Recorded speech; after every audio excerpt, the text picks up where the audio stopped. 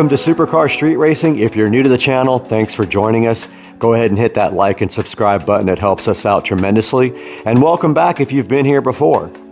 Today on the channel, we're taking a look at the Nylon wireless lavalier microphone for the Apple.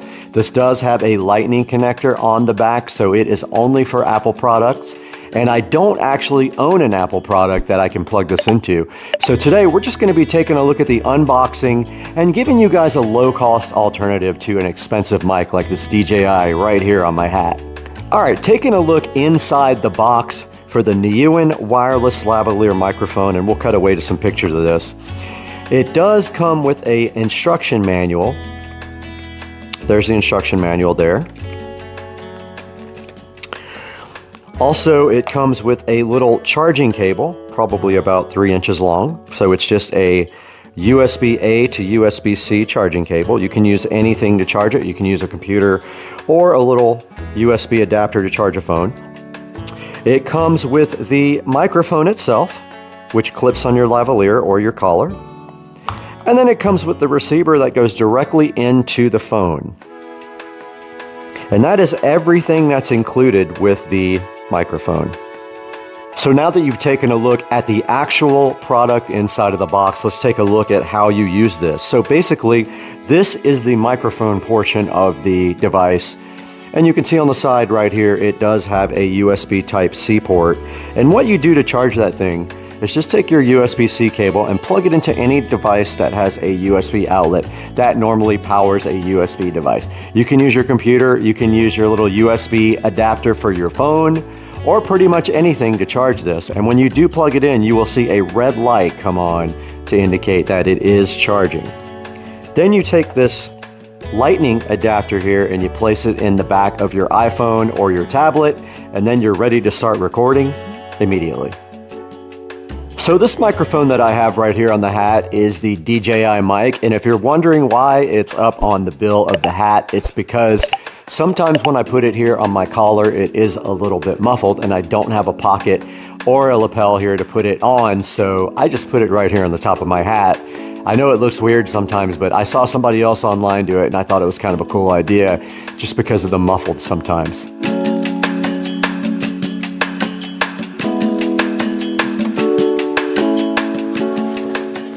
Welcome back to Supercar Street Racing. We are here in the beautiful 4K production studio once again to be with you guys to talk to you a little bit about this wireless microphone from Nylon.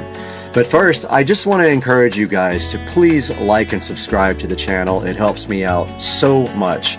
And please click through any of our affiliate links down below to buy anything you want on Amazon, as we get a small commission from it. And it helps me buy equipment for the channel. We do need a camera.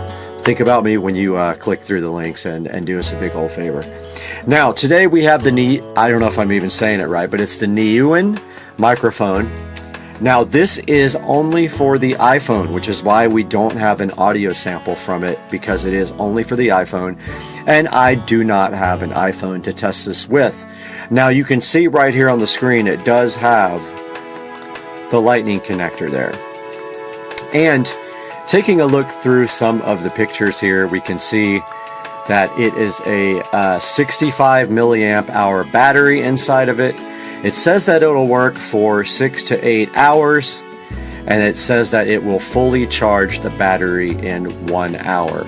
Now, I can also vouch for that because I did charge the battery with a USB Type-C from my phone, and it did take around an hour to fully charge. Now, when it does charge, there will be a little red light on the front of it letting you know that it is charging. Now, in our next picture here, you can see that all you have to do is just plug and play. And down here it says that the microphone and receiver cannot be used while calling. So you can't make a call and use this microphone to do that. It does record on to the actual recording. And you can see right here, right now, the 3 steps. Plug it in, power on, connection succeeded. And now, this is hilarious, exquisite fixed clip. Yes, it is a built-in windproof. It has built-in windproof, it says. All round recording, so meaning it can record pretty much anything. Full enriched sound. It holds to your collar firmly. It is fixed but not rigid, and it has a flexible position on it. Now here is some more details about it. It says that it has high sound quality, a highly sensitive microphone, and a newer smart chip with noise reduction. Now let's be honest here, 100% honest. You have to base this on the price of the microphone.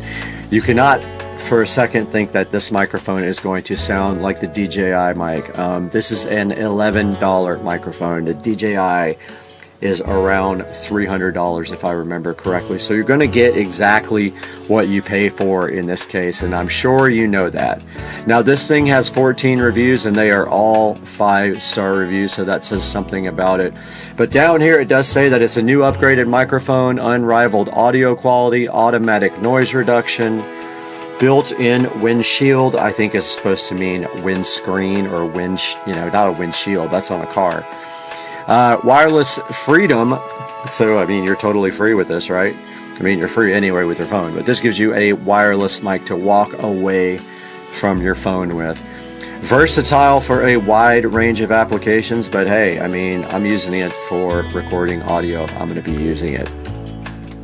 Now looking at the reviews here, all 5-star reviews. Great little mic. I think they meant mic. It says mix for just over $10. Nice and easy to set up and use. Great value for the price, and they did put a picture of it in there. Worked within a second, simple to set up, literally plug and play, which is definitely what it should be. Awesome, fast shipping, and great quality. Microphone is amazing, works well. More pictures here on this one. This guy says excellent, and it's in Espanol, I think. And so if we go back here, there are some other ones we can compare this to. There are several down here, and they range anywhere from $9 all the way up to $90 for deals on related products. Now, if you would like to see a high quality version, there are some medium quality here that may be worth looking into. But if you would like to see a higher quality version, let's take a look at the DJI mic. DJI mic. And this is the DJI wireless mic kit. So this is one of the highest quality kits you can buy, and you can see it does have 2,187 reviews.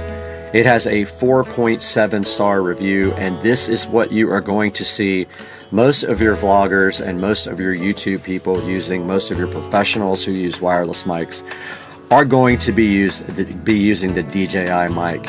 It does come with 2 transmitters and 1 receiver.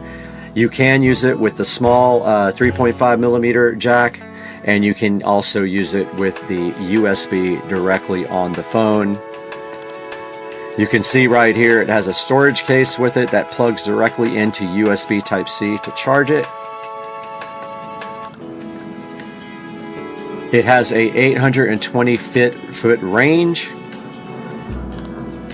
It has a 15-hour battery, and here's what comes with it. You get the windscreen, the charging cable, a nice little bag to carry it with, a little TRS mic cable, your transmitter receivers, your USB and lightning adapters, and your clips. And it does have a nice LCD display on the front of it, which is very cool and which I use a lot. So yeah, this is a high quality version of what we were just showing you for $11. So obviously it is going to be a much higher quality product when you go from $10 to $329 is what that one is going for. Now back to the one we were just checking out. There are no videos for this yet, so I was going to play a video for you and thinking maybe they might have someone that has a video review, but there is not one. So at some point we will take and get an iPhone and we will make a better review for you guys, but as of right now, this is all we have on this because we can't actually plug it in and listen to the sound quality. Buyer beware, it is an $11.48 microphone, so you know what you're getting for $11.48. Now let's talk a little bit about the channel again. Supercar Street Racing is a channel. We do video reviews, we do house stuff, we do power sports, golf cart, mini bike, Tesla, everything. And we so much appreciate you coming to the channel and supporting us. And please, once again, like and subscribe and click through our product links. Even if you're not buying this microphone, I'll have a link to it in the description.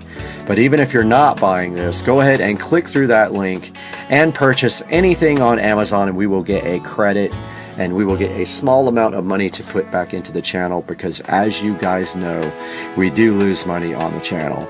Thanks again for tuning in. We'll see you next time with some more content on Supercar Street Racing. See you guys later.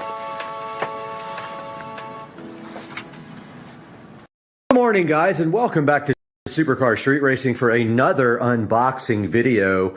You got Brad here, and I am hyped this morning for the Roland Star nightstands that we have here unboxed on the table. The only reason I did not unbox with you is because this one got set in oil, and you can see it maybe down inside of that box, and I was concerned that maybe they got ruined, or at least this one got ruined, but it did not. But when we open the box, we see this lovely styrofoam condom leading to the Roland Star nightstand table with power USB and LED.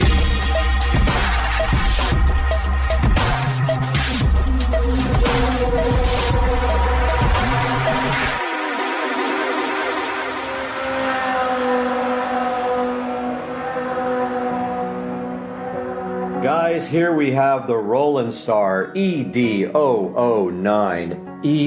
EWERR nightstand, and this guy is a powered nightstand with both LED built in and ports on top, such as power and charging. We have not seen that yet, but we will get to it soon.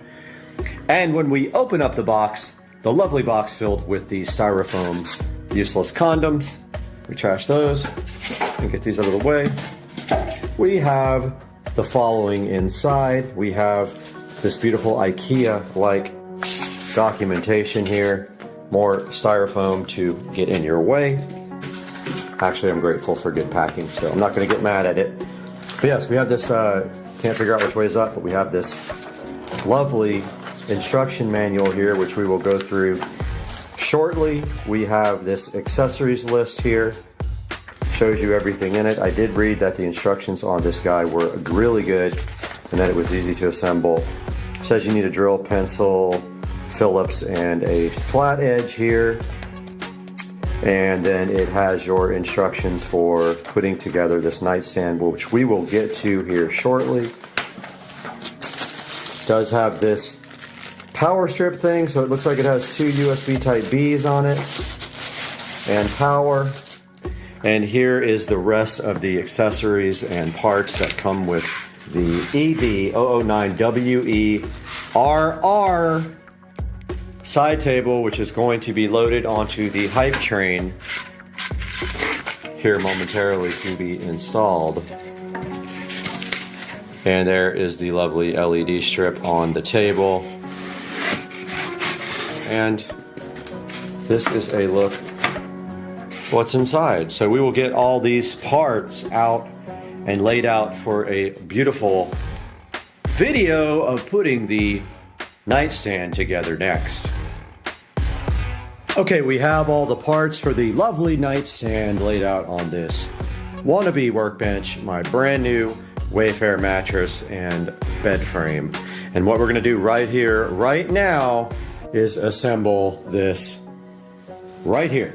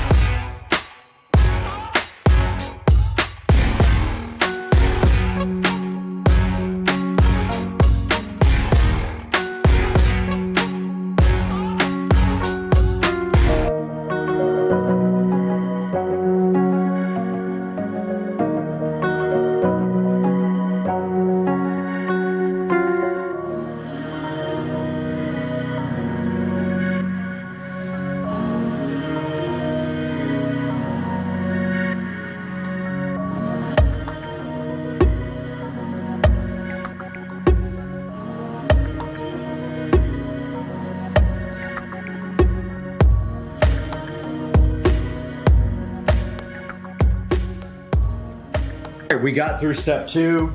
I was a little bit confused about these screws, but it's clearly labeled. That is my fault. And we are on to step 3 now.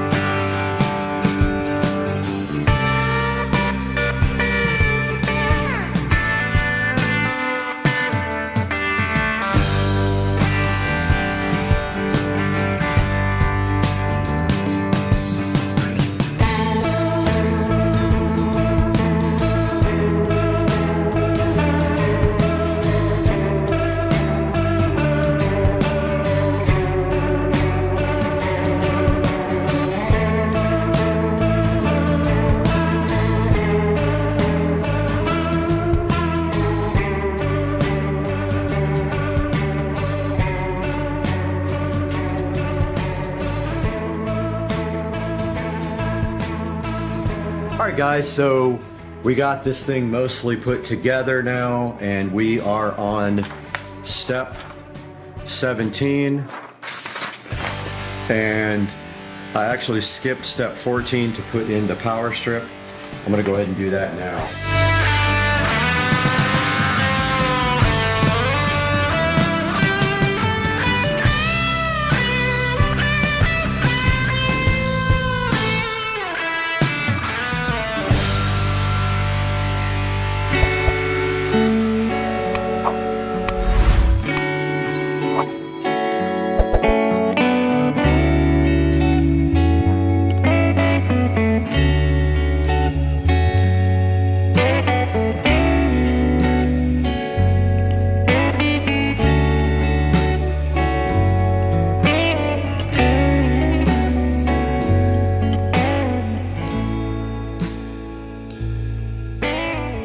Okay, we're going to eventually not power the LED strip here because the wire comes up and connects it. We'll power it down at the bottom. But now we have the remote here and we have to pair it. So it says within 5 seconds after the light strips are on, hold the on and bright buttons at the same time until the light strips flash white light. On and bright minus. On, bright minus. Oh, it's actually already paired. It's already good to go. So there you have one of the two side tables fully assembled, and now we will work on the other one.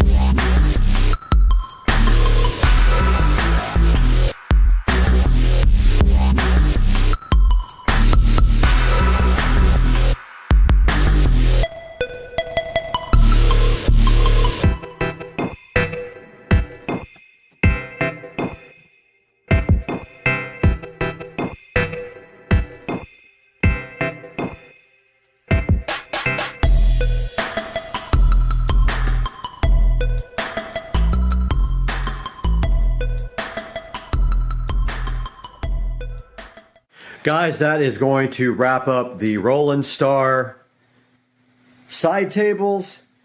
The LED side tables are right there, fully set up and good to go. And what I think the plan is to not power them up here. They can be powered by any USB adapter. So I think I'll power them in the back and avoid that cord, and also give us an extra spot for a USB Type B up here. And so that is what they look like sitting next to the bed. And of course I need lamps, so I will order some lamps and clean up the wiring and all that. Overall, the only issue I had, the screw Type B was the only one that really was an issue, and it wasn't too bad, but it was almost like it wasn't biting good, but I eventually got them all in. Other than that, super easy, maybe 15 minutes for the second one, 25-30 minutes for the first one when I wasn't prepared and experienced. And also, they both are configured. This one's configured to open up from the right, so it's convenient for that person. This one is configured to open up from the left, so it's convenient for that person.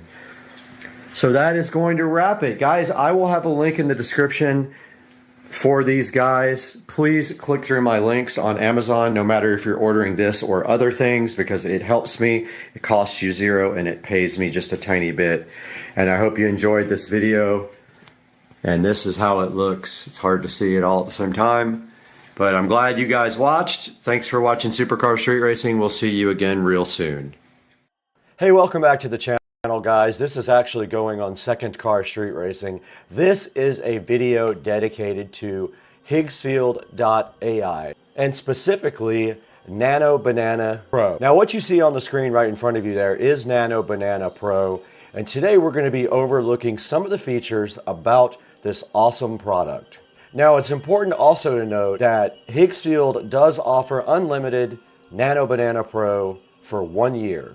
I'll have a link down in the description that you can check it out. Now, this thing does 3 different image qualities. You can do 1K, 2K, or 4K, and text will finally work properly. It will actually spell things. You know how AI usually has issues with generating text. And it uses visual reasoning to process your inputs and handles equations just fine.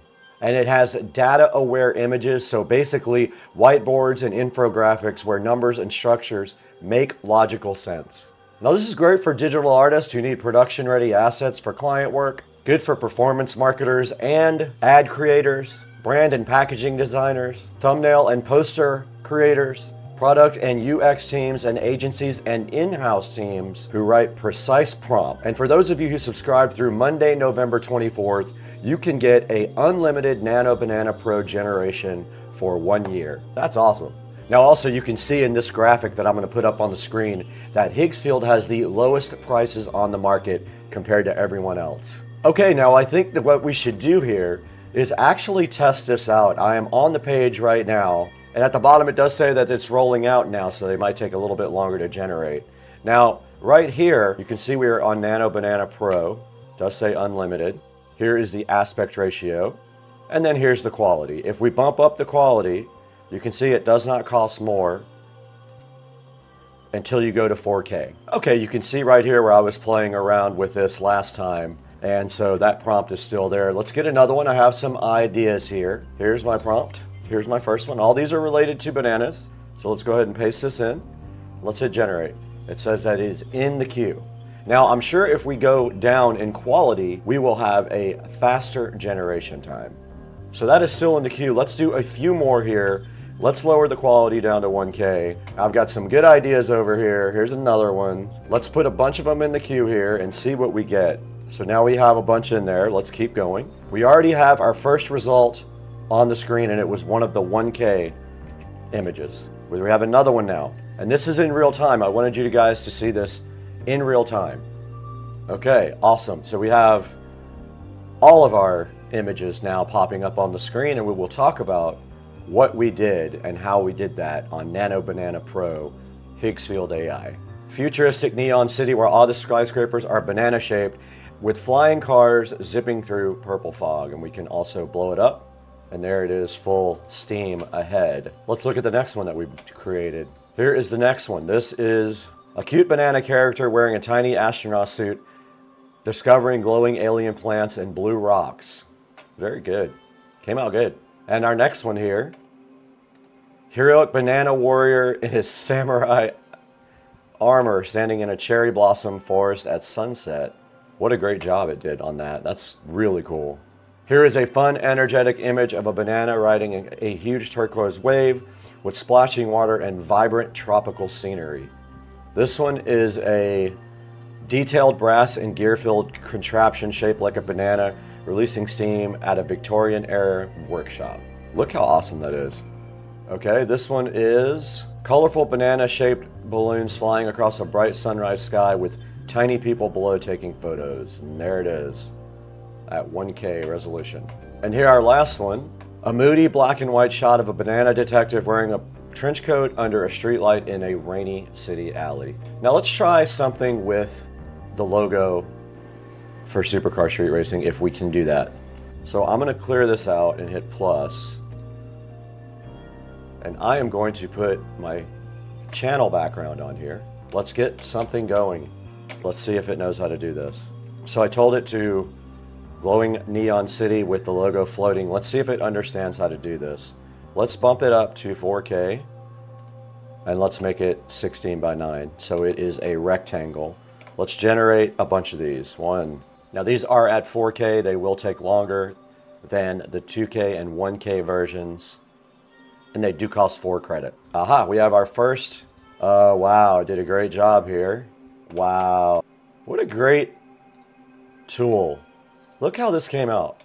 Now I have my own pictures for my channel. There's one. I just downloaded that. Let's look at the next one. Here's the next one.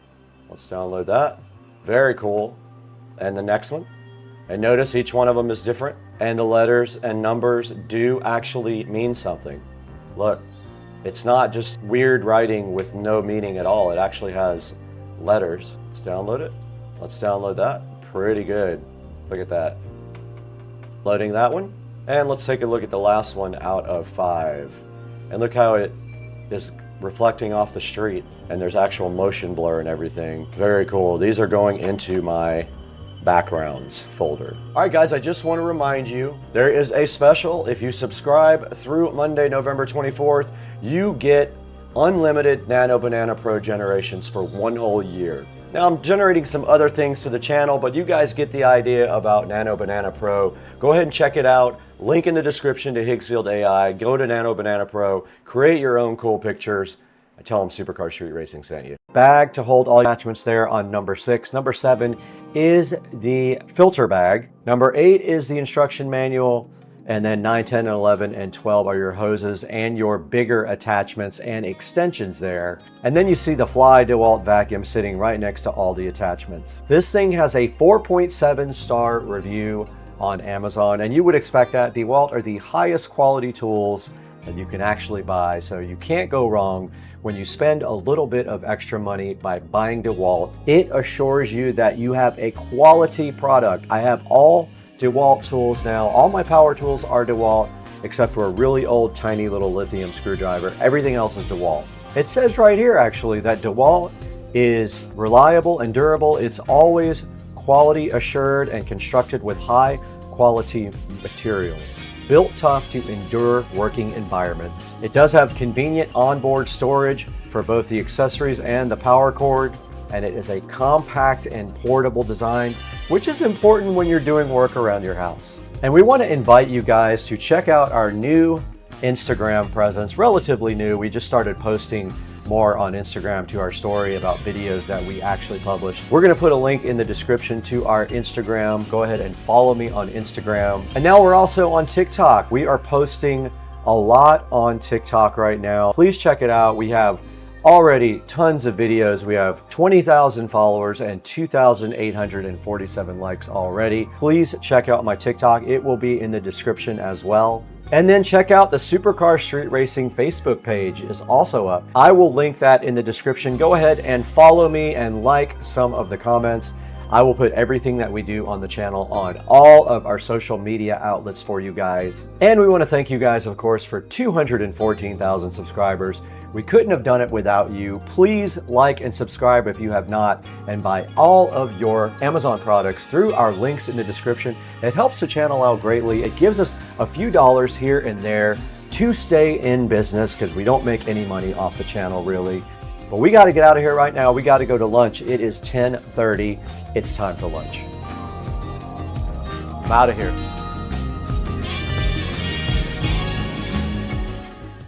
Bubba, get donut. He's driving on a suspended license. He just fled from police. He's got felonies there. Bubba, massage that car. Massage that car. He's hipping down. All right, you can see Sledge right there on the left.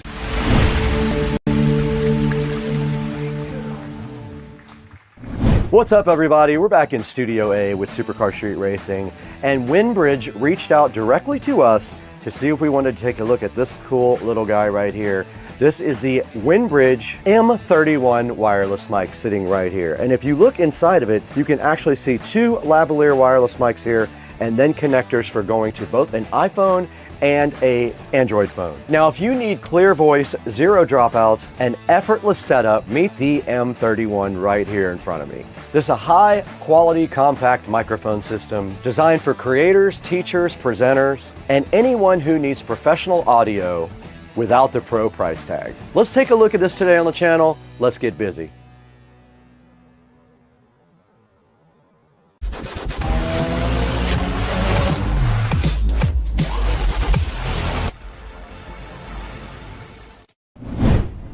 I think we have the mics covered.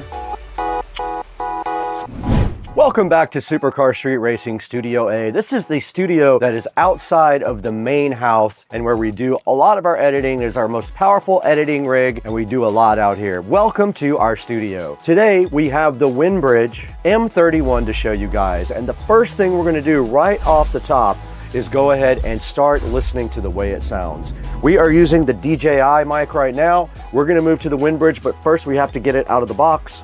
And inside of the box, you do find two lavalier mics. It should also work on your camera if your camera accepts USB mic audio, which my Insta360 does, and it is sitting in the wings right there waiting to record for us. So let's go ahead and get out the USB-C adapter. It is right here. I did notice that the mics were charged up to, I think, 90%. There is a digital display on the bottom of this thing that shows you a 90, and I'm assuming that is the charge level. Now all we have to do is plug this into the side of the Insta360. Let's get that done.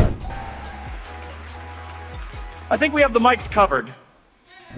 So we got the M31 microphone successfully mated to the Insta360 X5. We cannot use it with our big camera. We cannot use it with our Canon R5C. That does not accept a USB Type-C microphone input. Only the small mini jack will it allow you to put in there. So we're back in Studio A now. We want to talk a little bit about the features of the transmitter and the receiver. They're both very lightweight, sleek designs, and they can fit directly on your phone with no problem whatsoever, and they're very light. They're both matte black. They look pretty cool. I will show close-ups of them right now. Now, they're designed for convenience, no battery packs, no wires, nothing like that. And we're using it right now. You just plug it in, pair them up, and they're ready to record. Now, the Windbridge is able to deliver great sound quality with noise reduction as well, so your voice stays clear and front and center. In my hand. Engage. Yeah, that's Brad's fault. All right. We're doing the taco challenge with Tutricia. Am I recording? I am. Ready? You got 5 seconds. Go grab 2, 3, go. Guys, we are back in the Supercar Street Racing 4K production studio where my computer has died because it apparently the CPU cooler pump went out because it is overheating. So I ordered a new CPU cooler. It's a water-cooled cooler. But anyway, we are down to the backup editing rig here, and today we have this generic Bluetooth smartwatch we're going to be looking at on Supercar Street Racing.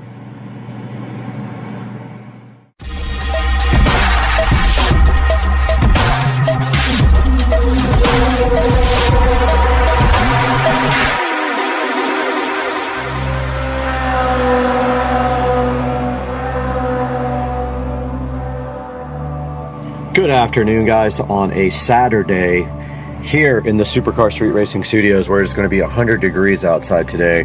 We have this generic smartwatch that was provided to me by the manufacturer to test out for you guys, and it does have an app that goes with it called GloryFit. And if you look right here and right now, you can see some of the features on the watch.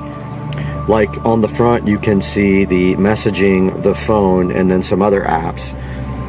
And it can do calls, and it can take track of your daily exercise, keep track of that. It does show your heart rate, help you with training. And then you can see right here, right now, it does blood oxygen levels, and you can listen to music. And it does all kinds of other cool things. For example, when it is on your body, it does show your heart rate. That's pretty cool. And then there's breath training, an alarm clock, a weather. If we just tap the weather here, we can see if it understands where we are. It may not. It's a little bit touchy on the touch screen part, but I'm not even over the thing for you guys, but yeah, it can be a little bit touchy, as you can see. Let's put it on my wrist real quick. I wanted to show you guys some of the settings on this watch, because you can change like the theme and everything. So if we go to settings, we go to theme, dial, that's where you change like the wallpaper and the look of the watch. You can see here we can choose from a few of these, and it really wants to be bright on the screen. Let me lower that. Oh, I just changed it to a pink. I just changed it to a pink rose. Let's try that again.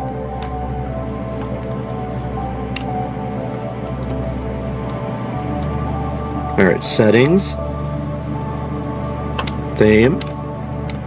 It can be a little finicky on the touch screen. Dial. And then here we go through the different ones. Pretty cool. Let's try that one. Shows your heart rate and everything on the front. So yeah, you can change the themes of it. I'm actually trying to figure out how to change the weather, because I'm not sure where that is set up. I'm going to look for that. But like when you go to weather, it's hilarious because the weather is like translated wrong. Check it out. Very stronger. And it's also in Celsius, and I don't know how to change that. There's the future weather, current weather, right there on the face of the watch. And I was actually looking for that in settings. It may be on the app, I don't know. Not a whole lot is set from the app. But like info just shows you like the version. System doesn't have anything in it about the, well, maybe it does. System. Okay, no, there's nothing in it about the Celsius or Fahrenheit.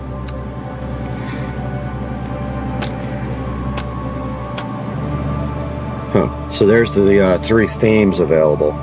List, grid, or nest. It is currently set to list.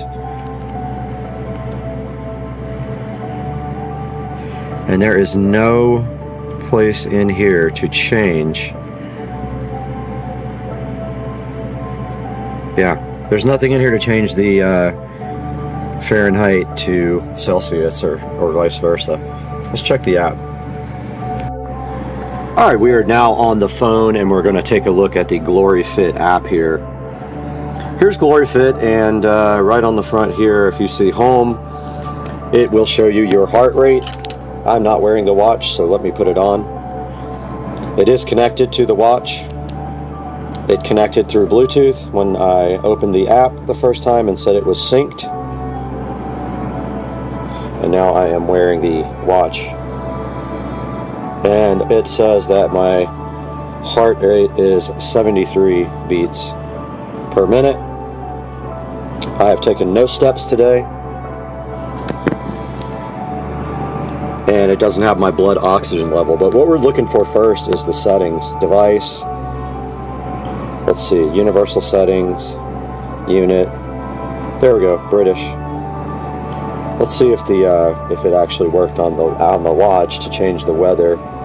Oh no, the weather still says 31 Celsius. It didn't change. Okay. So here's all your settings for the actual watch. Here's where you sync your contacts, enable your Bluetooth calling, which it does work. I already tried it. Your heart rate monitoring. These are all your switches to tell your app how to act. You have to have this SMS reminder on to get text messages on the watch. I did find that out. Not sure what the quick reply does. I guess you can reply from the watch. Ah, okay. So you can choose from all these and just pick one. I don't think you can actually text from the watch itself. Here's where you actually check and see if there's an update for the firmware. And I am on the latest version available. And here's like some of the sports settings. Running, cycling, jump rope, badminton, and it can keep track of that with the watch. And if we go back here to me, there is my email, my training plans. You can set goals for yourself. And you can do all the permissions. This thing needs a lot of permissions. It has to be available in the background all the time to receive alerts. Right here, I don't understand how you, let's see, permissions. Well, I thought I already had that set up, the background permissions. It hasn't complained, but that's your permission settings.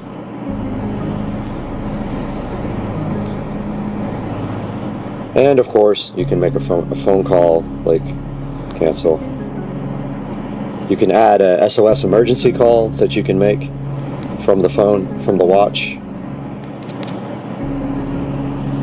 And yeah, basically this app is where you do everything with the watch, keep track of your sports, check out your blood oxygen. It says no data at this time. Let's see, it's testing me right now.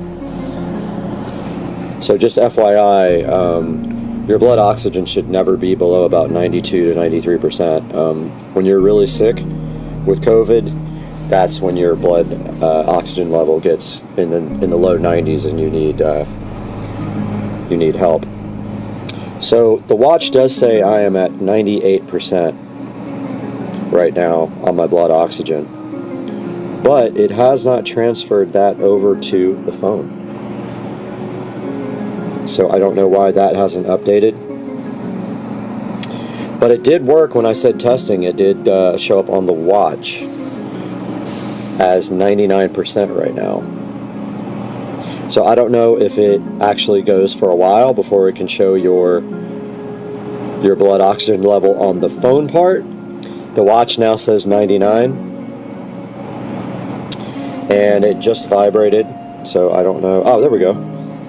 It already transferred over to the phone. Very cool. Alright, awesome. And here's the heart rate.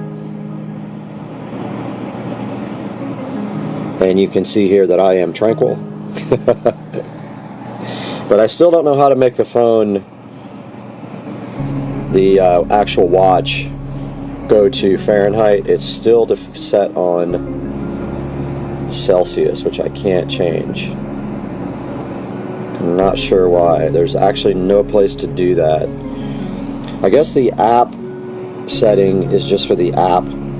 I don't know. It says universal. Device language follows system. Time system. Let's change that to 12 hours. Unit. It's on British. I don't know. Maybe it hasn't synced the settings yet.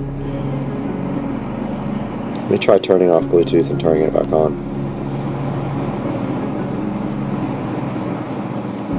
Okay. Bluetooth is disconnected. Please connect. Alright, so it reconnected. Let's see if it changed my settings. No, it didn't. I still have Celsius on the watch. So, not sure what that's about. But that's a pretty good look at the app itself. It is called GloryFit. You will have to download that in order to use this watch. We are back up on the wrist again, and this thing is still so bright, and I have locked that down like 50 times. There we go. It is the exposure level on the camera that is killing this. So yeah, that's a look at what it looks like, and you just shake your wrist for it to wake up, and that is the theme that I picked, and there is my heart rate showing, and it should wake up when you shake like that. The channel is operating at less than capacity right now, and we have this smartwatch that we kind of want to give a conclusion on. And honestly, overall, I don't have a lot of bad things to say about this thing. For a generic smartwatch, it is actually pretty good. It does deliver the text messages as it is supposed to. It's inexpensive. I want to say it's around 35 or 40 bucks. I will put a link to it in the description, and we will be offering you guys this amazing smartwatch at the full price, because I don't have a discount code or anything.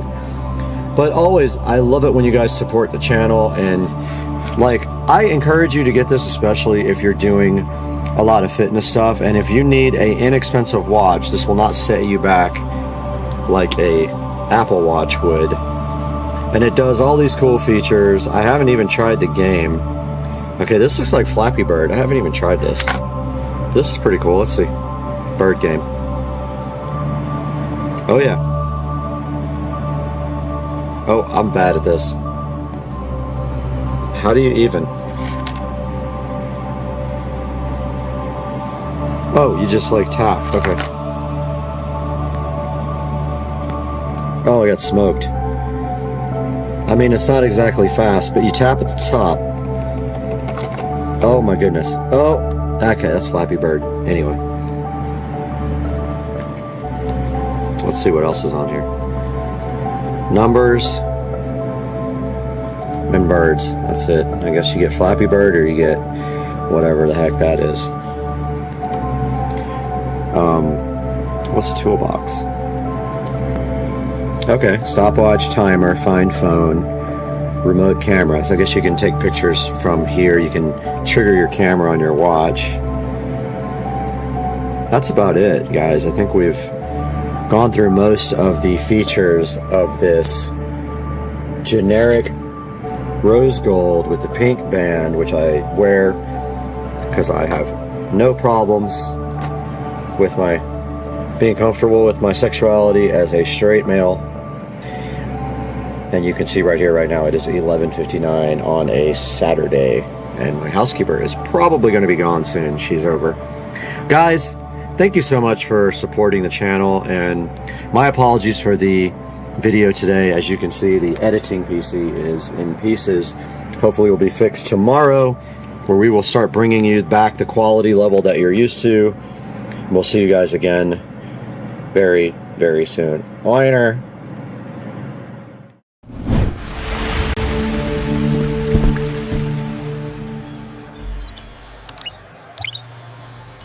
Ladies and gentlemen, directly in front of me here, eWin reached out to see if I would be interested in checking out their ergonomic gaming chair. Now, this thing is supposed to be awesome. I'm really hyped to get this in my office and replace my regular chair. So today, we're going to be taking a look at this eWin ergonomic gaming chair. This thing looks pretty cool, man. Look at the box. It's very heavy. I feel like it's going to be a high quality product. It's one that I'm really looking forward to getting out of the box and checking out. Now, hopefully this is good enough to replace my old beat up office chair, and we can take that thing and set it directly on the curb. That would be my goal. So today, let's get this thing opened up and see what's inside of it. It's got to be something awesome, right? Let's do it today on Supercar Street Racing.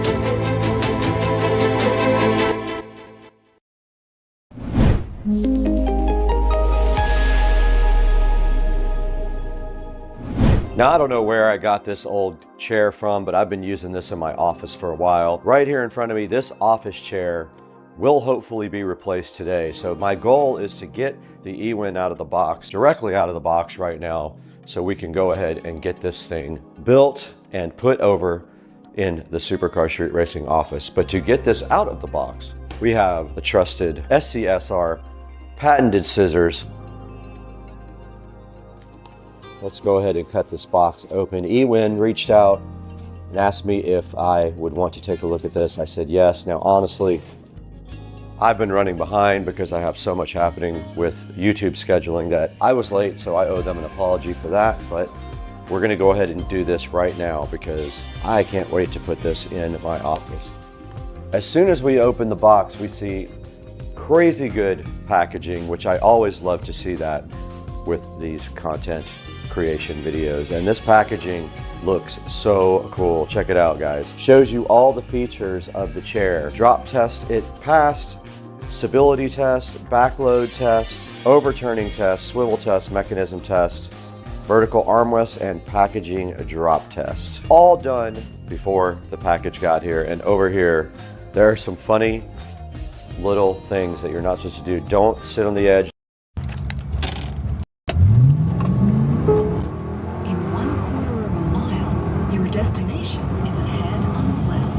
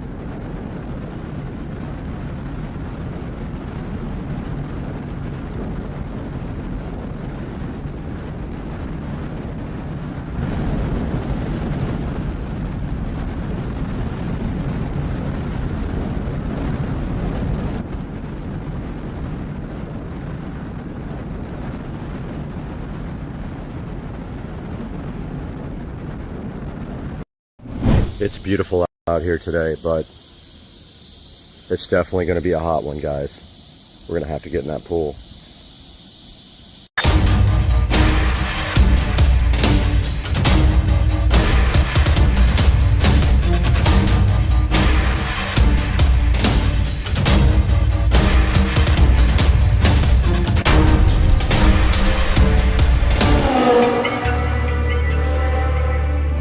These things need to get retired. I think it's time for a replacement or an upgrade. What do you guys think? We are back at Supercar Street Racing once again, and today, if you see right here in front of me, I have my ASICs that I use to work out in every day. Now, I put about 3 miles a day on these, and I have been ever since I got them about 6 months ago. But you can see right here, they always wear out in the back, right here, always, because my feet rub up and down on them. Now these are ASIC size 9s, and these are the Gel Contender 7s. And it's time to replace these simply because they are worn out. Now part of the replacement of the ASIC shoes means that this pair now gets to become my new work shoes. This pair was my work and yard shoes, and now these will get retired to the trash can.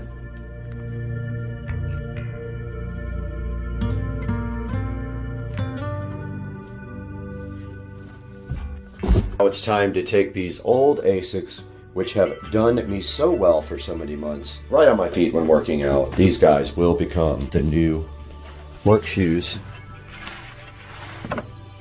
So now what? Ladies and gentlemen, right in front of me now, we do have our new shoes. We got to get these things unboxed. So let's just get them out right now. And right here in front of me, we have a brand new pair, hopefully not used, of ASICs. Pretty plain cardboard box. Looks like they use recycling, which is awesome. We got the ASICs right here in front of me, ready to be opened up. And you can see inside the box, they have a couple quality control stickers, and then they have like a little shoebox logo there. There's the asics.com website. We have the Gel Venture 9s in blue with a yellow stripe. Let's get these out of the box real quick and see what they actually look like. We have the ASICS Gel Venture 9 right in front of me, looking so fresh. Now these ASIC shoes are size 9.5. I am moving up to a 9.5 because 9s are kind of tight on me, and I've bought 9s for a long time, but I feel like 9.5 will work better for me. And I also need an extra wide shoe. It's kind of embarrassing, but yes, I do have bunions, so I need an extra wide. So these are the 9.5 extra wides, the Gel Venture 9. Now I believe I paid about 60 bucks for these on Amazon.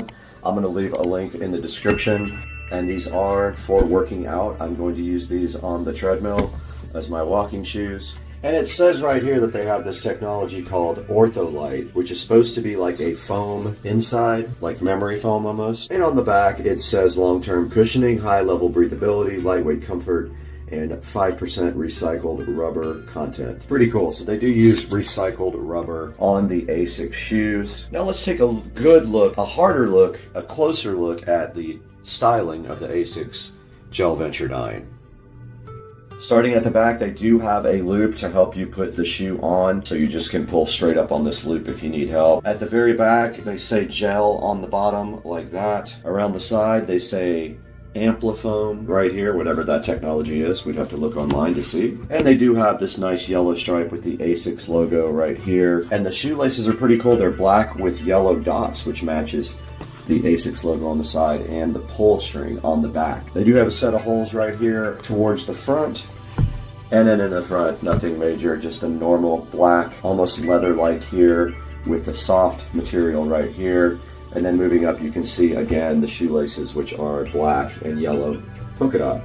And then they're held in by these cool little black and yellow striped things here. Moving to the other side, obviously just a carbon copy of the front side, and you can see from the top right here, it does say ASICS OrthoLite inside of the shoe itself, and it has a nice little stripe right there that kind of accents the back along with the yellow stitching there. Okay, let's get these things tried on real quick and see how they feel.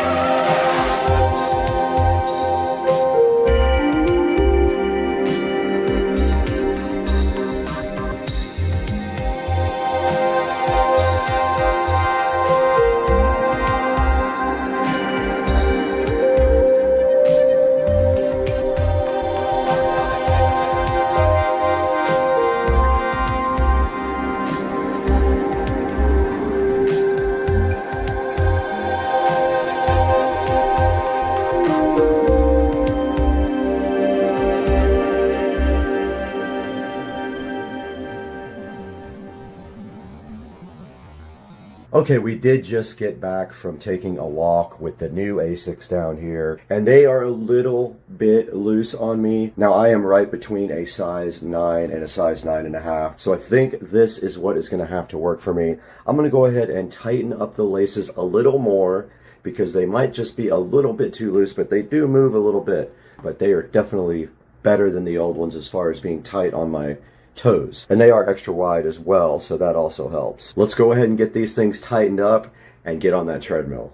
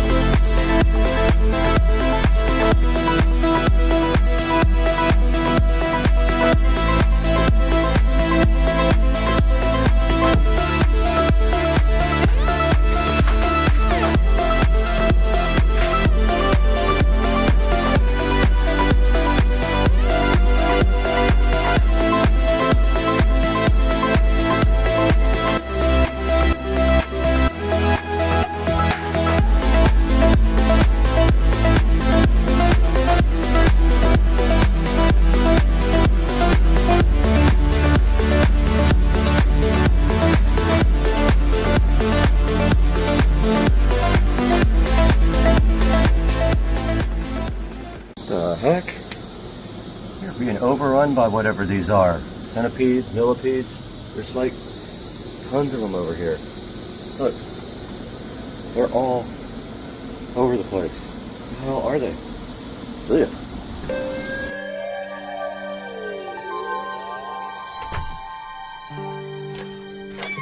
Hey guys, and welcome back to Supercar Street Racing today. It's a very hot day in Northeast Florida, and today we have these nice ASICS Men Gel Venture 9 running shoes for you to check out. Now, I think I did pay about $65 for them because I wanted a certain type of color, but they have a lot of different colors available right here, as you can see right on Amazon. I will throw a link in the description, and they have pretty good reviews, about 4.5 stars out of 3,665 reviews. Now, they are very comfortable. As you can see, I went on a walk outside, and then I also did get on that treadmill for an hour to go ahead and break them in, and they felt really good on my feet. They're a little bit bigger than the last ones. The last ones I bought were a size 9. I went 9.5 extra wide this time. But please go down to the description down below on the video and order yours through the link in the description. It helps us out so much. All your support for the channel is helping it grow immensely. We have over 10,100 subscribers now, so please support Supercar Street Racing, and we will keep supporting you guys as well by giving you great video reviews and other things like that. So go pick your specific color. There is right there, black with glow yellow, and that is what I bought. They were $64.95, and then they have other colors as well, but you have to check and make sure they have your size. Some of them, if you pick your size here, like all you have to do is drop down your size. The ones that are not available will be grayed out on Amazon. The ones that are available, you can go ahead and get your order in and get your shoes as soon as 2 days like I did. Guys, thank you so much for watching the channel. We're about to go have brunch with Jared and the whole crew, so we got to get out of here, but we'll catch you guys on the next one.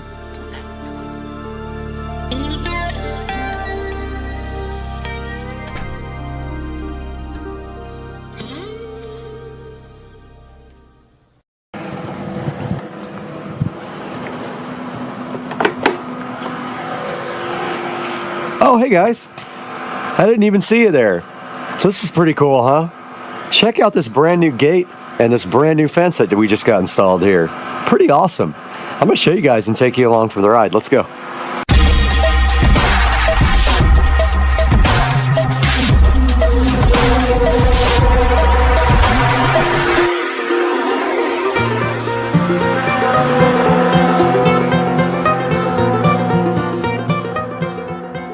Welcome back to Supercar Street Racing on a beautiful Monday morning, and we were saved from that big hurricane. It is not going to get us, and we have something new outside, which you guys probably already saw, and this is for that, and we are going to be looking at this and unboxing this product today on the channel. Stick with us, man. I hope you guys are having a great day. You previously saw outside that beautiful new addition to the Supercar Street Racing compound in the backyard. And what is in this box today is a controversial product. You get a lot of different opinions about this online, and it's really hard to figure out which reviews are good, which are not. And at this time, I was not ready to do wired lighting to the top of the fence post caps. So what I did right here and right now is we bought these Dynaming LED post lights that have decent reviews. This is a 6-pack. We have 4, and we will have 2 left over to put on our fence, which is kind of cool. And if I like them, I'm going to order 2 more.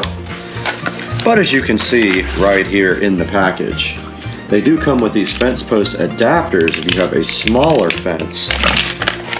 So there are 6 adapters on top. There are some drywall inserts and screws. And then we have these plastic lights from Dynaming. Let's get them all out here and on the Supercar Street Racing bed. There should be 6 in here. And basically, we're going to look at the instructions, but you should just be able to pull off the battery. It's like a removal tab, and then that's it. They are 3000K, which is leaning towards the warmer spectrum.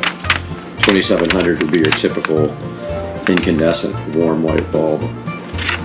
And it says right here, it just charges all day and then lights up all night. So basically, you can replace the batteries. It has AA rechargeable battery. So basically, you remove the tab at the bottom to turn the light on for the first time. It says if it's 4 to 6 inches, fix the base on the post by drilling the screws for the hole and then put light body on the base. So basically, yes, these adapters are for 4 to 6 inch posts, and we have a 5-inch post.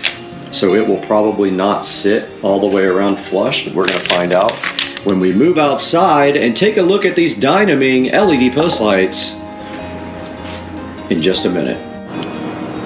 So this is the outside of the Supercar Street Racing Studios. And you can see that I added nice lighting up there. That is the studio itself, and we're having trouble getting someone to be able to install a door on this guy, but I'm gonna keep on trying.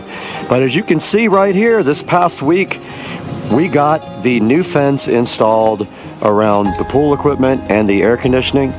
And it's very exciting for a couple of reasons. One, it actually covers up the ugly pool equipment and it covers up the ugly AC system, but also it knocks the sound down quite a bit, and I can already tell a difference with the pool pump being on because you can barely hear it from outside here. Also gave me a nice place to put the grill. The grill just sits right up against the side of it right there. And we did get all this stuff installed last week, and it costs, I want to say, around, I don't know, $1,500, which is not bad. And now we have some nice LED solar fence posts to put on here, which should be awesome looking.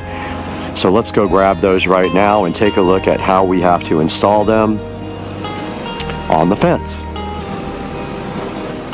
And if you take a look at any kind of fence like this, basically they come in different fence post sizes, and you just remove the cap right here. And the new LED fence post caps just go right in place of those. They started to glue these on, and I was like, do not glue them.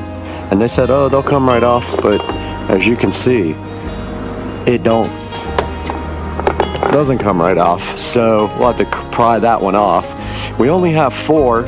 Unfortunately, there's no post over here. This is connected directly to the building there, so we will not be putting anything there, but that's okay. The main thing is the little door will be lit up, and over here it'll be lit up really nice. So let's grab those things right after my 9:30 meeting and take a look at them. All right, we are back outside in the Supercar Street Racing backyard, where it is absolutely beautiful today. And right in front of us right here, you can see we have these brand new solar fence post lights that we're going to be testing out. And I want to remind you guys that I did order these with the Asurion protection plan. Make sure when you buy anything like this, you have this plan, because these things will not last. They tend to say that they're waterproof, and they absolutely are not waterproof, and they won't last. But up here, all we have to do is remove this fence post cap here, and you can see the lights come with 2 different type of adapters. That one is way too big, but they provided this 5-inch, and you can either put a screw on either side. Now, do we want the screw facing this way or this way? It really doesn't matter. You're going to see it either way, but I think that way you won't see it when you're at the pool. And then you simply just take this light and you pull this tab out, just like this. You pull it out and it literally lets the battery touch, and it has a rechargeable AA battery right there. And now you can see that it has screws on the side that just go directly into that. So we put screws there, we put screws there, and that is the extent of what we need to do now.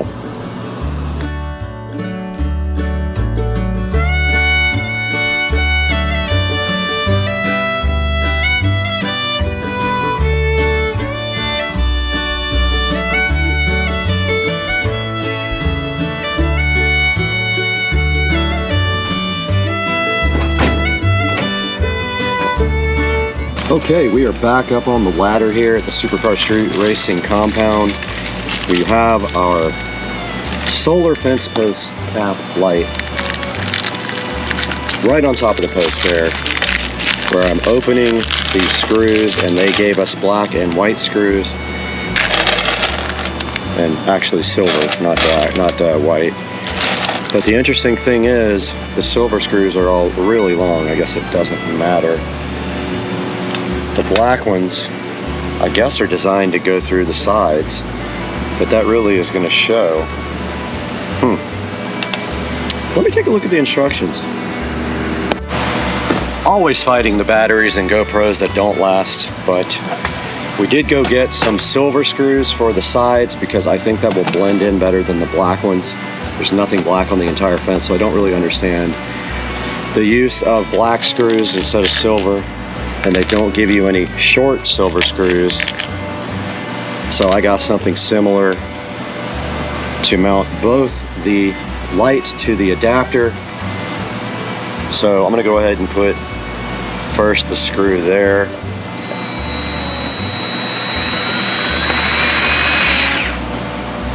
I don't know if we need 2, but I think 1 on each is fine. They're not going anywhere.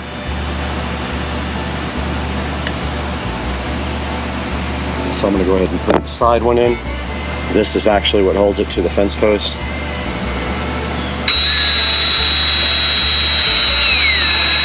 That is the only negative, is that you have to put a hole in your fence post.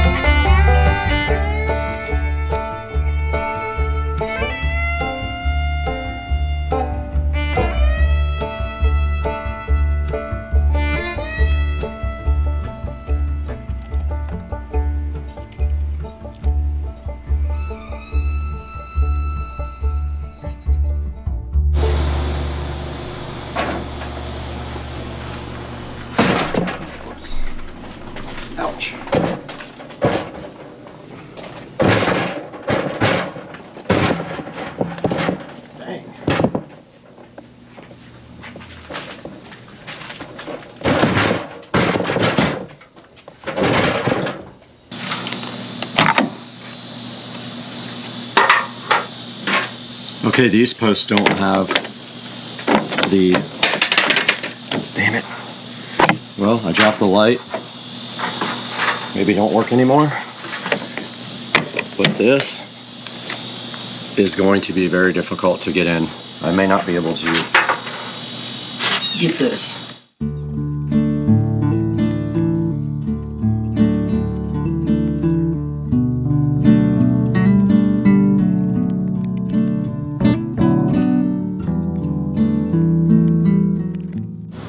Alright, if the camera doesn't overheat, here's my plan. I'm going to snip off this back part.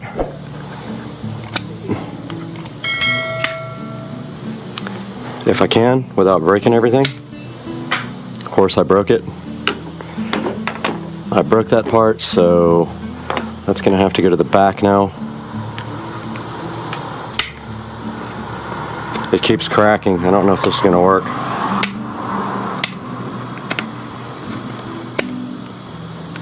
I'm just snipping off this back so it'll fit.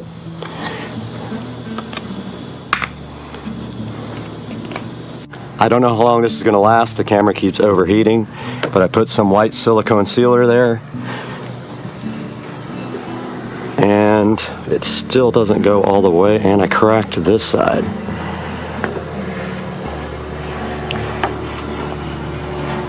It still doesn't go down all the way. Oh, I guess I didn't cut enough. Alright, whatever GoPros are almost unusual, they overheat no matter what. I did take that to the grinder and got it knocked down. And now I'm going to put a screw in it. But my camera's going to overheat again, just FYI, so you guys are probably not going to see any of this by the time I get the screw in. That's for the base, and of course, alright, I got the camera in the shade. I'm just trying to record. I don't know if it's actually going to work or not. But we have our last one here to replace. Let's go ahead and get that done.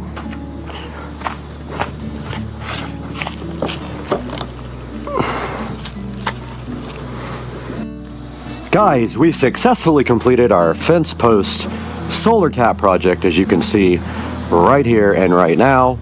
And there are the new fence post caps all installed. We got 4 installed right here, which you saw most of that. And then if we walk right down here to our other fence posts, which is the gate, we got 1 installed there and 1 installed right there. We had to do some work on this cap. We had to trim the back of it because it's right up against the house. I did seal that up with silicone sealer though. And now I am in the cleanup process, and so I will be picking up all the tools and the ladder and moving the ladder to the back for a different project.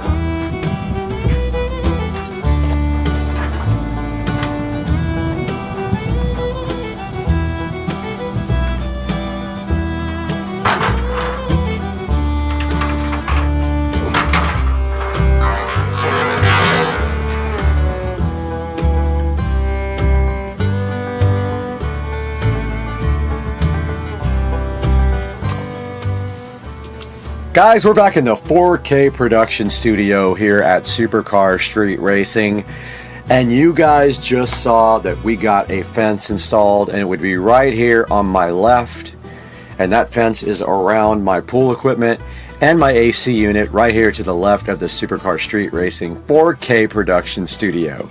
And now we're taking a look at what we did on top of this fence, and the fence already cost about $1,500. We wanted to top it off with some nice solar LED fence posts. I did look pretty tough and pretty hard for some that had decent reviews, were actually warm white in color, and also that maybe would last. Now, a lot of these don't last at all, so you're pretty much going to need to buy an Asurion protection plan with it when you buy these lights. They are going to fail eventually. They last anywhere from 4 to 6 months to a year. These ones actually had decent reviews and said that they will stay lit up all night long. We're going to see that. It doesn't actually matter if it does. As long as they light till at least midnight or 1 a.m., I'm totally fine with that. So this is 6 solar post cap lights, and they are $49. And there is also a promotion if you buy something else. It says, let's see, it says save up to 3% on Dynaming solar lights. So this company is Dynaming is the name of it, or Dynaming, however you want to call it. As you can see here, it has a 4.4 star review on Amazon. Not bad. All the solar lights go from anywhere from like 4.4 down to 3 point something. Now you could go ahead and get low voltage 12 volt powered lights for your fence post caps. In that case, you probably would have had to run wire underneath, and I did not do that. You might still be able to add it and hide the wire, but at this point I'm going to go ahead and go with the solar because I've got a bunch of wired lights in the backyard already. So that is a look at the Dynaming 6-pack of solar fence post lights. And after this, when it gets dark outside, we're going to go take a look at these in the dark and see how it came out, and we'll let you guys know that in just a second.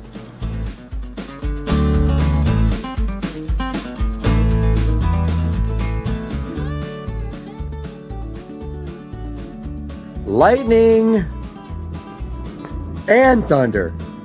Oh, that's epic. Look at this, guys.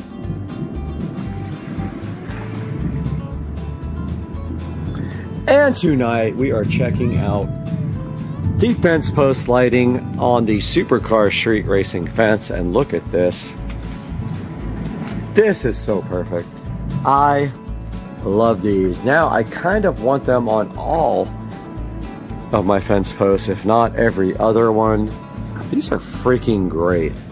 So here you go, guys. This is the conclusion of our fence post project, and they came out so awesome. And we put 2 over here on the other side, right there. Check that out, guys. If nothing else, we're gonna get these on every other fence post in the supercar street racing compound. And we are just having the best night in Florida with the lightning and thunder. And as always, we appreciate you guys hanging out with us on the channel. Check that out. So epic. And we'll see you guys next time. Thank you for joining us on Supercar Street Racing. We love you. Cheers. All right, I had to put this in there. Chevy. Repping the Chevy hat. Driving the Chevy truck. So hyped. Guys, welcome back to the channel. And today we need to deal with an issue here. The back of the cart is rubbing, and that is when you put people in the back. So once I get some weight back here with the stereo and people, it is definitely going to rub. And yesterday we took it out and it rubbed some of this fender liner off, which is actually fine. I think it might actually have rubbed a little bit of the tires, but I'm not sure. But let me get the light turned on here and I will show you exactly what I'm talking about.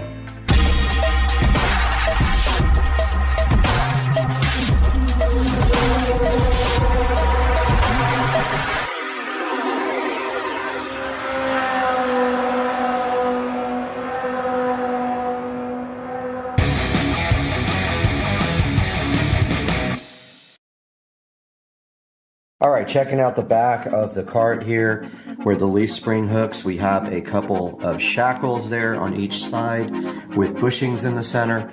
And what we are going to do today with Joe is buy a piece of stock that is going to allow us to raise this. We are going to create our own plates on the end and make them longer. And then we just jack the cart up and reconnect the plates and they will be lowered. So next step is heading on over to Joe's house and we will take out one of these plates and go to Home Depot and grab some stock that we can create our own. Alright guys, we are headed over to Joe's house. And what we are going to do is take one of these rear shackles off. and run down to Home Depot and get new shackles stock so that we can make our own. And we will raise the rear of this cart up about an inch probably. I noticed these seat rails don't stay on. I might have to glue them. Very foggy today in Florida. Very unusual.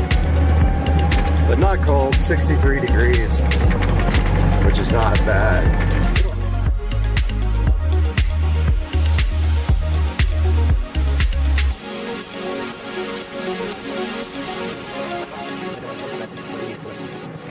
Stole Joe's truck and he didn't know it.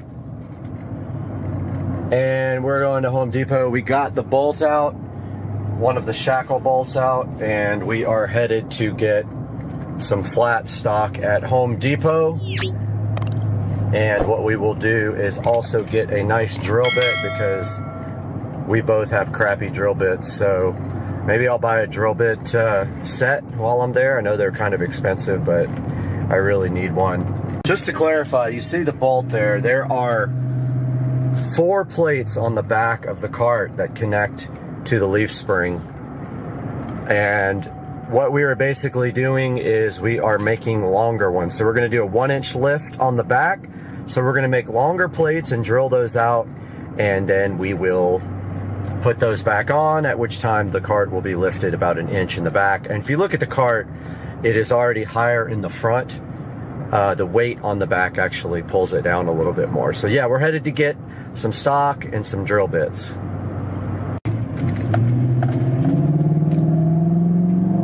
Viper swap.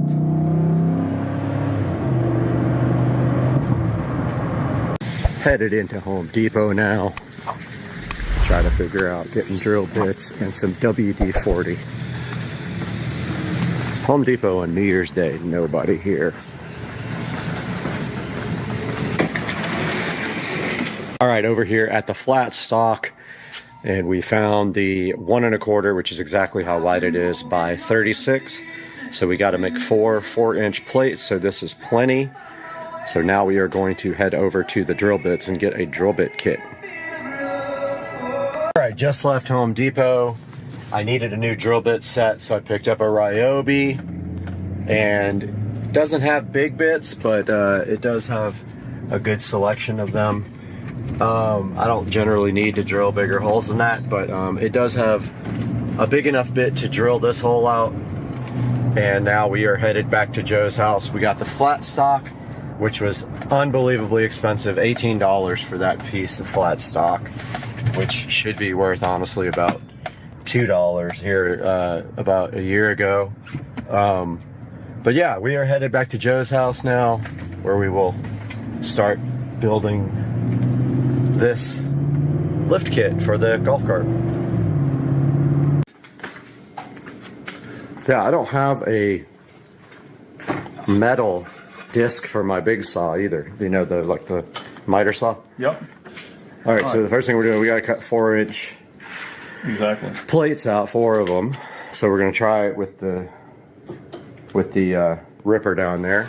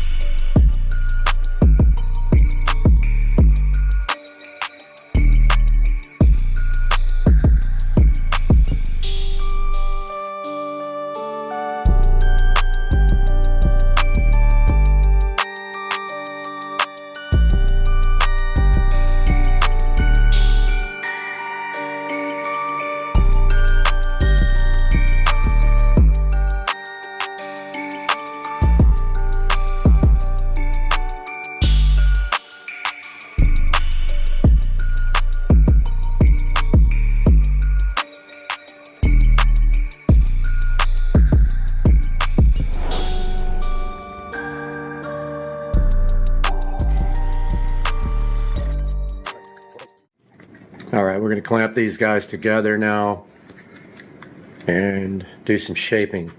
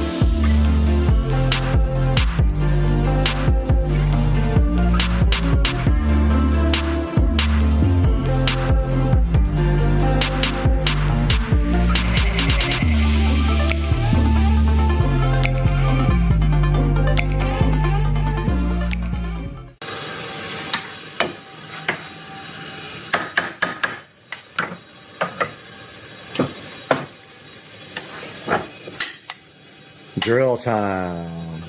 We're gonna do all at once? Yep. Nice. They're all the same. Let's see how those Ryobi drill bits perform.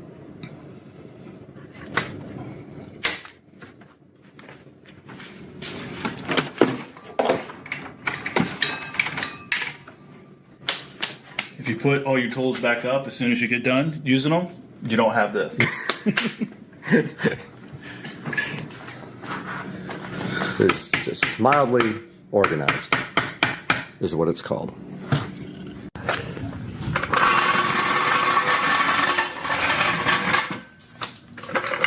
Jack the diff up? You could jack it right up in the middle so we can do both at the same time. The diff? Yeah, I'll put it on the diff. That's fine. Or on the axle. Okay, I think that might be my knee right there. Make sure you got room to get to the leaf spring. Because you have to beat it out of there sometimes. So. Okay, let's see. Worst case scenario, we do one side and then work on the other side. It's fine. That's good? Yeah. All right. Jack better be worth something. This is like a $250 jack. Probably good, huh? All right, so let's take off the. Where's that other? I got it.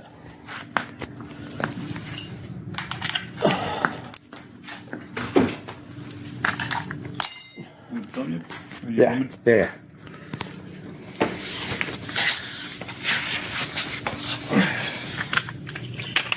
All right, so we're just going to remove this shackle. This one's rusted.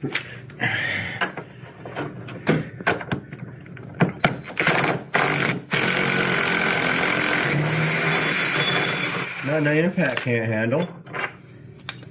There it be. All right. There it be. So 1/2 inch on each end for the holes. Just want to make sure that.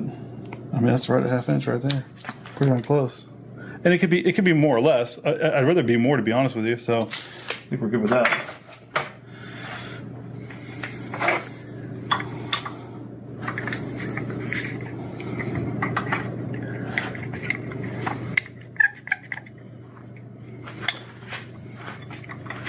Well, is Our sock's slightly bigger. Yep, sock is slightly bigger. So the only way to do that would be to Open up the bit, open up the vise, and clamp it next to it. clamp it. Yep, that's what we're gonna do. And I just got them all lined up too. Yeah.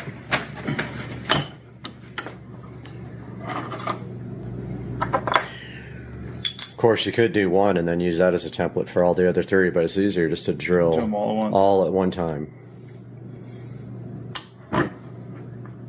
Oh yeah, that's gonna work perfect.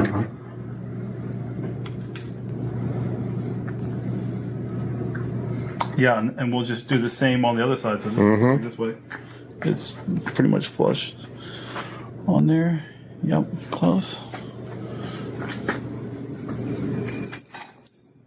Uh-oh.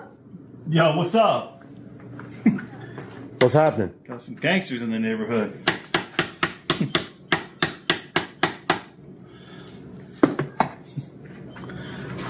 good there. Put a lot of pressure on it. So.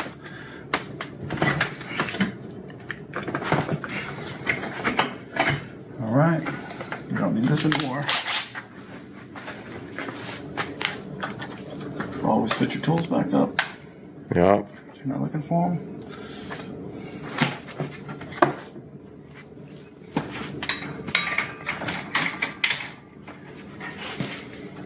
All right, so you're gonna have to lube this up. I got you. Start with some. Hold on one second.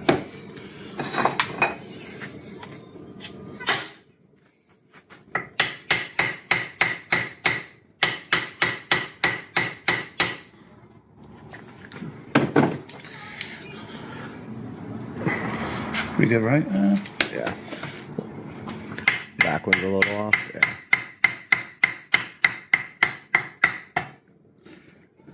It's gonna be all right.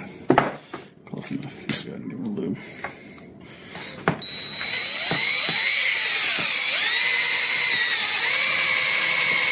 Lube.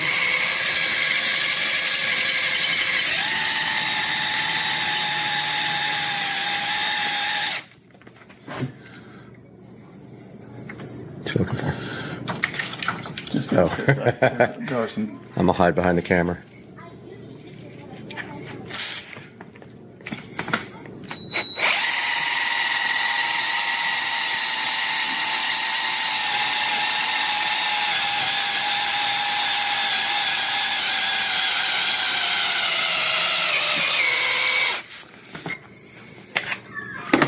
Dead battery.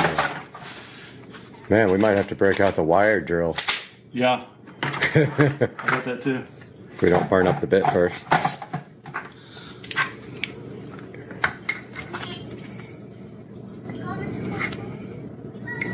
Oh, it's going good. Okay, cool. All right, spritz it.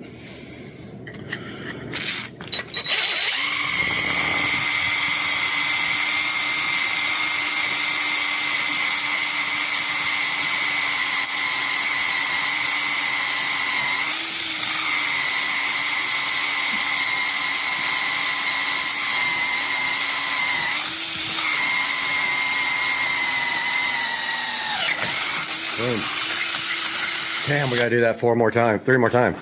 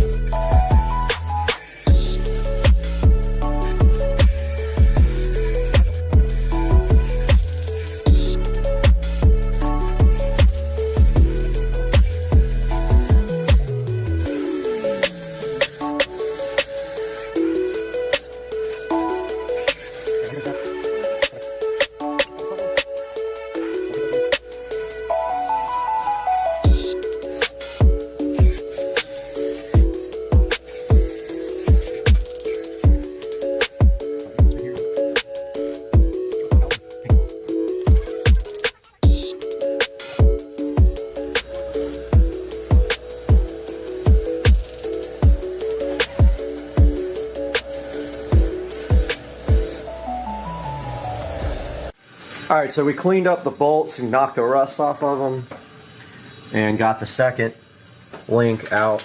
You can see the bushings there. There's some rust on the leaf springs and on the bushings, probably normal. And Joe's got the Raising links over here, already painted nice with black paint. We're just gonna wait for those to dry.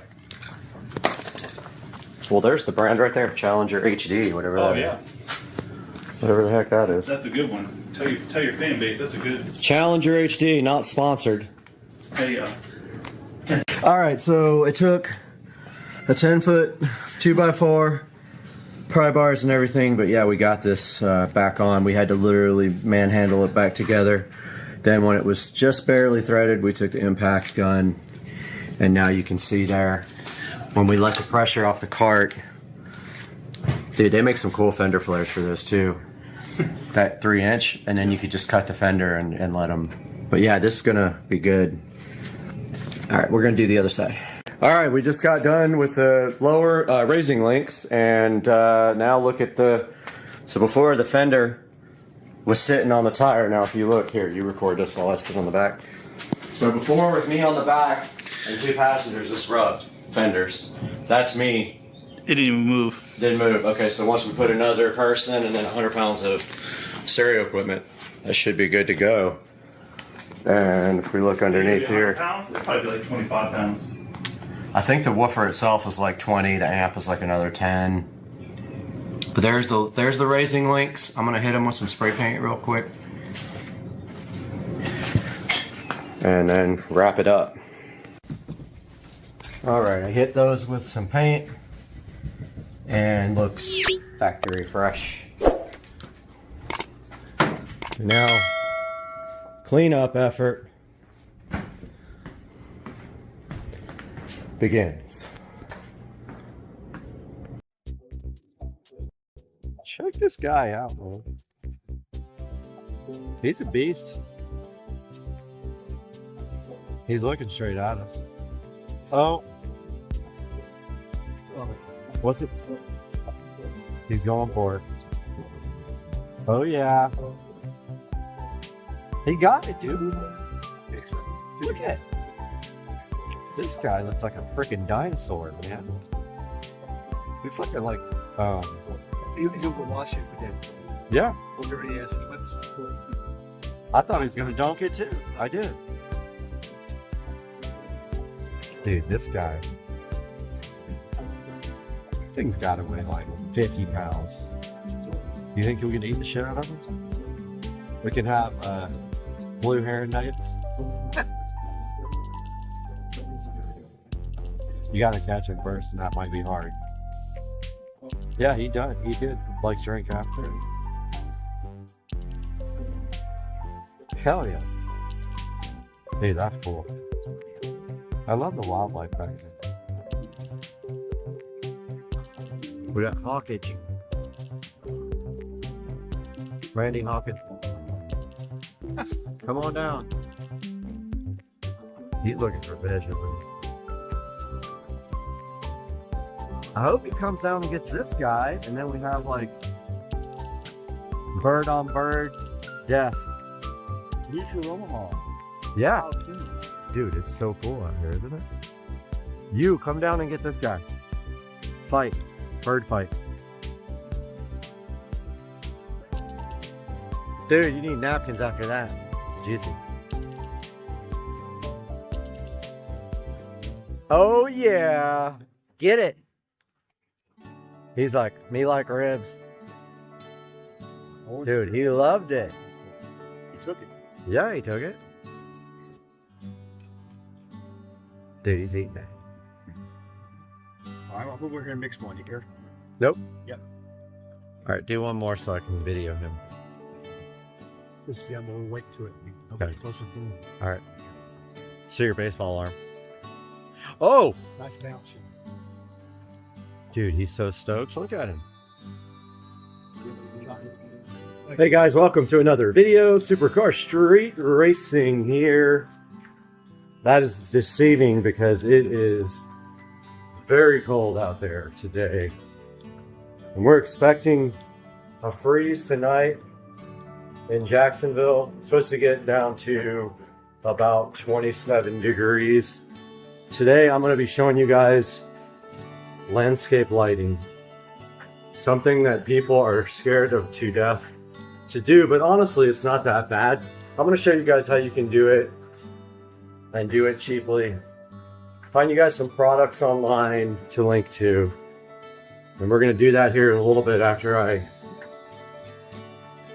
do maybe 3 miles and burn about 350 calories on this thing. Huffing it, huffing it, huffing it, huffing it. Just finishing up this workout, man. I sweat when I do this thing. I can probably not see it, but 327 calories, 3.11 miles, and it is a nice little workout in the morning. Try to get this done usually early, but I was out late last night, so got it done when I got up out of bed, and I think that's gonna do it for this workout. 1 hour on this Nordic track crosswalk. Now it's time to make some breakfast. Time for some breakfast, guys. I don't know why these lights mess with the camera so bad, but man, they flicker bad when it's on, the LED under cabinet lighting. But yeah, I'm gonna cook some breakfast now. Ooh, that's bright. Don't have much in here, but I do have my egg maker, fake eggs here. Actually really good stuff. It's good for you. It's no cholesterol and no fat. Make up a little breakfast and then we'll show you guys the lighting situation outside. Got the breakfast made, man. Look at this. Perfect ketchup covered fake egg breakfast. Heading on out to the sunroom where it's nice and pretty outside. But like I said, this is deceiving because it is quite cold out there. But I'm going to sit right here and enjoy this breakfast. And then I'll show you guys some of this crazy lighting I have in this yard.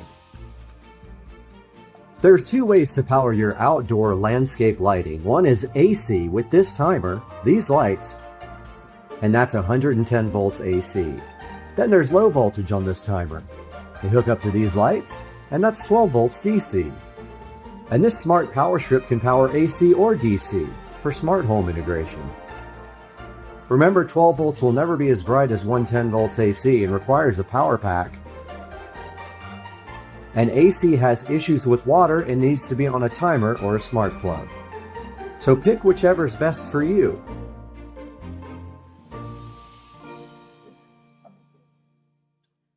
Alright guys, so starting with the patio here. So just to let you guys know, and I'll put this all out there in the description and in graphics and stuff, but there's a couple of different ways now you can do your landscape lighting. But before that, I have to get a jacket. It's cold out. Okay, that's a lot better. Now I have a nice wool hat on. It's actually 40 degrees out here trying to film outside. But so starting on the patio, we have these mainstays LED globe lights that go all the way around the outside of the patio here, and they continue up here on the outside of the sunroom to the end right over there.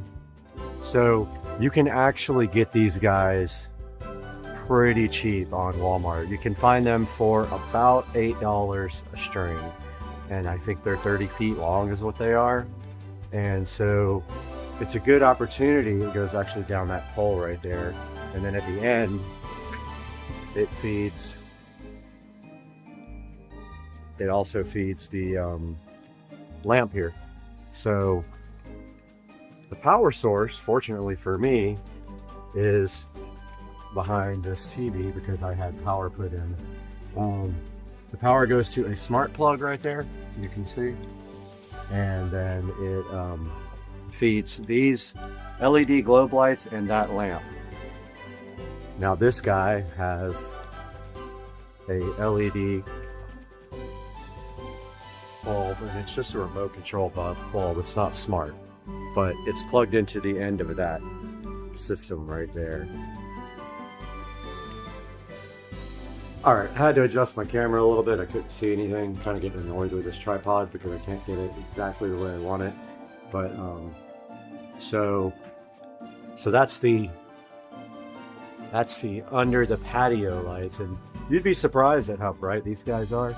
They're actually really bright at night. They keep this entire patio like completely lit up, no problem at all. And then this guy's cool because it's color changing, and so it actually lights up the ceiling right there. Everything is controlled with Alexa. Turn on the patio lights. Okay. So, guys are on now. And I'm going to give you guys another tour at night, but I wanted to show you guys. There's the bulb.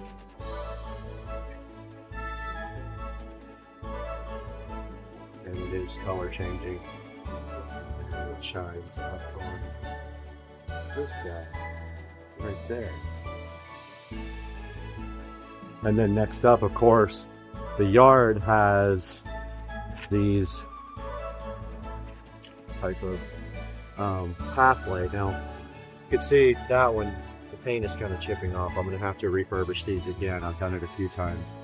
These are glass and metal, not the cheap Malibu plastic lights that you usually buy. Now, the one thing different about these guys is that I have converted them from incandescent regular low voltage lights to LED. So inside of this guy, I don't know if you guys can see it, but inside of here, there is a G20 bulb that I purchased, about 25 of them, and I cut and spliced on the inside of these guys, and now they're really high output. I think they're 15 watts each, warm white LED bulbs, whereas they came with regular incandescent bulbs that were kind of dim and kind of cold. Now we have a variety of power sources outside. So these are low voltage landscape lights. What does that mean exactly? So low voltage landscape lights use a transformer or a power pack that plugs into AC, and it converts them to it converts the power to DC, and then it runs over a regular wire. So I have a multitude of power packs for my low voltage lighting, and one of them is right here. So this is the power pack here. It does have a switch on it for either coming on with the sensor right here, which of course it got painted over, so I had to move the paint off, or it can stay on with the sensor, or it can turn off after I think it's 2, 4, or 6 hours, or 8 or something like that. And so you can make it so it doesn't stay on all the time. So you can see here it's got standard, you know, you can use zip wire, or you can use the landscape wire. You don't really have to. I'll just tell you this, a lot of wire outside will break down, especially in Florida with the temperatures and the humidity. But this wire goes down with another couple of wires into the ground. I actually have AC power coming out of this box that goes down into the ground as well. So that's DC to AC for the low voltage lighting. So there's a light there. Now the AC part feeds this LED globe lighting that goes all the way down the fence. Really, really, really long. That's probably about 90 feet of globe lighting. Also mainstays from Walmart, about $8 per string. So that's AC. The one thing I want to explain to you guys about AC lighting outside, so if you're using standard electrical, you know, 110 volts, you just got to be aware that you're going to have a lot of issues with water. Anytime water gets into the AC system, you should really have a sealed conduit system outside. I don't, unfortunately. Every once in a while when it rains hard, it will throw the GFCI breaker. You have a AC spotlight here shining into the pool, into the fish pond, which I need to clean out now. It's full of leaves from the storm. That's also fed off of the same wire strip here. So it splits off down here, goes to the ground and into that. And, I really need to like cover this guy back up down here because it should be covered. We have another path light here. Again, some wire split here down into the ground, and yes, that should be covered, but it's not. Runs along the fence here. We have a box here with AC power. So if you flip this up, there is AC power right there to feed the other lighting.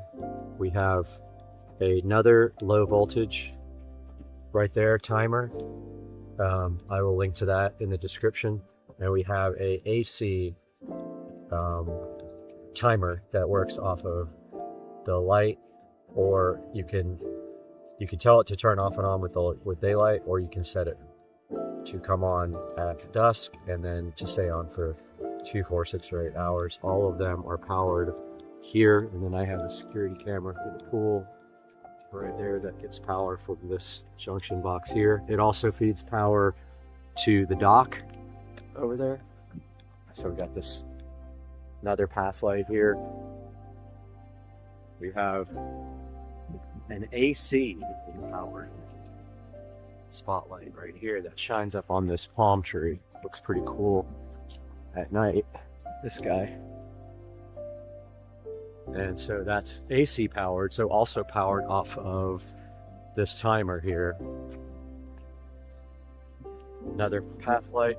These things tend to kind of move and shift with the wind. You know, they're not exactly sturdy, but okay, so that bulb lighting continues on the bulkhead. And we have a visitor right here. This guy. Florida life, huh? Chilling, gray heron, blue heron, something like that. Just chilling, waiting for food. So yeah, this is AC powered off that same timer. Got these lanterns. They are low voltage LED. They hang over the water. When there's water right now, it's a little bit low. This guy is he's worried, but we got all kinds of wildlife out here.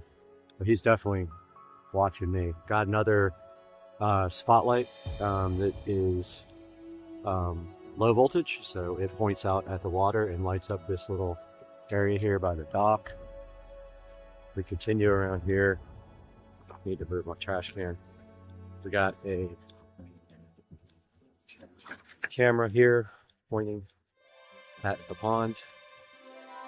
More spotlight shining on the water. More of the lanterns hanging over the water. There is a power outlet here that feeds a spotlight up on the big queen palm tree here. This beautiful guy. He's running away from us. And then it also feeds the LED rope lighting that goes around the dock here. The dock has blue LED rope lighting all the way around it that lights up the water and the backyard. It looks awesome. So yeah, the bulkhead has all that lighting. Now this continues over here with another lantern, and then it goes up and feeds a spotlight here for these beautiful palm trees right here. And then the globe lighting continues up the neighbor's fence. Got a path light there that needs to be straightened up. Got a path light here. All of them need to be painted, it looks like. I think I might do that tomorrow, repaint the top because the paint is peeling off. So I usually just make a template. I cut out a template and put it around the light and just repaint them with oil rub bronze. But you can see here, we got the globe lighting that continues And then it goes underground right here, up this fence and around this palm tree. And you notice like up here, those are the globe lights from the patio. They continued all the way around my sunroom and then up here to the very end. So really everything out here is covered with lights. Backyard looks awesome at night. I'll show you guys later. Then we got the color changing LED pool light I can show you guys later on tonight. And it is also smart on a smart switch. And that smart switch is right underneath this guy right here. And it has a remote control inside as well. The remote control, if you don't feel like using the smart part, ooh, it's cold out there. The remote control is right there on the wall, clearly marked.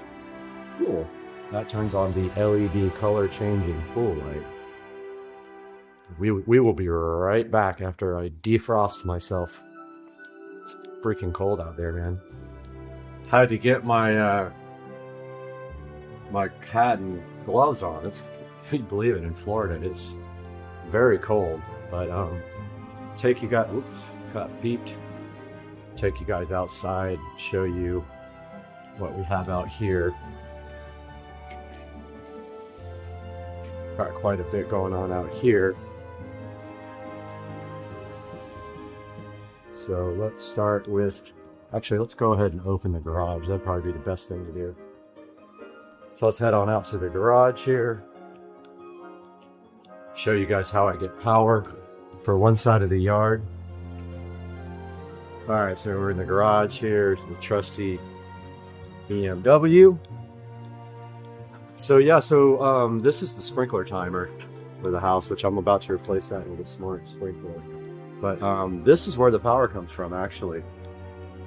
So the power actually runs inside the wall underneath, comes out there, goes around, goes down, and goes outside. That also feeds the sprinkler timer, but it turned out pretty cool because you can't see the power anywhere inside the wall there. And then if we go outside here, we're on the side.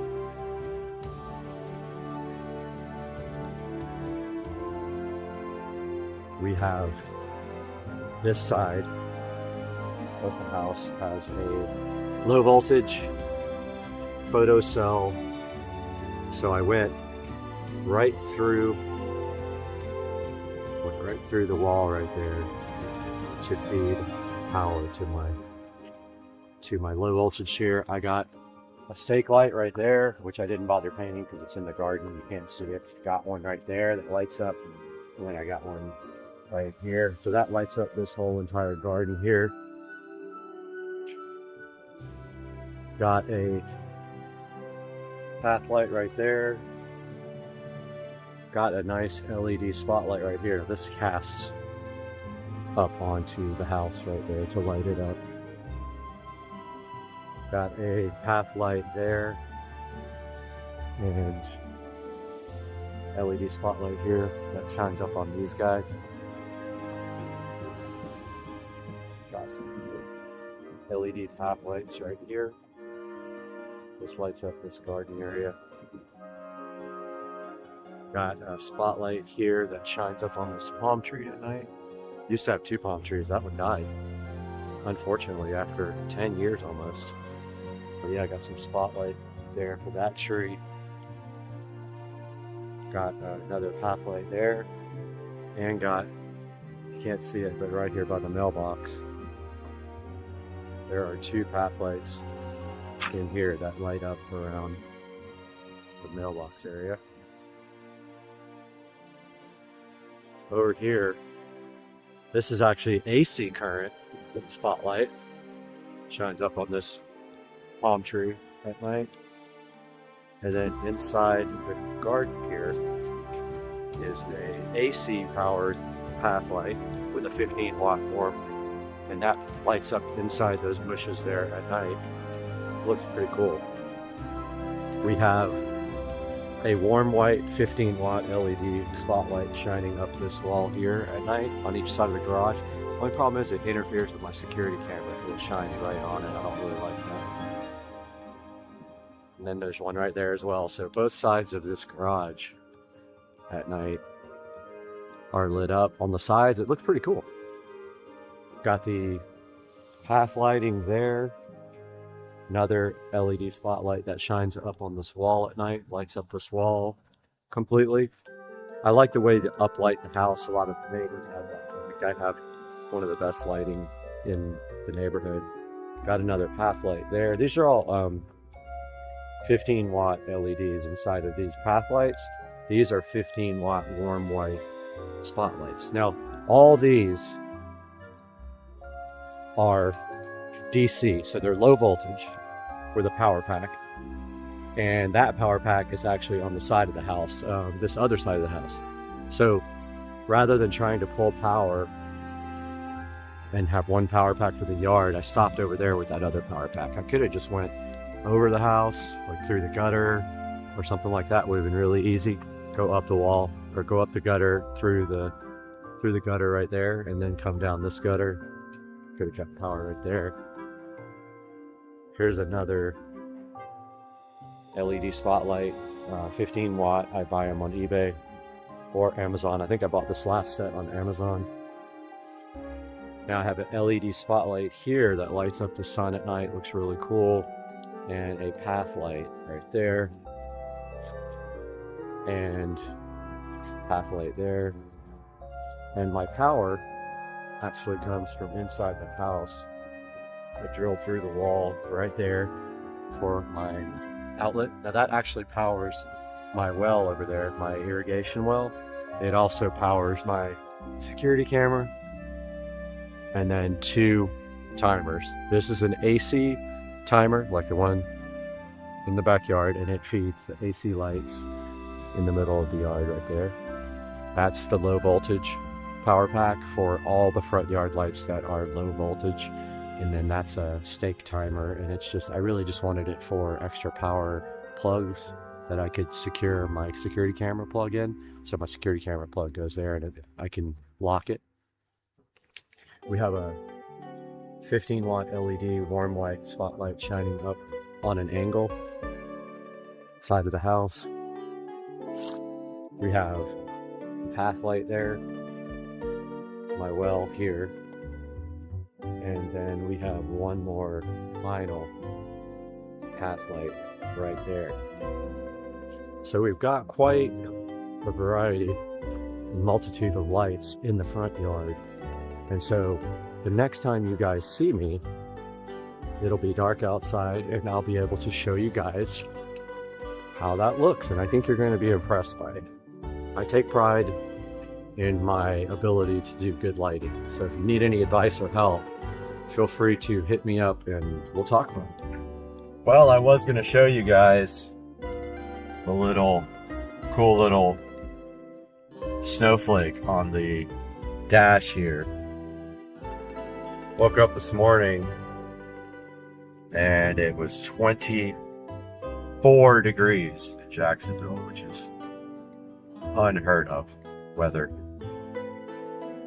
Unheard of. This is undoubtedly the coldest day of the year. I don't think it'll get any colder than that here. It comes back on. I want to show you guys. It was cool to see it on the cluster for the first time. And as soon as I wanted to record it, of course, it went off. There it is, man. There's the freeze warning indicator on the cluster. Taking the car through the car wash. It's weird with a convertible hardtop because it's so loud when the water hits the roof, you have to hold your ears. But I got the so loud. I got the unlimited wash plan. Hear how loud it is? And there's a guy here who's got a 328i. It is loud. So he's got a 328i, and he stopped me one day and wanted me to come to the Jacksonville Bimmers Club. And the other day I came through and he's like, man, you can't wash your car here every day. I was like, all right, dude. That was funny. But yeah, I got the unlimited wash plan. We can dry it. Dry it. All right, good morning, guys. It is unfortunately a Monday morning. It's early. It's about 5 in the morning, which is my usual ritual. Wanted to take you guys for a little tour of the yard. So, of course, this has nothing to do with my smart home bulbs, but this is my smart home bulbs in my sunroom, and they are on a dusk till dawn schedule. They will turn off at dawn. Now let's go look at the backyard. So there are the LED mainstay lights. And they look a little green on camera. They're not. They're warmish white. I do have an LED rope light behind the television there to light that up. Just kind of wraps back there. In the back, there is the color changing LED bulb on the lamp, which looks like I need to find the remote and put it back on color change. It looks like it's on red right now.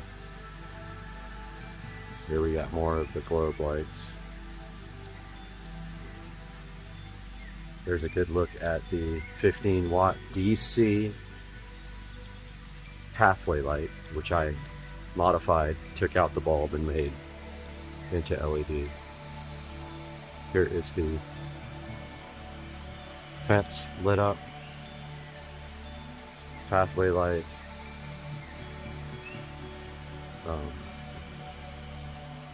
There's a fountain in here with color changing LEDs that obviously it doesn't work. It looks like this spotlight is burned out. That's going in the pond, the fish pond. There is that. Ah, forgot one thing. Let's turn on the pool light.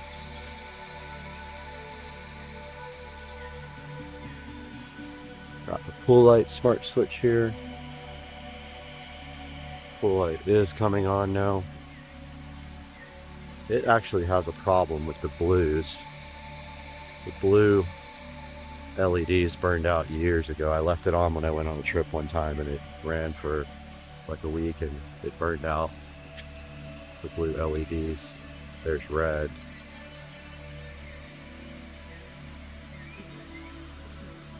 Yep, so there's the LED pool light. Sorry, the pool's got a bunch of leaves and stuff in it. Some of the path lighting here.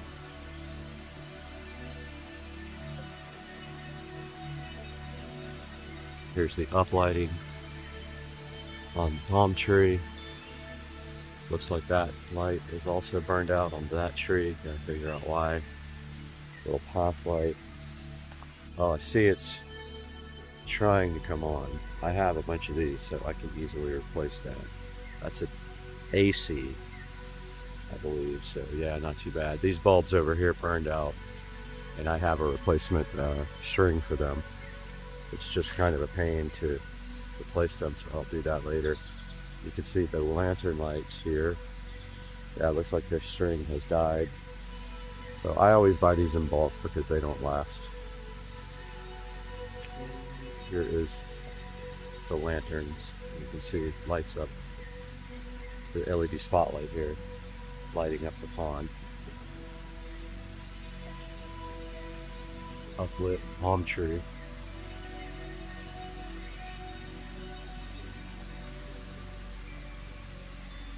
LED lantern, blue LED rope lights around the dock. Lighting continues here with globe lighting. Another path light there, path light there. And goes up in one place. Continues on the sunroom right there.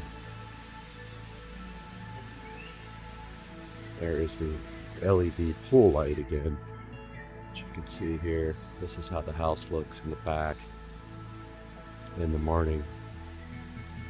I'll put up a nice picture of that as well, and then I'll show you guys the front of the house. Alright guys, so here's the front of the house. The garden. Notice it's everything uplit there. Trying to be quiet because it's super early. Got the side of the house lit. Here's the path lighting, that's a spotlight. Notice the path lighting there.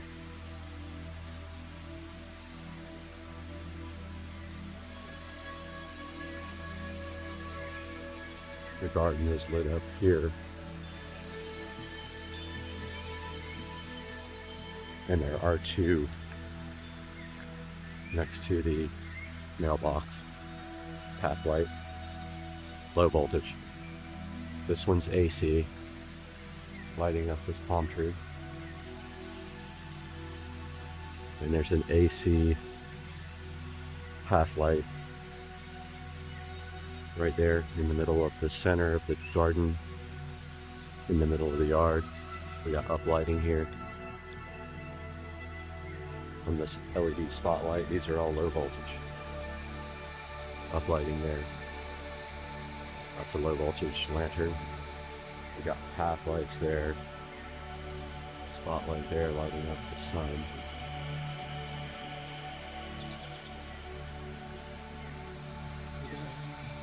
Path lighting there,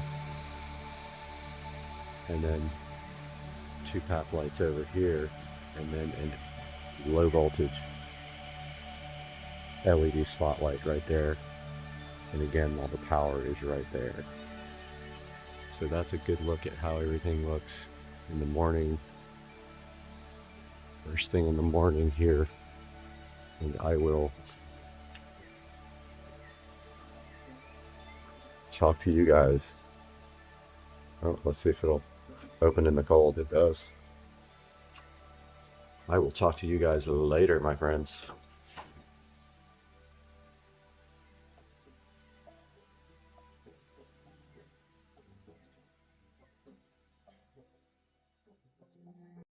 Down up!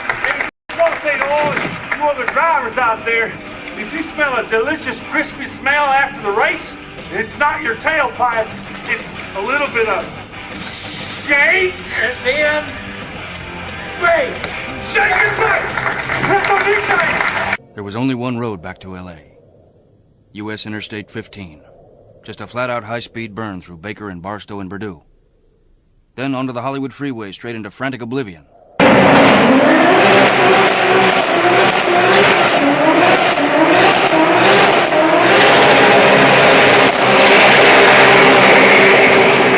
Some of the dumbest driving I have ever seen in my life.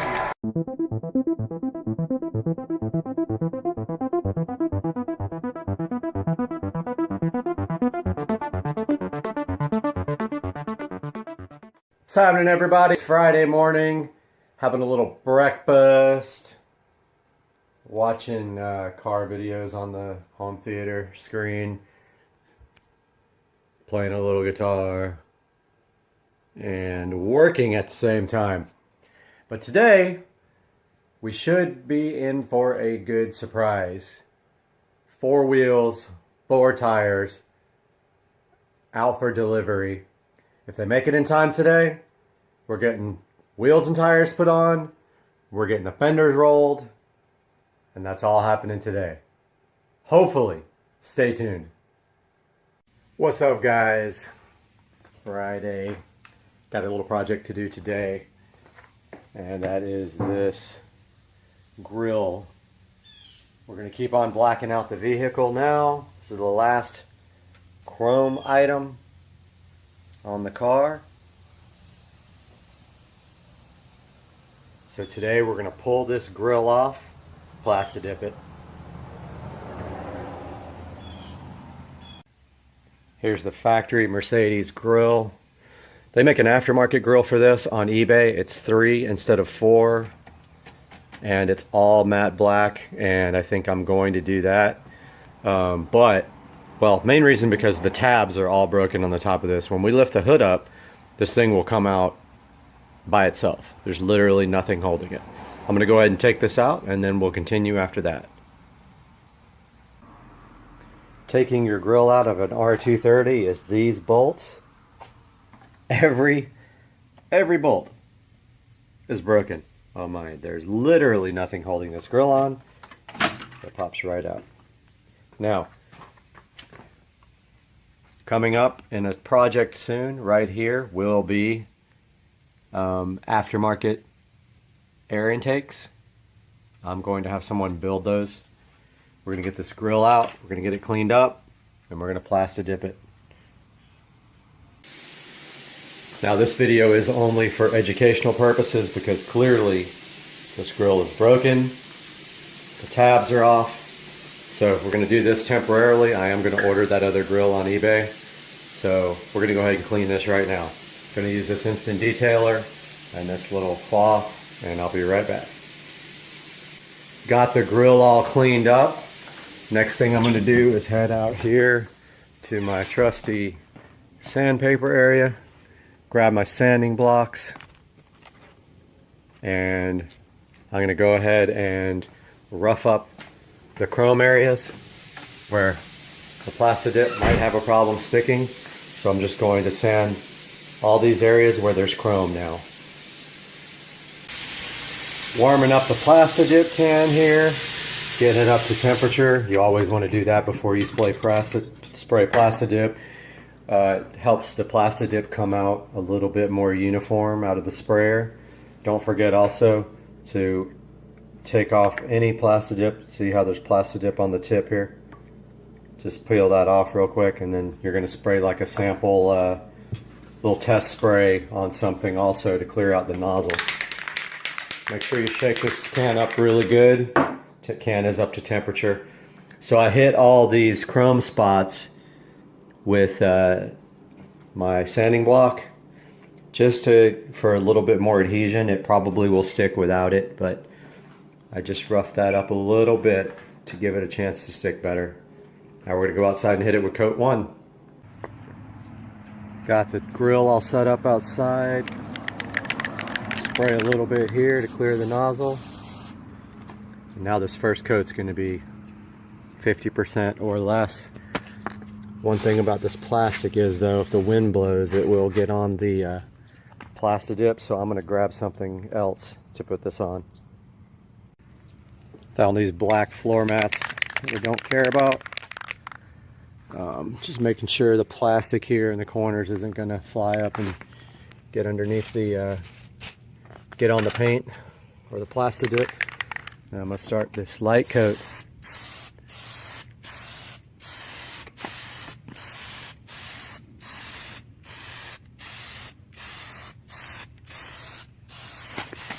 This first coat, you want it to be 50% or less coverage. Don't forget, you got to get from all angles.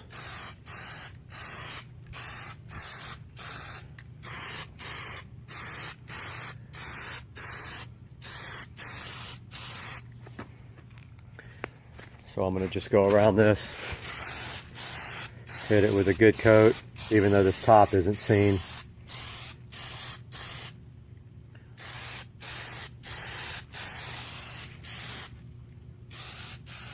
Got a few splatters right there.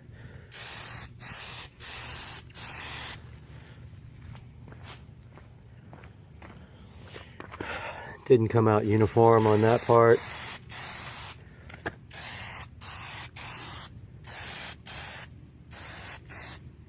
That's okay, we'll fix that later.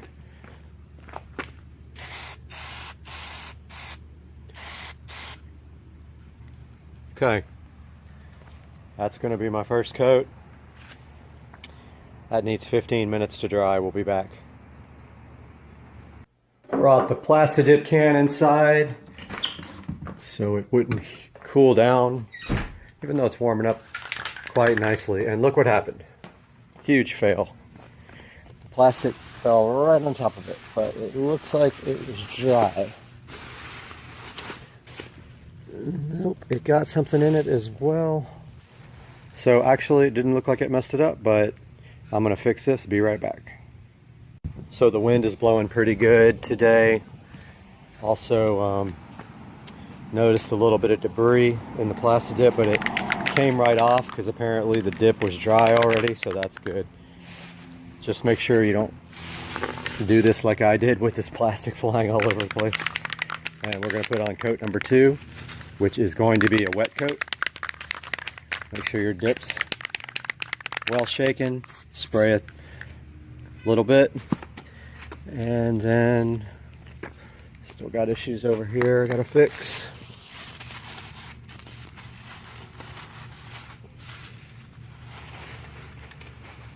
Don't care about it getting on the driveway, it comes right up. Looks like I missed this side. But here comes coat number 2. This is going to be a wet coat. Twice as much as the first coat.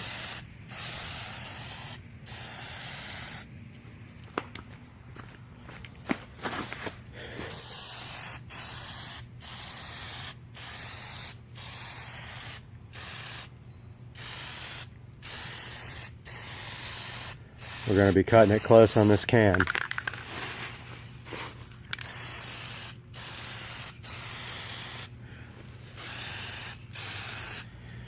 But it might work.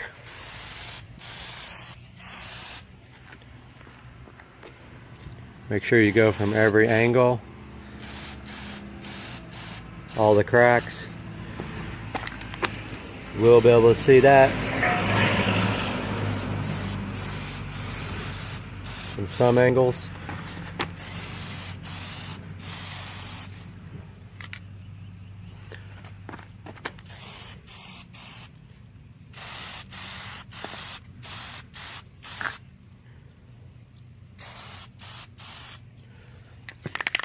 Can is almost empty. We might have enough for 2 more coats.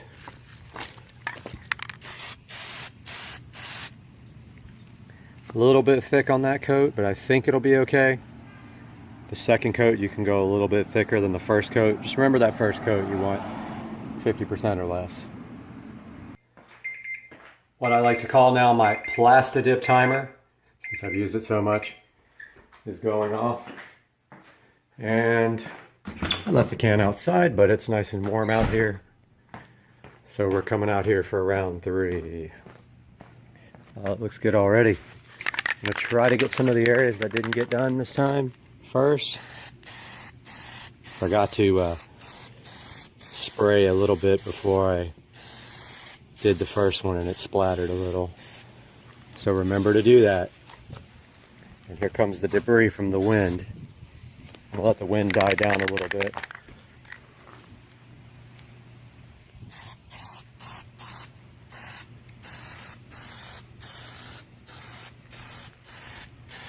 Third coat is going on kind of thick.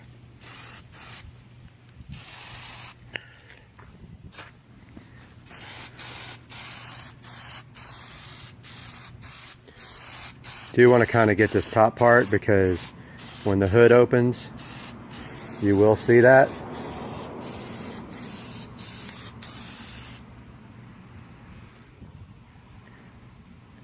Don't want to go any thicker. It looks like it's starting to drip.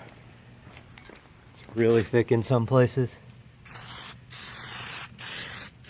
But I didn't get it underneath there.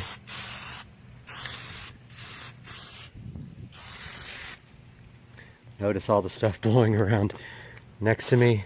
Not good. Should have brought it in the garage probably.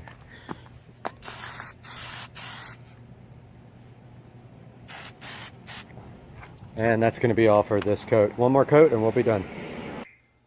Timer just went off, so it is time for the last coat. At which point we're going to let this dry for about 30 minutes. I did take the opportunity while the front grill was off to thoroughly clean this area. This is where the custom cold air intake is going to be going. Right in that area there. 2 4-inch filters. So I cleaned and armor-alled that up real good. Time for the last coat.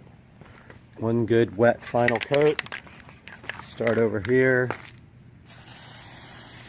Oh, I shouldn't have. Yep, it splattered really good there. That was my mistake again. I might have to do another coat on top of that because I forgot to spray one little bit before I started and it splattered right out.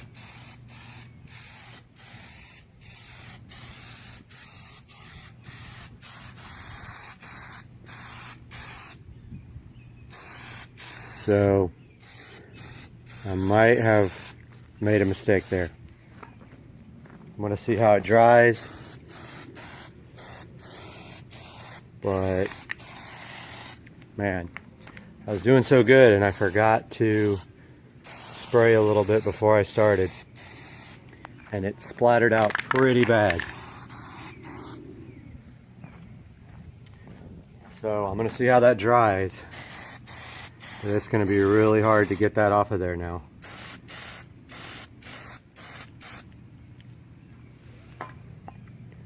I got a little dot right there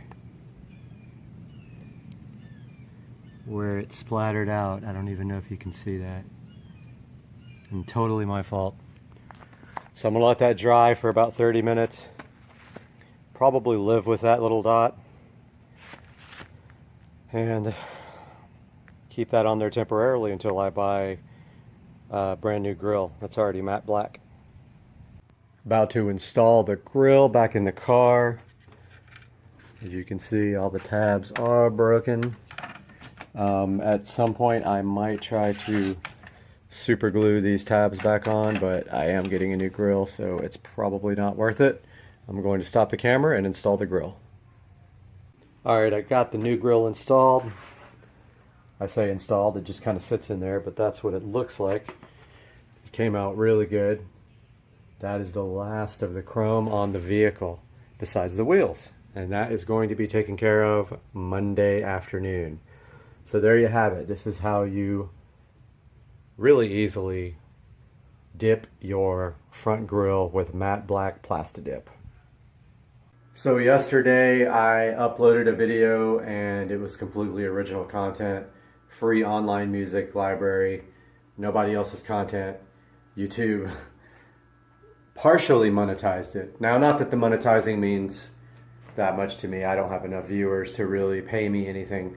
However, today I get on and they have removed monetization from my channel completely with the flag saying duplication. Now, I've never duplicated anybody's works, and when I have used copyrighted music before, this was way before anyone else was using YouTube. They removed the music recently and I had to put nothing in there or free music in it. So now here I am, no explanation. My channel's been demonetized, but whatever. I'm gonna keep on making content. I will email them, but meanwhile, I hope you guys enjoyed this video.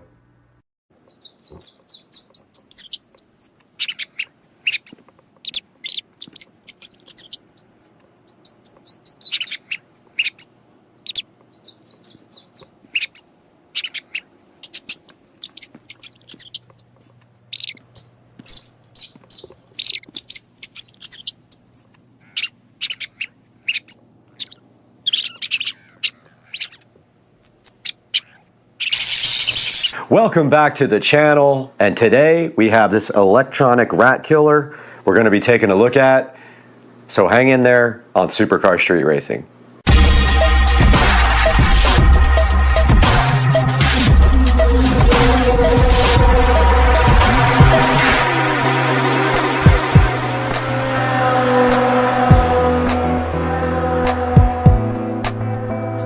We are back on Supercar Street Racing, and we're so happy that you joined us today. And we're taking a look today at this electronic rat killer from Xpest on Amazon. Now, the way this thing works is you actually charge it, and once the charge indicator goes off of green, you will know this thing is fully ready to go, and then you'll have a solution that is more humane for killing rats and mice. And you just slide this door right off the top of this guy, you put some bait right inside there, slide the top back on, and on the side here there is an off-on switch that you do turn on. All right, once you have this electronic rat killer loaded up, it does come with an indicator LED right here. It is a small little LED light that you plug into the side, and supposedly it will let you know when this has actually activated. And you take this LED right here and you plug it right in next to where the charger goes, like this. And now this thing should just flash whenever something is caught in the trap and killed. Now, XPest does not recommend that you use this thing outside. I am going to break all the rules, of course, and put this outside on my patio because I need something to try to get the mice out there. I do know I have a mouse problem out there because last year I would find droppings and things like that. That's a good indication that you do have a problem. Now, it has some LEDs on the front here, and actually right now it is in charging mode. So if this guy right here has a green LED on it still, it is charging. It is plugged into a standard USB-A 5-volt accessory jack here on my nightstand. Now the red indicator light is on. High voltage electric shock, keep working, whatever that means. The translation is a bit rough here. 2 blue indicators on the trap and power line flash separately. Rats were killed, flashes once per 5 seconds, and that is this LED here that we just plugged in, and this blue indicator right here on the front. Green indicator light means that it is charging, and it will go off when this guy is fully charged. The red indicator and blue indicator flash alternatively. That is a low power warning, and you need to get this thing on a charger. The buzzer alarm reminder after your electricity is finished, it rings twice of 30 seconds. Not sure what that means because the translation is really loose on this. Right here in front of the XPest electronic rat and mice killer, and there are some cautions in the manual I wanted to go over with you. It says avoid touching the metal plate in the bottom of the machine so you don't get shocked. We would hate to see you get shocked. Only for indoor use. What I see out here, don't do. I am putting it outside because that's where I need it the most. Do not leave the mousetrap open where children or pets can reach it. So obviously you don't want to leave this top door off here, which slides back because of the risk of electric shock. Wait until the blue light flashes and the buzzer prompts to open the cover when the mouse is shocked. Don't open it before that until you do get an indicator light on here and on this LED that is so coolly connected to the trap. When the yellow indicator is on, the battery is low and it does need to be charged. The mouse killer trap supports 30 times electric charge after it is fully charged.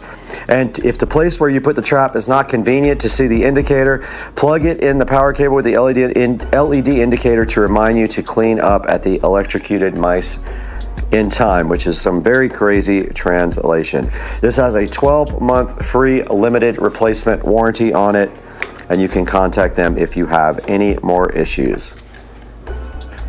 Now this is a pretty simple thing to understand how it works. Basically, you put food on the bait slot inside, the scent attracts a rat or a mouse into the product. When they touch the metal plate, the high voltage inside will electrocute it.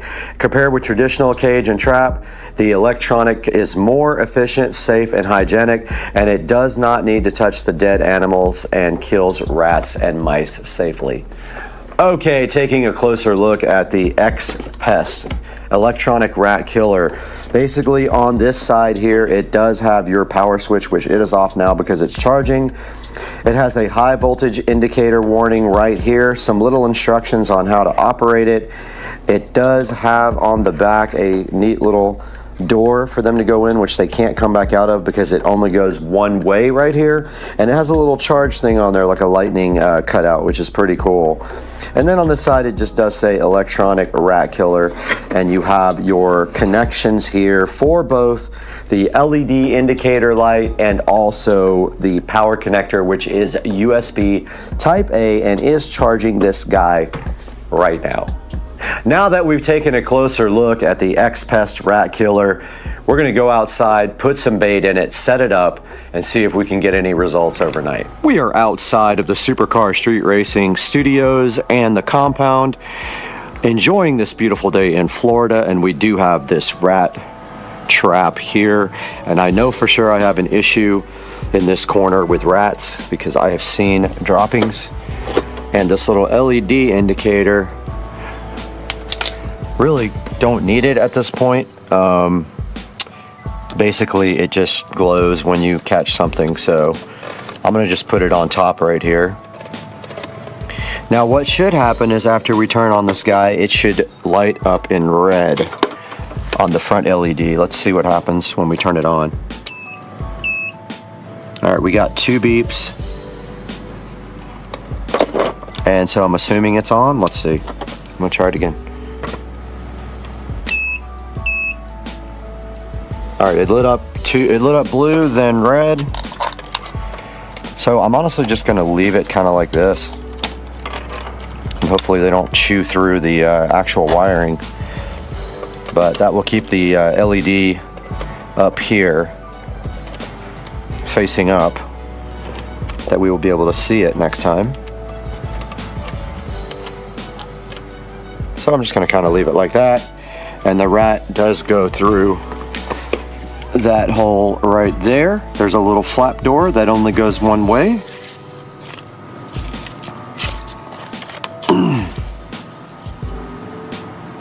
So it just says, after the rats are shocked, the 2 blue lights, one on the trap and one on the power line, will flash together and the product will enter a safe mode. So at that point, you have something in the trap. So let's leave that guy overnight and see if we can get anything for tomorrow. Okay guys, it has been 2 days now and we are going to see if we got anything. There are actually rat droppings right there. So all you have to do is slide this off. I just turned it off before I started the camera. And I don't think there's anything in here. Nope, it has not gotten anything yet, guys. So I will replace this and let it sit out here for a little while longer, see what happens.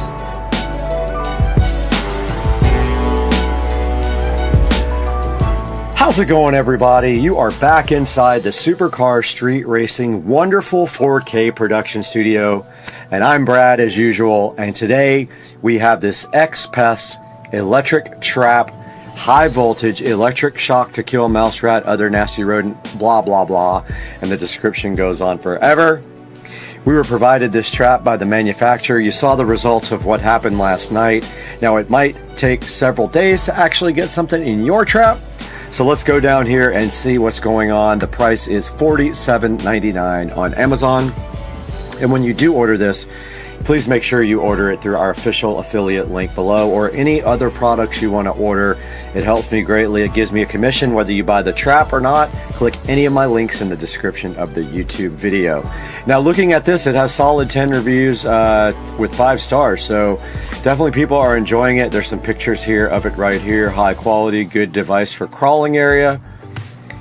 Within a week they got results, so we're going to test it out tonight, and if we don't get any tonight, we'll keep testing and report back later. But so far, all the reviews are excellent for this XPest electric mouse trap. And if you can compare it to some other products down here, you can see that there are some other ones available that are similar, that have some similar amount of reviews. There's glue traps, there's standard mouse traps, and then there's the electric trap. All of them with 4-star and plus reviews, and we don't have any negatives to go by here. But if we go to one of these other ones, not going to play that, but let's go to the actual listing and look at some of the negative reviews here on this type of trap. They won't snap, they just attack ants. I don't know what that means. Small food cup, don't waste your money, worked once, blah blah blah. Not very effective. So that's what some of the other tests are getting right now on their other mousetrap types. But if we take a look here at the bigger picture here, you can see that is where the LED is on the side, and then back here on the back where my mouse is, one of those is the charging port, and it does charge for about 4 or 5 hours until the green light goes off here in the front. And then right here it says keep away from children, don't touch the steel board, obviously turn it off when you are actually loading it. Read the manual. It says indoor use only, but I have a problem outside, so I ignored the advice of the manual and put it outside. Now here's instructions on how you actually use the device. You open the sliding cover, you place the bait, you turn on the device, and you put it where mice are active. And now you can put nuts, cheese, cookies, ham, or sugar in there, and those guys have a very, very good sense of smell. They will see it or hear it and smell it and come get it. And here is a little overview of how it works, a diagram of everything. They don't show you the LED port, but it is right next to the charging port here. It does have rechargeable batteries, a indicator on the back. Here's the high voltage plate, the bait slot, a protection switch, and then there's the indicator and the charging port on the side. And this thing is about 10.5 inches long to accommodate some bigger rats and 3.9 inches wide. And you guys saw it right outside there on the patio is where I am putting it. And that's going to do it for the X-Pest electric mousetrap. Guys, please like and subscribe. You don't know how much that helps me as a channel, and it helps us stay alive and do other reviews for you because we lose money on the channel. Hit that like button, hit that subscribe button, buy everything through the Amazon links in the description. And I got to get out of here because I am, peace.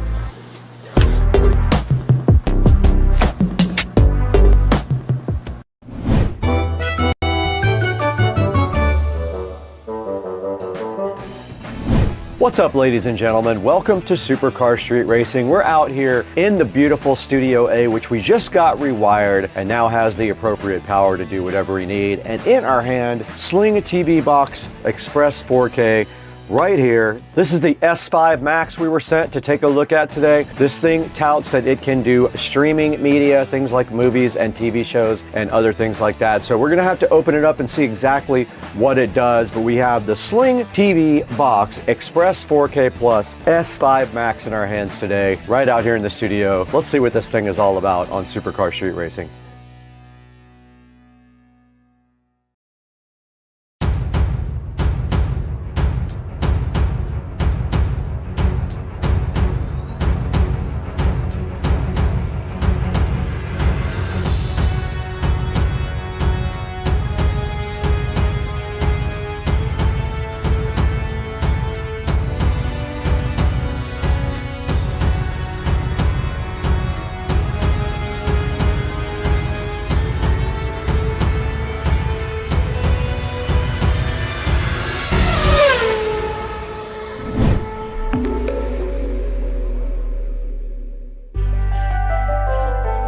How's it going, ladies and gentlemen? You got Brad here on Supercar Street Racing, and today we were sent the Sling TV box. This is the Express 4K. Now this thing is supposed to do a lot of cool things. It's supposed to play movies and TV shows and other kinds of multimedia entertainment, and it's supposed to do it in 4K. We're gonna have to get this thing hooked up though to see exactly what it really does. It took a while to get this. They were on back order. So many people were ordering, but I'm excited that we finally have it. We're ready to get down with this thing and see exactly how it works. It says on the back, incredible picture, exceptional value. It says it uses smooth Wi-Fi, TV controls, and a 4K picture. You do get some things with this. You get a nice manual, a cable, an adapter, and a remote. So I'm assuming you get an HDMI cable. We'll have to go inside and find out if that's true or not. So let's take a look at this Sling TV Box 4K today on Supercar Street Racing.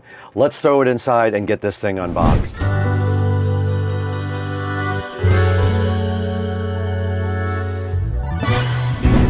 All right, we're out here in Studio B, and we got the Sling TV box right here. This is the Smart Media Player Express 4K. This is the S5 Max that they sent to us to check out to give you guys a good look at. So what we're going to do right now is go ahead and get this thing out of the box and see what's inside of it. With all the side of the box you see, you just plug it in, connect to the internet, start streaming, and it says that you get 4. All right, guys, we are out here in front of the 4K production studio, and today we're taking a look at my 99% finished 4K production studio on Supercar Street Racing.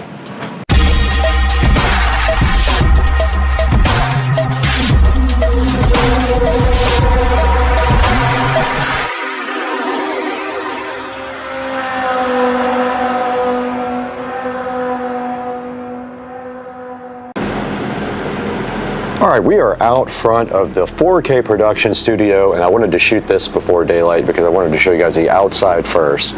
But taking a look back here, we have a very limited crop angle at 8K. But taking a look at the outside here of the studio, you can clearly see I have done lighting on the outside here all the way around the edge. And so the lighting carries all the way this way and around the front of the studio. That would be the front of the house there.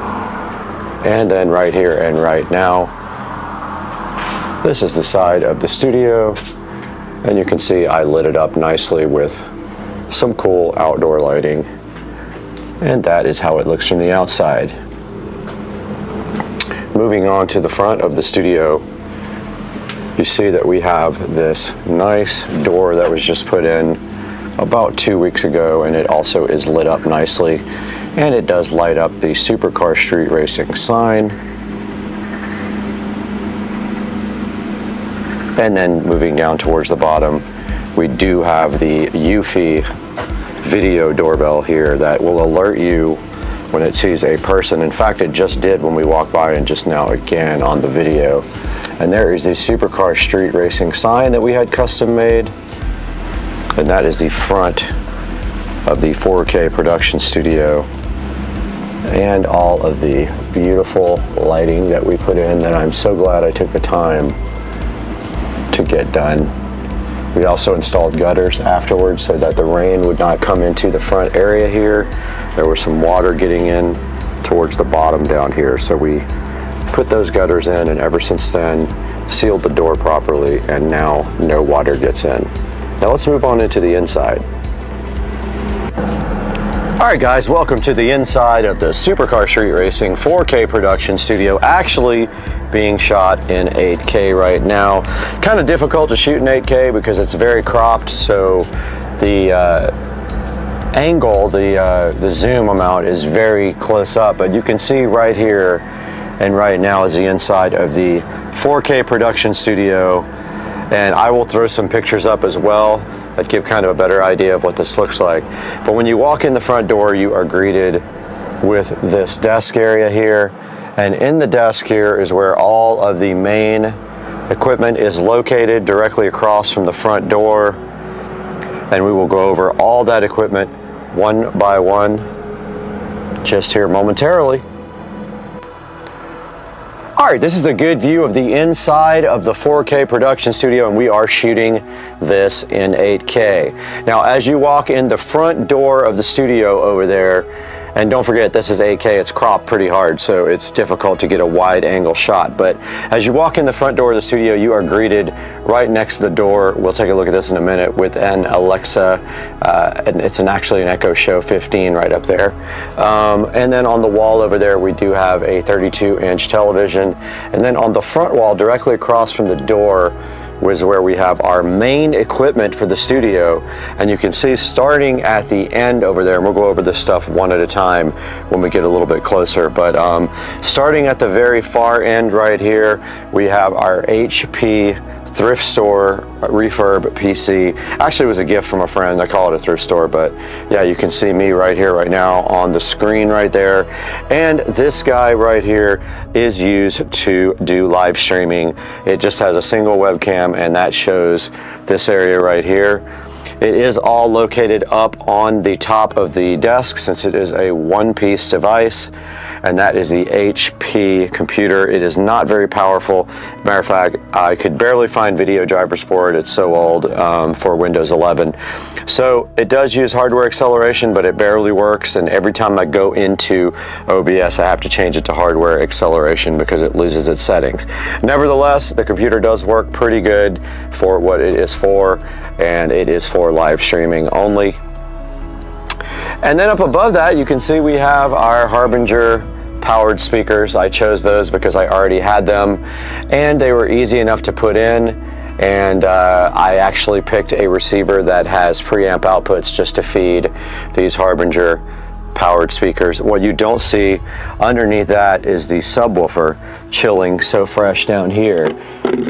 And that is the Polk Audio sub. It's I think a PSW 10 is what the brand is, or the model number. And then right by that we have a fan I need to take out of here. It was for when the carpet got wet. But yeah, there's the audio system there, and if you move up above that, you will see the Netgear switch. Now that is fed out through the wall and up into the house to the main cable modem / router, and that supplies Ethernet to the whole entire place. Everything in here except a few things is hardwired. These lights up here, these Govee RGB lights, are Wi-Fi, and one of the televisions is Wi-Fi, this 32-inch right here, because it's using a Fire Stick. It is not a smart TV, but I'm going to get that replaced pretty soon. But anyway, yeah, moving down the bench now, right next to that, you would see my old editing PC. Now this is what I started the channel with before. This is a home-built PC that I built way back in the day. Does have an NVIDIA graphics card in it, Quadro, so not very powerful. It has 16 gigs of RAM, I think a 4-core processor, I can't remember. I think it's a 4-core Intel, and it has an NVIDIA Quadro processor, barely enough to get by and do editing, but I also do Photoshop on this as well. So that is the next computer. I use this one also for doing live streams from the outside. So if we go to OBS Studio here, it'll pop up and we can do live streams from all the Wise cams in the house. I do have BlueStacks set up in order to open up the Wise Cam application and do live streams on this guy. And here is a look at the actual PC. I've had this one for years and I built it. And it is a quad-core processor.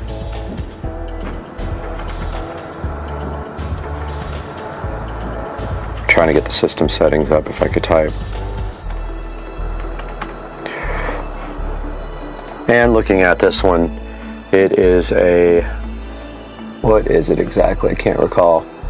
So it's a Z77N Wi-Fi with a i7 3770K 4-core. So that is the second PC in the editing suite in Supercar Street Racing Studios. And then moving down here to our main area is where we have our full-blown editing suite. We have our tower PC there with 64 gigs of RAM, the 12-core AMD processor, and a GeForce 3080 Tough ASUS is what's inside that. So pretty powerful machine. I'm about ready to upgrade it to a 4090. I'm just looking for one at the current time, so I'll either do that or buy a whole nother editing PC that has a 4090. Sometimes you can get a good deal on a whole PC because they are selling the entire PC with a 4090, and sometimes you spend like maybe $1,000 more than you would with the video card and you can get a whole system. But yeah, so that's the editing PC. I am using DaVinci Resolve. You can see it up here on the screen right now. On top of the desk here, we have the Marantz NR1711.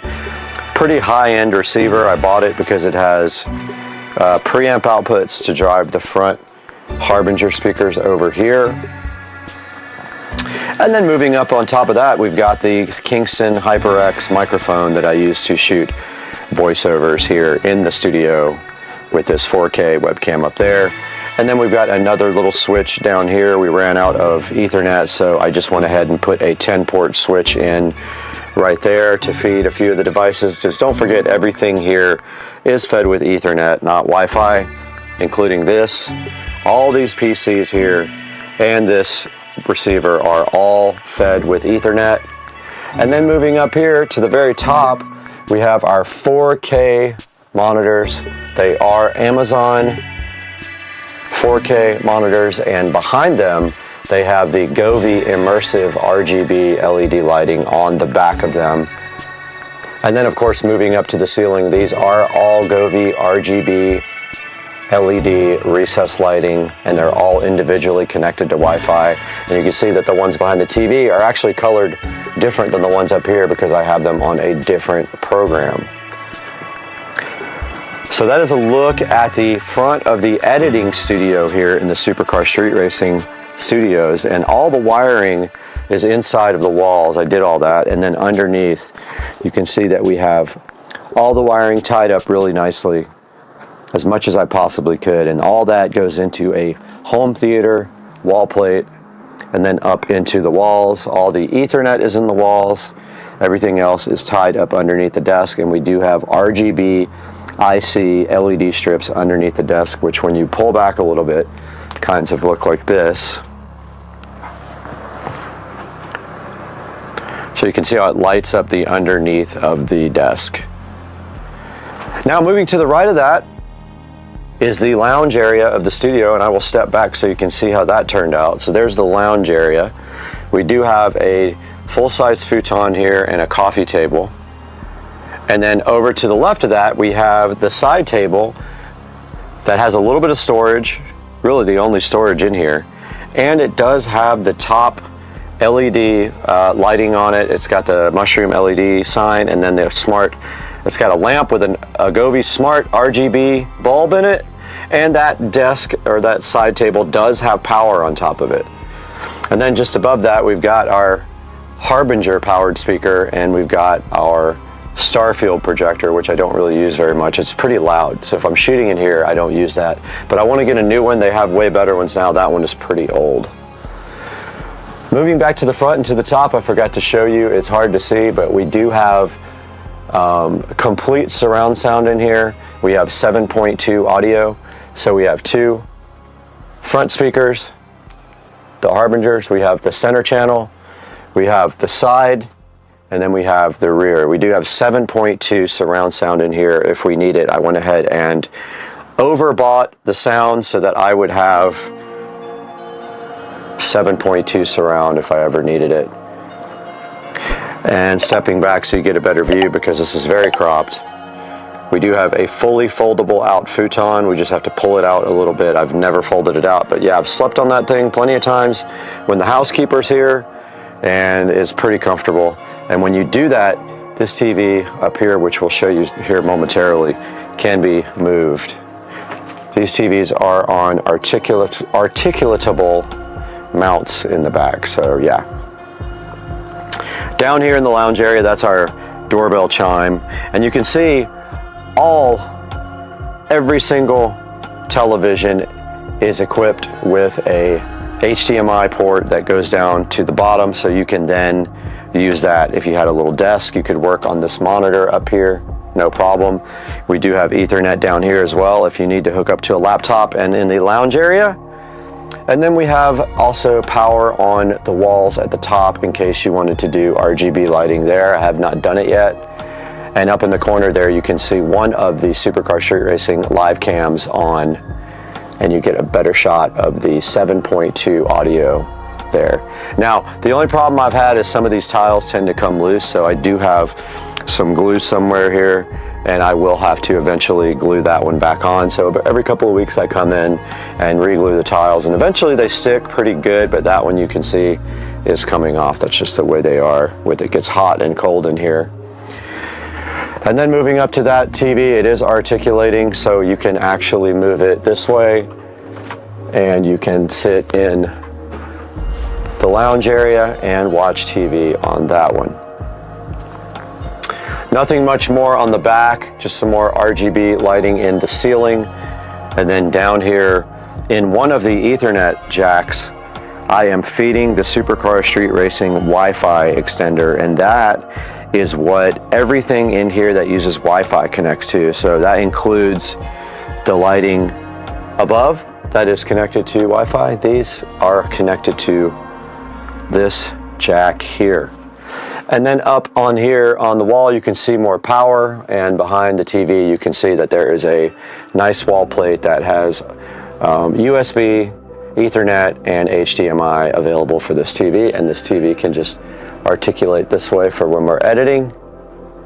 And then this way on the wall, we have the Echo Show 15, which I did flush mount. I was able to create a bracket inside the wall with wood, like a cross member, and I was able to perfectly flush mount it and then surround it with the foam tiles. And then under that,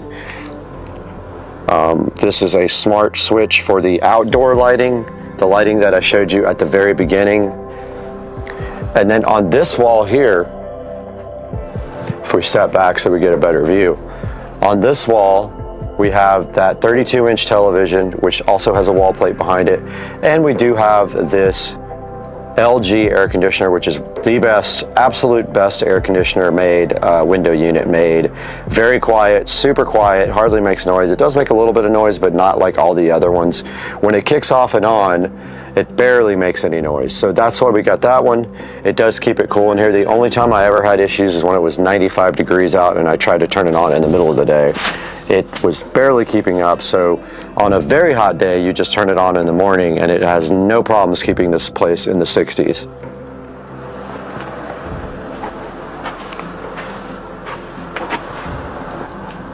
All right, guys, so that is going to wrap up a tour of the Supercar Street Racing Production Studios. It is 99.9% done. The only thing not done is I have power up here ready for RGB ceiling lights, and I want some that are not flush mounted. I want the ones that are externally mounted there. So I'm still looking for what I'm gonna buy. But that is gonna wrap up the tour, guys. I hope that you enjoyed seeing the 4K production studio in its glory, and I hope you like and subscribe to the videos and watch our live streams when we do editing. They're pretty cool, and you can learn DaVinci Resolve by watching me edit. All right, guys, have a good one. We'll see you on the next one, Supercar Street Racing. All right, we got the alien, we got the mirror, we got the alien, we got the mirror, and we got the peel satisfaction. That peel sat is so good in your life. You love the peel sat. And then look at this. Look how good it peels with the alien and the pure satisfaction.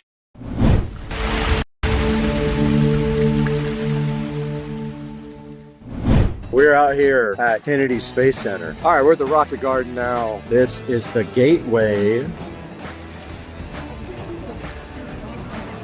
Artemis going to the moon.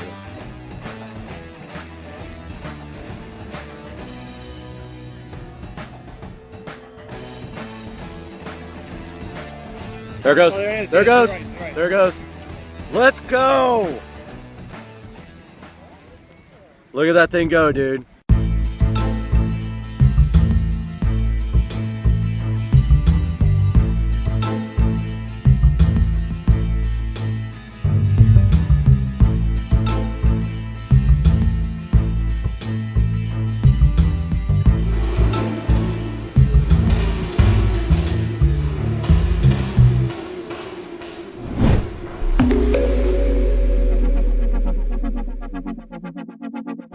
This is going to be all wind, but we're out here at Kennedy Space Center. We're about to go to the Rocket Garden right in front of us here. These guys, crazy people. And this is the line we're in. Excited. We're actually here. Yeah, so we're out here at Kennedy Space Center. We're doing Explore Tour on the bus at 1:30. We got time to walk around. We got plenty of things to see here. All kinds of adventures and rides to go on with these two rugrats. We're going inside now. All right, we're at the Rocket Garden now at Kennedy Space Center. But look at this. So cool, man. So cool. And then they got a ULA rocket right over here. This is the Atlas. 105 feet tall. Runs on liquid oxygen, RB1. Atlas, man. We got another capsule right here. These guys are so hyped to get in the capsules. And then right over here, we have the Big Daddy of the crew. There's a Saturn. It's a 1B though. Saturn 1B. We're going to see a Saturn 5 in a little while. It's bigger than this guy. There's a Saturn 1B.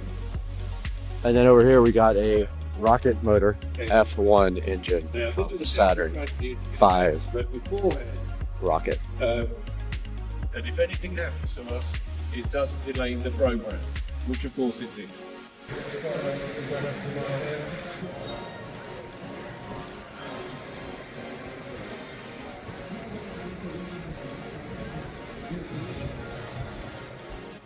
You see your hand, it crushed these leaves. Okay, right now, they're mostly water, 89% water. And like I said, water freezes at 32 degrees Fahrenheit. After a few seconds, you'll can feel the leaves. My friend Audrey, go ahead.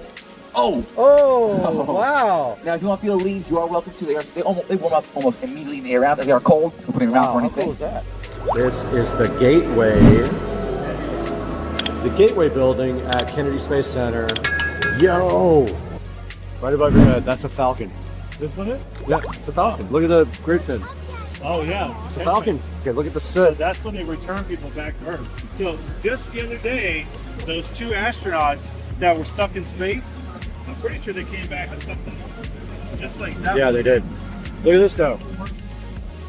Proof that thing in space. You see the soot? That's been flown.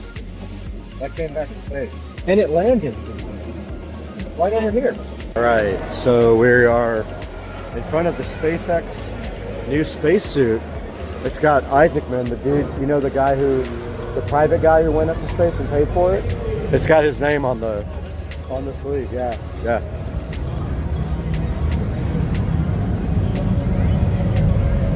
Very cool. That guy's gonna go to the moon one day. Artemis. Pretty cool, huh? Yeah. Second book ran 5 feet. So 322. Oh, the sun. We're gonna see this. We're gonna see that in person. What's this? All right, we're going into this IMAX thingy now. There's a bunch of people already here. We are going straight in, guys. If you're too cool to sit with us, I understand.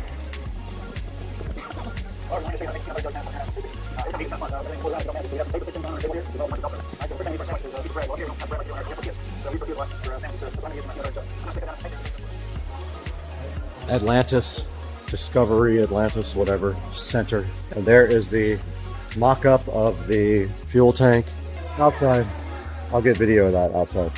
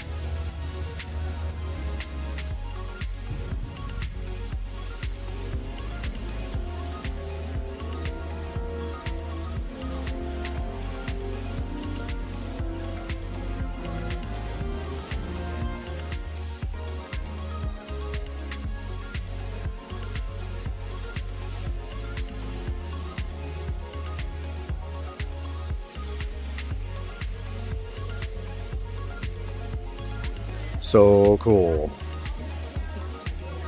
That thing, look at the payload bay. This was the space shuttle. This is what? That's the driving.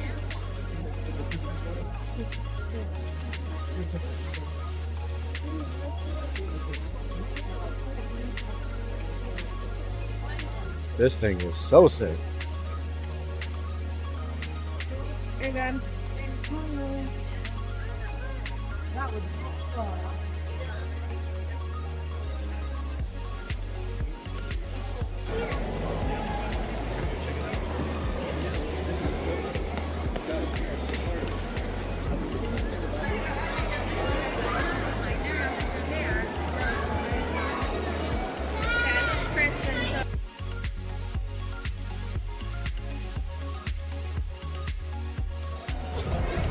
Audrey, you got to go back in your shoes, you crazy. You can't walk on it. All right, this way.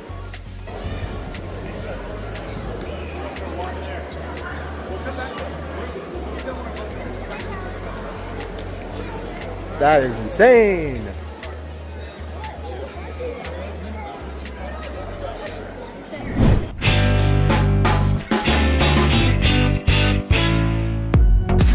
All right, we are out here at Kennedy Space Center. with the crew right now going to the Explore Tour. What'd you think about the Atlantis? It was really, really cool, man. Honestly, what an experience, right? See that shuttle, the real shuttle? Which we ride on the shuttle simulator. It's one thing to like see it, but then like to be at it. Yeah, it's a lot bigger than it looks. Huh? Yeah, it's awesome. From TV. But yeah, we're waiting to get on the 130 bus right now. We're the only people that paid extra. All right, guys, we'll get back to you on the bus. All right, we're out here. I know it's probably windy, but we are at the vehicle assembly building now at Kennedy Space Center, and this thing is insane looking. Absolutely huge. It's those doors on the side open right up. You can see those doors will open so they can bring a rocket in there vertically, and they roll it right in there into those doors. See the doors? There's the VAB. He said about the lines of the American flag, the bus could drive on those lines. Can sit down there too, and we were launched because launch complex 41, 40, 37, 36 are all in the vicinity, and it becomes a great prime viewing location for our guests. Insane. Just the greenest water ever. And right over there is where the astronauts get launched for SpaceX, right? Across the way, and then there is the new Starship Tower right there.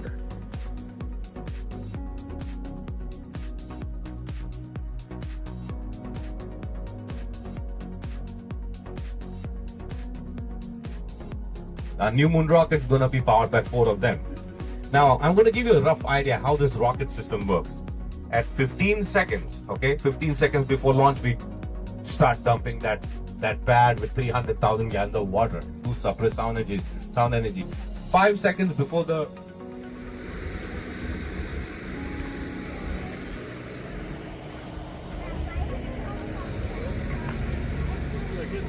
This is the side.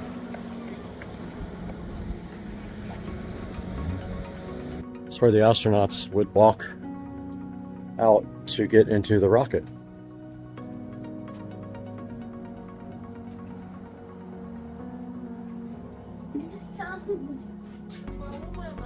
Sits on top of the rocket, pulls it away with rocket motors here. That's how it escapes from trouble if they have issues with the launch.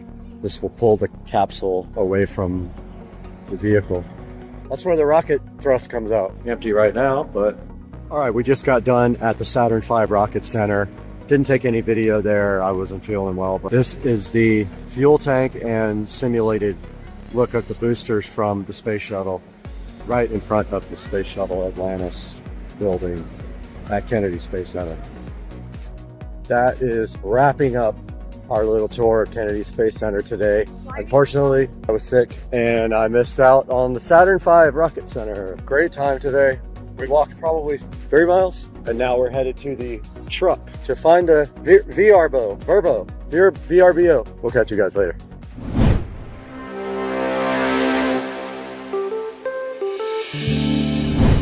Today we are right in front of the Beard Club PT145 trimmer. The Beard Club is so kind to have sent this new trimmer to us at Supercar Street Racing.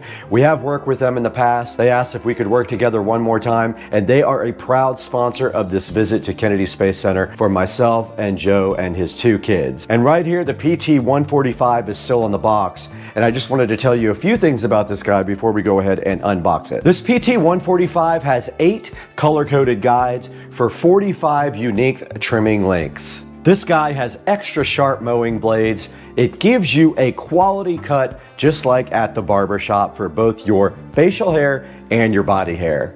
This guy has a 7,000 RPM motor. It has a lithium-ion battery, and that battery will provide you over 3 hours of use. That means if you go on vacation and you don't even bring the cord, you still will have enough power to last you probably your whole vacation. Now, this guy is simple and easy to clean. All you have to do is just wipe it down, and its blades repel oil, dirt, and buildup. That makes it great for you when you need to clean it because you don't have to go through a lot of trouble. It just cleans right up. This guy comes with a 1-year limited warranty. It also comes with built-in travel locks, which makes it both completely portable and convenient. Now, this is a great gift for anyone. This makes for a great Valentine's Day gift, birthday gift, or Christmas gift. Someone would really enjoy getting one of these guys for a present for themselves. And it's sitting at a strong 4.5 star review. Now here is the trimmer itself sitting right here, and also inside the box will be a cord, and this is the rechargeable base. This did come with a charge already on it, so when I go ahead and push the power, it lights up, and it is at 61% power left. It's pretty strong. You can actually feel how strong it is when you're holding it right in your hand right here. And to charge it, you simply turn it back off and stick it right in the base right there, and it will just start charging right up for your trips or just your overnight stays at your house. Opening up the box here, we do see the included length guards right here that come with the PT145. There is also a cleaning kit in here and a nice power cable for you as well. There will be a link in the description to the PT145 beard trimmer from the Beard Club. We encourage you to use our affiliate links and go ahead and pick up a PT145 beard trimmer from the Beard Club. Now back to the video.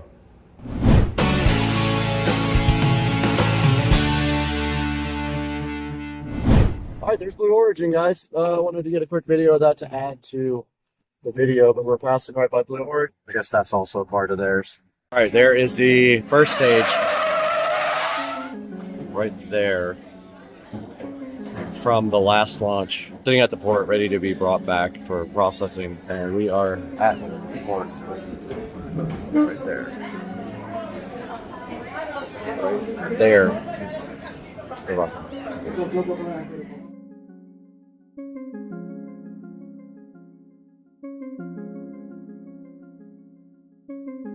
Should be a minute away, less. There it goes. Oh, there it is. There it Yes, goes. he's right. There it goes. Let's go. Look at that thing go, dude. Oh my God, that's the coolest thing ever. Look at that thing go, man. Oh my God. We're gonna hear it and feel it. Here it comes. Look at it go through the clouds, dude. That's sick. Look how bright.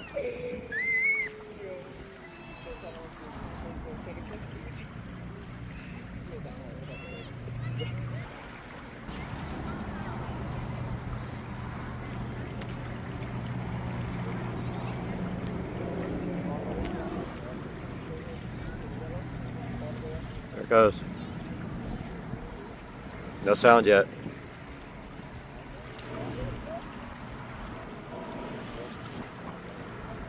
There it goes, man. You're gonna see it stage in a second. You're gonna see it break apart. Where's the sound? You can hear the build up and everything. It took that long. Look at it pitching down range. They just staged. It's coming back. Where'd it go? Maybe over to the top left. Yo. Wow, that sound is crazy.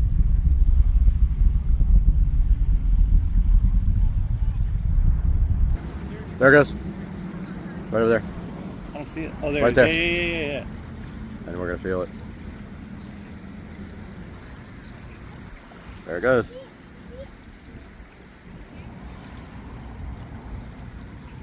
We're gonna get that sonic boom. Land, baby, land. That looks good. Yeah! Oh!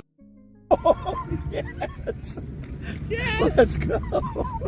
There it goes. Oh, there it is. There it Yeah, goes. he's right. There it goes. Let's go! Look at that thing go, dude.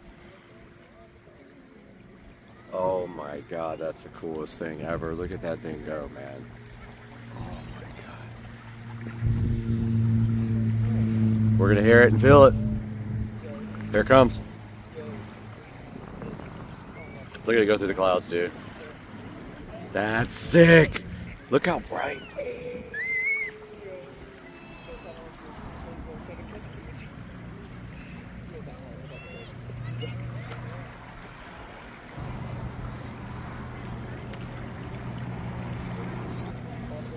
it goes. No sound yet.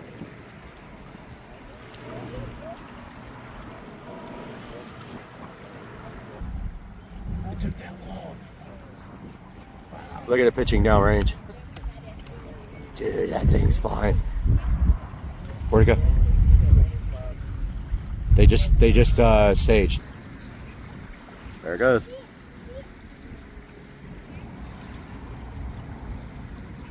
We're gonna get that sonic boom. Land, baby, land. That looks good. Yeah. It's good. Woo! Where's the sonic boom? Hey guys, how's it going? Supercar Street Racing here again, and it's Saturday, and it's time to talk about the LG Signature washer and the LG Signature dryer we got here. So these are probably two of the more expensive, if not the most expensive, home line of washers and dryers made. And there is a reason, because these are the top of the line that LG offers you. This is the Signature washer. As you see inside here, it is the WM9500 HKA right there. It is a 8.5 cubic feet washing machine, so it holds a lot of laundry, and trust me, that comes in handy. You can do an entire comforter, sheets, pillows from a bed set in one load is what they promise. Now I'm going to go ahead and turn the dryer back on here. This is the dryer, and before we do that, this is a DLEX 9500K. Alright, so the dryer is going there. We have some laundry in here. We have the comforter in here that I just washed. And I did wash the comforter and sheets separately for a different reason. But the most exciting thing about this whole setup, besides being the fact that this whole setup is Wi-Fi enabled, if you look right here, you will see that it has the Wi-Fi indicator right there. This is Wi-Fi enabled, and it will report back to the ThinQ app on your phone, the LG ThinQ app. Now, if you guys watch my videos, you know that all my devices are smart enabled. So all my LG appliances are smart enabled. They all report back in one app. So we'll have some live video of that from the phone a little bit later in the video. But for now, this is the washing machine. Some of the features on the front, steam cycles. It has a steam washer and a steam dryer. It's got a normal heavy-duty bedding, permanent press, and towels under the general steam cycles. Then it's got under caring, it's got sanitary, allergen, bright whites, tub clean, and jumbo wash. And then under special, it's got delicate, sportswear, speed wash, rinse and spin, and downloaded. So the one that I wanted to particularly highlight here was the Speed Wash app, or not app, Speed Wash setting on the washer and dryer. It is around 15 or 20 minutes, and it works amazing. I use it all the time, and it works great when you're in a hurry. For example, this comforter that I just had in there was speed washed. Now for the other cool thing, so like I said, it has the steam setting here. It's got the smart grid technology. It's got a delay wash. So when you're connected to Wi-Fi, you can add garments if it's locked by pressing this button. Here's your typical temperature settings: extra hot, hot, warm, cold, and tap cold. It's got extra high, high, medium, low, and no spin. It's got a soil, heavy, normal, or light mode. And then it has a grid mode with signals. It's got a turbo wash feature, a cold wash feature, an extra rinse feature, and of course, if you hold this, it's supposed to put the drum light on. Let's see.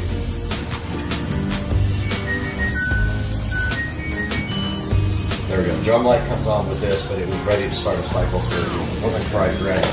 But yeah, this comforter has already been washed on Speed Wash, and it is basically dry to the touch. This thing washes and dries, and you know, when it spins, it dries the clothes almost all the way, so that means less stress on your dryer. It's a high efficiency washing machine. It does have a direct drive motor with a 10-year warranty on the motor, so right here on the front. And if we look down below that, we got the best part of this whole setup. We have a sidekick. So I'll show you guys that in a minute. Sidekick is another washing machine underneath the regular washer that does another set of clothes. It's very exciting. Now taking a look at the dryer here, this is also a 9 cubic foot dryer. It actually will hold more than the washing machine. And it is a turbo steam dryer, so it uses steam.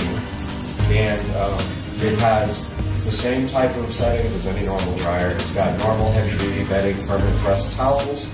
It's got antibacterial, steam sanitary, fresh steam, low temp dry and jumbo dry under carrying. And then under special, it's got delicate, speed dry, air dry, and then it can download other, I guess, programs that you can design. It does have turbo steam. It is Wi-Fi enabled on the smart grid, so you can remote start it. You can save a custom program. It's got your normal dry levels, like heavy, very dry, more dry, normal dry, less dry, and then your temperature settings as any other washing machine, your time dry like any washing machine, your signal level for like when it's done, and then you can add more time, less time, do wrinkle care, and do a damp dry signal as well.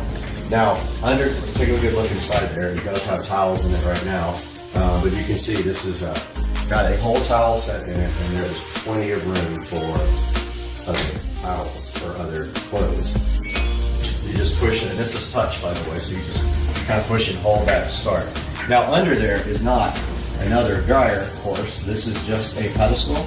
Now, these pedestals do not come with the units, and they are quite expensive, but I was insistent that this time when I got a washer and dryer that I would not get one without a pedestal, because I wanted to have the sidekick, and of course it wouldn't look right with nothing underneath the dryer.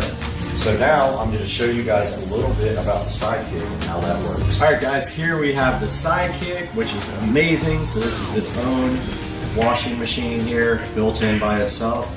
Now, some things you need to know about the sidekick is you do not use laundry. You don't use these kind of laundry packets, what do they call them, in there. You don't use these. You use regular laundry detergent, high efficiency. For example, this Publix laundry detergent works perfect. We pull this out, we see that inside, you actually push the lid and it clicks to open. And then inside you will find a little thing to put your laundry detergent in. So you just fill this up and stick it in there.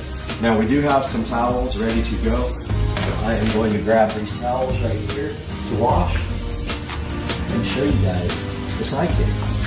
So operating the sidekick is pretty easy. Click open the door, throw your towels in, get your laundry detergent ready with this. I'm going to do it over the thing because I guarantee you I will spill it. Pour your laundry detergent in the blue cup and just stick that directly in there. It just rides in there, no problem. It's rubber. Push down on your lid, it clicks closed. Now, you push the power button and you can select your program here. I'm just going to go normal, so I'm going to push start. Yes, and then you close it, and it is locked and closed. And as you can see here in the display, hopefully you can see it on camera, this guy's got 39 minutes, and this is locked now. To move it, you cannot pull it out now. It is locked. So in 39 minutes, that will be done, and that is your sidekick.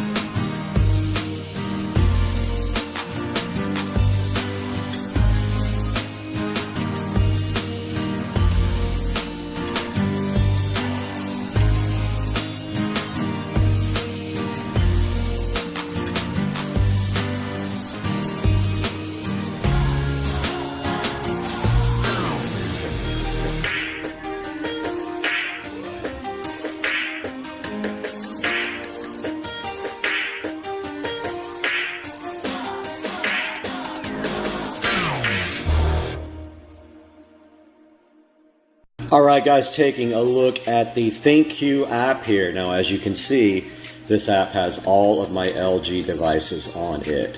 Sub-Zero Winds is my refrigerator, of course named after Mortal Kombat. Fireball, obviously named after the drink. For my cooktop range, Plate Destroyer is my dishwasher. Winona Dryer is my dryer, and Luke Skywasher is my washing machine, and Air2D2 my little window unit. Now let's take a look at what's happening now on Luke Skywasher. You notice that it says it has 15 minutes left. If we walk into the actual device there, we see a little clock with 15 minutes left. That is the speed wash. Down here it tells you the settings, and that remote start is actually off.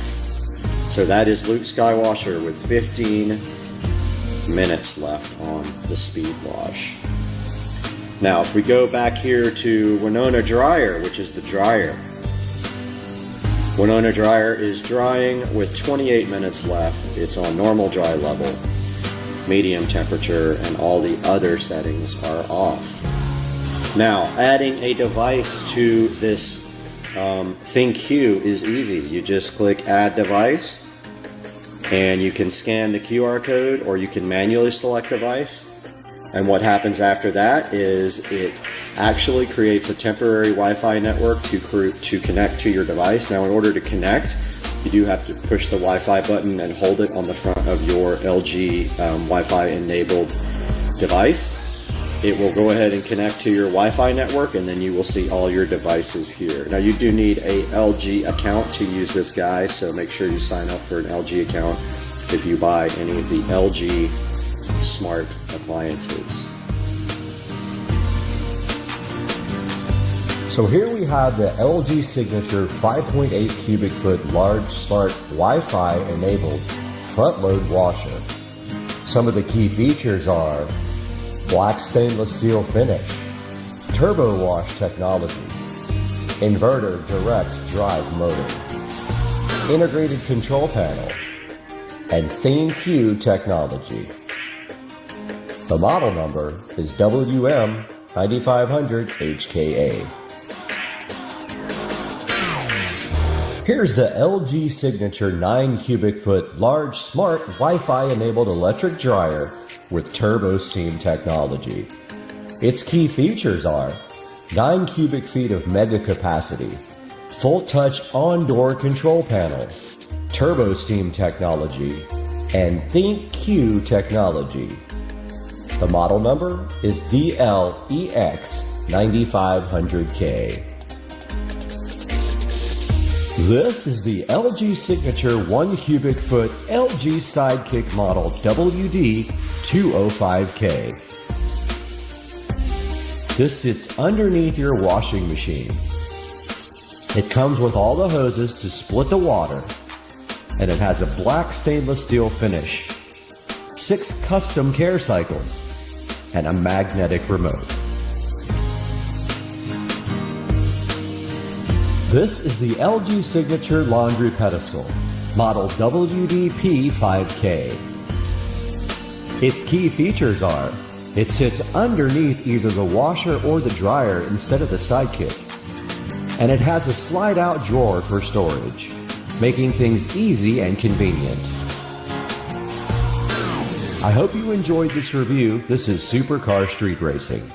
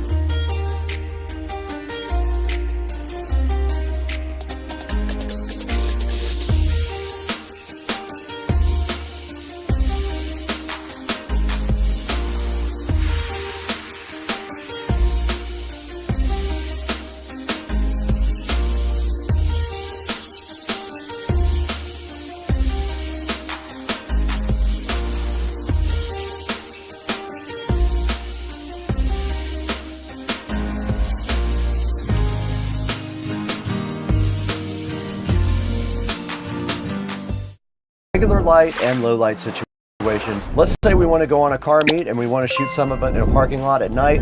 We've got the perfect night vision right here for that. And it's even great for night drives. And another big one, the Media Dimensity chipset. This isn't some slow CPU in a rugged phone. Apps load fast, 4K playback is silky smooth, and even gaming won't choke you out on the WP100 Titan. And now let's talk a little bit about the display. This thing has a 6.78 FHD screen with a fast refresh rate. It's big, bright, and smooth. It's great for navigating, watching back footage, all when we're out scouting new production locations. Now, something that I really like that Alcatel added to the phone is the dual frequency GPS and the expanded navigation suite. Let's say we're out in the middle of nowhere filming off-road shots or scouting new routes. This phone actually locks onto satellites faster and stays accurate even in wooded areas or around tall buildings. And it's one of those features you don't usually appreciate until you've been lost with no signal, which has definitely happened on this channel. Also, speaking of being out there, this thing also supports reverse charging. This thing isn't just for charging itself. This thing can top off cameras, mics, drone batteries, even another phone if somebody on the team needs charging. Plug it in right there and they can get a charge from you. So it basically doubles as a power bank for those days when you need it. Now let's talk a little bit about the durability. You can actually feel it when you pick it up, but this thing has an aluminum frame. It has shock absorbing corners right here, and it does have Gorilla Glass right out front. What that means is you can drop it, scrape it, slam it in a car door, whatever you want to try. This thing should be up for the task. It is definitely a beast.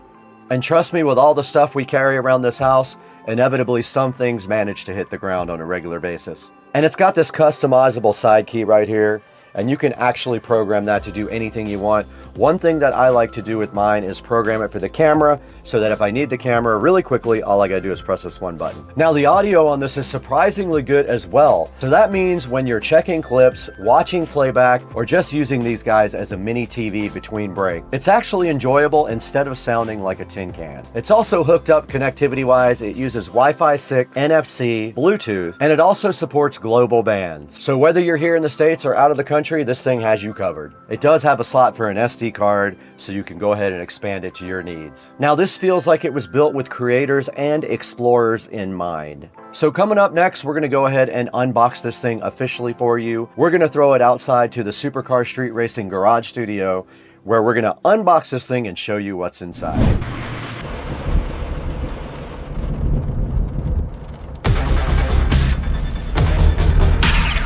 Okay, directly in front of me, Hey guys, welcome back to the channel. Supercar Street Racing here, and I have a studio update for you. It is insane. I want you guys to see this, the way the studio is looking. Check out the studio, guys. I am super hyped. And I want to give you guys a huge update. I have not been live streaming or updating lately because I've been super busy and I had the network down in here, but today we made some huge strides in the Supercar Street Racing Studio. And let me get started and tell you what we have done. First things first, but not the biggest, the Harbinger's powered studio monitors are mounted and they are flying from chains right there. Got that done today all by myself. I don't know how, but there is the other one. Alexa, set the office lamps to 100%. There is the other Harbinger flying from the chain and angled down at you for goodness. On top of the Harbinger. I haven't quite figured out how or what I'm going to do with this, but this is my 20 something whatever port. I don't forget how many ports it has. Netgear switch. And you can see the Ethernet connections all labeled and going into the wall, and up there we have a Wi-Fi extender hotspot thingy, and that is connected to Ethernet, and then it has a Supercar Street Racing Wi-Fi signal. So I got to still figure out what I'm going to do up in this corner, how I'm going to organize it, if I'm going to do a little shelf or what I'm going to do. Not that important right now. The biggest thing is I got the Ethernet connected. Secondly, huge, I got the 4K Fire TVs mounted, and literally luck that they can swing out and touch each other like that. It is absolutely perfect. I couldn't have done it any better if I meant to, and I didn't mean to. And they are on these, they're not horizontal like usual plates or mounting plates, they're vertical. And they swing out and they are tilted down at you. And you can see right now they are playing 4K video from YouTube. Visual Dawn, one of my favorite up here too. Visual Dawn with the 3D animation spacescapes. So we got the 50s mounted. I ran out of Ethernet cables, or they would all be connected to Ethernet. This one is connected to hardwired Ethernet, Wi-Fi. This one doesn't have an Ethernet jack. That one's connected to Ethernet. I ran out of patch cables. Next, we got the Marantz NR1711 receiver in. This guy is a high-end receiver, and the reason I bought it is it has front preamp outputs to feed our powered studio monitors there. NR1711 chilling. We got our wall plates all done mostly. I've got two more to put in here. One of them is for the front speakers, where it'll be RCA. The other one is a dual Ethernet jack, one for this and one for the PC. So there is the home theater wall plate, and that little thing coming out of the corner is the USB. You don't want to do a USB extension. It's already extended twice and it's already going to be an issue, so I just drilled a little hole in the corner and ran it straight through. We got all the other wall plates done. They're not exactly on the same level, but they'll all be under the desk. We got all the power done.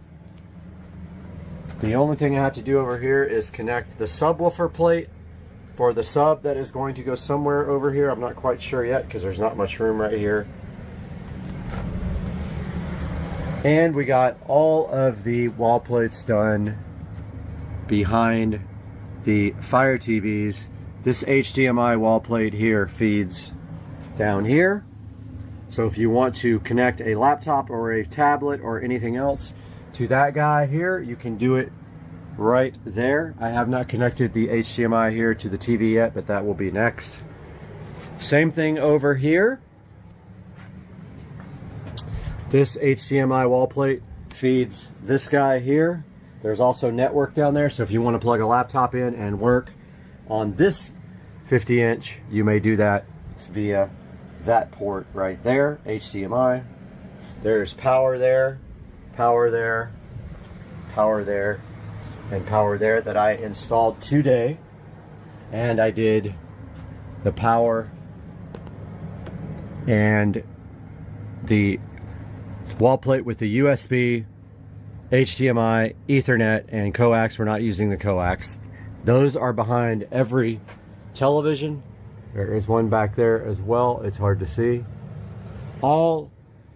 Every place that you can possibly sit.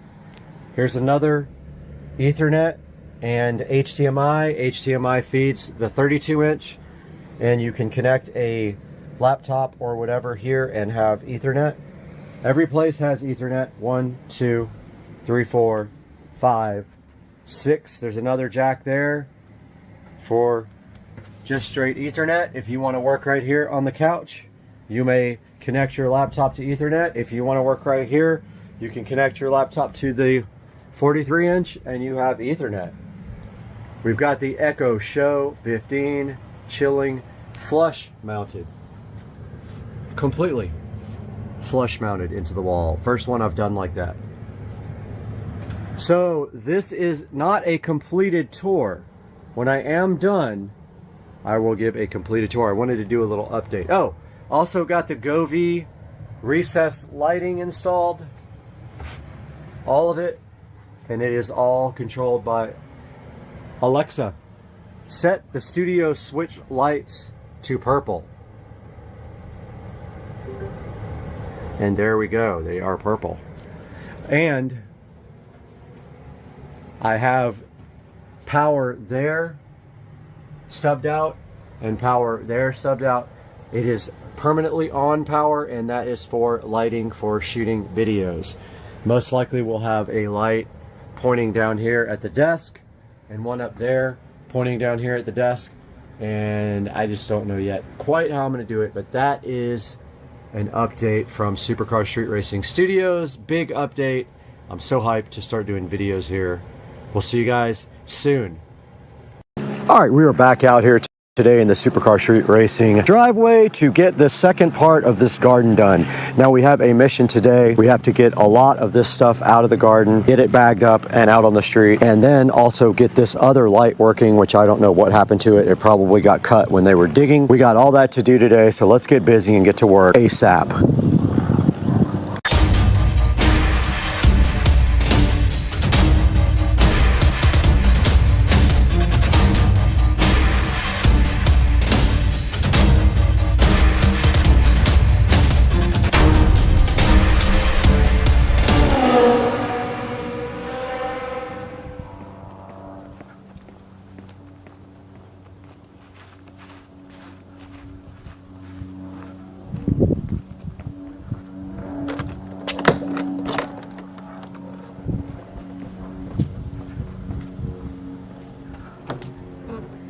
Oh, no key.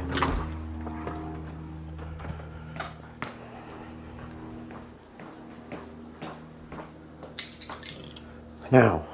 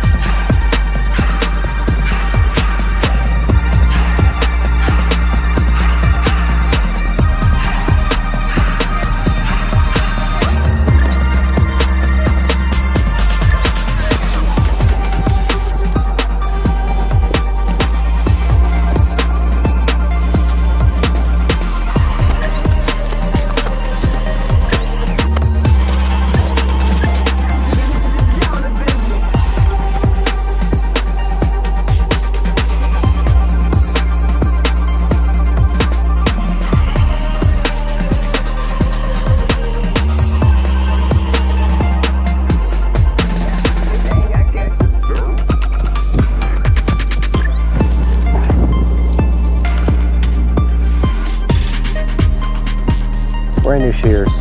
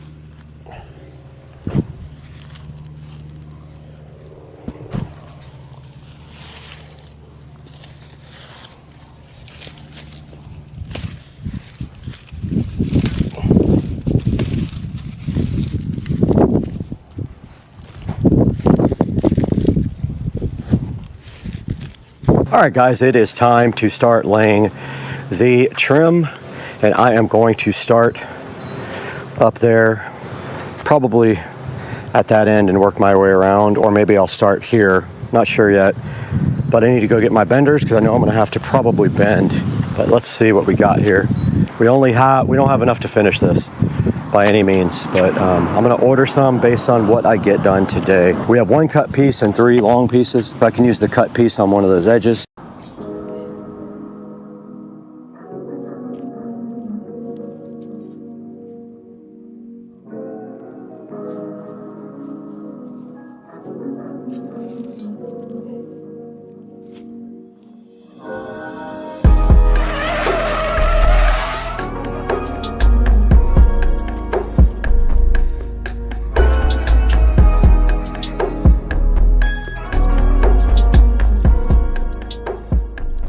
All right, I got my new shipment of edging in, so I'm gonna go ahead and continue this whole process here. I actually need to get a marker to know where to mark this edging off to cut it. I'm just gonna come straight across here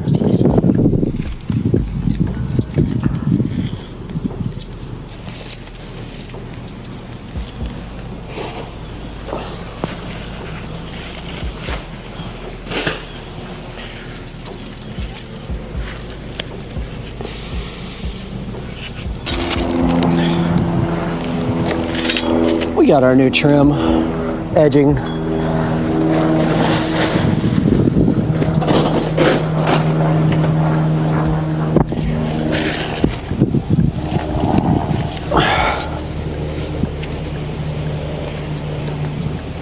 All we have to do now is get this in.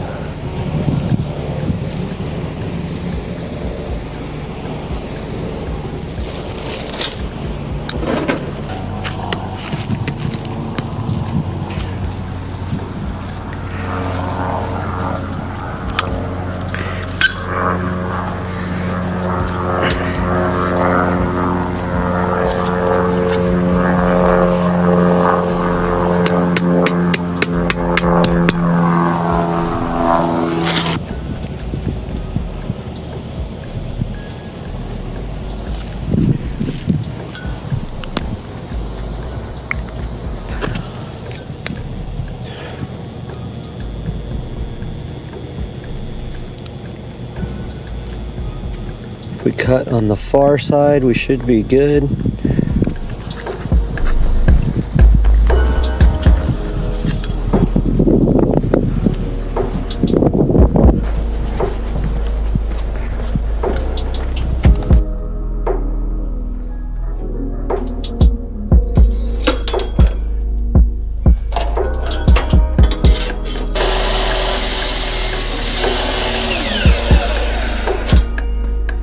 Test this.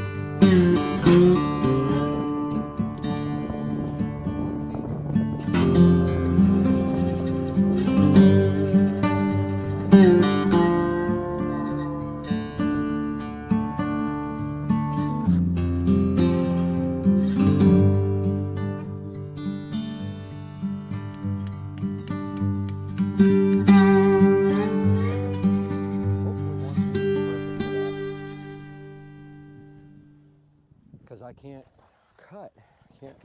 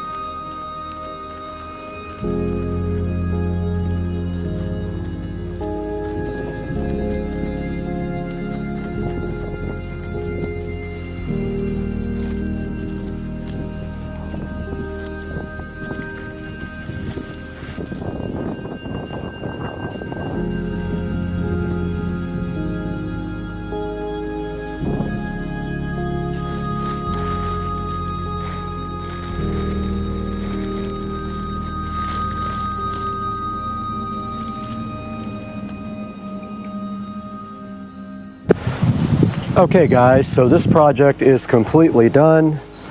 I have successfully re-landscaped this garden and remulched it. And you guys can see here it came out nice. All you have to do is put this pot back in place and clean up. And we are good to go. And I hope you guys really enjoyed this video. And I hope you can do your own garden too and save thousands of dollars like I did. And we will see you guys on the next one.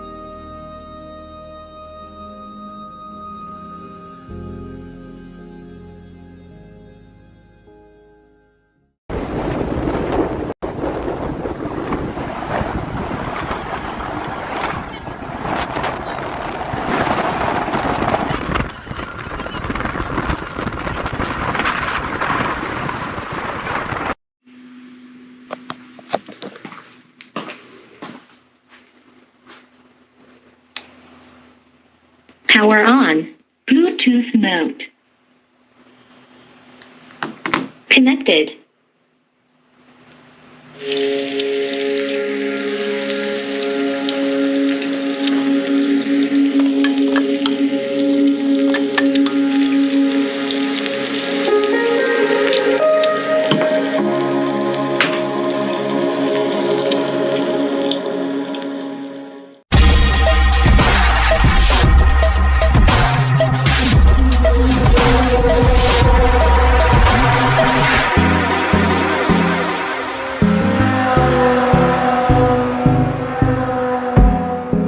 welcome back to the channel, and we are here in the SCSR bathroom today to take a look at this IPX7 waterproof Bluetooth speaker.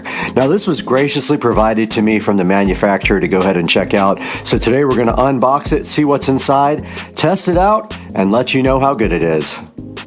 Back in the supercar street racing bathroom again with Brad, and today we have this IPX7 wireless Bluetooth waterproof speaker for the shower on the channel to check out with the funniest name ever, PRSCFUM. It's like perfume misspelled, so I don't know what that's all about, but it does have some pretty cool packaging. I was kind of impressed by this right off the bat when I saw the packaging, like they're trying to copy some higher end packaging or whatever. But next, let's open this up and see what's inside. We got the IPX7 here in Supercar Street Racing, and inside of the box, which I've already opened so I can charge it for you guys, we are going to find the following goodies. Like I said, really cool packaging and a very nice display here when you open up the box. And right inside the box, you do see the actual Bluetooth speaker in here. And when you take it out, you can see it is kind of like a show device, so or a dot. So I don't want to say it to wake up the friends there, but you can see it does look like a dot here if you check it out. This one is white and black, and on top it does have controls, which I will explain to you here in a moment. But taking a good look at this, it has a way to hang it right there, and also it has a way to hook it on the back if you happen to have a screw available. A lot of people don't have that in their shower obviously because they have tile, but this has a couple of different ways to hang it up. One of them being you could just put it on a string and hang it from your shower curtain rod there. And then now let's take a look at what's in the instruction manual. So taking a look at the instruction manual, here on the first page, just some gentle reminders here about keeping it away from children and things like that. And then it shows you how to operate the on-off key by holding the power button for 3 seconds to turn it off or on. And then resetting it, you hold the power button down for 8 seconds. And as we move to the next page, you can see it shows you how to go next and previous to play the next song, or you short press it to turn up the volume or turn down the volume. You can adjust the light here, and you can switch between Bluetooth mode and FM mode here on this page also. And then it shows you your display screen, your display clock, the FM frequency, and then how to actually go ahead and wirelessly pair. And it does remind you should be charging this thing for at least 2 hours before you go for your first rip with it. Next page, we got the TWS interconnect, which just shows you that you can connect 2 of these speakers together, which is pretty cool. And then down at the bottom, it shows you how you can reset the speaker by holding the power button down for 8 seconds until the red light flashes and the speaker turns off. And then after restarting, the pairing is separated. And then the last page just shows you your charging equipment, your activation and your warranty, and has some technical specifications about your Bluetooth speaker. And that's pretty much it for the instruction manual. Now that we took a look at the IPX7, we're going to take a look at what's inside the accessories box here now. So what did it actually come with? Well, inside of this box, you're just going to find 2 simple things. You're going to find this instruction manual, and then you're also going to find this USB Type-C cable to charge your brand new Bluetooth waterproof speaker. And they gave you one more surprise goodie that's buried way down in there, and it is a little suction cup. So you can take this suction cup and you can actually put it in the back there where that screw hole is, and then you can suction it right to the tile, and it sticks up on the tile really cool. So even if you don't have a place to set it down, you can use this suction cup and go ahead and put it up in your shower. Now let's take this IPX7 right into that shower and see how it performs while we get clean.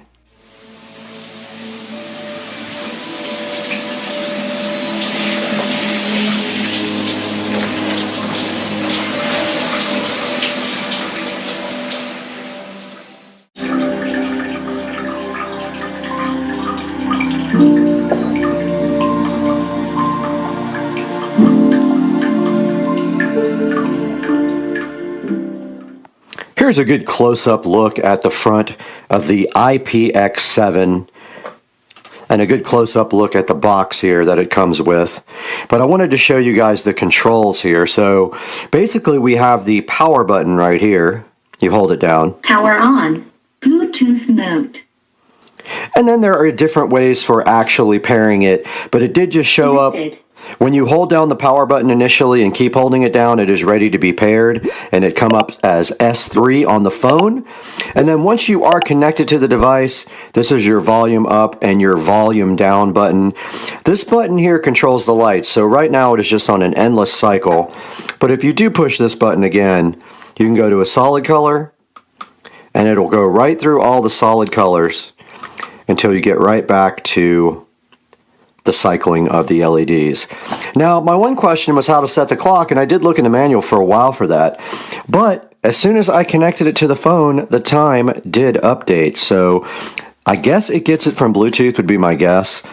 Now, once that is all connected, then you just have your other device, your phone or your tablet, and once you're paired to the S3, you can go ahead and play music from it from there.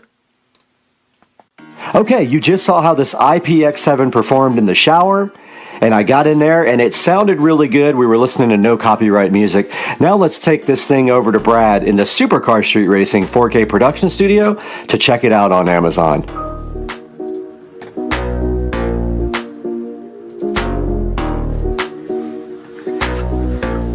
Guys, welcome back to Supercar Street Racing. We're out here in the 4K production studio, and I'm Brad.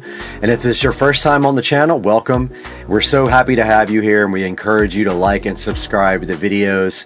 And also buy all your products through our affiliate links down below and leave comments and suggestions for me.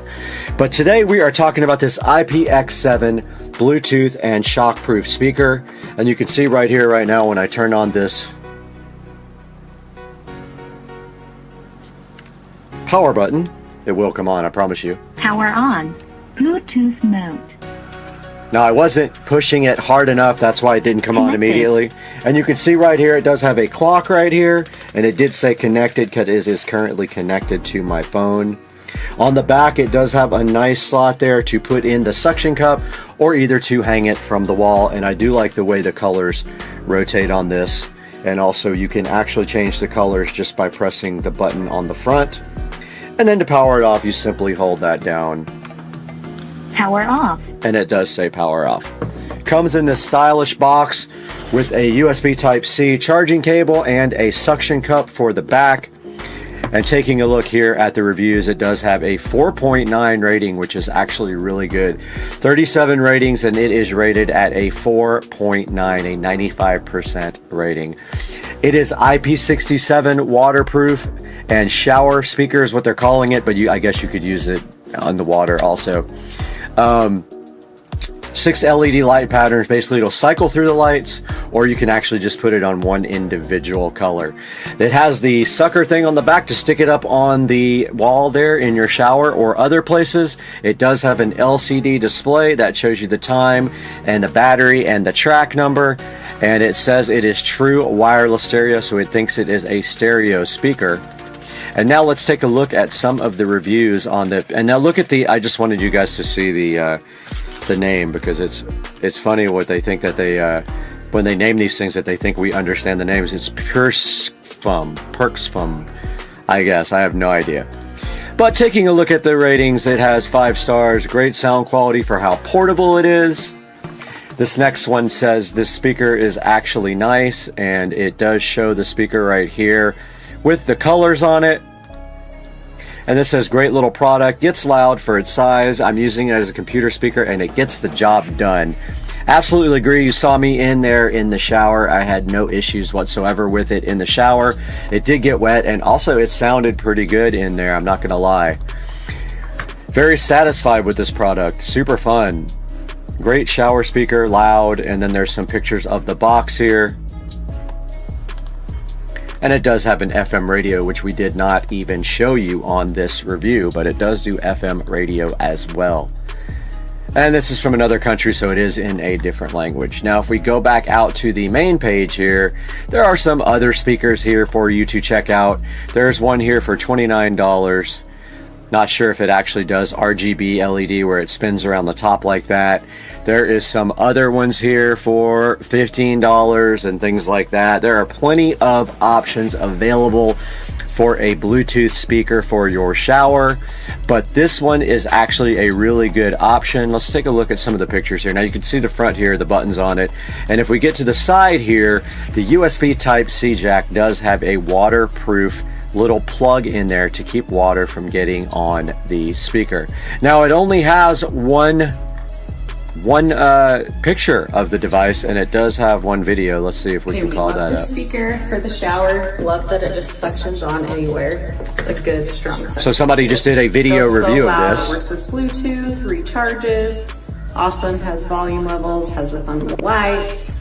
Seriously, it's been the best thing. It's waterproof, so it's fun too. Also, we can take it on the boat. It has like a little thing. There you go. Like a string too, so it hooks on and not worrying about it getting water damage because it's waterproof.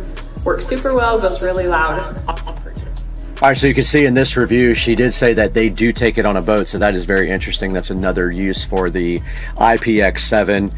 And once again, please buy this through my affiliate link down in the comments section below.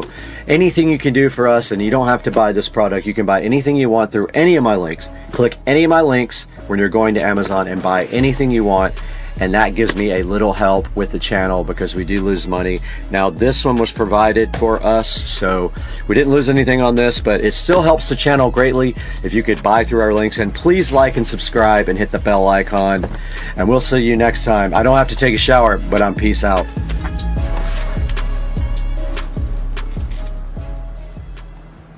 We absolutely 100% have a shoe fetish, and we are shooting this video in 8K 24p. Not sure if we're going to upload it in 8K, but we're going to find out. We're going to play around with the editing and see if we can even edit at that high amount of data rate.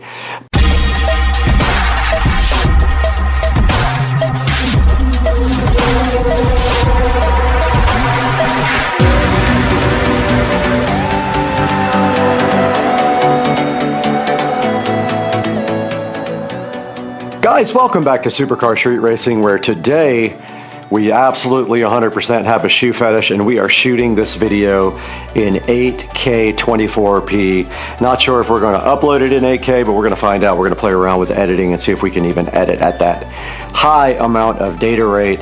But today we do have that shoe fetish I was talking about, and I am hyped about getting my brand new On Cloud 5 sneakers here, because On is one of my favorite things to own. They are very high quality shoes, not cheap at all, and I have a ton of them in my closet right now. But today we've got a brand new pair of On Cloud 5s right here in this box for the channel Supercar Street Racing. We have stepped into the Supercar Street Racing amazing closet where we have all of the shoes here. This is my side of my favorite and nicest shoes. It goes from some very nice Huck and some very nice flip-flops here from Cobian. I've got two pairs of Cobian here. Very nice flip-flops. And then we move down to my favorite tennis shoes of all time, and we have some On shoes here. We have a set of Rogers here. It says Swiss Engineering on the side. We have a set of Rogers here, a set of Rogers here, a set of Rogers here. We have my Puma sneakers and my Puma Ignite golf shoes. And today we are taking a look at my next set of On shoes that I ordered, and I did finally decide to order some On running shoes, and they are the On Cloud 5s. And I got them on sale, and so we got a fresh brand new pair sitting in the box right over there. For my everyday running, for example on the treadmill, I do have my ASICs here. I will not be using the Cloud 5s to actually exercise. They are going to be just to floss in and walk around in public, and we will add them to this beautiful thing if we can find another place to put them. And let's go outside right here, right now, back to the box with the Cloud, and see what they look like coming right out of the packaging.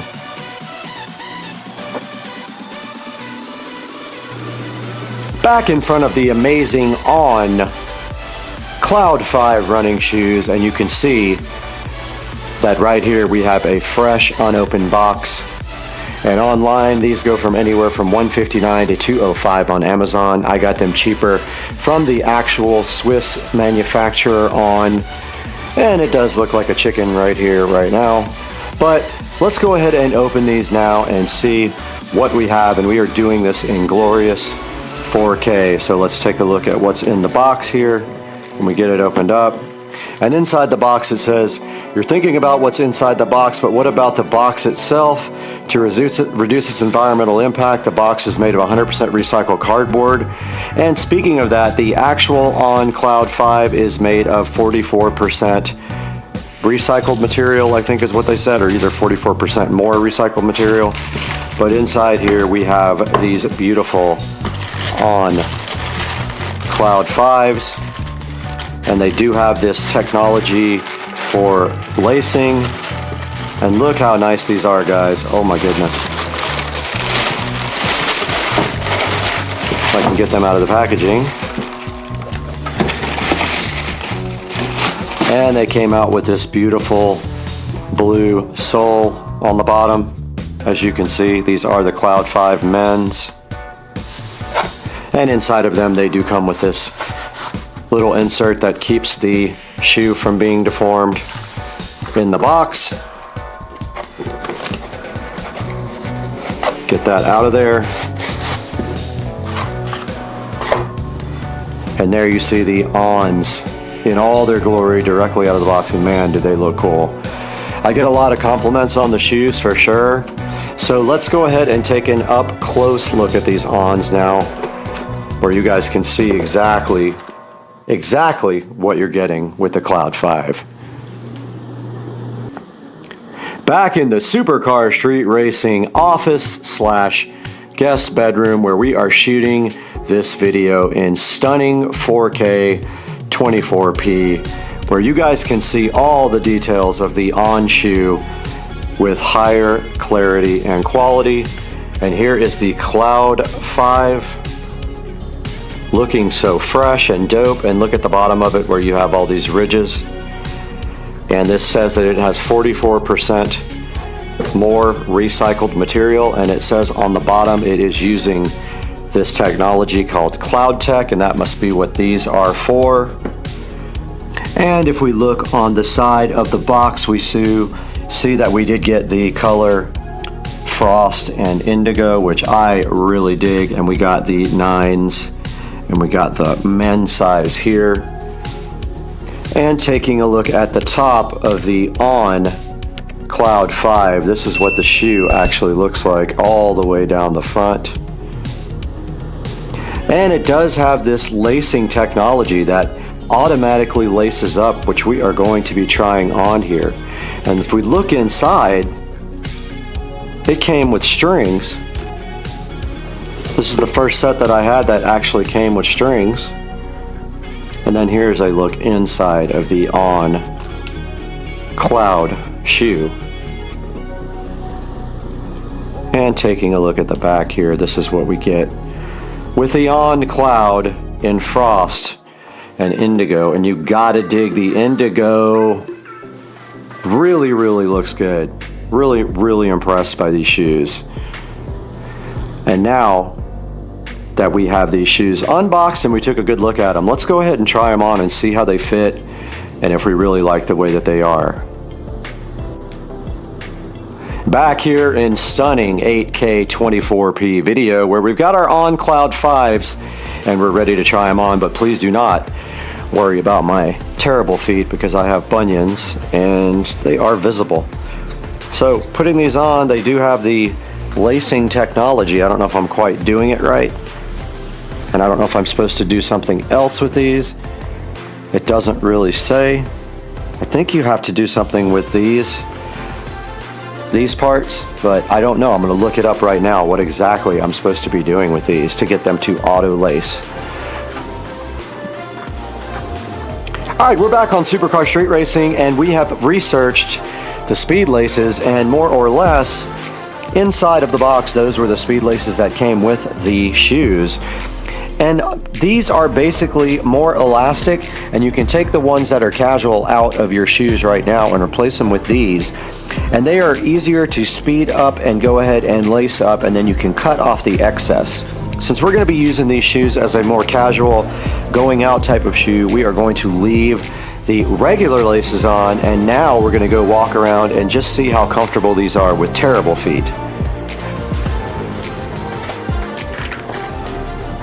We have the On Cloud 5 shoes on right now, walking around the house.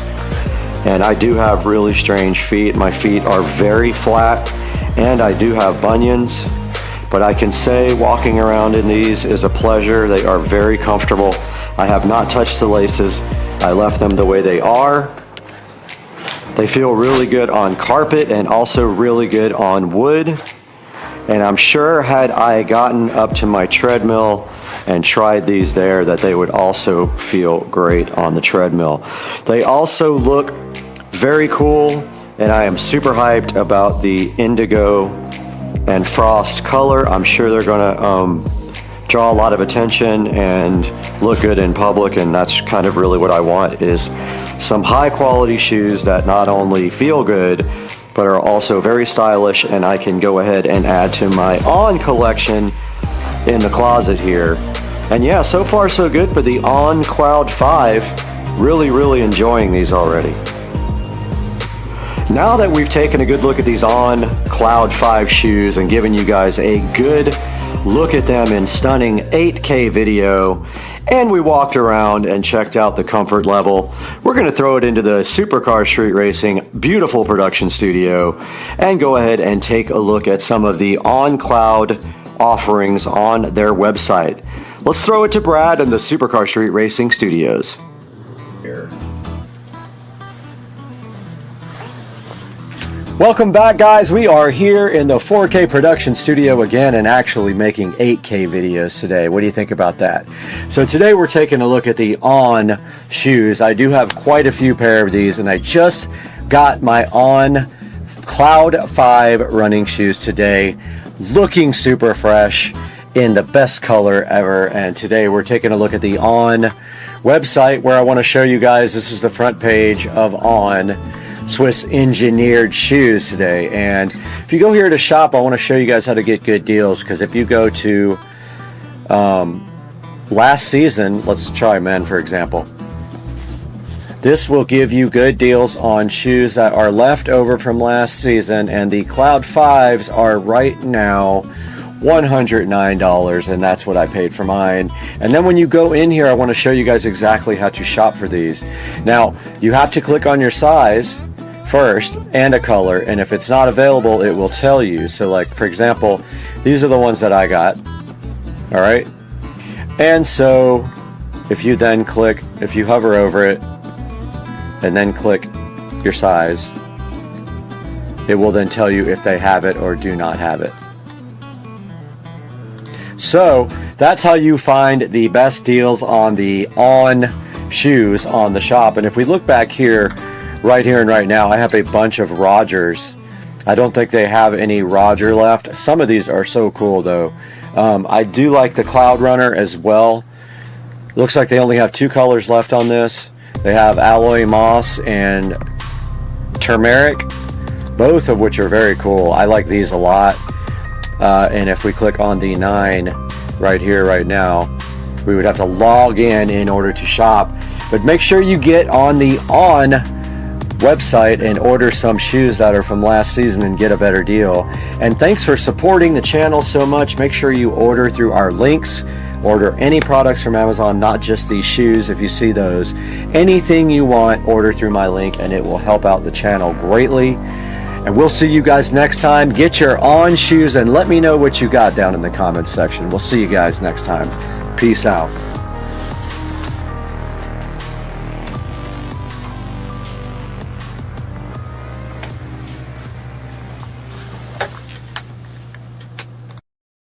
We absolutely 100% have a shoe fetish, and we are shooting this video in 8K 24p. Not sure if we're going to upload it in 8K, but we're going to find out. We're going to play around with editing and see if we can even edit at that high amount of data rate.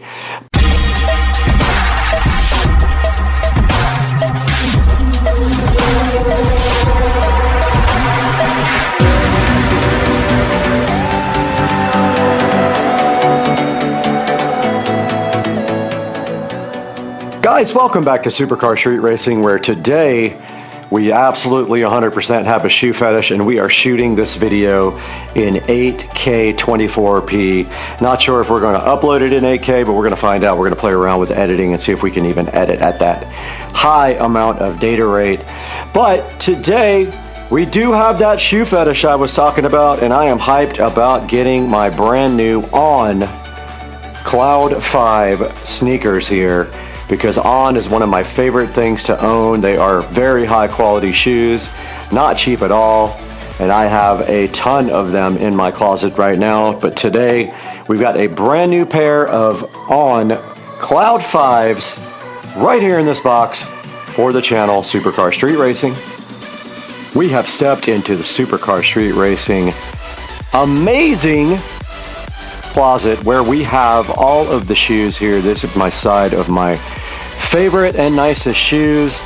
It goes from some very nice Huck and some very nice flip-flops here from Cobian. I've got two pairs of Cobian here. Very nice flip-flops. And then we move down to my favorite tennis shoes of all time, and we have some On shoes here. We have a set of Rogers here. It says Swiss Engineering on the side. We have a set of Rogers here, a set of Rogers here, a set of Rogers here. We have my Puma sneakers and my Puma Ignite golf shoes. And today we are taking a look at my next set of On shoes that I ordered, and I did finally decide to order some On running shoes, and they are the On Cloud 5s, and I got them on sale. And so we got a fresh brand new pair sitting in the box right over there for my everyday running. For example, on the treadmill, I do have my ASICs here. I will not be using the Cloud 5s to actually exercise. They are going to be just to floss in and walk around in public. And we will add them to this beautiful thing if we can find another place to put them.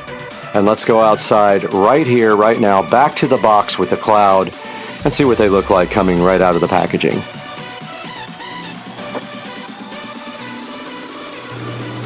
Back in front of the amazing On Cloud 5 running shoes, and you can see that right here we have a fresh unopened box.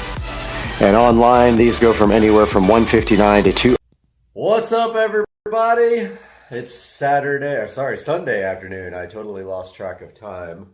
It's a good look at the backyard back there and the pool and stuff. I'm just chilling out in the sunroom.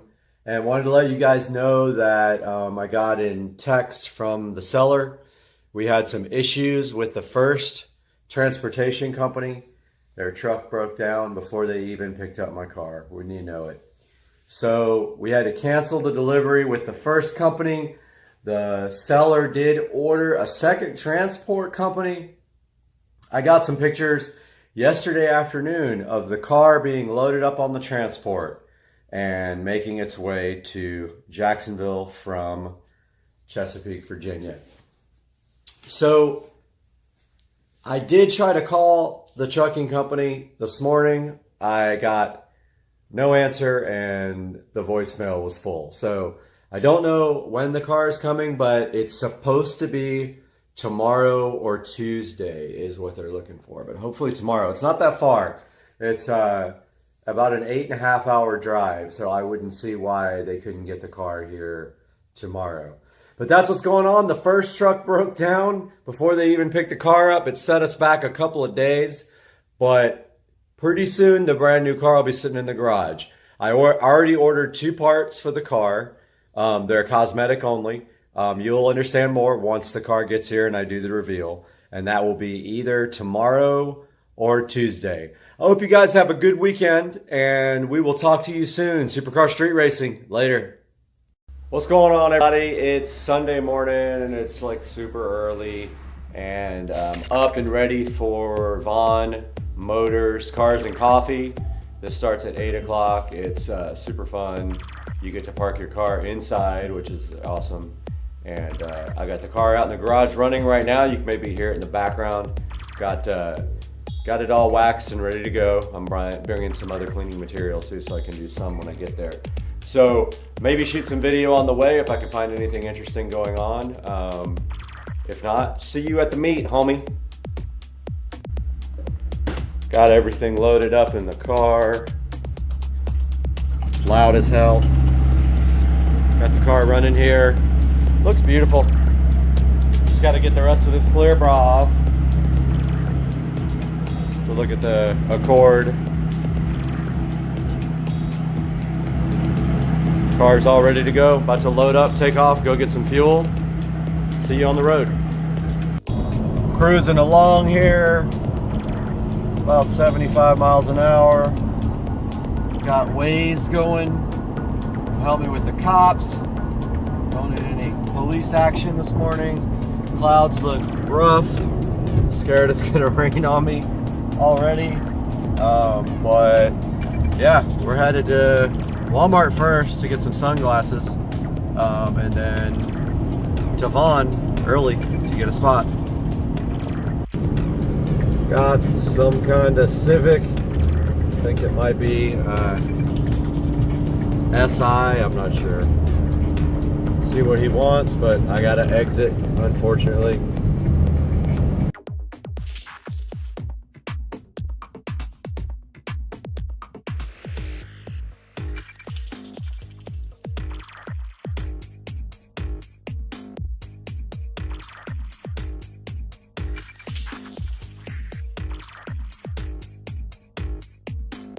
Out here at Vaughn Motor Group, Cars and Coffee, taking a look at all the cars.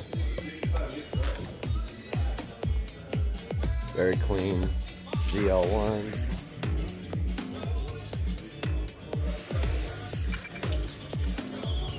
Couple of Mustang, one Mustang here, 3 or 4 more down below. It's my buddy's NSX.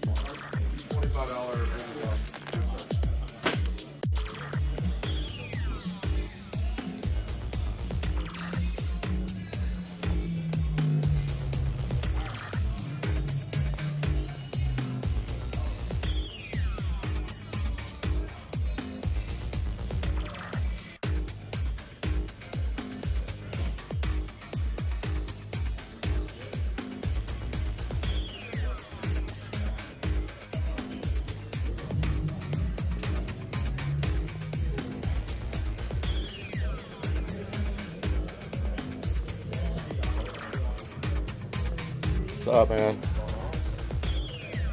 Not much.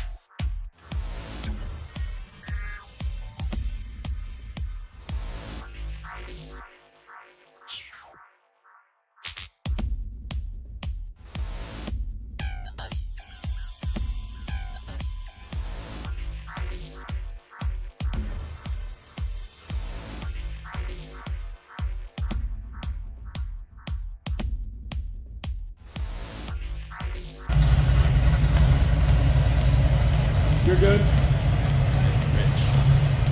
Yeah.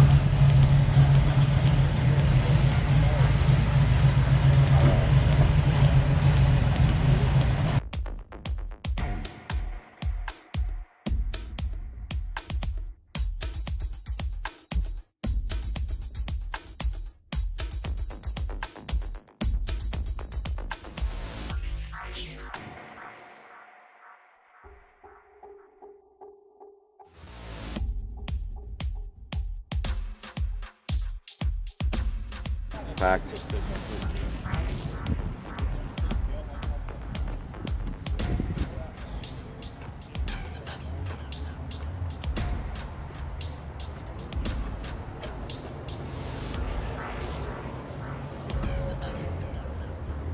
one was here before.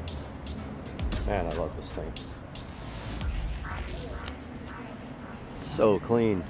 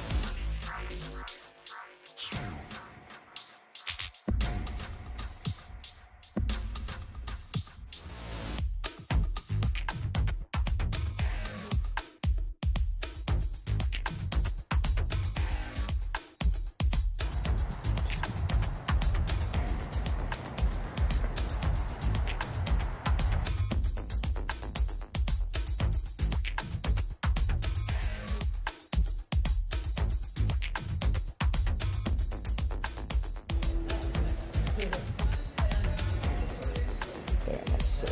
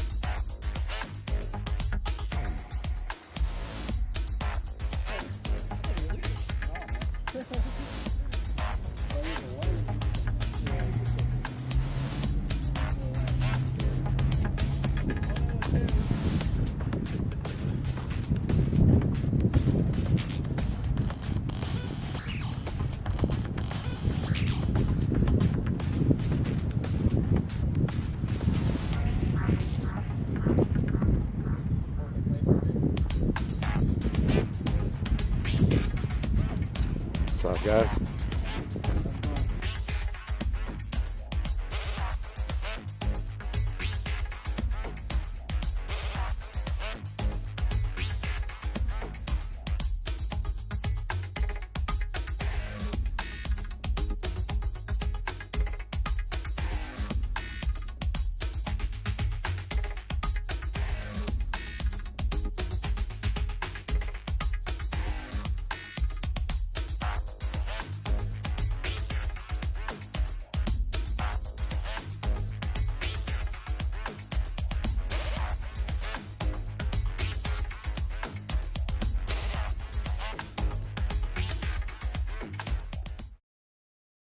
We're on a cruise, and it's raining, and we got new friends, and it's raining.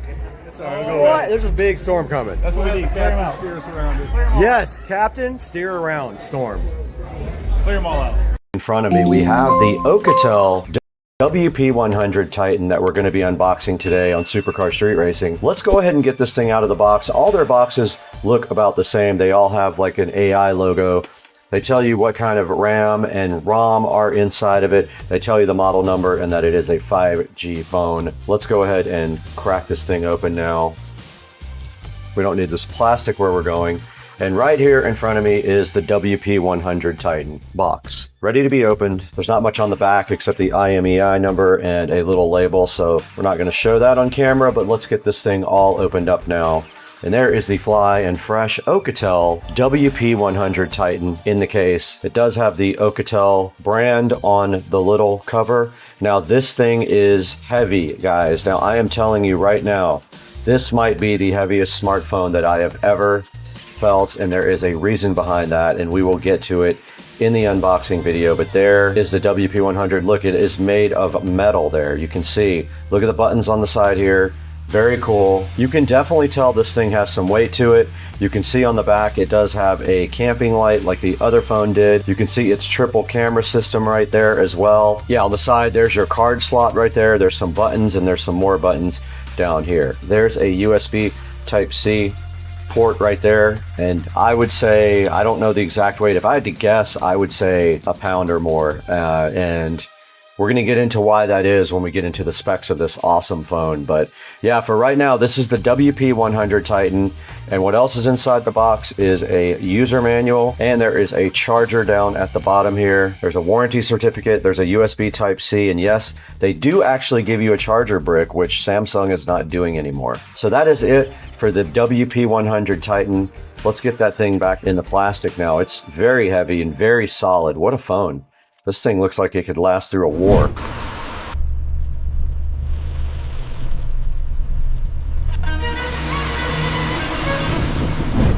All right, you can tell we're in the dark home theater room because you can't see anything. So if we go to the home screen here on the phone, you can see there's a little projector icon. We can just tap that. And look at this. We actually have projected the phone onto the screen. Now notice it's much wider. You can actually see light on the edges of the square. There's our video. It's pretty small. I'm sure we could back up a little bit and make it bigger. This is what we just shot. Now let's look at it in regular light. You can see right here, it is shining directly on the wall right there. On the side of the phone here, right on this side, there are two little buttons that control the focus. You can see right there, it's in focus, out of focus, but I can actually do it myself with the buttons, which makes that much better than what we were looking at before. That's the only controls that I could find. It does tend to autofocus, but at the same time, if you... What's up, guys? Welcome back to Supercar Street Racing. We are here in the SCSR compound kitchen. And as you look around at this wonderful kitchen, there's some stuff behind me here that we need to talk about. I want to jump on camera real quick and tell you guys hello and thank you for supporting the channel and subscribing and also buying all of your merchandise through any of our affiliate links. Please click on any link in any video and buy your stuff from Amazon. It helps us out greatly. It does give us a dollar or two, but today in the kitchen we have a different mission. We have something sitting on the SCSR table that has nothing to do with this purple folder, but we do have Boom Sounds as a proud sponsor of Supercar Street Racing, and I am giving these away to a commenter that leaves the best comment in the description of why Boom Sounds is the best name ever created for earbuds. And right behind me on the table right here, you do see the Boom Sounds sitting so fresh and so fly and ready to be opened by Supercar Street Racing and reviewed for you guys. So why don't we get to business here? Let's get this opened up. Let's check it out. Let's listen to it, pair it to the phone, see what it sounds like on Supercar Street Racing. Let's go.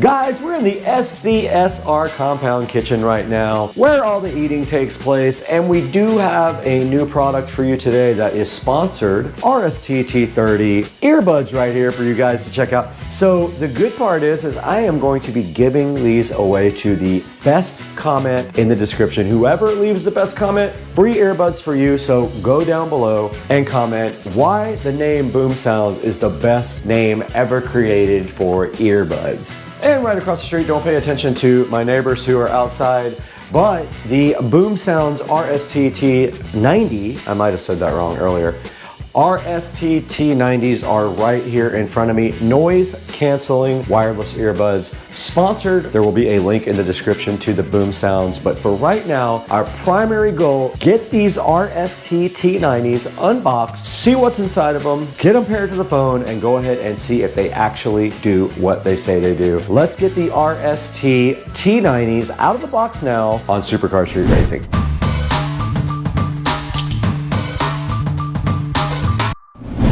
Directly in front of me are some little tiny pieces of a log which have nothing to do with these Boom Sounds RST-T90 noise canceling wireless earbuds that we were so graciously donated by the company as a sponsor for Supercar Street Racing. So today we take a look at the box here. There is a manual here. You can go ahead and scan that right now if you want to, so you can download it with your own phone. And right in front of me, it does show a picture of the charging case and the headphones right there. And it says that they are noise canceling and wireless earbuds for your ear holes. And right here, it does say that they have different ear tips, large, medium, and small. I'm assuming all those are actually in the package. And then on the back of the box, it does have the specifications. It has their Bluetooth version, their supported protocols, their transmitter distance, and all of the delicious good stuff about the RST-T90 Boom Sounds headphones is located right on the back. And right on the side of the box here, it does say that it has an environment noise canceling feature. It has a dual mode, I guess that pertains to music and or voice. It has a voice assistant. They are wireless, of course. It has 6 hours of battery life, it says right there. There is a multi-function button on the device. Easy pairing, and then also sweat-proof. So for those of you who sweat a lot, you'll be happy to know that these are sweat-proof. And that rounds out the side of the box. And on the top of the RST-T90s, Red Star Tech has graciously put their logo right there and put their Boom Sounds name right there along with the model number for you guys to see again. But that's a good look at the box. And the next step just really has to be to get these things unboxed and see what they're all about and possibly even charge them.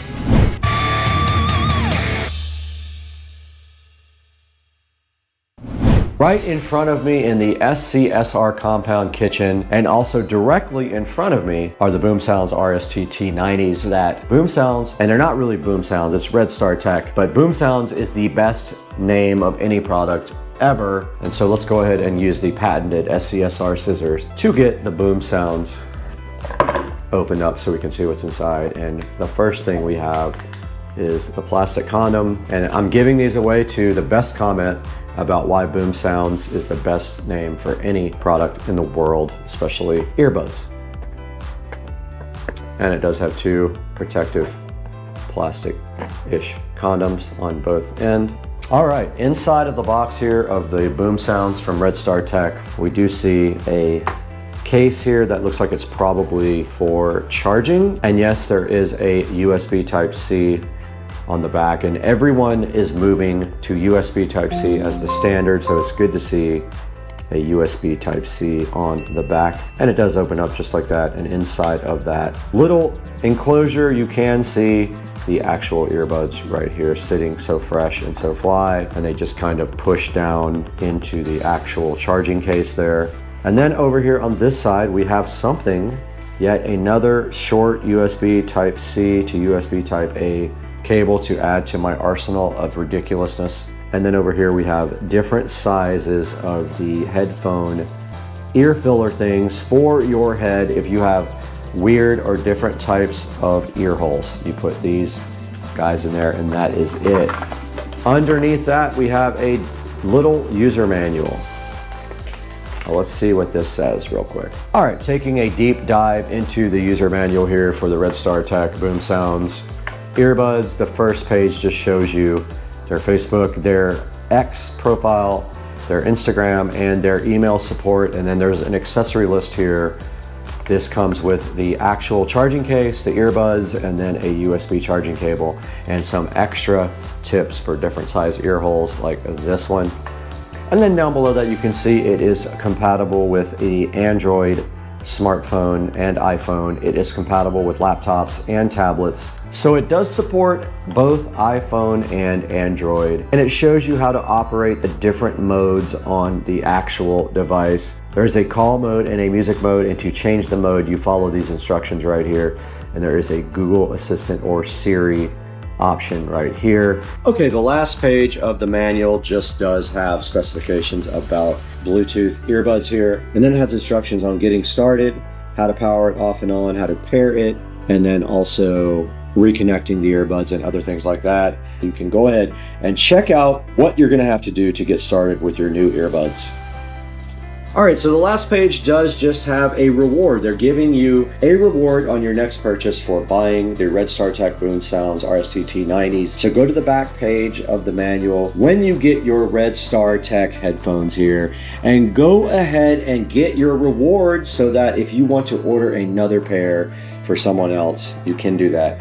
All you have to do is simply scan the QR code on the back page and go ahead and get a reward for your next set of headphones or any purchases in the future that you wish to do in Red Star Tech.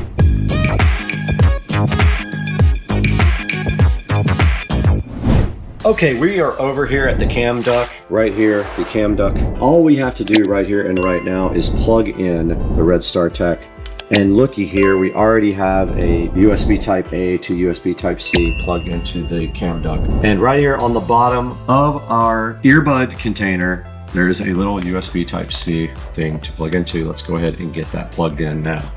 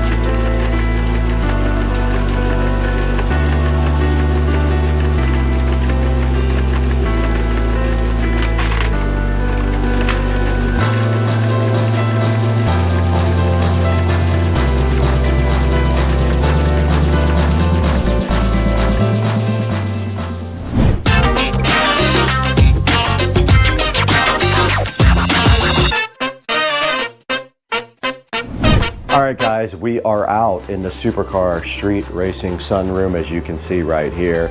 And I just got done with my workout using the Red Star Tech earbuds.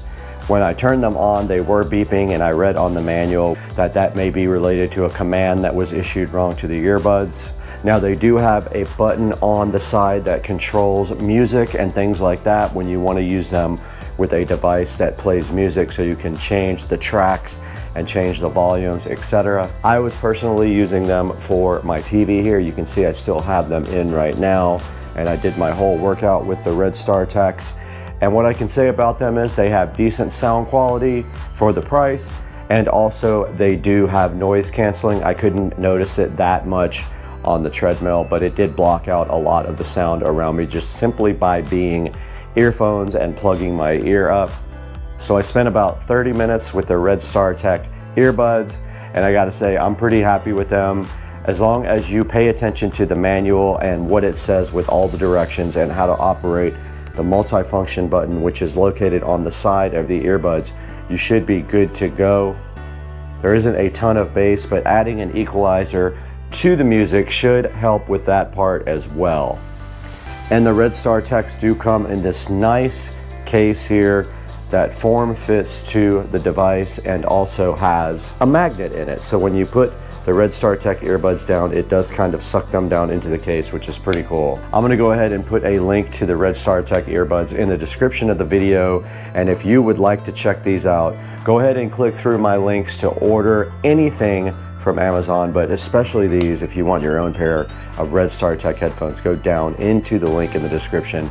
And while you're at it, if you wouldn't mind hitting the like and subscribe button for Supercar Street Racing, it helps us out greatly with a few dollars here and there to keep the channel going.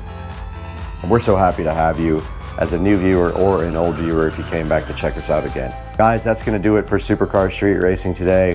Hope you enjoyed the video about the Red Star Tech earbuds, and we'll see you guys on the next one. I got to go lift weights.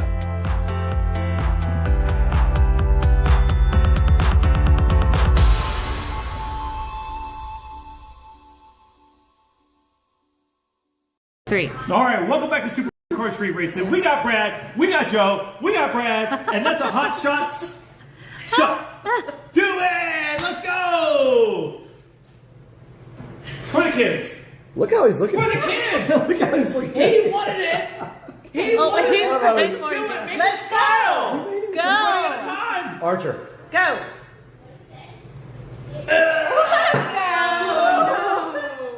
Look at Archer. Look at Archer. Look at Archer. Did you take that hot shot? It tastes like crap. Did you do it? So Trond donated this light. It is a 360-degree rotating Architect desk lamp. It has 5 colors, 5 brightness levels, a 24-watt light with eye care, and a 45-minute timer, and it does come with a remote control. Now, right now, it is $69.99, but there is a 20% coupon you can apply to this, and also there's a promotion that you can save another 10% when you check it out online. And you can see right here on the picture, they're actually using DaVinci Resolve, and they have the nice desk lamp above it. That's what I'm going to be doing, because I'm going to install this guy right here. I'm going to put a link in the description to the Tron LED desk lamp. Make sure you support Supercar Street Racing. Tell them we sent you and show your love for SCSR. Now back to the video.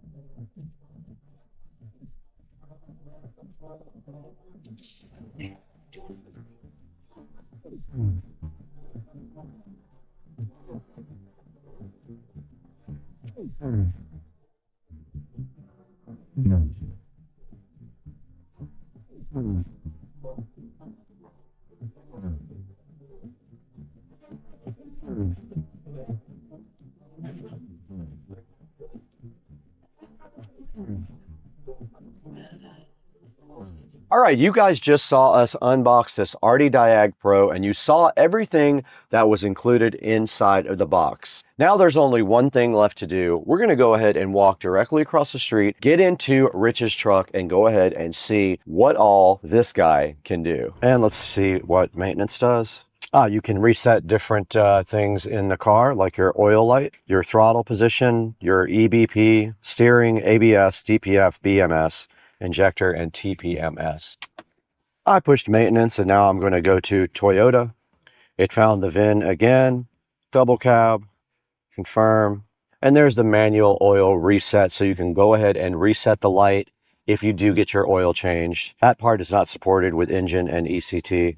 And here's all the other functions you can use to reset to do maintenance on the car. So for example, if you need to reset your injectors, you can go in there and do that.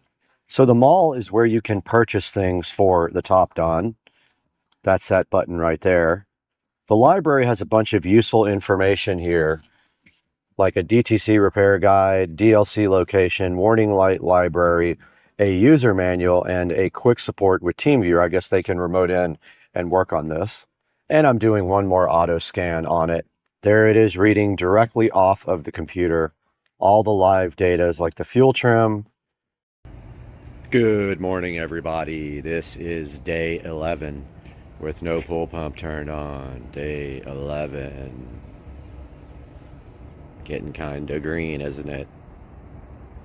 All right, guys. Today we're looking at something that honestly feels like the next step in AI. Imagine building full apps, automating entire workflows, and even running a 24/7 AI team from one platform. Today, we're diving into MaxClaw Agent, and more importantly, its most powerful feature, MaxClaw. This isn't just another AI tool. This is a full AI native workspace where you can build, automate, and deploy without writing code. Now let's jump right in. So what is Minimax Agent? At a high level, Minimax Agent turns AI from something you talk to into something that actually works for you. Instead of just generating text, it can build full websites and apps. It can automate workflows, it can control a browser to complete real tasks, and it can process files from across your system, and even run continuously in the background. And this is where things start to separate from typical AI tools. Because with Minimax Agent, you're not just using AI, you're actually designing your own AI system. Now let's take a deep dive into MaxClaw and all its features. Now the real star of the show here is MaxClaw.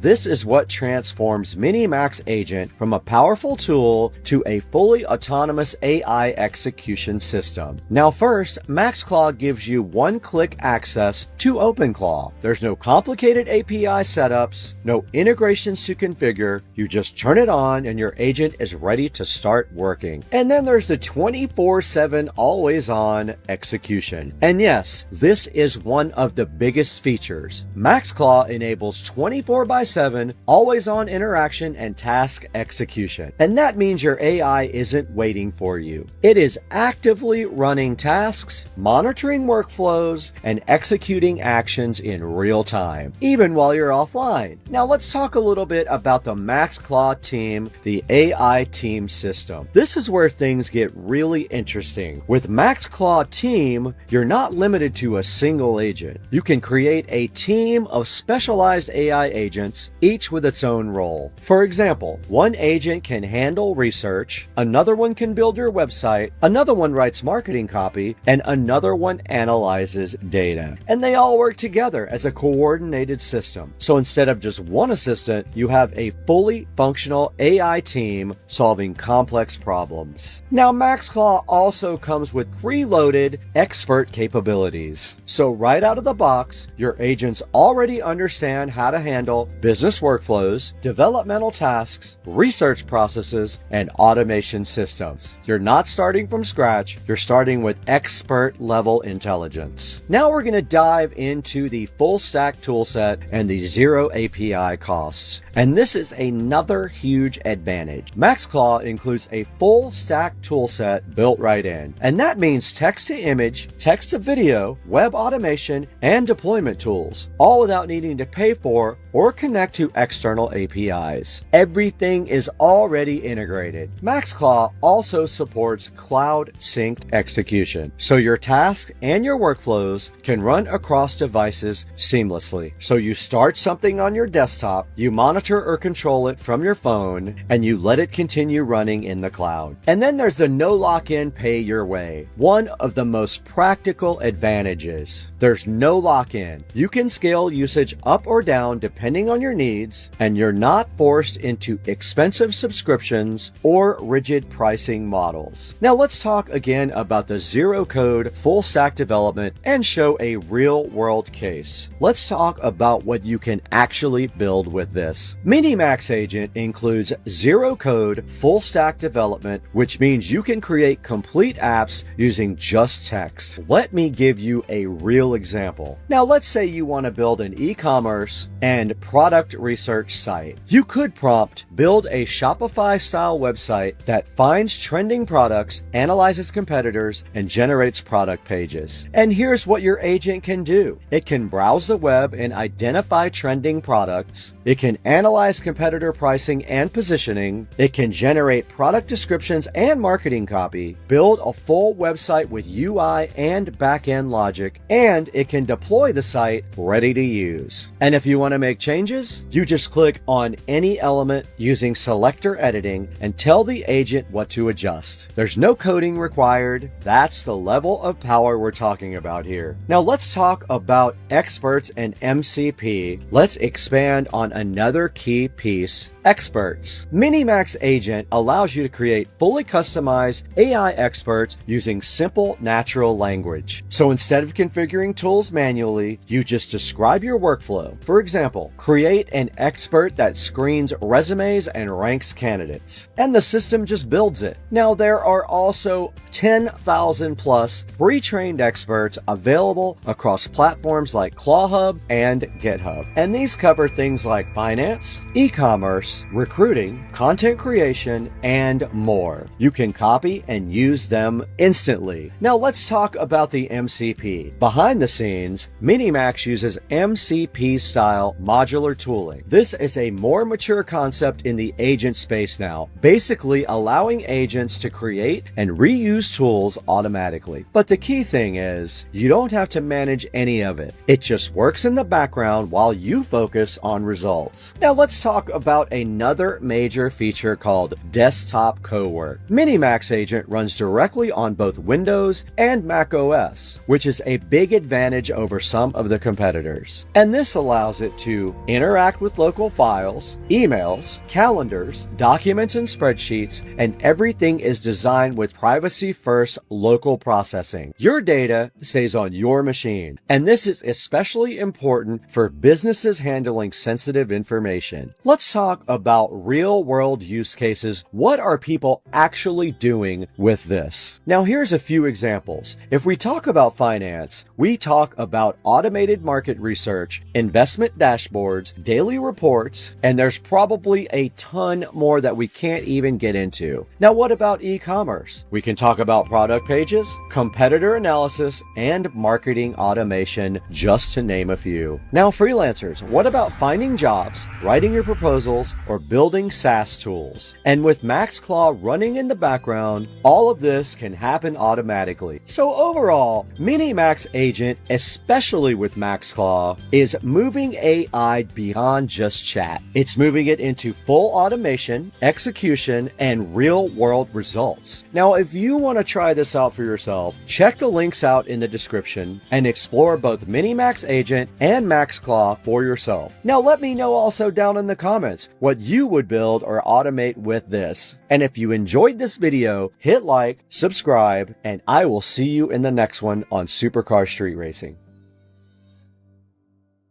Hey guys, welcome back to the channel. I'm giving another studio update today, and today we got a lot of work done in the studio, probably another 5 or 6 hours worth of work, so I kind of wanted to go over what I did and what I'm about to do. So I got the TV mounts fixed. So what I did is I spanned across these joists, or actually studs, and I made mounts for the TV that look just like that mount.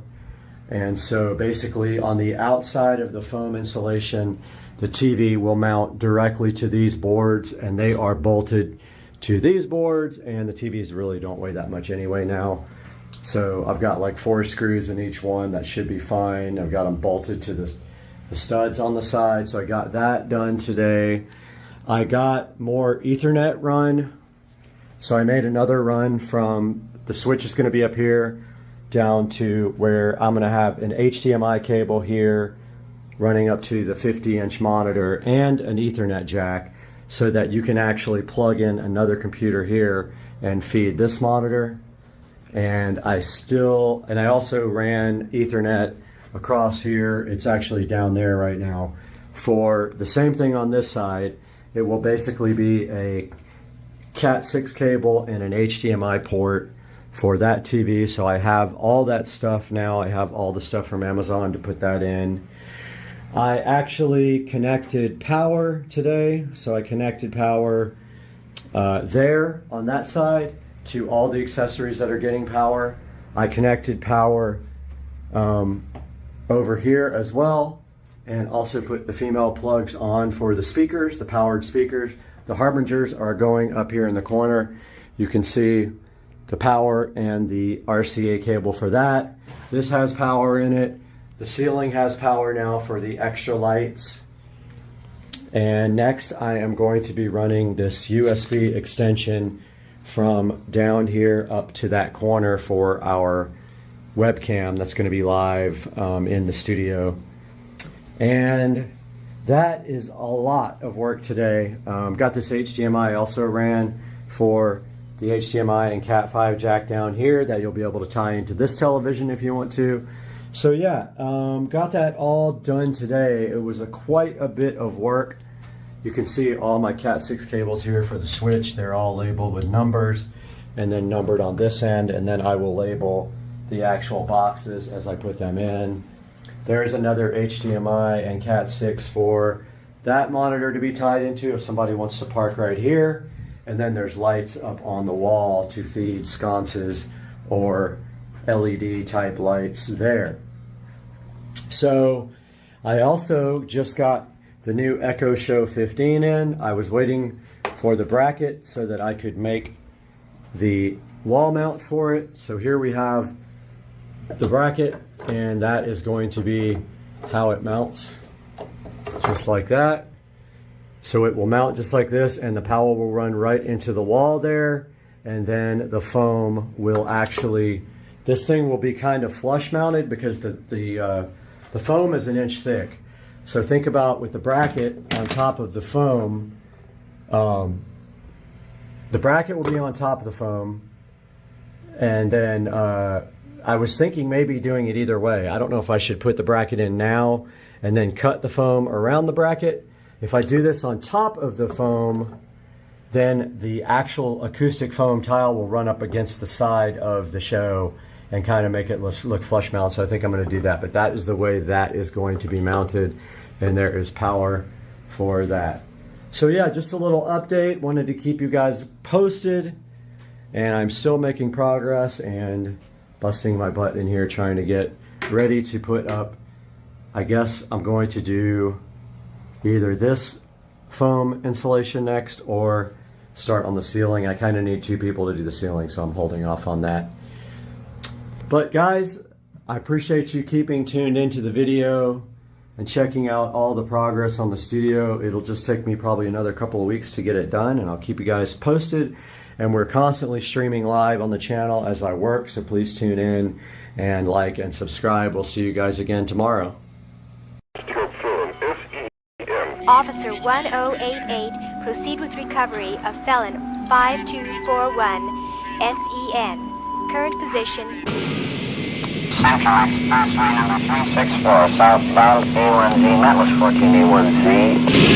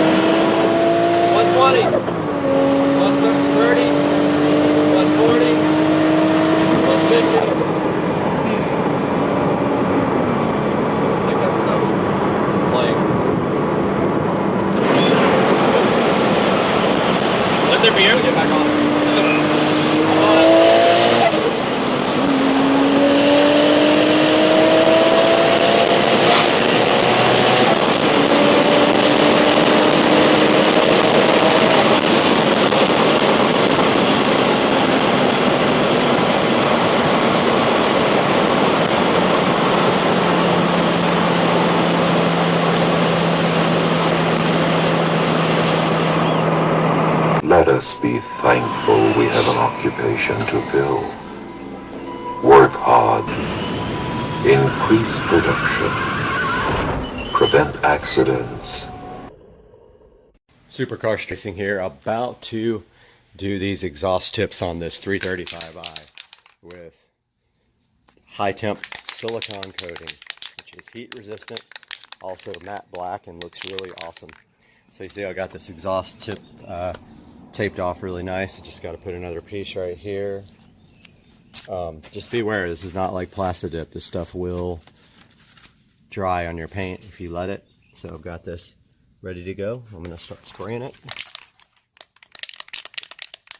Shake that can nice and good. Let that stuff all, and then let's just start. Spray a little bit out here, and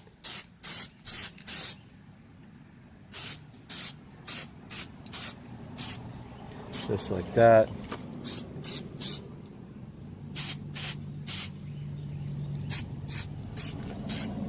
Little ways inside there.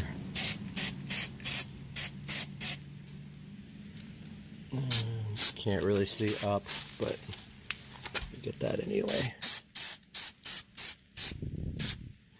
And that takes a little while to dry.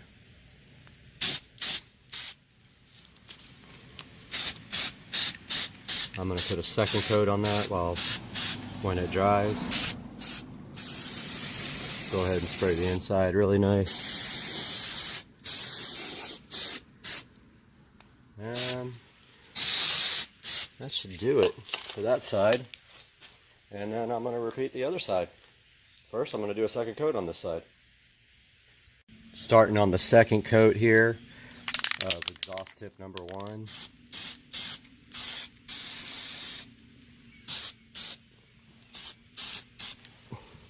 Pretty simple process. And that is it, my friends. There you have it. That's how you do your exhaust tips with DEI high temp silicone coating. Stuff prefers to be baked on, but it lasted as long as I had my SL65. So that's funny, it's coming out of that one now. I'm gonna go ahead and do the other side now. Hope you guys have good luck with this. I'll show a picture from when it's done. All right, I got 2 or 3 coats on each exhaust tip. But there's a good look at how that looks. Came out pretty good. Next shot will be without tape installed.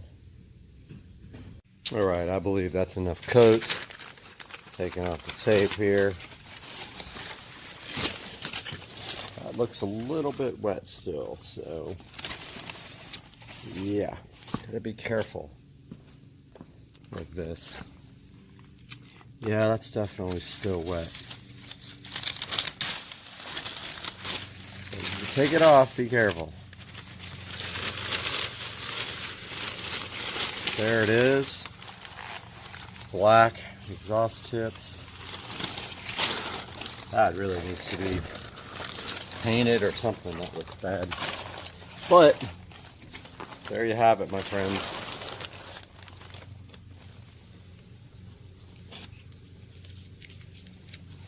Taking off all the tape. Wow, that looks so good. Came out really nice. Came out really good, guys. So that is the DEI high temp silicone spray on your 335i. Do it. We are live at the 2026 Consumer Electronics Show with Supercar Street Racing. Hey, what's up everybody? Supercar Street Racing. We're back at CES 2026. We're in the Chic booth, and if you look behind me, this is just some of the cool technology that Chic has this year at CES.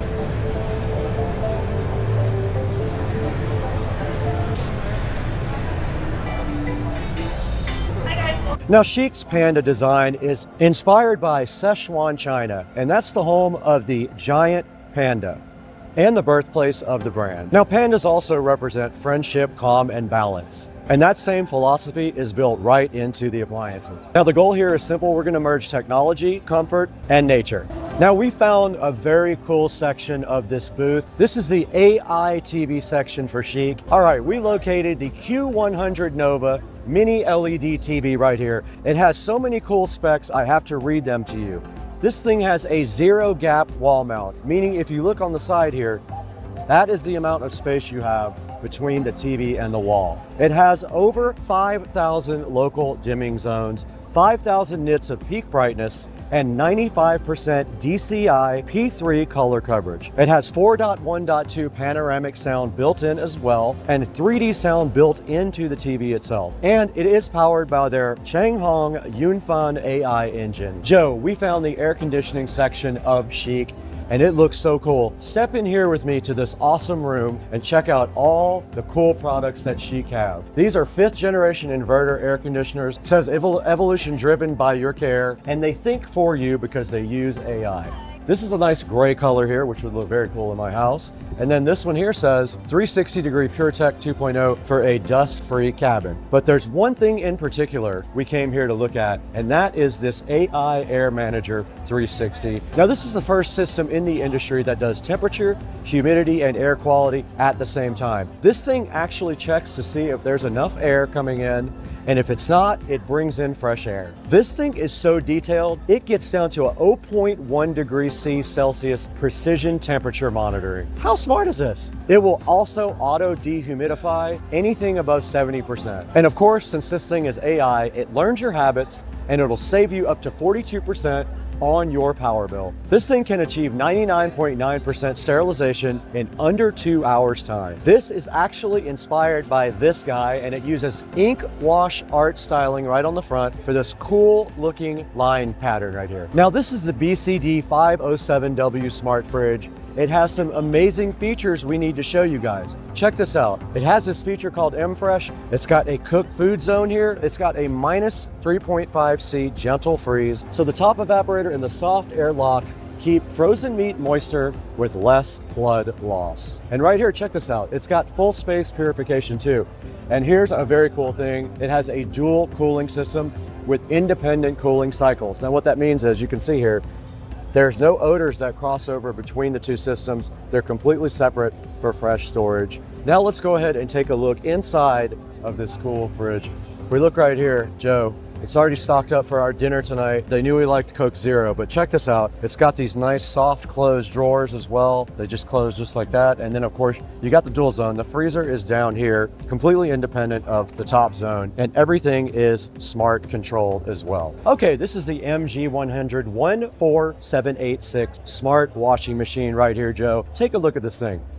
Now, this thing uses AI to analyze your fabric types, your load weight, and your user habits. It automatically will optimize your wash. Check it out. It's got a 530 millimeter drum in there, a 9.2 inch touchscreen interface right here, as you can see. Let's play with it right there. And a direct drive durable motor for quiet operation. Now, its smart programs include one-touch wash. There's things right here on the front you can go ahead and press to get into all these different programs. It's got ozone cleaning and steam, and it features a gentle hand wash mimic mode as well. So that's probably good for your clothes if you have gentle clothes that you don't want to get messed up.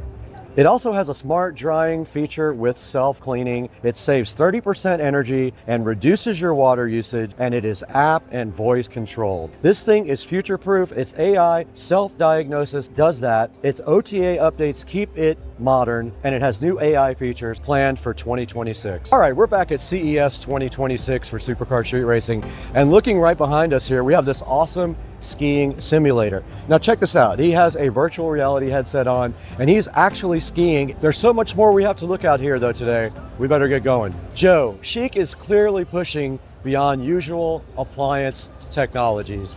You can see this beautiful booth that showcases all their awesome AI, all their gaming stuff. So this is all about AI that adopts, designs that heal, and tech that feels personal. You could see that in a lot of the products that we showed you today. Now, the Panda series stands out at CES 2026 because it pushes culture and innovation. Now, I want you guys to let me know down in the comments section, what impressed you the most? Was it the cool television? Was it their smart washer and dryer? What about their cool air conditioning system? We saw so much stuff. What about that skiing simulator over there, Joe? So many cool things impressed me today. Make sure you drop it down in the comments what you liked, and we'll see you guys in the next booth.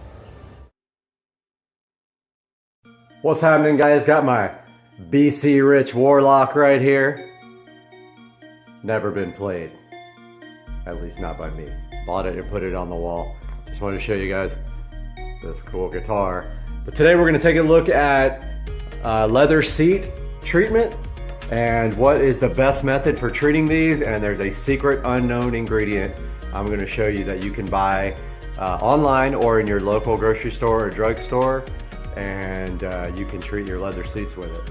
It's one I found at a flea market that I refurbished. I have a few of them on the walls. So today I'm going to show you leather interior conditioning and cleaning, and you probably don't know about this method. It's a method that I saw online and I've been trying it. So I'm going to show you how to do it, the products to use, and the methods, and that's coming up. All right, everybody, we got some of the most common interior leather products here. I want to take a look at all these, let you see them. So the first thing we have here is from Griot's Garage, and it is called Leather 3-in-1. It says it's safe for all leathers, produces soft and supple finish, and durable UV protection. Now, it's interesting because every time I go to Advanced Auto Parts, I find a different product by Griot's, and so I never get the same product twice, and I don't understand why that is and why they have so many different products for leather. This is called Leather 3-in-1. It's in a bottle that's not clear. Next we have here Leather Care, and that is also from Griot's, and it says cleans and preserves leather. Gently cleans all leather, extends life, and dries clear. And then the next thing we have here is Griot's Leather Care Spray, cleans and preserves leather. Don't ask me why they have so many products that all do pretty much the same thing. So I buy whatever they have. It is not cheap. And I'm just going to tell you right now, you're going to pay for quality products for your leather interior. Okay? So that is the first three. Now, here's one you probably don't know about. This is Nourishing Coconut Milk Shampoo by this company called OGX. See if I can get the camera to focus there. So you can buy this on Amazon, or you can buy it in your local supermarket. And this is Nourishing Coconut Milk Shampoo. Very interesting. I saw this online by one guy, and I decided to give it a shot, and sure enough, it's good stuff. I actually put it, now on the SL65, the whole entire leather interior is, or the whole entire interior is made of leather. All the surfaces are covered with leather, and it's actually a designer, it's like an upgrade from the SL55, I forgot what the name of it is. I think it's called Exclusive Leather. So I use this product on the entire interior of the car, and then sometimes I use these three on the next round of detailing. So I'll use this 1 week, and then I'll go back to one of these three. Now online, it does say that you should use this first and then follow up with one of these three, but I don't do that. I think that's a little bit of overkill, and I'll show you why when we get the coconut milk on there. Supposedly this is such a good thing because not only does it condition the seats, but it also cleans them as you are putting it on. I'm going to show you how to apply these products, specifically this coconut milk one, right now. All right, we got the coconut milk nourishing shampoo here from OGX. Got a clean chamois cloth here. This is all I ever use for the interior of the car, so we're going to go ahead and start using this. What I like to do is just put some on the seat right there, like that. Pretty simple process, obviously. Take this chamois and rub it in really good. Make sure you get all of the seat. And as you notice here, it is going to go in the holes because these seats are heated and ventilated, but it will dry eventually. So don't worry about it if it gets in the holes of the seat, but if you're super worried about it, you can just like press in harder and they will all. Now if you notice, what that leaves on the seat is like a nice conditioned surface. You can definitely tell that this stuff does a great job on the leather, on cleaning it and conditioning it. It doesn't take very much, and once you put some on there, you can just grab it and, you know, move it around here. So I like to be pretty generous on the application, and don't forget the sides of the seats here, even though they're not really in sight. And the fronts, the obvious is to get all the bolsters, but don't forget all the sides. Pretty much anywhere you have leather in the car, you want to go ahead and apply this stuff. So you can also just, if you want to, apply it directly to the rag like that.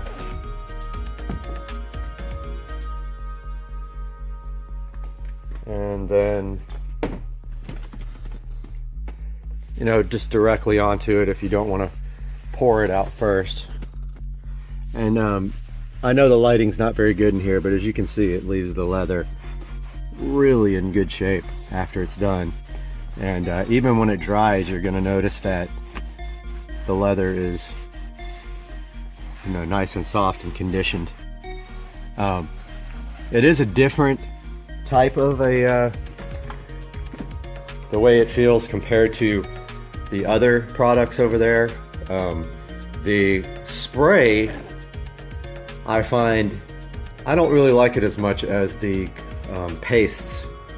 I just feel like it leaves a kind of a watery finish that I don't feel is as high quality as the pastes are. So even though that stuff is the same exact price, I do like the pastes better, so I tend to buy those. I just wanted to try it since they did have it.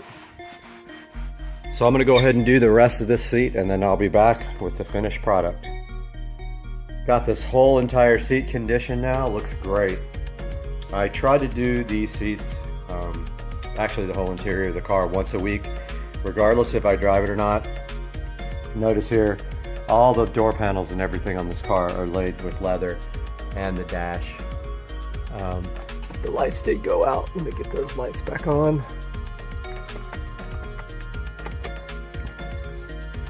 So yeah, the whole entire interior of this car is overlaid with what's called exclusive leather, which is definitely an upgrade over the 55 and 600 versions. So I'm going to go ahead and do the other side now and give you an update when that's finished. Alright, got the other side done. It's kind of what it looks like there. Sorry, the lighting's not that great in here. Yeah, both sides are done now. And then next time I do this, I will do the entire interior. I just actually detailed the car a couple of days ago, but I wanted to give you guys a little bit of tutorial on how to do this in case you wanted to do it this weekend. Get yourself some of the OGX coconut milk shampoo, and then leave me some comments and tell me how it turned out. Give me a thumbs up and a subscription if you don't mind, and we'll see you guys soon.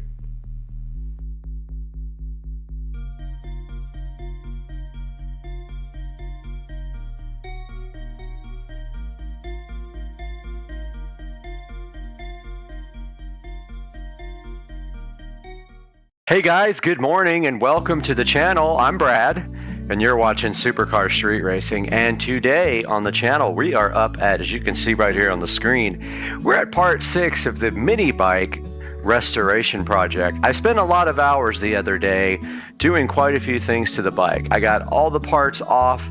I got all the parts either grinded down and prepped to get all the rust off, or degreased, or both, and then got them all painted black and ready to go back on the mini bike. I only have one task left to do on painting, and that is the gas tank. I want to take the cap and make that copper. You're going to see all that today here on Supercar Street Racing.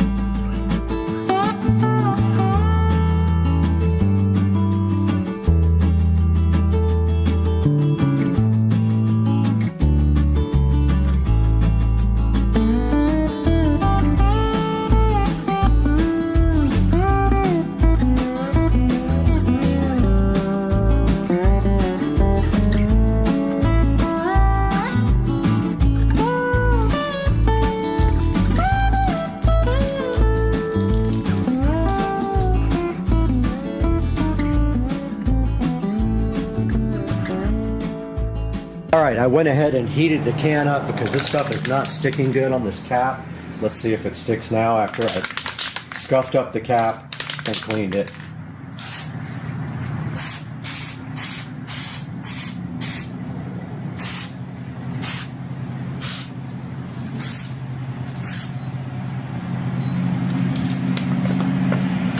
Looks a little better. Let's see if it starts bubbling up like it did last time. Still got some bubbles in it. Don't get it. I prepped this thing like 3 times. See the bubbles forming there? It's completely clean too. I don't know what's going on with that.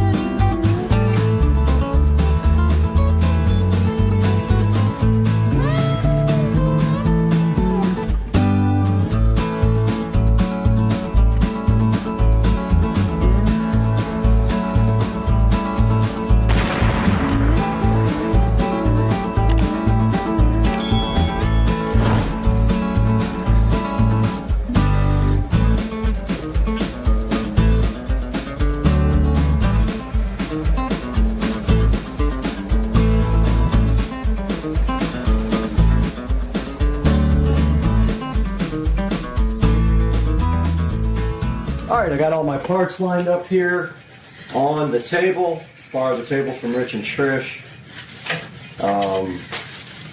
Yeah, I'm just kind of laying everything out. I don't have everything exactly where it's supposed to go because I don't remember, but I have video from everything.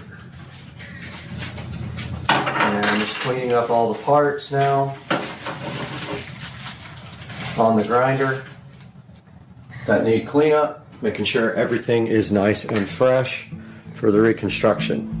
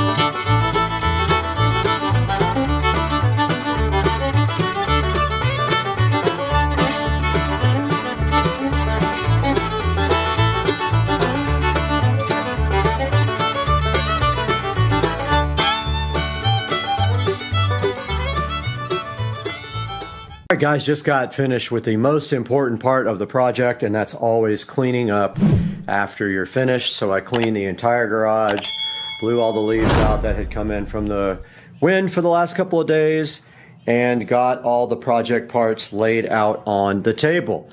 So I don't know how much of this is going into each video, but this is going to wrap one of the videos up, and you can see here everything came out just fantastic. I've just got a few parts down here drying to wrap up, and now the hard part is ordering parts that I want to replace, and also after that there's a mini bike right there. Ordering parts I want to replace, and then figuring out how this thing goes back together, because I really didn't pay attention as much as I should have. Guys, thank you so much for watching, and we'll talk to you later. Oh my god.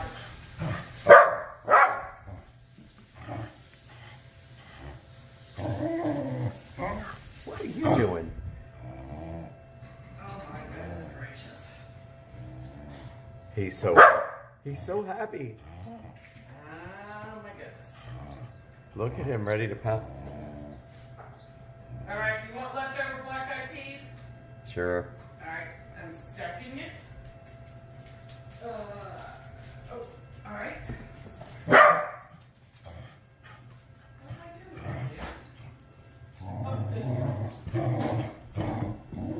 Okay, Bubba, Cooper, stop. Jesus, Cooper, stop. Cooper, why? You don't even care about mice. He is looking straight at it, though. Alright, you guys, seriously. Goodness gracious. This is the best. Oh, he tried to... Get it, Bubba. Get it, Bubba.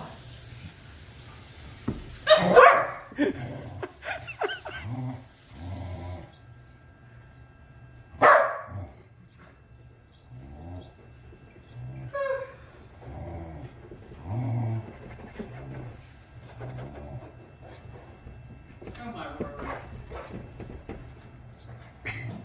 So cool.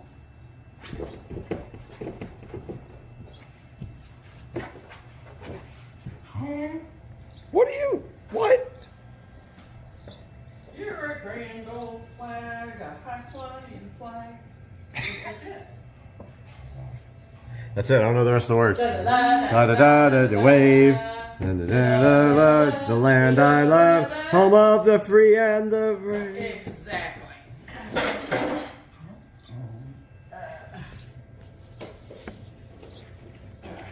Okay, so you got the peas, he's got the corn.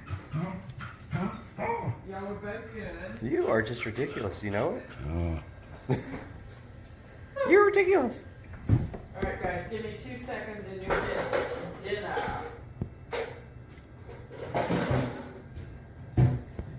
This is the best video ever. You! Cooper, please stop. That's enough, buddy. Enough. Enough, asshole.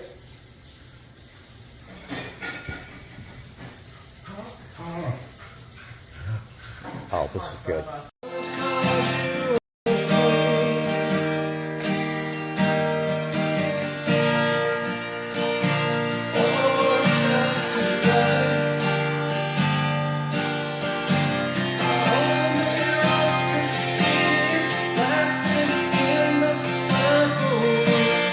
Purple rain, purple rain.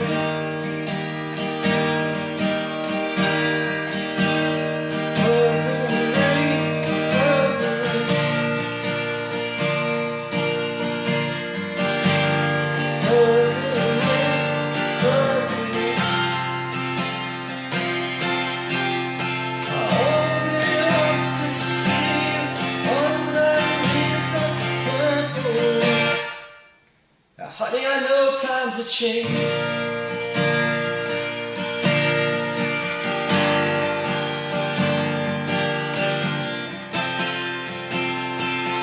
Now when I reach out for the new, that means you too.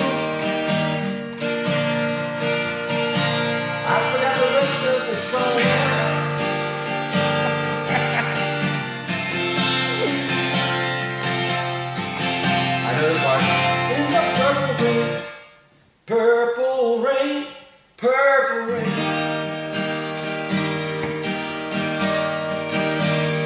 Purple rain. Purple rain. Purple rain. Purple rain. I only like to see you crying in the purple rain. Right here we have a USB Type-C cable that goes with it. It is a USB Type-C cable that will plug into our computer. And then this right here, this is actually for mounting it to the monitor. Or what's really cool is you can actually use a regular tripod. It has a threaded bottom like a standard tripod, so you can use any tripod. And this thing does auto gimbal. We need to go ahead and get all this out to the Supercar Street Racing Studio because we're gonna be replacing our old webcam. Let's get out to the studio and get it done. Aren't all these webcams the same? I guess not. We did make it out to the Supercar Street Racing Studio, and our mission today is simple. We need to replace this Logitech camera. It is awful. I have had nothing but bad problems with it, and it's a Brio, and I'm telling you, the picture quality is awful. It is very dark. The saturation is oversaturated. Everything I can think of about this camera, I don't like. So today, we're going to be replacing it with our Tiny 3. All we have to do to actually do that is unplug the back of this. It already has a USB Type-C cable on it, so we just have to replace it with the new camera. Before I do that, I'm gonna record a sample video, and then I'm gonna show you these side by side when we get done. Let's go ahead and record a sample video with this camera. All right, we just recorded our test footage with the Logitech Brio. That means we are free now to go ahead and get rid of this thing. You can see us, we're right there on camera. Let's go ahead and get rid of it right now. And all we have to do that is unplug this right here. It's a nice thick USB cable, by the way. No complaints about that at all. There's the Brio leaving me, not sad. Now to set up the new Tiny 3, we do have to put this bracket on it. And so basically the way this works is you just sit your Tiny 3 directly onto the bracket like that, and then it sits right on your monitor like that. Now it does gimbal, so it's not important to where it faces. Let's go ahead and plug it in now. I don't think I can pick one of these without some help. Where is Supercar Street Racing channel when you need it? Okay, we're rolling now on the PC. You can see where I'm frozen up there where we removed the Brio, but we do have to get the software. So we're gonna go to resources and download. And since this is so new, I'm hoping that the Tiny 2 Lite has the same software, or the Tiny 2. Let's try it. Our camera is asleep now. You guys can't see that. Let's see where it opens up. I did full mode, and we're gonna allow it opened up on the top. Ah, it did light up. Okay, cool. Let's do video preview. There it is, guys. We can drag the mouse here to gimbal it, and let's go ahead and see what kind of image settings we have. Let's do HDR. We did it. We're on auto exposure. Anti-flicker is off. And of course, we want to get this thing set up to 4K. It's on hardware encoding, and I changed to 4K 30 because I record at 24 frames per second. Okay, I also wanted to show you guys the Tiny 3 in natural light with no filters and no editing.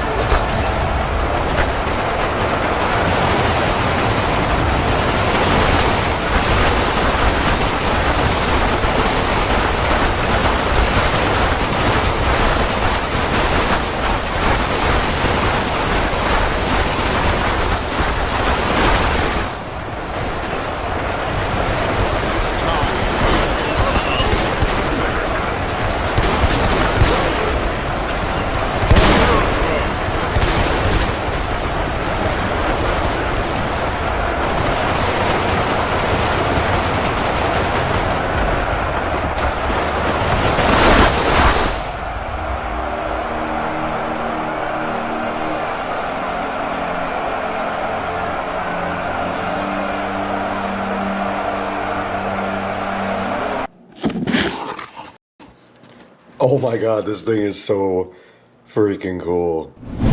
Guys, welcome back to Supercar Street Racing again, and you got Brad here. We just got through a minor hurricane which has just moved out of the area, and so now we have time to come back and show you guys a new review of something sent to us by a company. They wanted us to check it out, asked if we were interested, and of course we want to get this stuff out to you guys to try. So let's get out here in the SCSR garage and take a look at what we got out here. And we have the Jet Fan Max by Kika. We're going to be taking a look at that today, and they also sent us the portable fan as well to take a look at. All that coming up today on Supercar Street Racing. Hang out.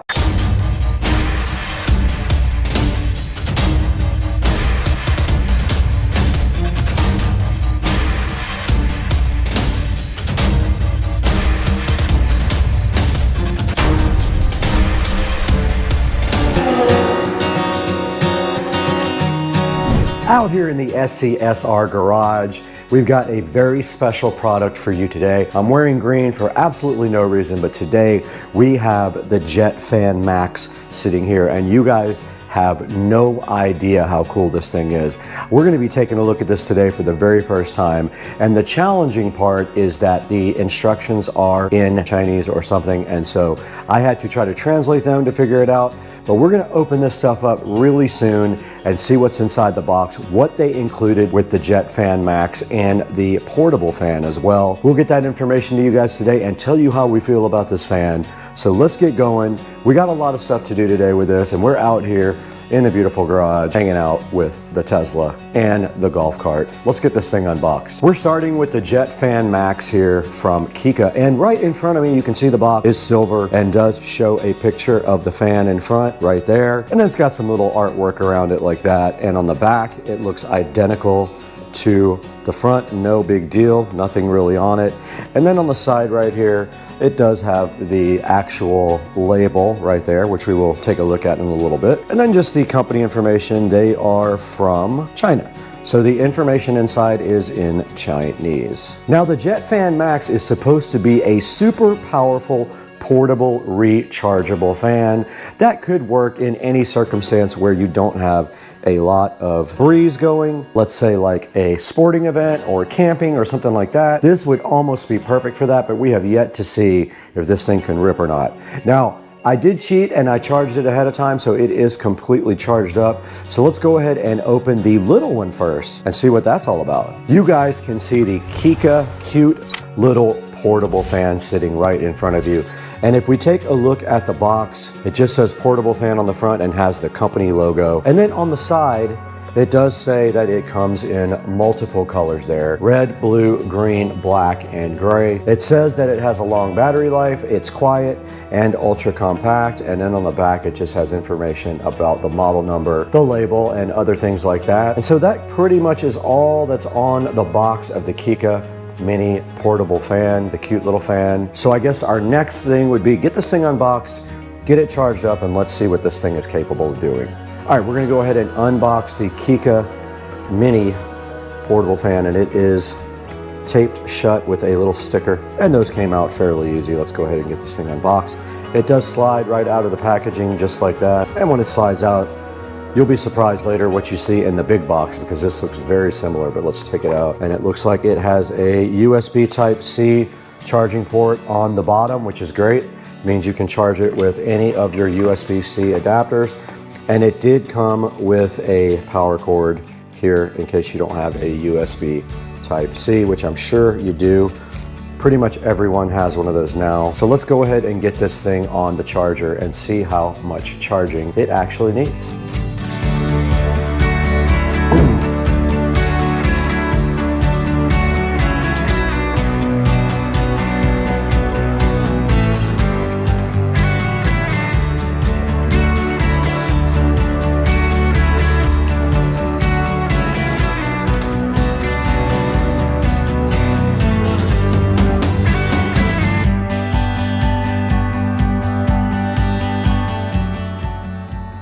All right, you saw right there that we turned on the eco battery inside the golf cart. We did switch on the 12-volt system, and now we have plugged in the mini portable fan to the club car precedent on the 12-volt system here, and it is charging with this USB Type-C cable. It is on a single LED, so we're gonna go ahead and let this guy charge up until it is fully charged. And while that's charging, we can go ahead and open the big one. Let's get over here and open the big monster size fan from Kika, which is chilling on the golf cart. Right in front of the Kika Jet Fan Max now, while we got the little guy charging over there off of the golf cart battery, we can go ahead and take a look at this guy. So let's go ahead and get it opened up. It actually opens up backwards like that. And as you can see on the inside here, we have the Kika fan. We have a nice instruction manual right here as well. We've got this add-on device right here, which kind of looks like a filter. We've got this tube right here, like an extension. We've got a charging cable right here. We've got this little brush add-on. And then we got the Jet Fan Max, which weighs about, I would say, 5 pounds at least. All right, we're sitting in front of the Jet Fan Max packaging content, and unfortunately, the entire manual is in Chinese, so I did have to translate the few things that I could figure out. But obviously there is a type of filter here that you can put on it with a screw on this thing. So that means you probably screw it onto the end right here. You can see the Jet Fan Max is threaded, and on the other side we see the controls here. So this is the power button. You long press this button here to go ahead and start the Jet Fan Max, and then this is a slider that does control the power level. Now this button, not sure what that does because I am not able to translate that part of the manual. We can give it a shot and see if we can figure out exactly what that does. All right, the Jet Fan Max is in front of us, and we do have this add-on. You have that, and then you have this nice brush add-on here as well. And that goes right on. I don't know what you would possibly use that for unless you're gonna clean something maybe. You have an extension also that you can add on right here. And there's a good look at the extension on the end, and then you can then put your brush. That just clips right on the end like that. And that is how you use the accessories. I guess you can blow stuff off with it, like a cleaning tool. And then this thing just does come straight back off like that. And that part unscrews just like that. Back out here with the VESA Jet Fan Max, and let's talk a little bit about the operation of this. Now, as I said, this is kind of substantial. It is heavy. 5 or 6 pounds should tell you that it is a quality product. And a lot of that might be the battery on the bottom. I'm not sure, but the battery does slide out just like that. So if you have an extra battery, you can go ahead and have that charged up and ready. But that just slides right back into the VESA, and then it is ready to go. Now here is the power slider, and that's the level of the fan intensity. And I don't know what this does because I cannot read the manual. Now to power on the fan, you simply hold the power button down with a long press. And you can see right here, it does say 95% on the charge indicator, and it is at 0% power. Now we're turning it up, and it is going to blow the camera over. It will blow. That's only 36% on the thing, and it will blow this. Absolutely rips, and you can see how much power it had at only 50%. It will blow the camera over easily.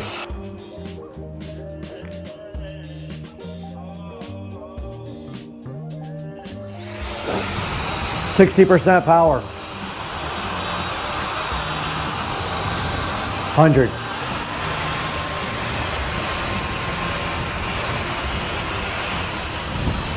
So strong. Wow.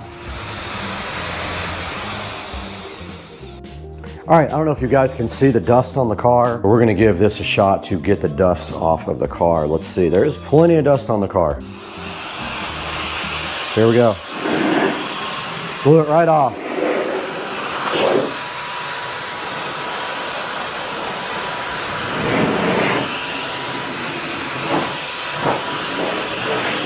The dust that isn't stuck to it is coming right off.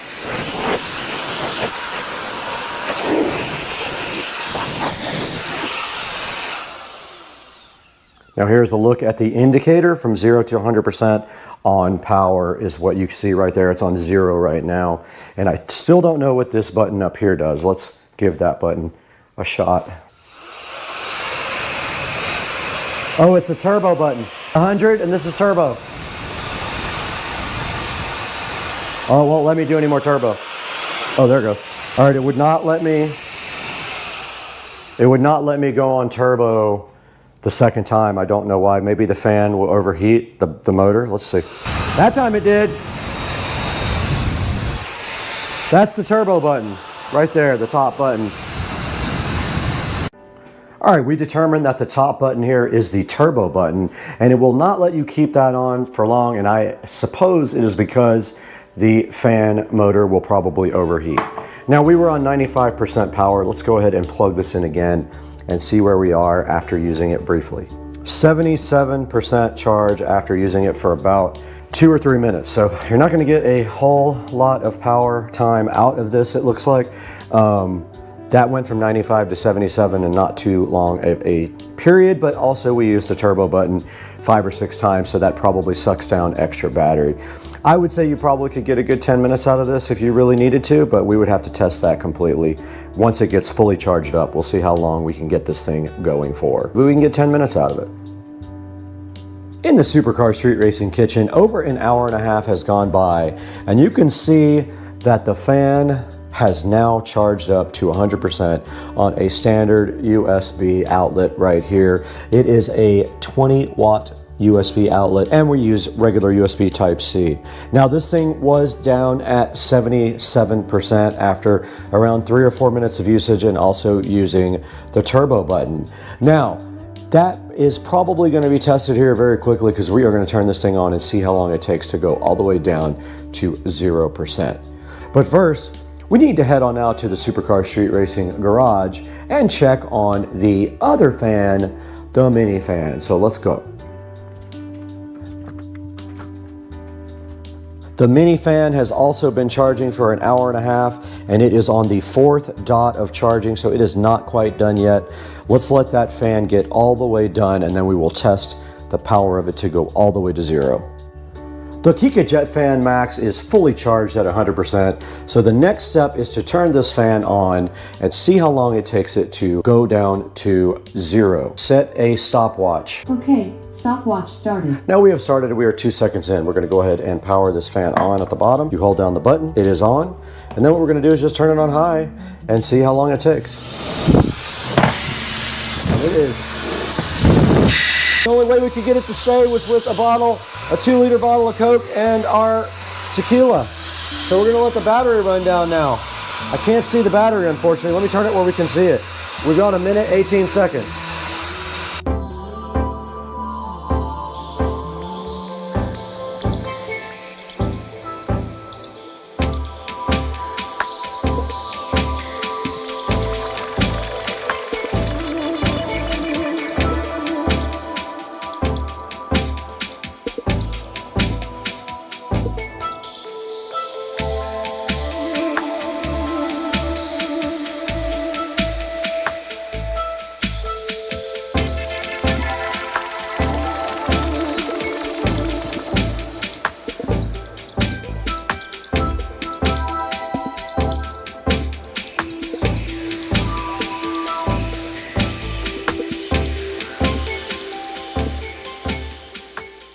All right, guys, we got the mini fan here now, the portable fan by Kika, and you just saw how the Max, Jet Fan Max did in the endurance test, and now we're gonna test the mini portable fan here from Kika and see how long this goes. All right, guys, we have our stopwatch running right here on our device, and so we're gonna put our fan right here, start it up, and see we're already 10 seconds in. Let's go. Fully charged right here. Let's let this thing run.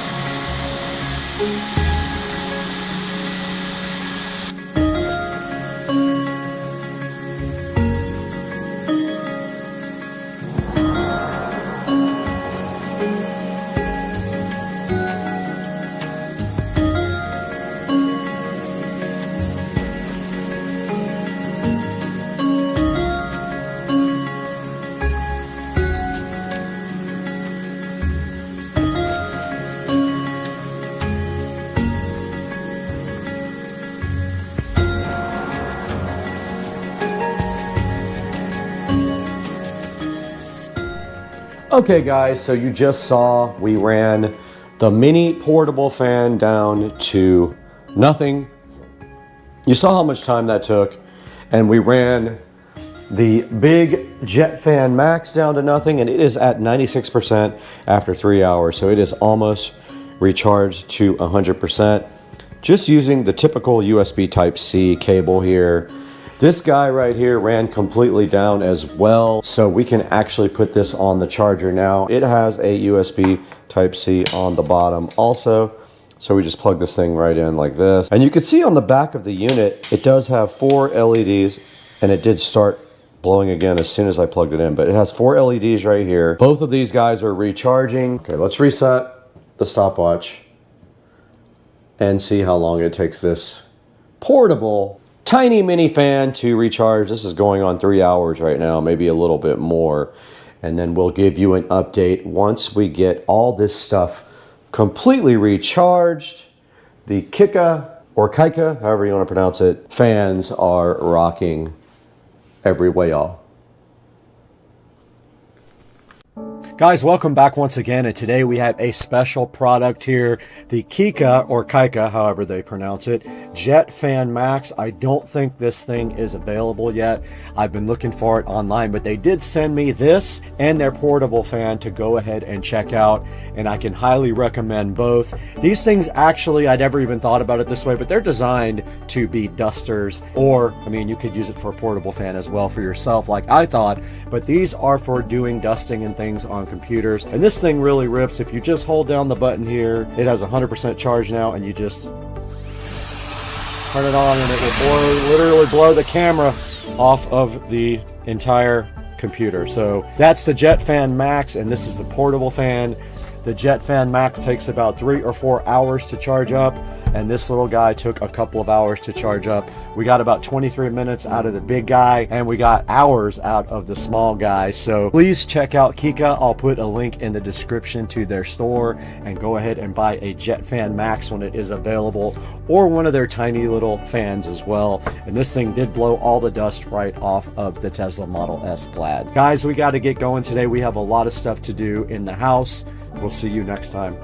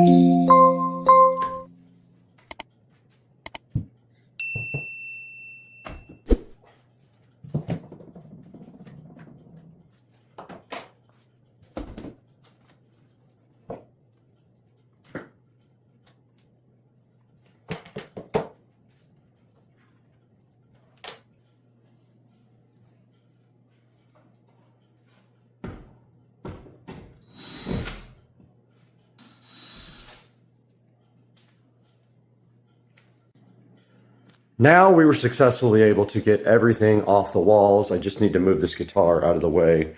Other than that, we got everything out of the kitchen and everything off the walls. The only thing I didn't really do was pull this out all the way. I'm waiting to see how much of this I need to get out of here so they can paint behind it. The subwoofer's kind of in the way back there. So now we're just waiting for the painters to get here at 9:30. Whatever I need to do, I can probably do then. And my thing fell off the stove. I got to recover that. We'll update you guys when they get here.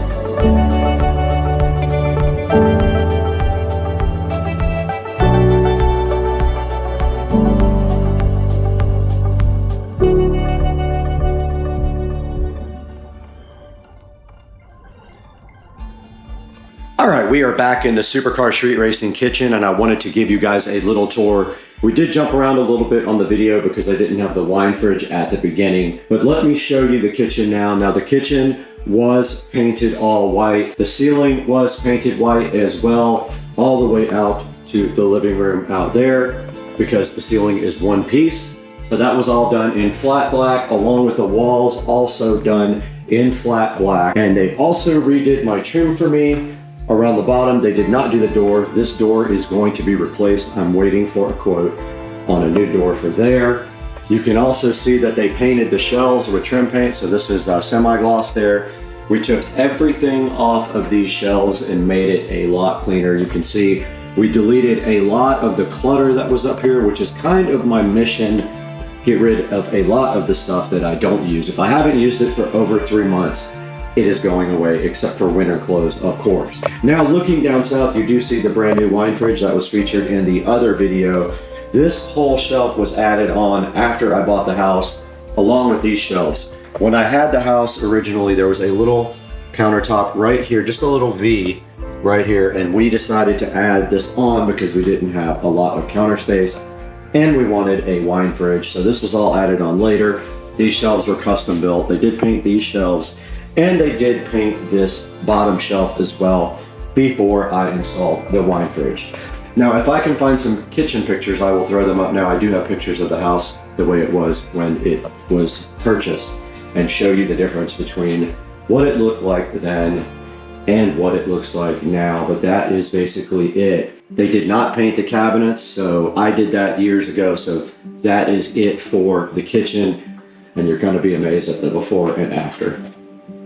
Now this is a look at the dining room area. Now if you remember, before the painting started, all this was stenciled. So there were stencils all over this wall that had to be painted over, which was kind of difficult. It took several coats plus primer to get over them because they were kind of thick, but it has been my dream to get rid of those for a long time because they look so outdated in here now. So this was also painted with a flat paint right here, and this ceiling was repainted because it had never been painted, and it flows on in to the kitchen. I'm gonna put up some pictures of the original dining room before it was stenciled here now, hopefully. All right, moving on to the Supercar Street Racing living room here. We can't show you what's behind me, that's for another video, but the first thing you will see is there was a huge crack in the drywall there and up here above this door, and that was repaired. So I've been wanting to repair that for a long time. So all this was painted. The ceiling was not painted. I did that a year ago and it took me all day to do, but these walls were all painted flat white instead of a color that they were before. And also some of that project was removing the clutter as well. So I got rid of a lot of the stuff that was on the walls. I like a cleaner look. The only thing I wanted to leave in here now was my musical instruments. One guitar there, and one guitar over the mantle, which eventually I will hang up. We left the motorcycle here, we left the mirror there, but the rest is going to be a clean look. And this is how the living room came out, and I actually think it looks amazing.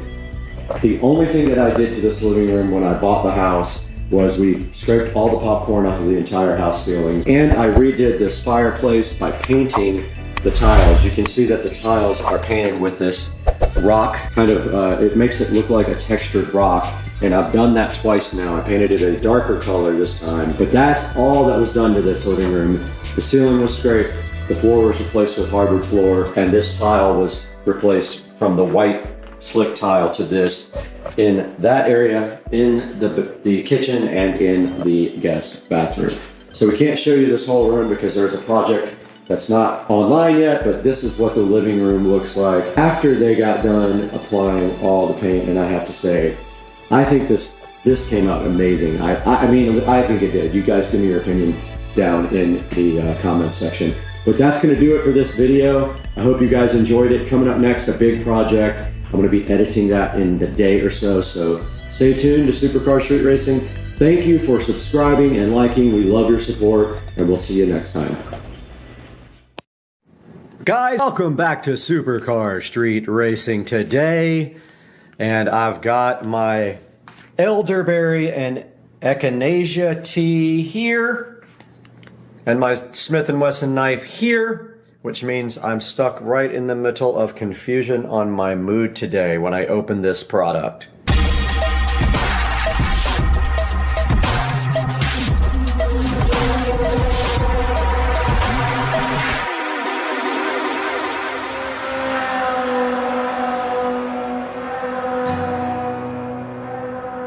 Guys, Supercar Street Racing here with Brad.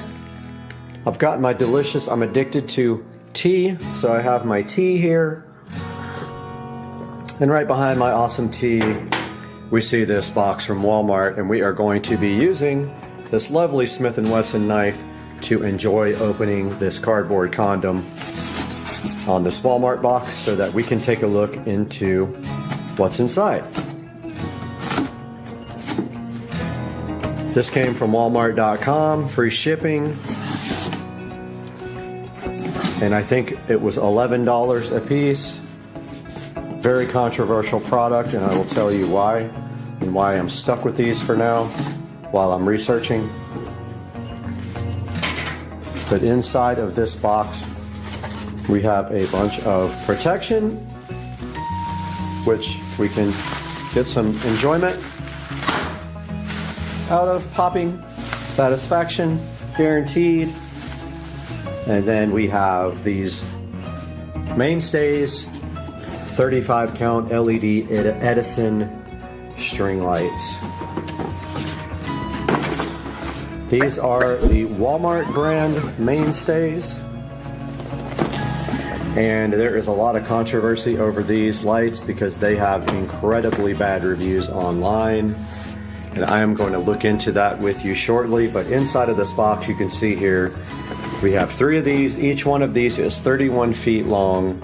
They are LED, and they ran me $11 a piece. They have been as cheap as $8 each, but they of course have gone up just like everything else. Wow, this tea is absolutely fantastic. Love it. It's like Pukka tea, P-U-K-K-A, just awesome. And it was buy one, get one free. I should have bought a bunch of them. Couldn't even think about it. So yeah, so the mainstays. I have 3 boxes here. The reason I have 3 boxes is because these things fail monumentally all the time, and I am stuck with them until I can find a better replacement. Because if you start replacing one on the string, they don't match all the other ones. So for now, we have 3 of these Edison things, which we will unbox one and take a look inside the box and see what is in there and how it is packaged. Okay, when you open the box, you see that this is a confusion of tangleness. That looks like a 5-year-old packaged, and it is super fun to untangle because they literally just throw it all in the box like that, and that is what you're left with. So all the lights are just in this cardboard thing, and if you just kind of take this part out and then unthread these parts out of the cardboard, it tends to work out. And maybe if you're lucky, a few little bulbs fall off here and there. But yeah, that is the inside of the packaging on the mainstays 35 count Edison string light bulb. And now we will take a look online and see why these are so unpopular. All right, guys, we are in front of the Supercar Street Racing editing rig now with you, and we are broadcasting on our brand new HyperX mic here, hoping that the audio is sounding good. There's a little bit of an echo in this room, so you might hear that on the microphone because it's quite sensitive. But right in front of us here, we have the mainstays 35 count LED Edison bulb outdoor string lights for you to check out. Now these guys are $11.72, and here's a look at the picture, and they are warm white. So if you were wondering, a lot of people ask that question online, and yes, they are warm white. They actually look pretty good. The dome things, the little globe things right there are plastic. They are not glass. They just got a standard little candle looking LED bulb inside. And here's how they kind of look strung across your fence there. Pretty easy to set up and string. They are kind of tangled when you get them though. And as it says down here, it says that they have a black wire. They have 35 warm, steady burning lights. Says they're 20% brighter than whatever was before and flicker free. They definitely don't flicker. And it says it has a rectifier plug. Not sure what that is or means, but you can connect a bunch of sets of these together. I have about 10 sets connected together outside on the fence, which I'll show you later. Once it gets dark, we're actually going to go outside and we're going to show you why these things have such a bad review on Walmart.com. But they are the cheapest possible lights for this length, and so let's get into that in a minute. It says that they'll last forever, which they're definitely lying. It says that maximum 216 watts or 1.8 amps, and that would be, I guess, with all the lights connected together. And then it says 30 maximum, and they do put out a 2700 Kelvin color temperature, which is towards the warm side. When you get up to the 5000, you're in the more blue side, and 6000-ish is getting towards the white side.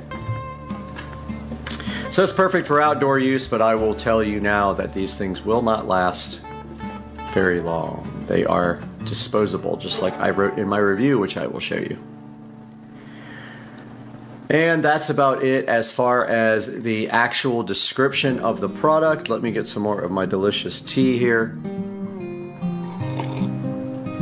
If you go look around for other brands and other in the same length, you will see the price even triple, but they might be worth it because these guys do not last very long. Let's go into the reviews here because these guys have a 3.4 review. Look right here, 3.4 out of 400 reviews. Very, very poor. Now they will let you return them, so you should keep a box handy because you will be returning these within 90 days. I've not done it, but my plan this time is to return these if they fail. Tea is so yummy. I know I already said that 100 times, but hey, it's good stuff. Taking a look at the reviews here, let's look at some of the good reviews first. Got some 5-star reviews here. Lights up the nightlife. Plastic versus glass. I love these so much, couldn't put them outside. And bright. Cord is long. Wish the light was a little more yellow. They're pretty warm. They're not cool. They're definitely not 5000K. They're in the 3000-ish range. A lot of good reviews, but let's step down to the 2-star reviews now. Lights going out already, lasted a couple of weeks. Well, that's why you have returns, which I've never used. I haven't been smart enough to do that, but I'm about to start now because I'm going to return some of these because I have failed ones already that I bought. Another 2-star review. These don't even last 1 month. Defective, did not last. Lights went out after 2 weeks. Cute lights, but not the best quality. Do not last. Short-term use only. Not happy. Don't let it rain on them. That is true. Not weatherproof. Also true. Let's go down to the 1 stars. All 3 of these are going back, by the way. I will show you why when we step outside later into the backyard. Stopped working after 1 week. Good until it rains a few times, and then the lights go off. You get what you pay for. Terrible quality. Half the lights stopped working in 2 days after we got them. You get what you pay for. Cute, but not waterproof. Now, you notice the seller has not responded to any of these because they do not care about this because they are selling them. A lot of them. Here is my review. Look at this.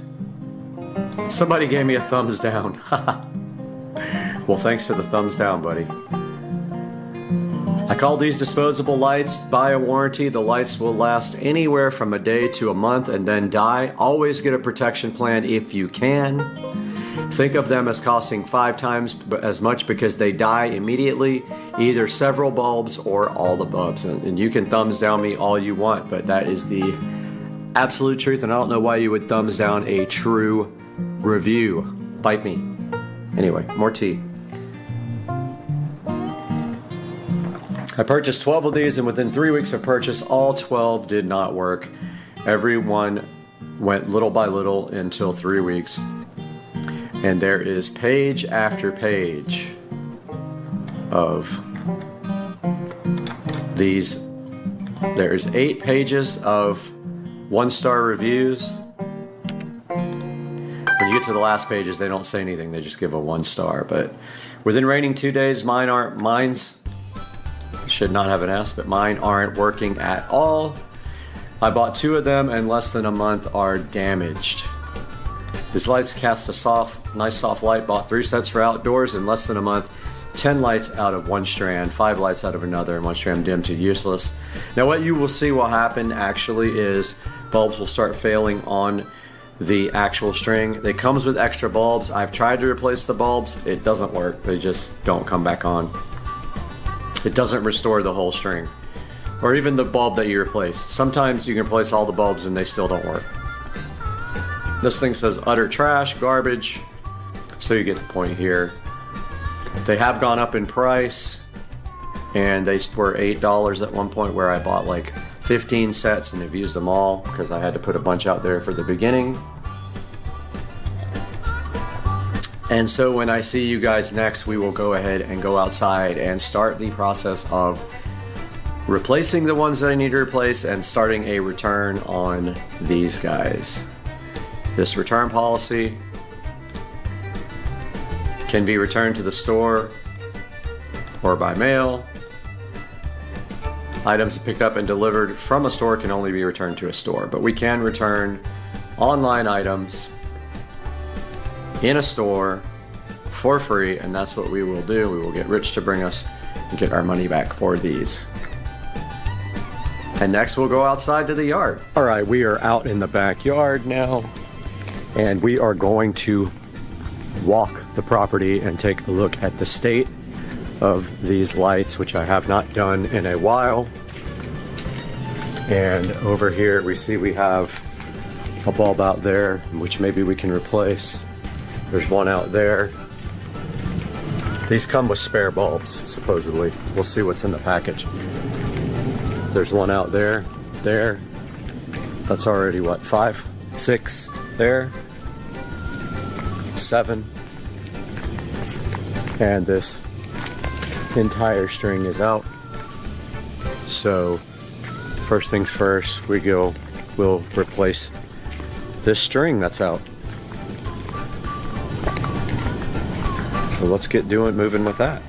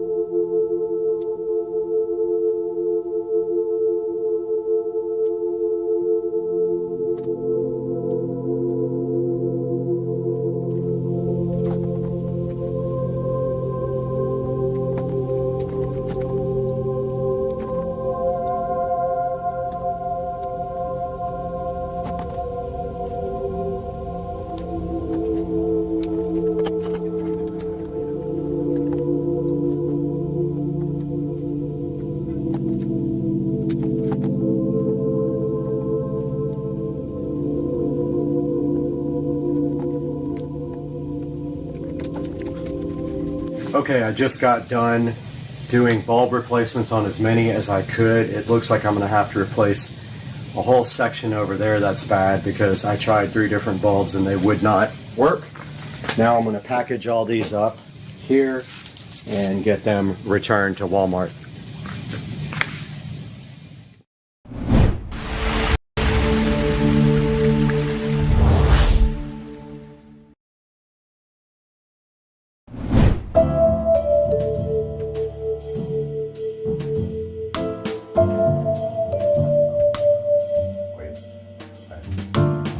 All right, it looks like they got everything out of the closet. But you can see the lights on right now on the auxiliary.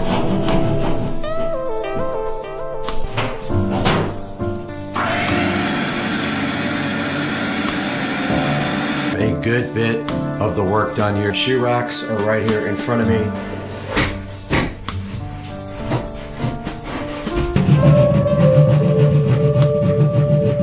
We got our island right in front of me here that we need to build from IKEA. I got my power all tied in up there, and I got my electrical box mounted. I got these lights installed after doing 2 hours worth of wiring, and I found out that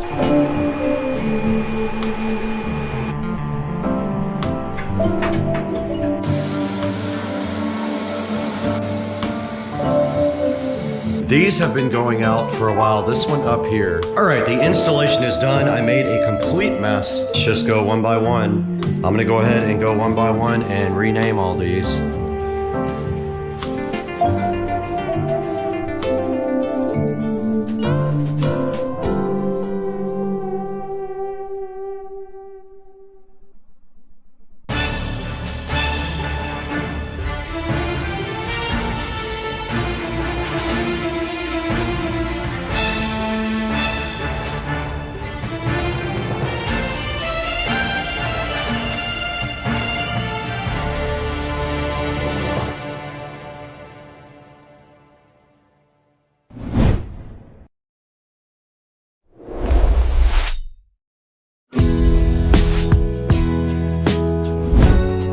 So what you're looking at here is a picture of my old closet. Before anything happened and before I had all the shoe racks, I was actually installing shoe racks in this video. So this is pre-closet makeover right here on Supercar Street Racing. All right, it looks like they got everything out of the closet. It's very echo in here, but you can see the plans for each wall up here on the wall itself. But this is what it looks like mid-stream of doing this nice closet system. They have all the trim out already, and they've got all the old shelves out. So now they're going to bring in the new system and go ahead and cover all of this up.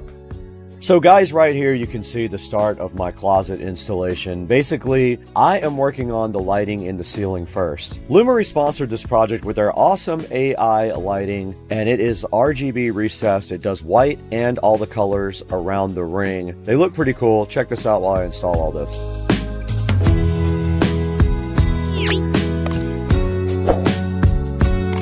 Basically, like that. And that thing's supposed to keep it from moving, but it's very loose. Now what you're seeing right here is basically me replacing my old can lights with some brand new Lumery AI RGB lights. So in order to do that, the holes were actually too small. So I had to take a plug and put it onto the hole saw to keep the hole saw from wobbling. If you don't have anything for the center bit to bite onto, you cannot use the hole saw on an old hole. So it's a cool hack. You just make a plug the same size as the hole that already exists. You put it on the actual hole saw, and then that will guide you right up through the hole. Check it out.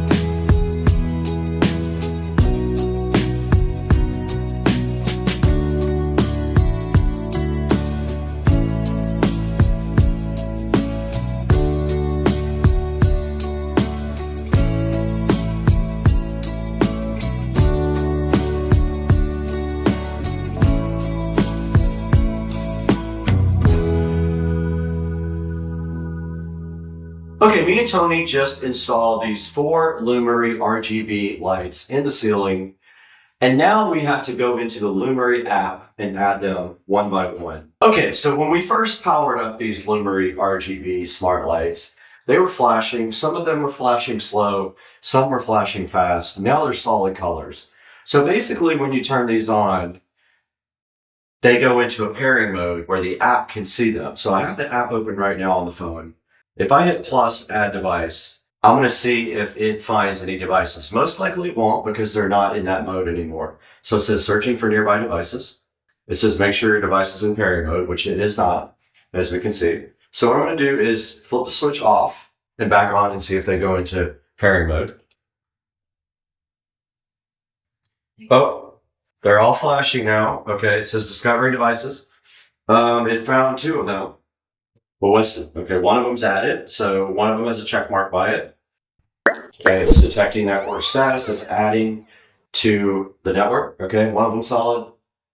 Both of them are solid. All of them are added to the network now in the app. Yeah.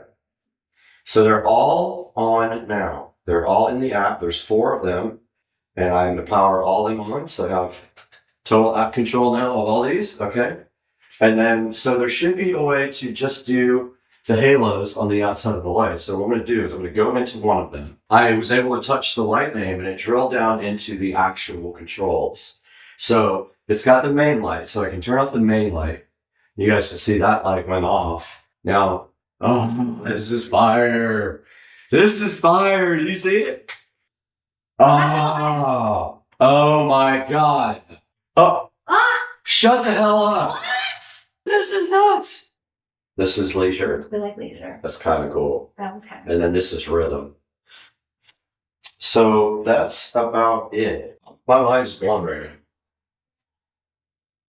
Okay, we're back in here with the Lumery RGB AI smart lights. And we learned so much stuff about these. They're on its setting right now on the auxiliary light. Now there's main light and there's auxiliary light. They both cannot be on at the same time, unfortunately. They have to be one or the other. But you can see the lights on right now on the auxiliary. And inside the app here, you've got a bunch of different presets. One of them is called Leisure. And then inside of the Leisure, there are all these presets. There's 4 tabs and presets for the lights that you can put in that changes their colors and their pattern. So yeah, these lights are awesome. They do a lot of different cool things. They can sync to music. And you have both the main light or the auxiliary light that you can turn on. And I will show you guys more of this online.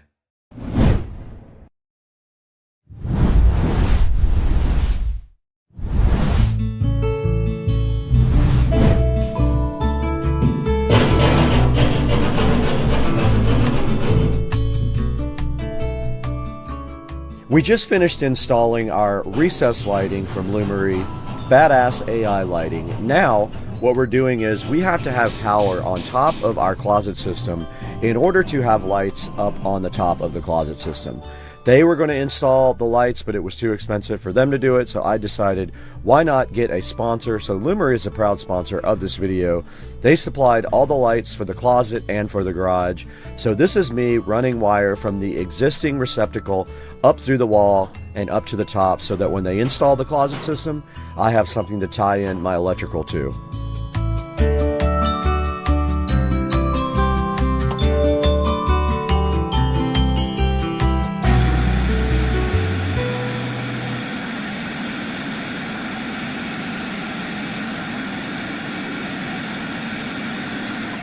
Okay, we got our island right in front of me here that we need to build from IKEA. I went ahead and started opening it up to see what was inside. I'm kind of dreading it, but there's no way around it. This thing has to be built, and this is going in the center of the closet.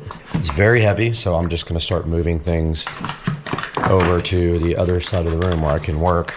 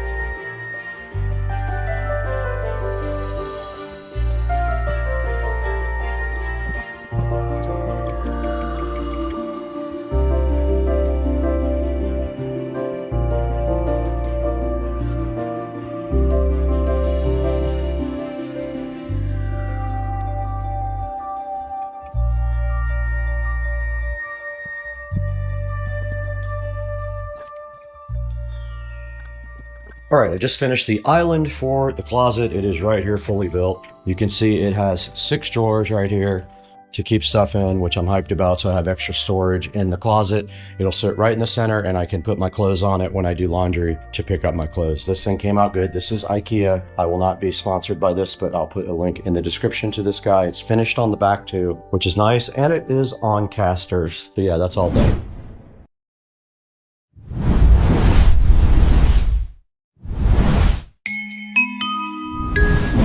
Hey, what's up everybody? You guys saw the first part of the video where we installed these Lumery lights into the closet. I have been putting this part of the project off for a long time. This is the SCSR garage. We have what is called BR mesh lights up here. I forget the actual model number of them or the name, but they were mesh lights, meaning they don't use Wi-Fi, they actually use Bluetooth, and they connect to the nearest device that supports smart home. These have been going out for a while. This one up here is already out. You can see when it's on blue, it does not work anymore. So my plan today is to get up on this step stool, go ahead and remove these lights and replace them with the Lumery RGB AI lights that are sitting so fresh right here on the table. This is the mission for today. I'm gonna get up on that ladder and I'm finally gonna replace all these lights so I can finish this video. Let's get to work. So I don't remember exactly what I did with these when my sister came over. We put these in together and that was one time when the GoPro fell directly to the ground. I don't know what we did as far as wiring. I'm gonna pop one of these lights off and see what exactly I did to this thing, because I don't remember if I used quick connectors or wiring nuts, and that's a big factor in how long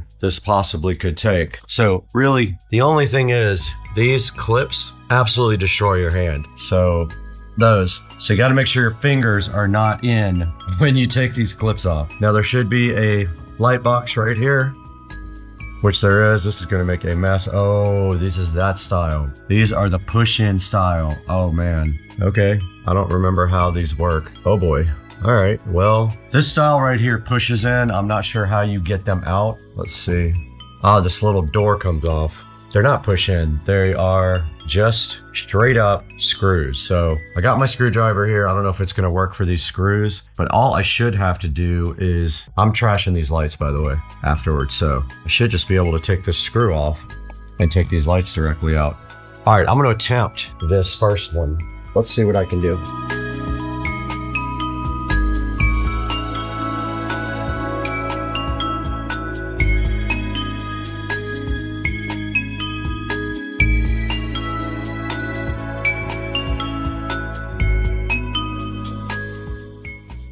That was easy. Now, unfortunately, if you just touch the ceiling, it turns white. So there's some little white specks around there, but that light's done. Let's test it. There we go. So now we only have to do that 8 more times.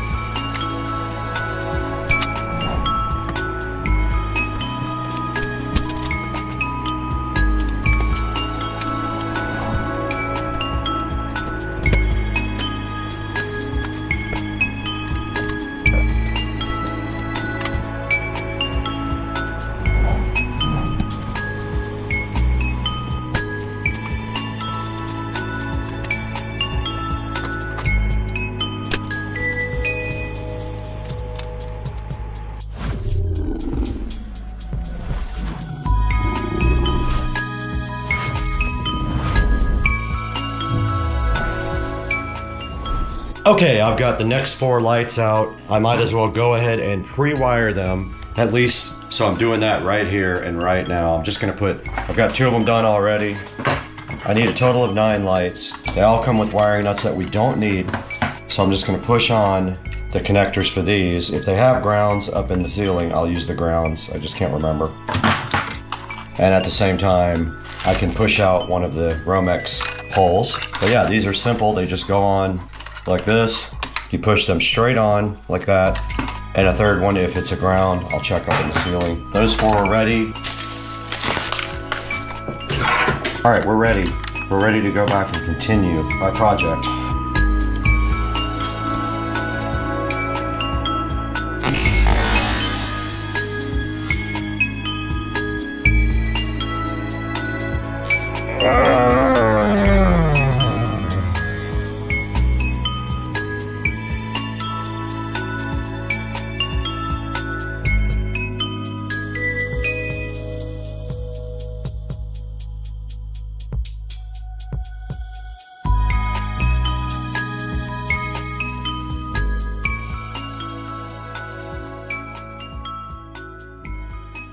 All of my new garage lights have been added to the app. Now, as you can see, we have separate control over all of them. I'm gonna go ahead and turn on the dream color. I turned on 2 of them. You can see the red right there, see red right there, and I am turning on all the other dream color. They are all defaulting to red. Those are all red now. Check it out. Are they all red? Forgot one of them. Now they're all red. Now let's go ahead and put a scene on these guys. Let's just see what looks cool. It'll be better at night. You can see Iceland blue running on that one. I'm gonna go ahead and switch off all of the main lights. I'm just switching off the main lights in the app and leaving the dream color. So now you can see we have all reds and one Iceland blue is the name of that scene. So all we have to do now is go to our old routine that turned the lights off and on at dusk and update it with these new lights, and they will come on at night and stay on most of the night, all the night actually, and they light up the garage door. Looks pretty cool.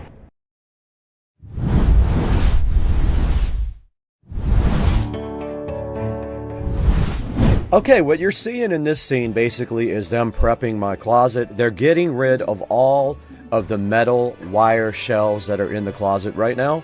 After they do that, they're going to start prepping to put in the new closet system. Let's watch them go and see how it goes.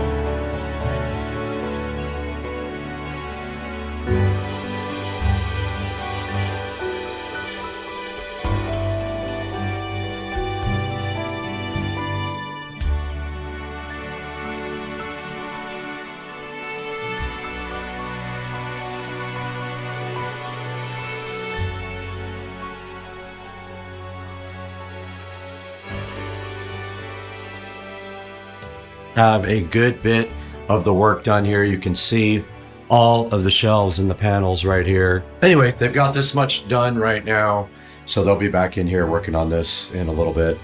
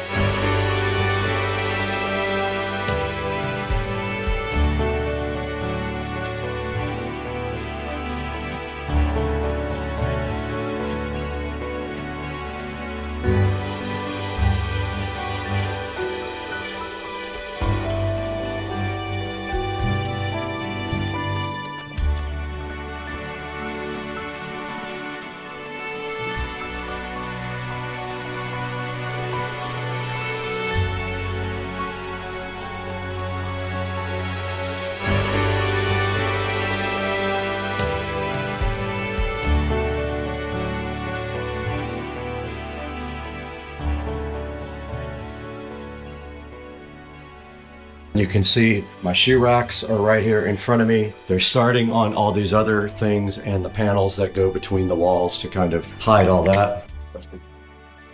So yeah, everything is starting to take shape here. They're going on to the next step, which I believe is going to be installing all the things inside the cabinets, or either it'll be the panels on the wall. Not sure yet, but we'll update you guys when something changes.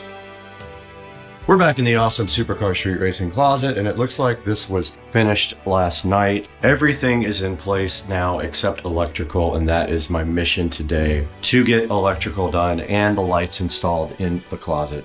So my first step is I already have electric up here. It needs to be tied in down here, but what I'm going to do first is finish this top part, and then I am going to tie it in. Then I'm going to install all these lights. It should be fun. I have all my tools here. I've got to cut an electrical box, but the interesting thing is I could not find my levels anywhere. I don't know where they are. I must have left both of them somewhere on a project because I've got no levels. So I'm going to be guessing at this Newark template box that I'm putting up above the closet. Not that it matters because it will be literally up here. Nobody will see it, but I think it's actually very difficult to do when the wire's already through the hole.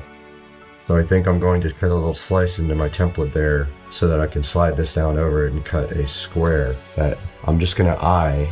That looks very level right there, so I think that's what I'll do. Cut a little slice out there and then get to work.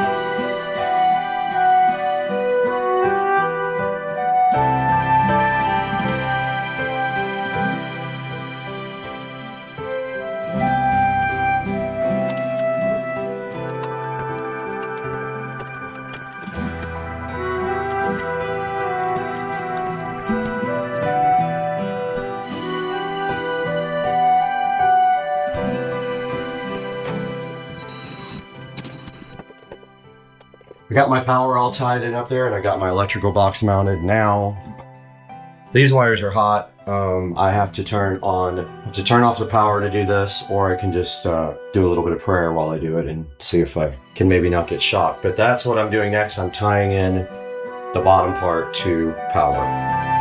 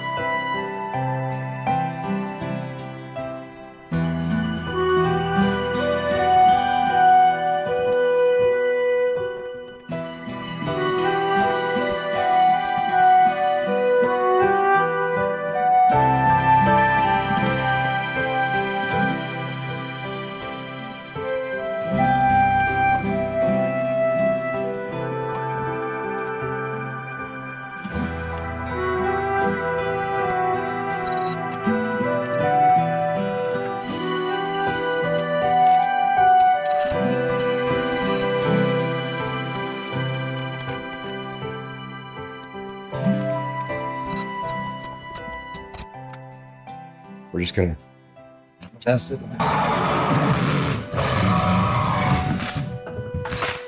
We got our hole.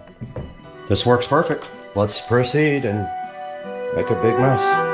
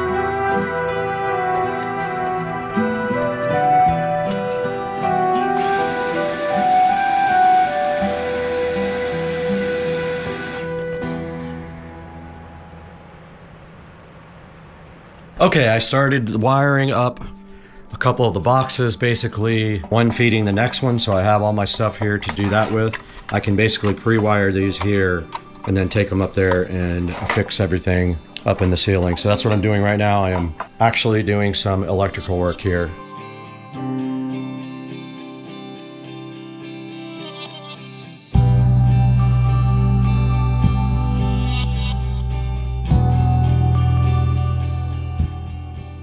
Okay, in this scene, you can see I took my already prepped wiring and I went ahead and started installing the recessed lighting on the shelves themselves. They look really cool. You can see me here kind of finalizing things and getting ready for the next steps.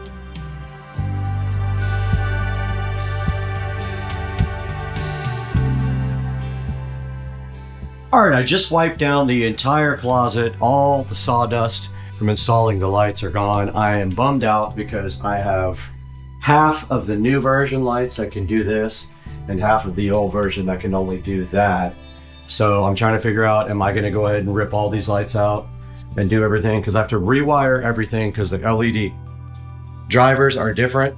But my next thing is I'm gonna get down here on the floor. I'm gonna clean this entire floor with rags and a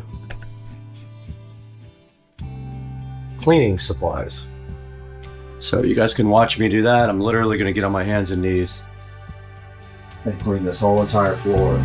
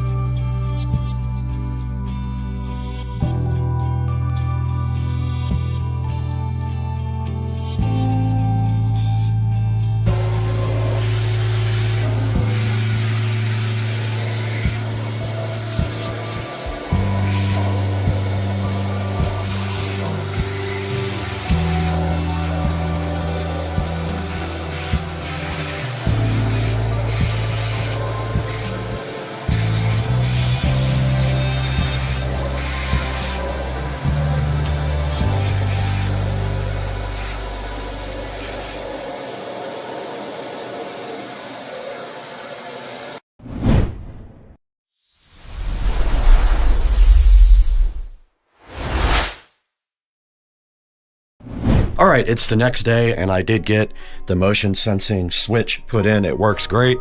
It turns these lights on up here at the top that are in the ceiling.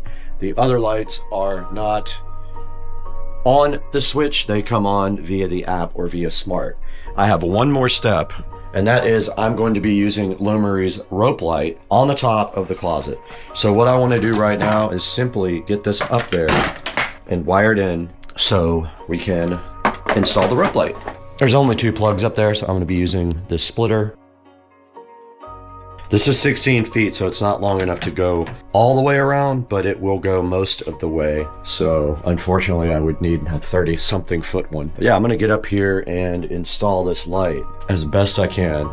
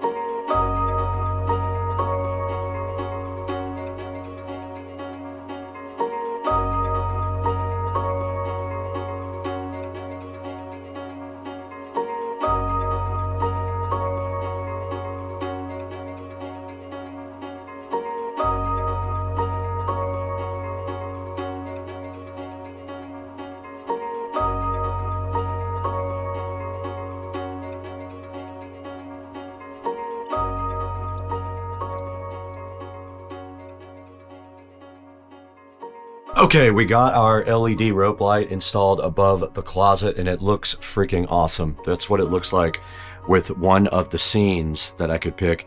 There is nothing up here, but then again, it probably doesn't need anything up there. It came out awesome. I'm very happy with the Lumery products. I just have to change out all the lights that are put in that are V1s. I have to change out to V2, which is going to involve wiring. Basically, the V2s can do white light and dream light at the same time. The V1s cannot. So I only have 2 in here that can do that. But anyway, so that's it. That's a wrapped up project here, and you can see my IKEA island just rolls nicely right here into the center.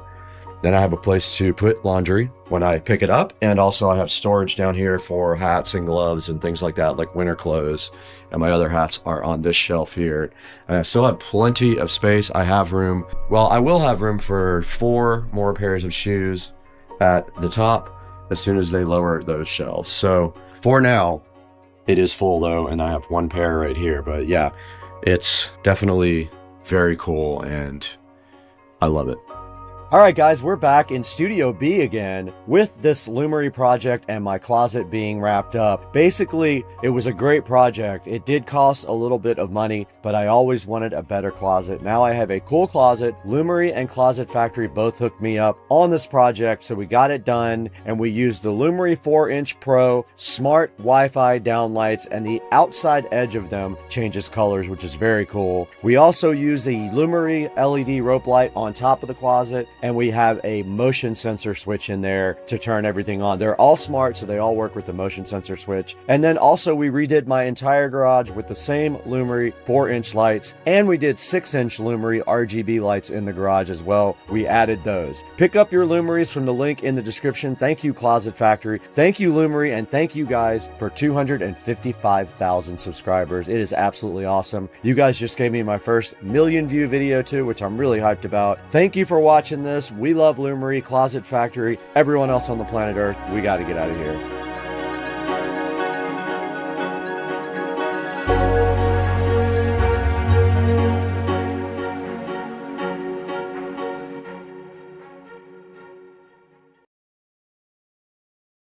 All right, welcome back, everyone. Yeah, that thing, right? Yeah, that's going in the bloopers too.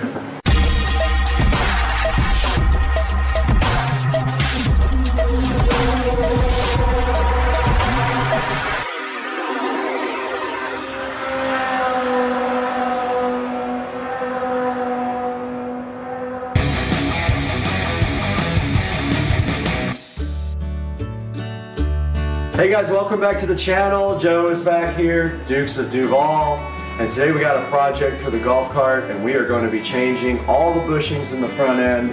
And the reason that we're going to do this is we're not sure if they've ever been changed. We doubt that they've been actually gotten into lately.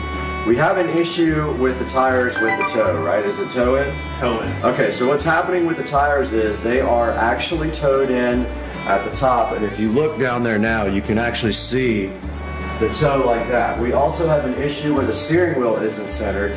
So what we're going to try to do is back the nuts off on these nuts. What is this called? Steering. I think that's the steering. This. I forgot what that's called. Steering linkage arm, maybe? Sounds about right? Yeah, there's basically like there's two rods, threaded rods, and one of the nuts is a locking nut, and we should be able to run both of them the same distance and be able to center the steering wheel without having to get down into the steering rack and remove it and turn it. We need about 2 inches on the steering wheel to be centered, so we're gonna run those. We're gonna try to, we assemble everything back up, run these two guys over and get this thing where it's driving straight with the steering wheel straight. So Joe, what is our plan of attack first? All right, first thing is we're gonna have to take off the light assembly because we have to get into the steering front steering assembly to pull that off to get to the 2 bolts that hold the top of the A-arm in there. So that's the big thing that everybody misses. I think they all do the bushings at the bottom of it, and then they never get up towards the top of the A-arm, and that's actually a larger rod that goes in between there that a lot of people don't know about. So why don't you grab those bushings so we can kind of show. Yep. Now this kit actually came from Buggies Unlimited. They're actually in Jacksonville, Florida, where we're located. We could actually run out and pick these up if we wanted to. They shipped them and they came like the next day. Right. And inside the kit, we've got everything we need to do all the front bushings on the cart. And just to be clear, for you guys, if you don't have the Magjax light kit, you don't have this lower bumper or LED light that has to come off. So you would skip that. You would still have the bumper though. You still have the bumper, okay. Yeah, if you didn't just have not the LED kit. Correct. Yep, okay, yep. cool. And one thing I will say is that there's a lot of people that make those bushings that you can buy online. Yeah. For the front, I highly recommend this package because of how thin this area is right here on it. Because the other ones are very thick, and a lot of times people struggle to try to get all that stuff back together because you can't spread the metal, you can't move it out, it has to go right in there. So often I've had to take those bushings and actually grind them down a little bit to make them fit a little bit better. So they can be used, but hard to manipulate and get inside there. So this is a great kit that has everything that you actually need. Some of the kits that you buy online that say for the front assembly often will be missing the big ones up here. So they just completely miss it for some reason. So this kit is a great kit, and it has everything that you need to do the entire front, which is really, really good. And then the back, if we wanted to, we could do that as well later. We'll probably do that in a later project. But just to clarify, so this is dropping one there. But this is the part number. It's 6700 from Buggies Unlimited. It's the Precedent Control Arm Bushing Kit, and that's all you need to do the front. So what we're going to do right now is start prepping the cart. Probably we have to pull the front wheels off, right? Yeah, just to make life easier. Yep. So we take that off, front wheels off. Okay. Yep. Start from there. So one thing I noticed with these wheels, I think I mentioned this to you yesterday. You almost need a thin wall socket. It tends to touch the wheel. Right, it's really tight where the socket super tight. So I wish I had a smaller socket, but so we don't damage the wheel. But I noticed when I put them on, they were kind of rubbing. Sure. But we're going to go ahead and do that. We're going to get the cart all jacked up. We're going to put some jack stands under it that are on the wall somewhere over there, and then we'll get back to you guys right after this. All right, let's do this.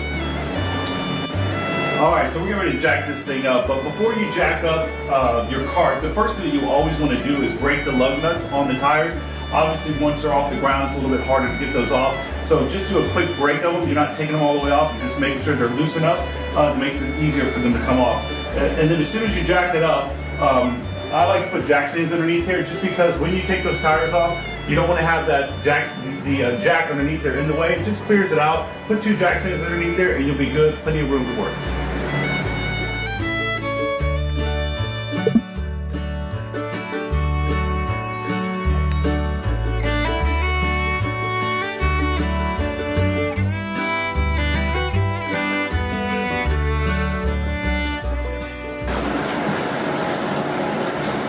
All right, so here we are in the cart, with the cart, and we have our Pittsburgh jack here. And what we're going to do now is go ahead and remove the tires, but we want to stress to you, and we'll show this to you as we get into the cart, is we're going to be checking these hubs, which have bearings in them. And they're not that expensive, so while you're in there, you may or may not want to go ahead and throw new hubs on before you put your tires and stuff back on. We're going to get to that right now.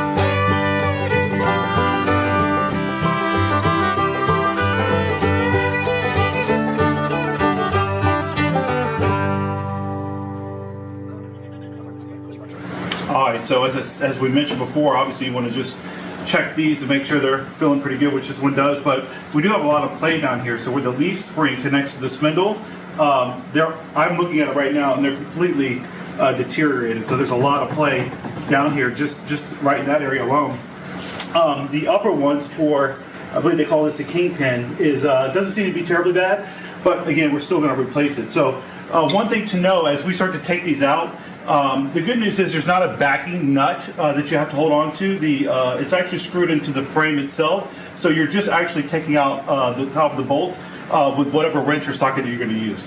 So Joe, what do you think about the fact that we have an issue with the toe like that? Do you think that that's this, or do you think it's more related to the upper? It could be both, to be honest with you. I can't see up in there on the upper A arm, so there's two parts of the A arm that we're going to be replacing. There's the bottom part of the A arm, which is, if you'll back up, I'll show them real fast, which is right here, and then the upper A arm, which is buried back in here again, which is behind the steering assembly right here, which is why we got to take the slide off. So all this is good stuff to replace. You'd be surprised, these bushings probably go out probably every 4 or 5 years. They get worn out, especially if you've got heavy usage on your golf cart. So constantly keep an eye on them, because what you don't want is your tires, especially if you have aftermarket tires, being ran where you're obviously getting bad wear on your tires. So always check those, make sure they're good.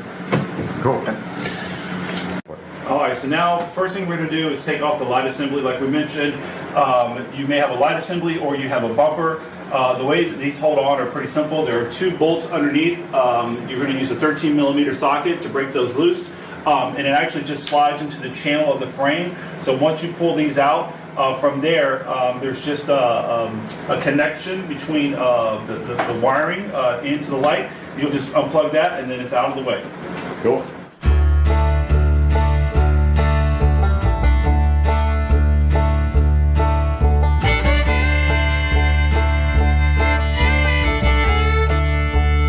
All right, so now we're going to go ahead and take off the front light assembly.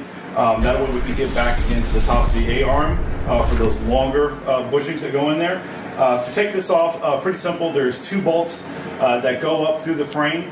So you'll use a 13mm for the bottom nut and a 10mm for the bolt itself on the top.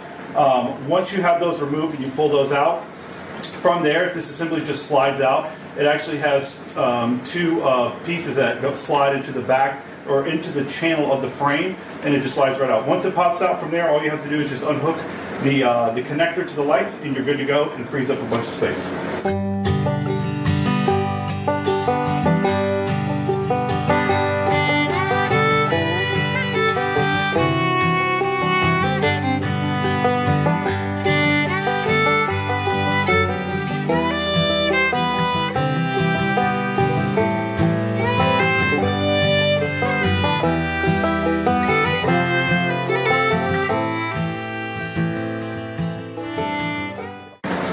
So now that we got the light assembly off, what we're going to want to do is take apart a couple of different things. So this is the steering assembly here. So in order to get to the top of the A-arm, to get those longer A-arm bushings in, you'll need to remove this. We're not going to completely take it apart, but we are going to remove the 3 bolts that hold it into the body of the cart.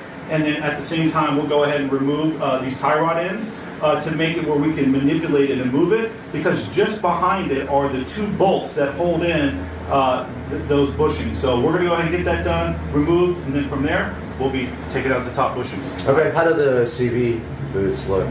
These are totally fine. They look in good shape. Are they CV boots? What are these? I would assume maybe. Maybe well, they don't turn, so they're probably just grease inside here or whatever. Probably so. Okay. They look to be in good shape. And what are these? The frame rails? Yeah, these are frame rails. Okay, exactly. cool. And again, just to show you, when we took this off, we talked about it. These things just slide. To the frame rail. Yeah, I believe they're usually above or below it. Okay. Above that, slide right onto it, and then the bolt just slides right through there, and then the nut's on the bottom. Perfect. All right, so we're going to get started on that next step now.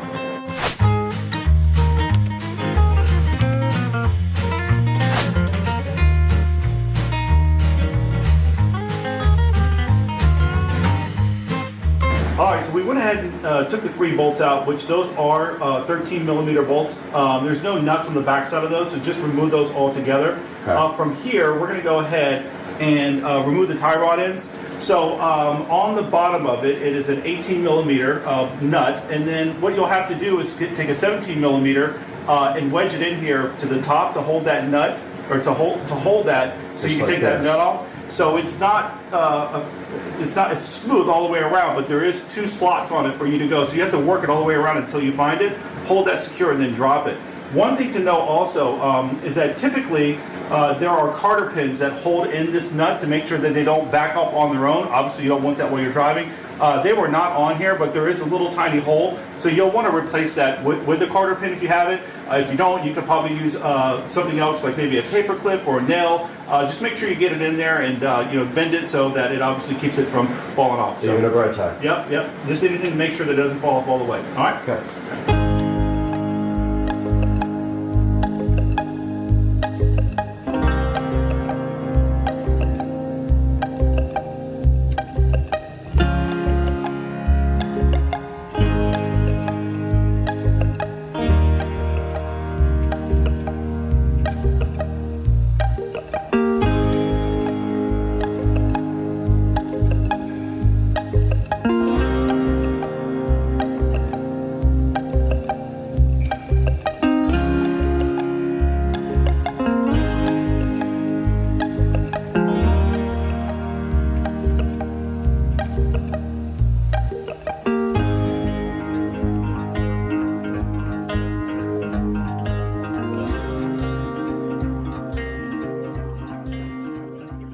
So from here, we're going to now start to disassemble the kingpin, right, as well as the spindle from there, from the leaf spring itself. So from here, obviously we want to get the appropriate size driver for this one, for the wrench. Yep, to go ahead and relieve that. And then we're also going to be needing to relieve the bottom of the A-arm from here as well. Okay.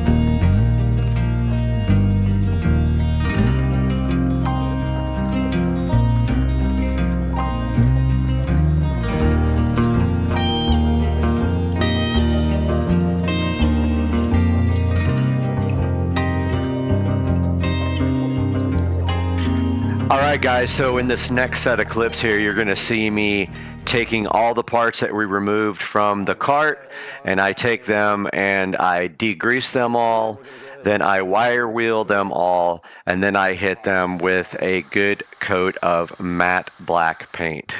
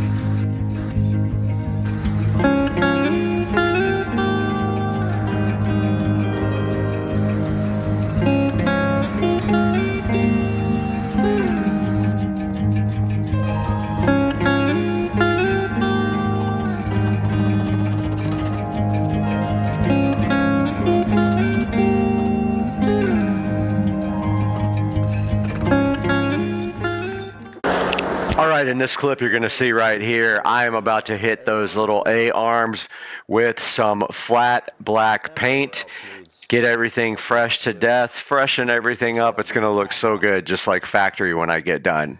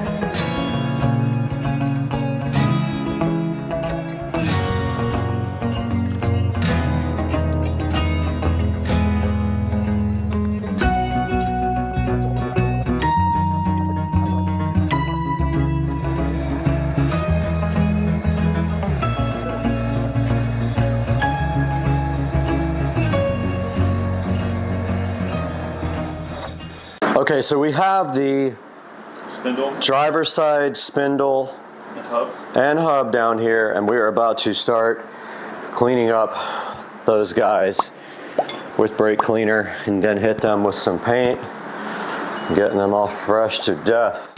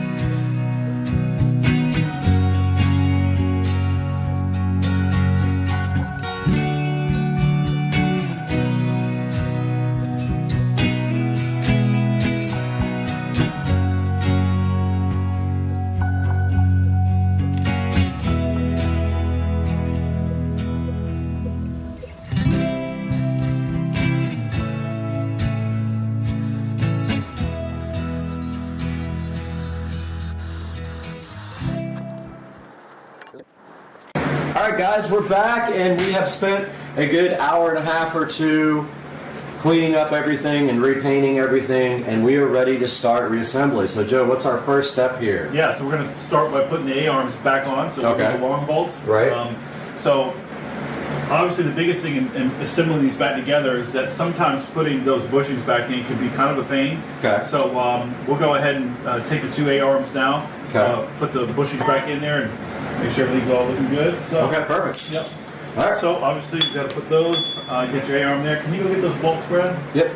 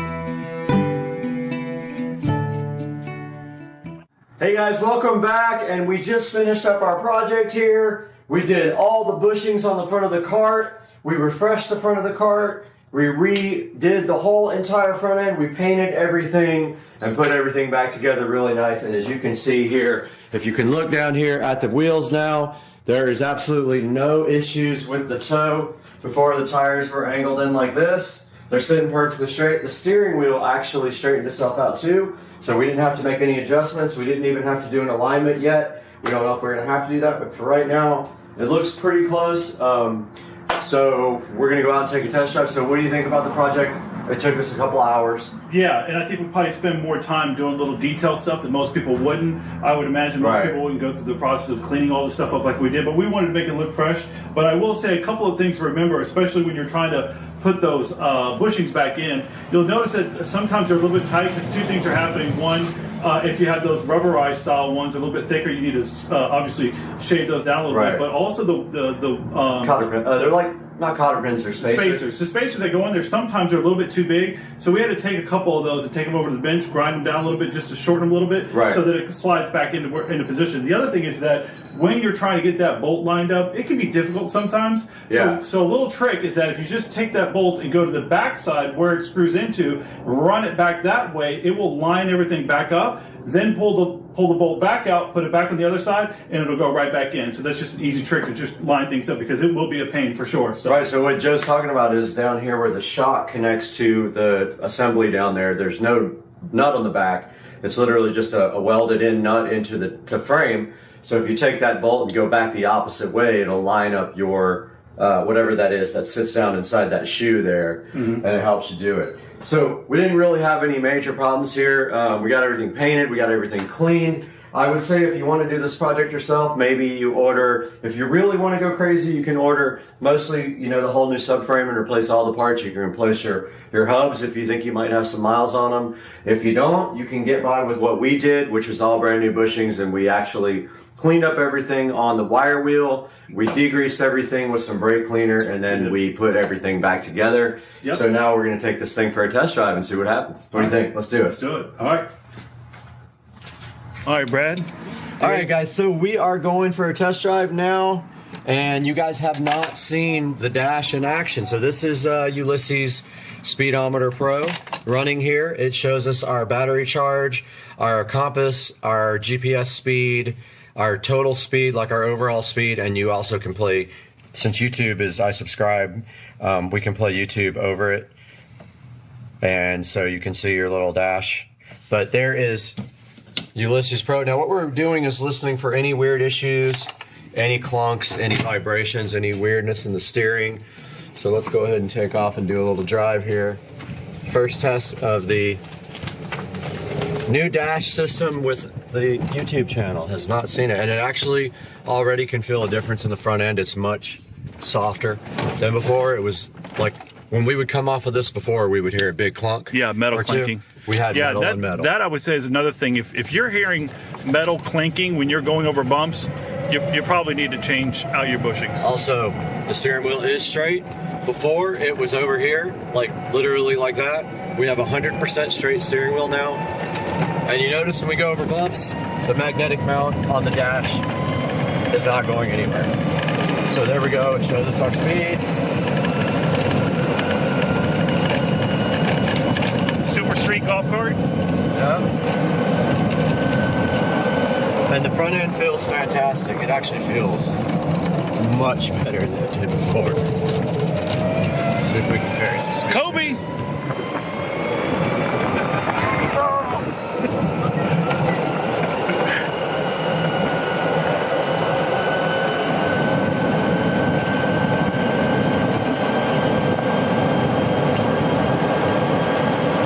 Man, it's driving smooth, nice. It's so good.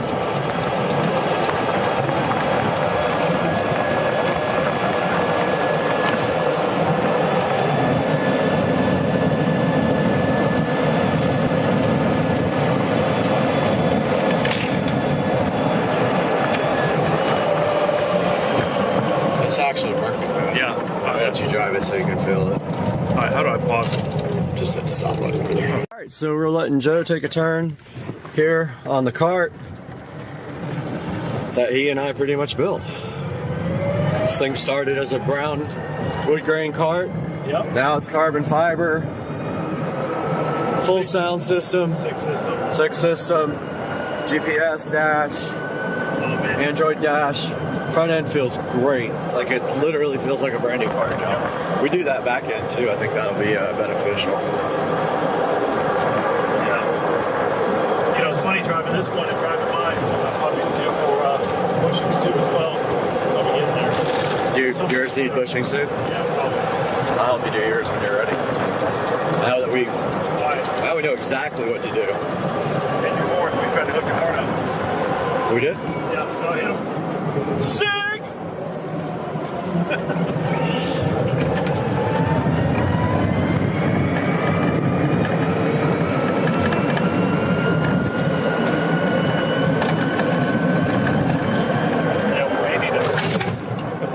Yeah. That's the biggest bump I've hit yet. I think we have to pull that front assembly. We might be able to get underneath there to hook it up. It's just 2 wires.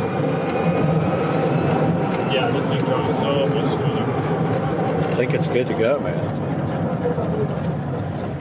Yeah, how did that thing hook up? I don't even remember disconnecting 2 wires. it. Yeah.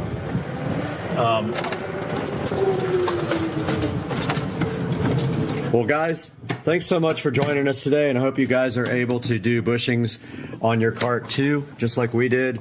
And hit us up in the comments section. Let us know what you think. And all right, what do you think about that project, man? Awesome project, man. Good stuff. Easy to do too. So any regular person should be able to handle this pretty well. I agree. And now that you have our steps, you can do it yourself. And we'll talk to you guys later. All right, sounds good. Guys, I hope you enjoyed the project with Joe and I. It went really well, but we want you to look for the next video that's coming out. This next video is going to have a full unedited version with the GoPros up underneath the cart. So that way, if you want to do it yourself, you can rewind back and go through all the action. You can see all the steps up close. Thank you for watching, guys. Have a great day from Joe and myself, and we love you guys.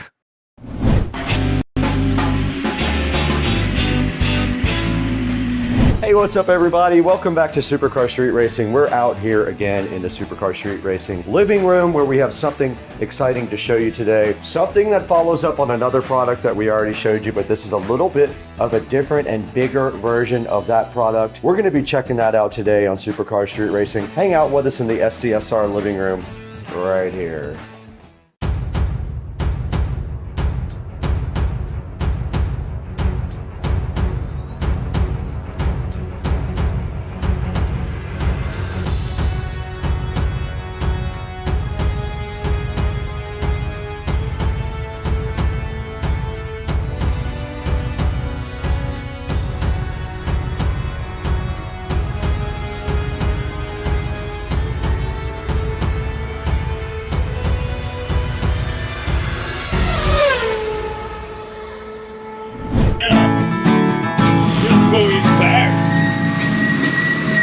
We're back in the SCSR living room today where we have something super exciting to show you. Yard Care reached out to us once again to see if we wanted to work with them for a third time on one of their products. And of course, I love their stuff, so I said I would definitely work with them. Now, last time we worked with them, we had a really small, light version of their robotic lawnmower, and it only worked great in yards with a little bit of grass. Would not work great in yards with heavier grass like St. Augustine we have in the backyard. And we have the new version of the lawnmower sitting right here in front of us, and we are going to be looking at that today on Supercar Street Racing. There's a lot to talk about. We got to get this out. We got to get it charged. Let's go ahead and do that now.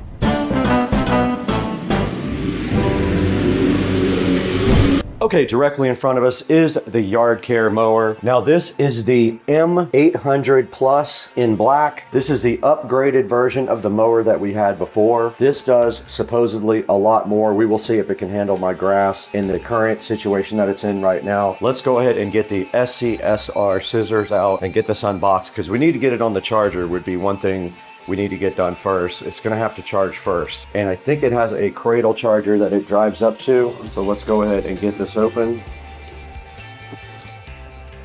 does have some sort of measurement device there. And here is the Yard Care user manual right here, looking so fresh, and a Yard Care valued customer brochure telling you to contact them if you need assistance. And on top of the Yard Care is a nice cardboard condom sitting over a cool looking black mower. I'm gonna leave the packaging just like that because I wanna be sure I can get it repackaged.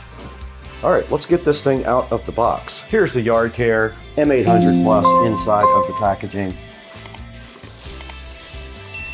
Pretty cool looking. Got a bunch of cool stuff on top. Bunch of buttons here. It's got a stop button here. It's got a yard height right here. And there's a box underneath it as well. Must be a box full of accessories there. There is a cradle underneath there for this to charge in. So what we need to do now is get this thing out and get it on the cradle. I suggest we do that right here where we have a plug, or right here, might even be good. Let's pull this out. And it is a rubberized mat. Now this is the box that came with the Yard Care. I'm assuming it has the rest of the power brick. It does.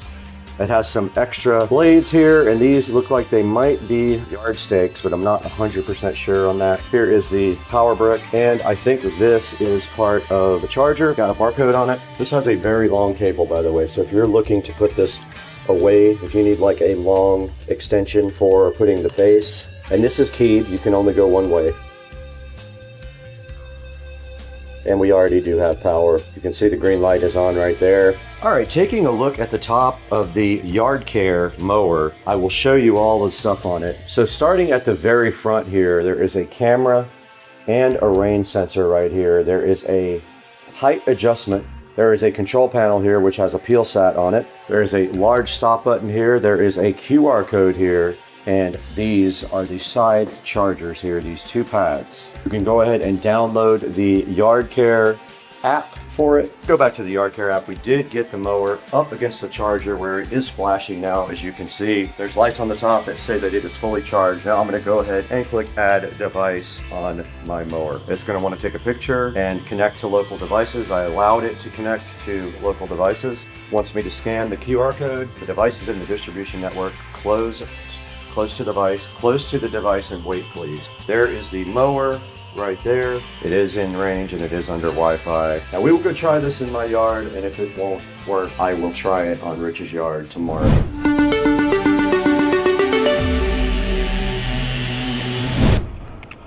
Okay, we unsuccessfully mounted the camera to the robot, but it is cutting now in random mode.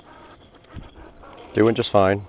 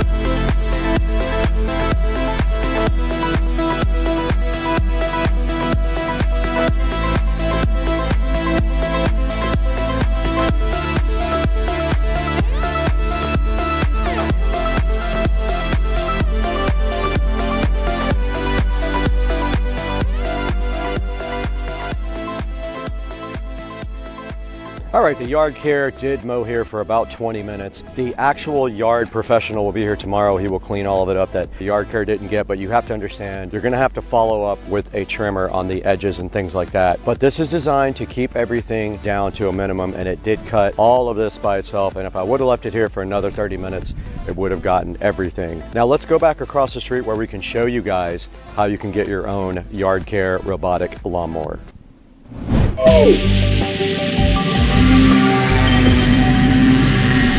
Hey, what's up guys? You just saw me take a look at the M800 Plus cordless robot lawnmower with GPS and 3D visual navigation. We did attempt to use it out in my yard, Not the fault of the manufacturer. The design is not designed for very, very thick grass. It has to be in thinner grass or the front wheels will sink down and it won't be able to move. We were able to successfully cut Rich's grass though with absolutely no worries at all. We did put it out there for about 20 to 25 minutes and it did go ahead and cut his entire grass. Now you can see right here, there is a Prime Day deal on, but you guys will probably miss that with this video because it will be after Prime Day. It says right here, you don't need boundary wires or RTK here. And then it says it has built-in GPS here, so we can actually figure out where to go. It's got visual obstacle avoidance, so it will actually figure out if there's something in the way and try to go around it or start over. It says it can do a 40-minute orderly and a 60-minute randomly mowing combination, and then it will return to its charging base based on the QR code scanner that you put on the actual charging base. I didn't get to show you guys that out in the yard,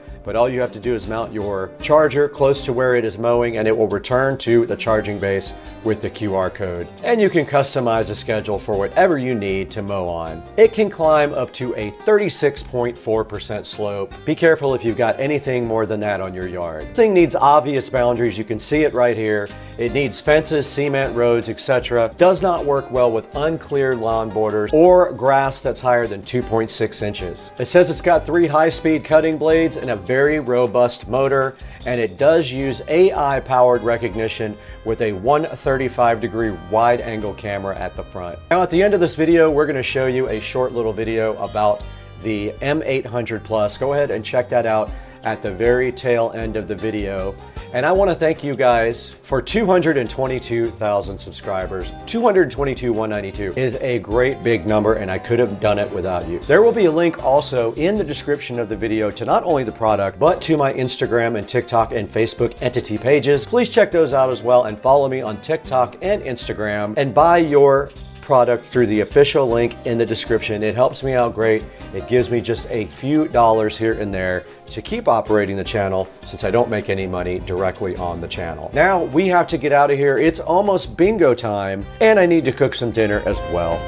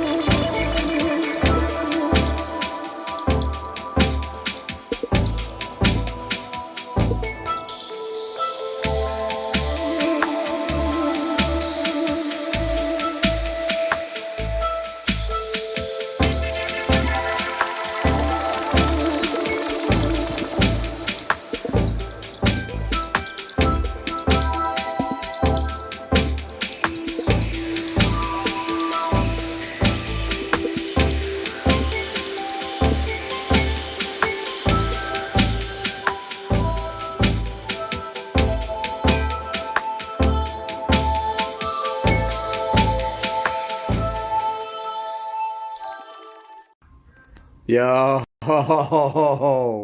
this looks fly, dog. Oh my goodness. That garage. Let's go. This is for Philip, who just bought this car. Just thought I would go ahead and take a video. So it has hood buttons. Just push those two in, and you need a hood prop. But there's a pic of the engine bay, spotless. When you close the hood, the little buttons just kind of close back. The latch does work. You just gotta finagle between the two buttons to get the latch to go down, but you don't really need it. But there's a look at the car.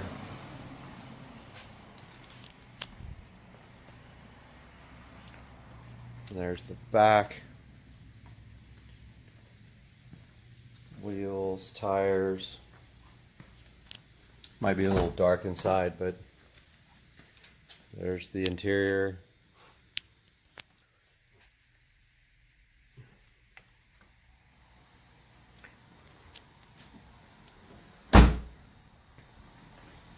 Front.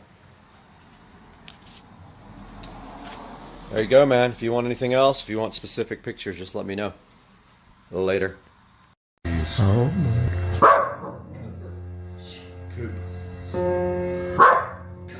Oh, he's so into it.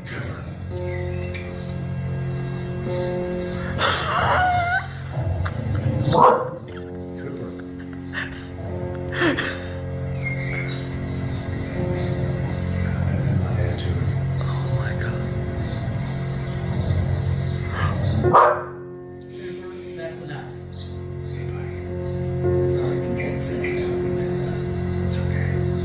Oh, I can't. He jumped on the screen.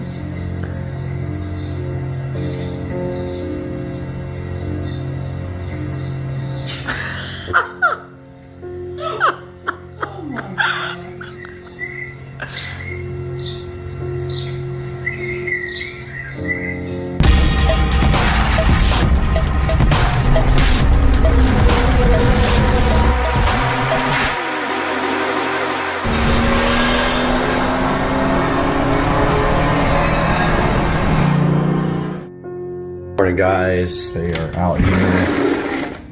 Going to start on the step tile. So looks like he went ahead and marked off his design here. So there's going to be one stripe of step tile on these steps, and then on the step out there, and that will be this tile here. So he will be cutting either one or two stripes, I'm not sure. Probably 2 rows for the steps out here. Then it'll be time to do the plaster in the pool. So we'll check back with you here shortly.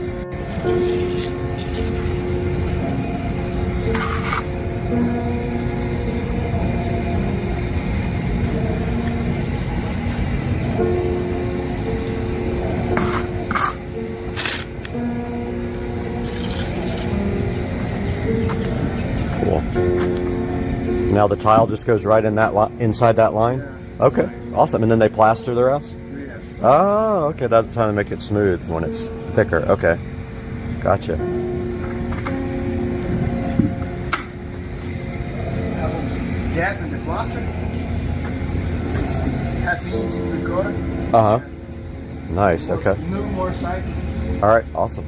How long does it take for this to dry so they start the plaster? Probably. Plaster. Maybe tomorrow. Maybe if they work on Saturday, yeah. This is waiting for plaster. Maybe tomorrow, maybe Monday. Okay. Tomorrow Sunday. Yeah, yeah. Right. Yes, yeah.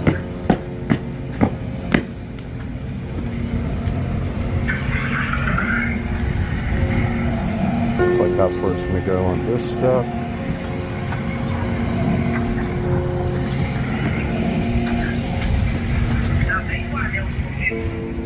He's got all the thin set laid out. I guess it's thin set. Maybe it's plaster. Oh yeah, it's thin set. It's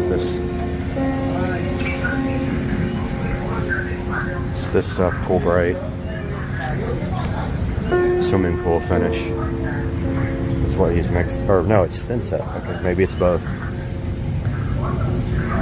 So a little bit of progress happening here.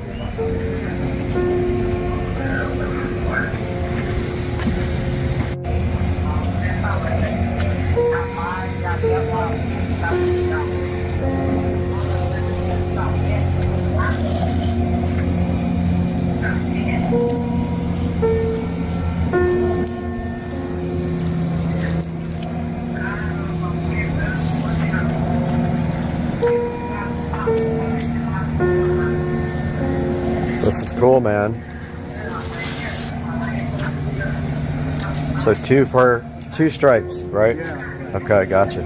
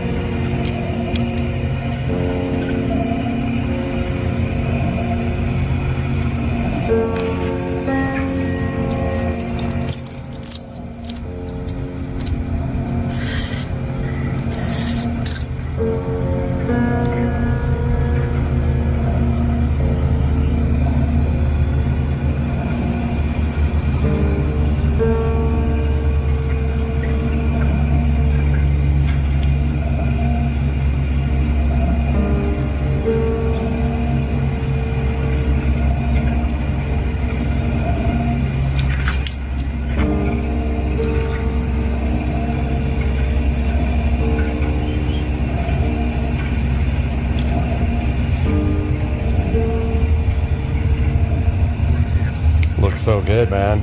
That tile is awesome. Wow, it's beautiful. Sun just reflects off it so perfect. Can't wait to see the water on like on the tile. It's gonna be nice.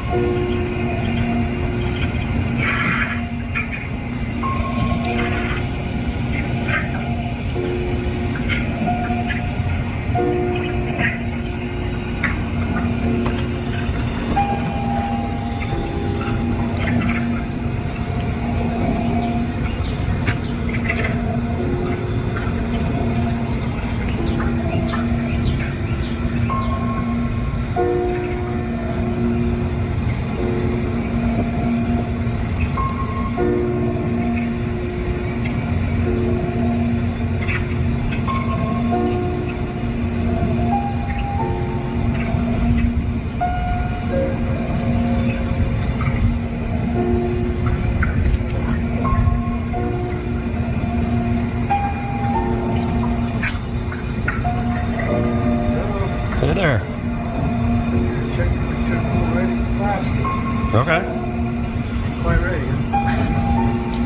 I'm not sure. Plastic date? No. I'm just checking it, make sure it's ready for plastic. All right.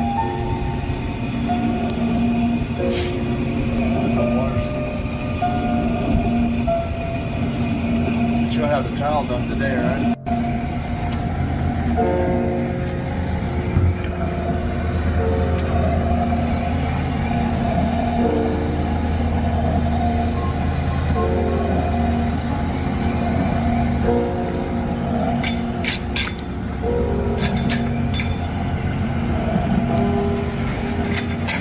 When are you guys scheduled to start the plaster tomorrow? No, I don't need a scheduling. Oh, okay. I'm just here here to make sure it's ready for. Gotcha. Okay. You guys work on Saturday though with the plaster? Not too often. Sometimes.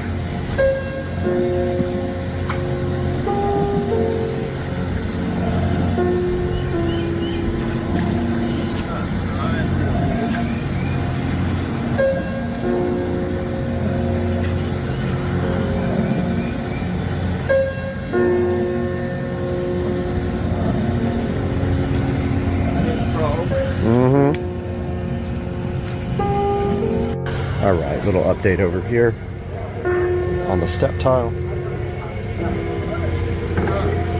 There is the second, and that's the biggest step done.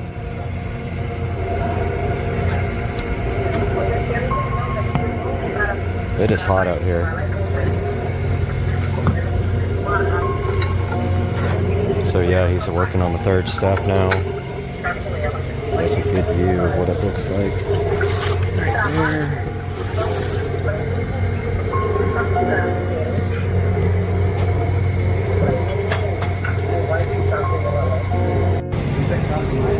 Just cleaned off the tile. That's what it looks like after being cleaned. The sun hitting it. See, from different angles, it's different colors. Okay.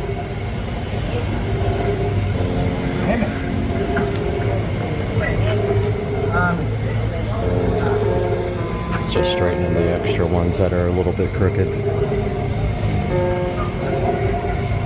Then down here they're trying to get this part dry because the water tends to creep up through the drains from underneath the pool.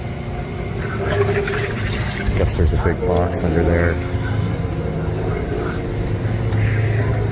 That is like a drain box. And the water will keep coming up. They're going to try to get that dried out.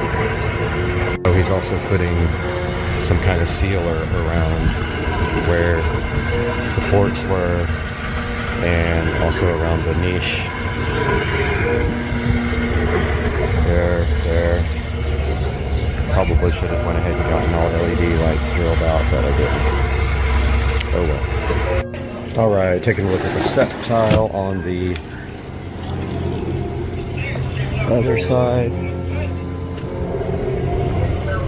He's working on the little step, the little seat. He's almost done.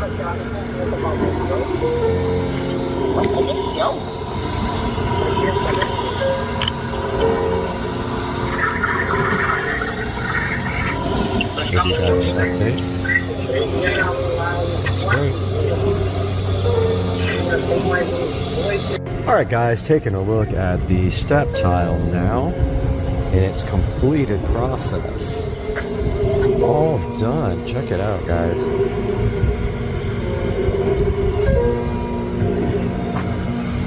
Look how that tile looks in the sun.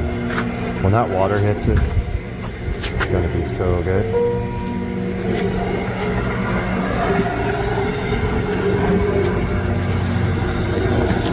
And there's still water in there. I don't know when that's ever going to dry up if we keep getting water in it.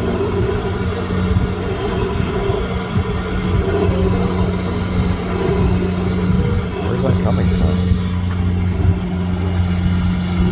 Oh, it's coming out of the port. Maybe I'll stuff something in there. Yep, there's water coming out of the port. I gotta take care of that. Anyway, guys, back to what I was saying. I was trying to deal with this water coming out of the port here, so I emailed the pool company about it piling up in the bottom because they're needing that dry before they can do the plaster. And of course, the water's going to come out somewhere. So anyway, step tile is done. That's the end of this update. We'll update you guys again when I have some more information about plaster going in. Until then, I hope you enjoyed the video. I hope you're enjoying the way the pool's coming out. Looks good to me, huh?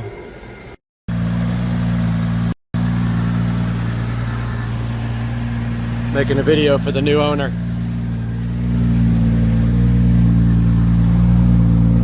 About to get it on the truck, Philip.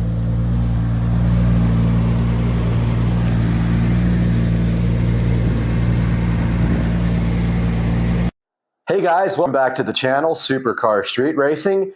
And today we're going to talk a little bit about why I switched from Adobe Premiere Pro to DaVinci 18 and why you should do the same thing for your video editing.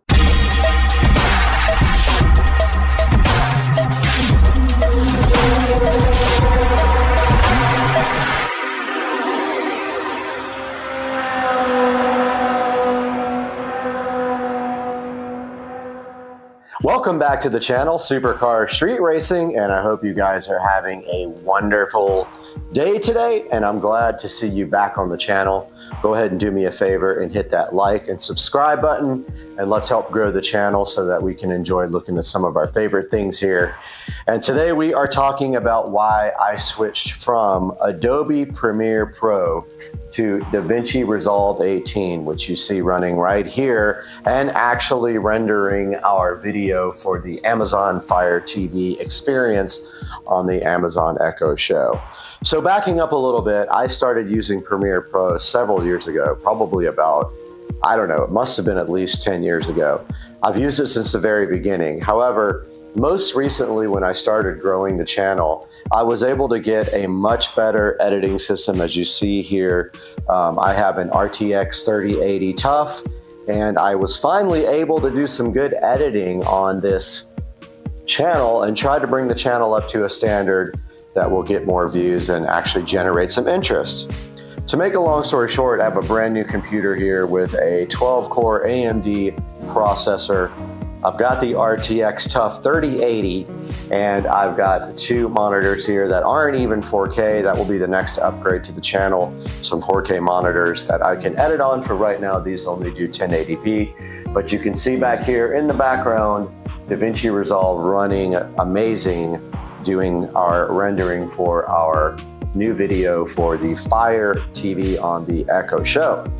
So what's the first reason I switched over? So honestly, I had a lot of issues, first related to my old computer system because I was running an older video card and I had not made the investment yet to a nice modern RTX series graphics card.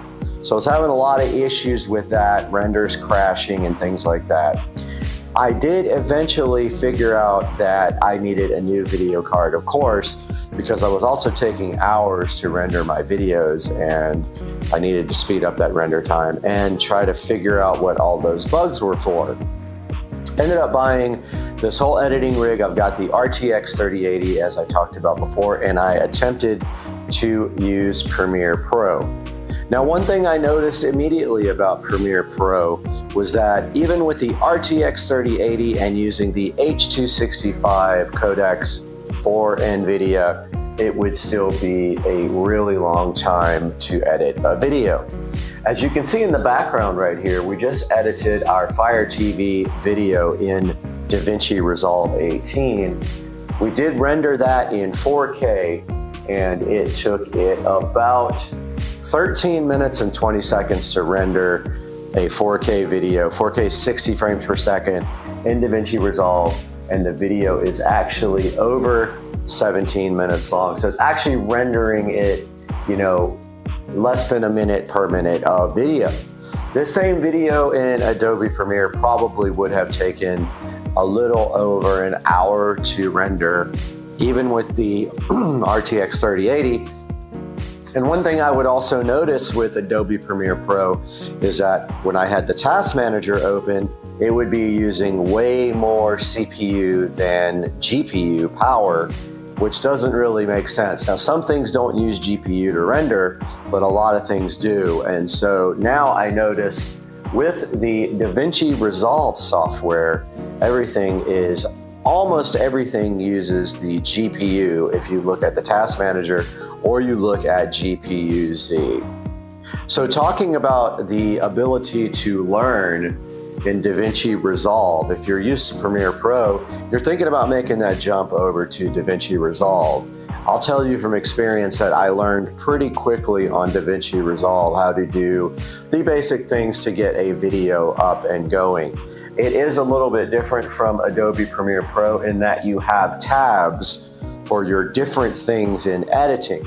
You have a colors tab here at the front here. That's the colors. Then you have your effects, your edit, and they actually have different names here. You have your, what is this called? Fusion tab. You have your color. This actual first one is called media, not color. You have media, you have cut, where you add transitions and effects and everything. You have your edit, where you have your actual timeline. And then you have your color tab, your fusion tab, your Fairlight tab, and your deliver tab. So deliver, basically, if we go over to that tab, is where you do all your exporting, which would be like Adobe Media Encoder, except it is way more intuitive and way easier to use. Fairlight is where you do all your audio work in DaVinci Resolve, and you can add all your audio effects. Color is where you actually work with the color. Pretty self-explanatory there.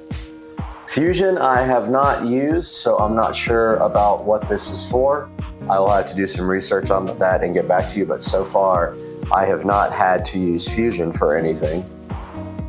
Of course, you got your timeline here, which is, if you're familiar with Adobe Premiere Pro, the timeline here on DaVinci Resolve is similar to Adobe Premiere Pro, but a lot of your shortcuts and everything are going to be different. The one thing I haven't figured out in DaVinci Resolve is how to free transform an object. Let's say you're going to layer an object on top of another one. In Adobe Premiere, if you double click that object on the timeline, you can actually drag it with the mouse to move it around the screen and place it. I have not figured out if there's a way to do that yet on DaVinci Resolve. I'm still working on that.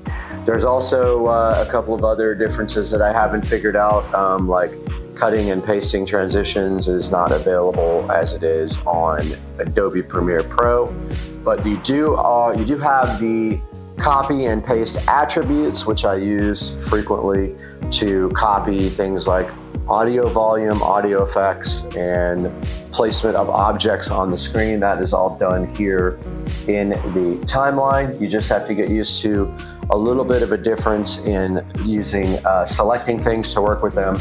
They're all up here in the right-hand corner under the inspector. You can, let's say you added an effect on the screen next to this in the cut screen, then you would click the actual clip and go up to effects in the inspector, where you can actually adjust all the different attributes on that effect. Or you can do video transforms up there, audio, you can actually adjust the audio levels and audio attributes in the clip from the audio tab up here, things like volume, pan, pitch, things like that.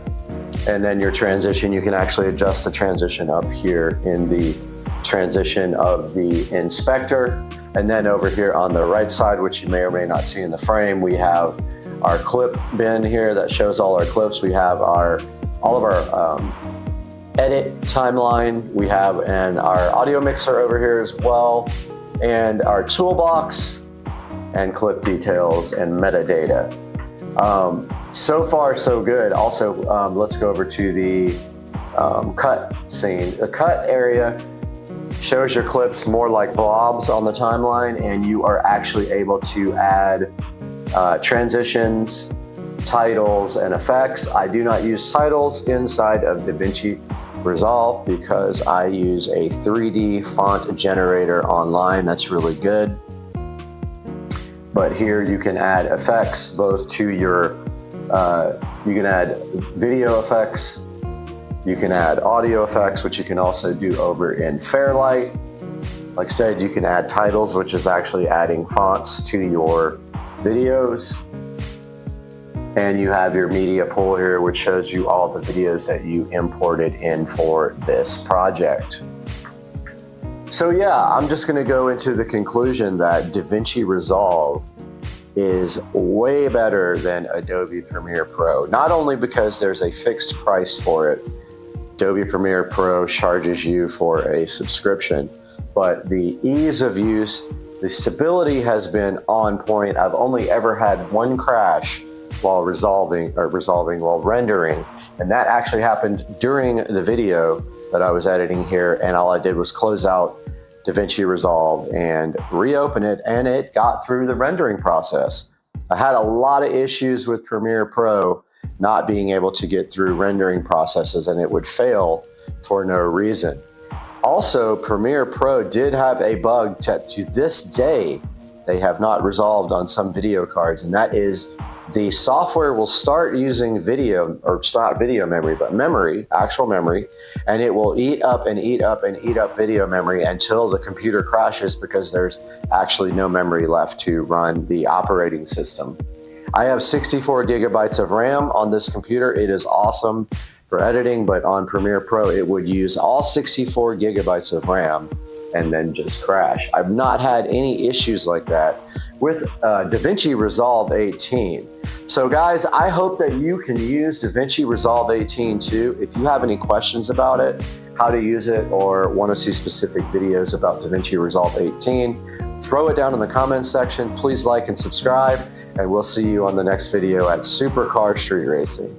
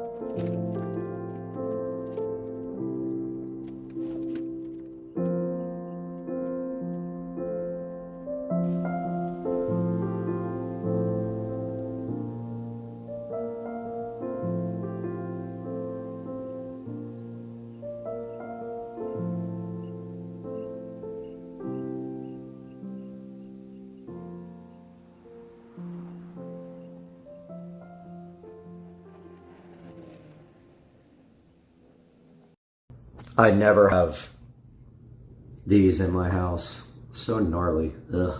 Gotta get it before it crawls under the fridge. Gross. All right, this is how you punch it in a 1,000 horsepower Tesla in Mexico. Punch it. Oh my God. What the hell?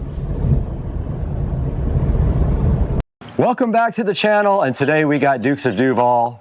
We got his 2013 Chevy Silverado here, 5.3 liter V8. And tell us about the problems you're having with this vehicle right now. Well, about a couple weeks ago, I started feeling some like stuttering. I felt some backfiring going on in it, so I knew something was up. So I took it to a friend of mine's house that's got a computer that we hooked it up to. Okay. And we got a failure for a sensor, which is a Bank 2 Sensor 1 failure, which is an O2 sensor, which is not a good thing if those things fail because they cause a lot of issues. I'll let you speak on that, but definitely causes some pretty good issues, specifically really bad gas mileage. So I've been sucking through gas significantly with this big V8. All right, we're going to take a look at that today. We're actually going to fix it. We've got everything we need. Yep. It's pretty hot right now. We're trying to let it cool off, but we're going to look at that today on the channel, so hang out. Yep.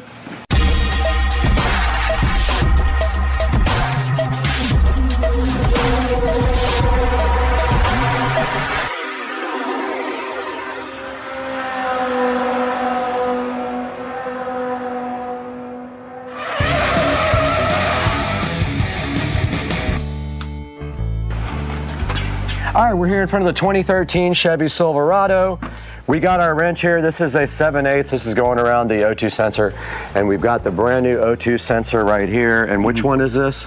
That is Bank 2 Sensor 1. So that is what they consider an upstream. So it's before the catalytic converter, as opposed to being behind it. I did look under there. There is one behind it. Now, how many total do you have in this truck? 4 total. So you have 2 sides of exhaust. So you have 2 in the front of the Cadillac, 2 in the back. Yep. So how much was this replacement Catalytic, part? not Cadillac. That one costs about $50. Okay, it's an off-brand, but it's got a 1-year warranty on it. So if it doesn't work, then I'll be able to take it back. But fingers crossed it does work. All right. So if you get this directly from Chevy, how much would this cost you from Probably $100 or so. $100. Okay, yeah, if I had to cool. guess. So I looked underneath the truck, and there's a frame rail there, and the catalytic converter sits right above that, and then right above that, or right on the catalytic converter, actually above it, is the O2 sensor. I'm gonna get under there with my lights and stuff and try to get the old one out. But here's the tricky part. You can see right here, there's a clip on that. I have to get under there and clip that off. And so we're gonna see if I can actually do that or if it's gonna break. A lot of times these are so brittle from getting heated up and cooled down so much they just break right off, which that's fine too. Yep. As long as we can get this thing off, right? Yep. And then the other fun thing about this is that typically you wouldn't use a wrench like this, a box end wrench. They have like a they have a specialized socket that has like a slit in it that will allow so the wire goes through the wire goes through it, right? Yeah, so in this case, we're not going to do that because I don't want to go buy a specialized tool just for this. And you can see I got the anti-seize compound on it. And this one, yeah, exactly, came with the factory with anti-seize on it. So if yours does not have anti-seize because it is going directly into the exhaust, I would apply some on there, but this one already had it on there. Because if you ever try to get that off, sometimes you need heat and other things to get that off. It'll be like welded on there if you try to get it off later down the road for sure. So. All right, well, hey, I'm up for a challenge. Let's get underneath the truck and see if we can get this thing out of here. Let's do it. Let's do it. All right. All right, so I'm underneath Dukes of Duval 2013 Chevy Silverado. And as you guys can see, I got my light right here, so I've got a pretty clear shot of the catalytic converter here. Now you can see the rear O2 sensor behind the cat. So that's the post-cat O2 right there. Super easy to get to that one and the clip as well with the wire. But as you can see up in here, this guy up here is pre-cat, and the actual wire, I try to get the GoPro right way up in there. The actual wire goes, had my hand up there before. All right, so I got my hand on the wire. All right, I got the wire now, and that goes, oh, no problem. So the wire actually is right here in my face. So I'm gonna go ahead now and get that wire unclipped. It actually has a safety, well, almost looks like a zip tie on it. It's a green safety thing. Yep. You have to pull that out first before you can unclip it. So I'm gonna get my GoPro clipped up here somehow and then show you guys this. All right, so I'm underneath the truck now and I see the clip that I have to remove, and you can see this safety, and I just pulled that right out. And then now all we have to do right here, right now, is pull this plug, and there you go, it's completely off. And also it has a Christmas tree on the side that's holding it to the wiring harness. So that also has to come off before it will come out. The actual oxygen sensor end, though, looks like it might be free. Let's see. Let me see if that's the right end. Okay. No, the end with the oxygen sensor is on a Christmas tree, and that is hooked to the wiring harness. So that is not going to come out until we figure out how to get this off.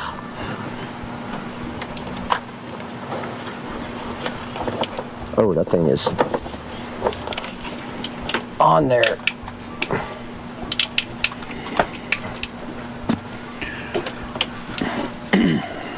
Yeah, there's like a clip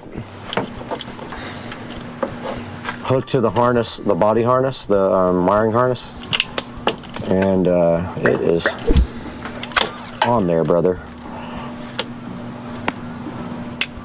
Brothers and sisters, I'm getting this thing off.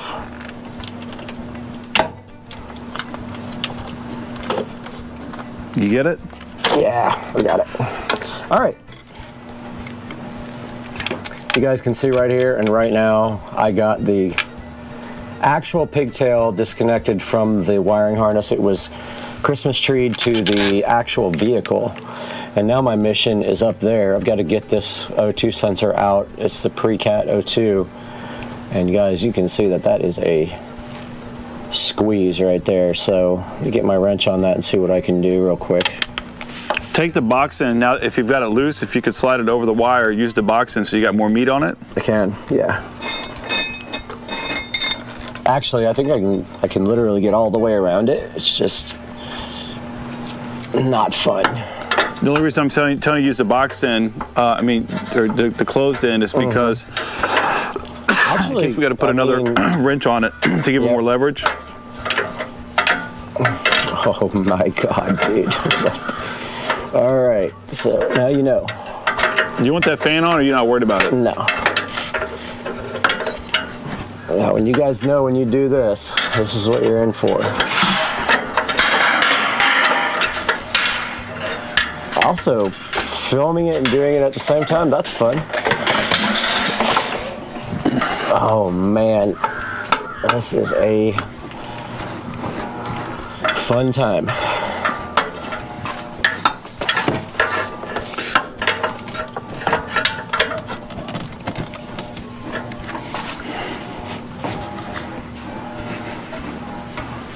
Oh, wow.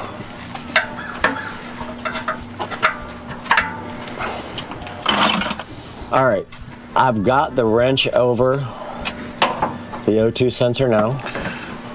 There is just a very, very little amount of actual room to do this, so you can only get your wrench on there with one. Do you want to double your wrench up? No, I'm gonna see if I can power this guy out with it like this. If I can't, then I'll do an extra wrench. Let me think about this. So I think you gotta go towards my feet. Yep, go towards you. Not like when we were doing the calipers. Yeah, the opposite way of that, the right way. Yep.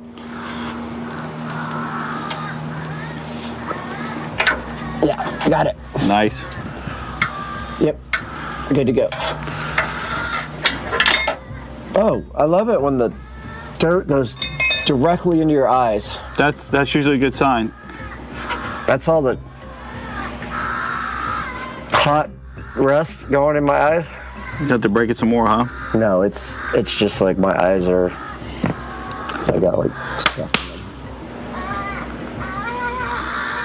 What is that noise? Some bird. I don't even know what kind of bird Kill it. Erase from channel. There's a crow. Do not kill birds. Okay, so I'm getting out from underneath this because it's putting dirt and dust all in my eyes. Fuck. That's turning? Yeah. Well, it was. Oh man. It's my pellet gun. More just dropped right into my eyeballs. Probably should have been wearing glasses for this. That sounds like a wild bird. Kill it. Guys, if you do this at home, wear safety glasses because I just got hot, molten lead rust in my eyeball. Every time I go up there, more drops in my face. You want safety goggles? No.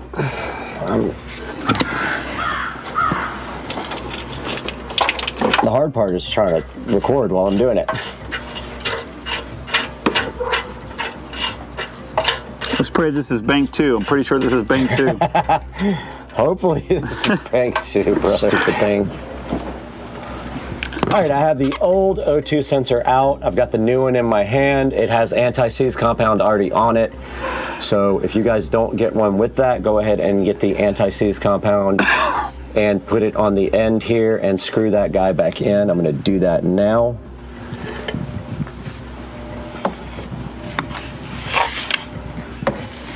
And so you guys see, there's a kind of a, like a plastic shield down here blocking, and that's what's making it so difficult to get this guy in.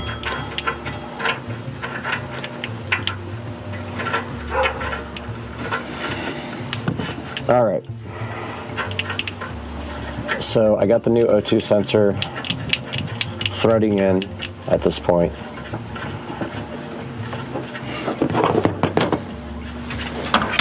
Turn it as much as you can with your hand, and then you'll tighten the rest up with your wrench. It's not really, it's an awkward position, and I'm gonna go ahead now and tighten this up off camera because I can't hold the camera and tighten. All right guys, so I got the O2 sensor replaced now, and I got the little pigtail plug back in, and now we are going to go ahead and start the truck. After this, I'm going to get out of here first, and we're going to see if that was the culprit of all these issues. But yeah, it looks like everything is good to go now. Just gonna stuff this back up in here, and we'll go test the wire. All right, cool. All right, well, Brad just finished up putting everything back together, so I'm gonna check to see if my sensor turns off and everything starts running normal again. Fingers crossed. All right, still showing a sensor. I do have a low tire pressure that I gotta fix. Still feels pretty rough right now. I don't know if that will correct itself after a minute. Do we have to reset the codes? I can't imagine we would. The only way we do that, I guess, is just pull the deteriorator. Yeah. Right. I mean, can't we just take the negative battery? Yeah. Yep.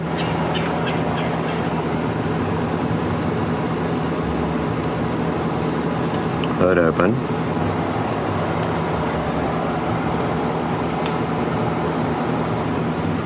And we don't have an OBD2 reader, right? I don't have one. I'd have to go over to my buddy's house. Oh. No. Still running rough too? Feels like it's running rough, yeah. But maybe it needs a second. So we're still getting some weird readings from the computer, so we're gonna go ahead. We're gonna go ahead and pull the battery cable right there and go ahead and reset everything and see if we can figure it out. Because we did double check a video and we replaced the one that was showing the code in the computer. And so to pull the battery cable on this thing, looks like maybe an 8 or something millimeter-ish. Just broke. And it'll quickly reset the ECU. And go from there, and then we'll pull the codes again if that doesn't work, and we'll see what's happening after that, because we replaced the one that it said according to the video. All right, so we put everything in. Truck still's running a little bit rough. The code was still on the dash, so we just unhooked the battery for a minute to try to reset the code. It did reset. I still have another code on here for a low tire pressure, but we're hoping that maybe it's one of these things where it just needs to run for a little bit and try to clear itself out, but no guarantee. So if that doesn't work, then we might have to put the computer back up to it and see if it's throwing another code. So we'll see. All right, we're gonna take it for a test drive here for a little bit, drive about 30 miles, see what happens, and then we'll update you guys when we get back. Yep. We find ourselves once again in the Supercar Street Racing dining room with an exciting product today that I am so hyped for, and I've been wanting to do this for a really long time. And right in front of me right here and right now on this table with my briefcase, which has nothing to do with this, are the Govity Permanent Outdoor Lights Pro that we're going to be taking a look at today. We're going to unbox these, get these installed on the house, and it's going to be the coolest thing ever. I am literally hype train. Let's go.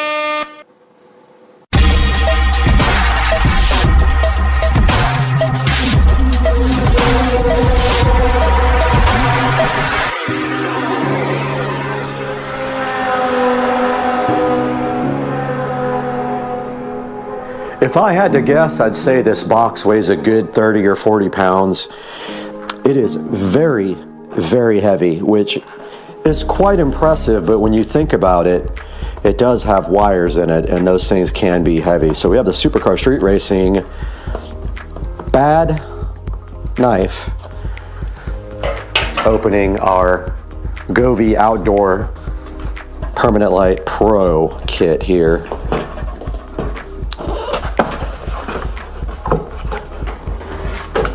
And let's take a look and see what's inside.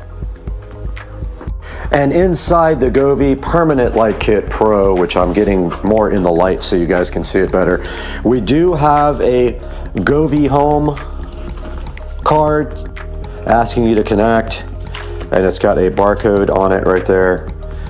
Don't know if I can show that, but whatever.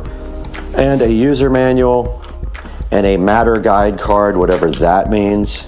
We have a Dream View box. Talks about the syncing system. And then let's see what else is in here. We're back this morning with the Govy Permanent Outdoor LED lights. And we're looking at the installation steps here, and the first step, it says to check the string light, plug it into power, make sure every string is working, and then disassemble them again. So we're still getting into the unboxing. Let's get this unboxed a little bit further so we see what we're dealing with this morning. And checking out the box here, it looks like we have 4 or 5 other boxes inside of one box. So they attempt to confuse you by putting boxes inside of boxes inside of boxes.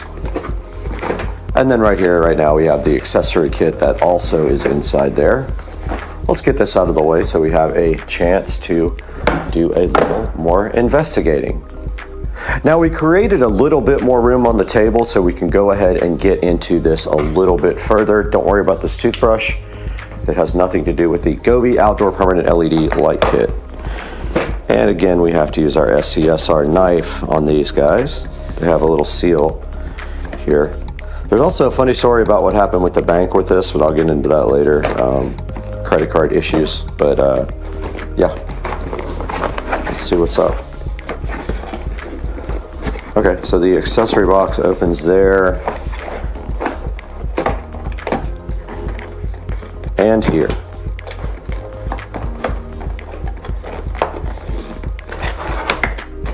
And inside of the accessory box, we do have the connector kit, which I believe is for splicing.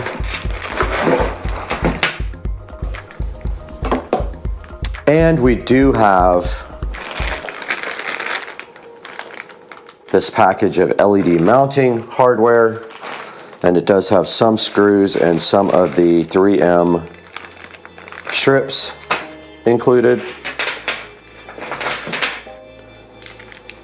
Looks like a extension kit. So some little extensions if you have to jump from eaves to eaves. We have the power module, which I don't know where that's going to go yet. Probably on the house, but I'm not 100% sure how we're going to get that mounted. It has a power switch right here also, just an on-off power button. So this all depends on where you have power, and if you don't, you are going to have to create power. And this is the driver. And it does say install behind the 5th string of lights right here. Install behind the 5th string of lights. So that's the accessory kit. And this thing does come with a lot more than the regular standard non-pro does come with. And unboxing the accessory bag, there are a lot of extra LED mounting tabs. There are a lot of 3M mounting stickies, and those are the ones that go behind the actual lights themselves. Now, a lot of people have reported issues with these things staying up.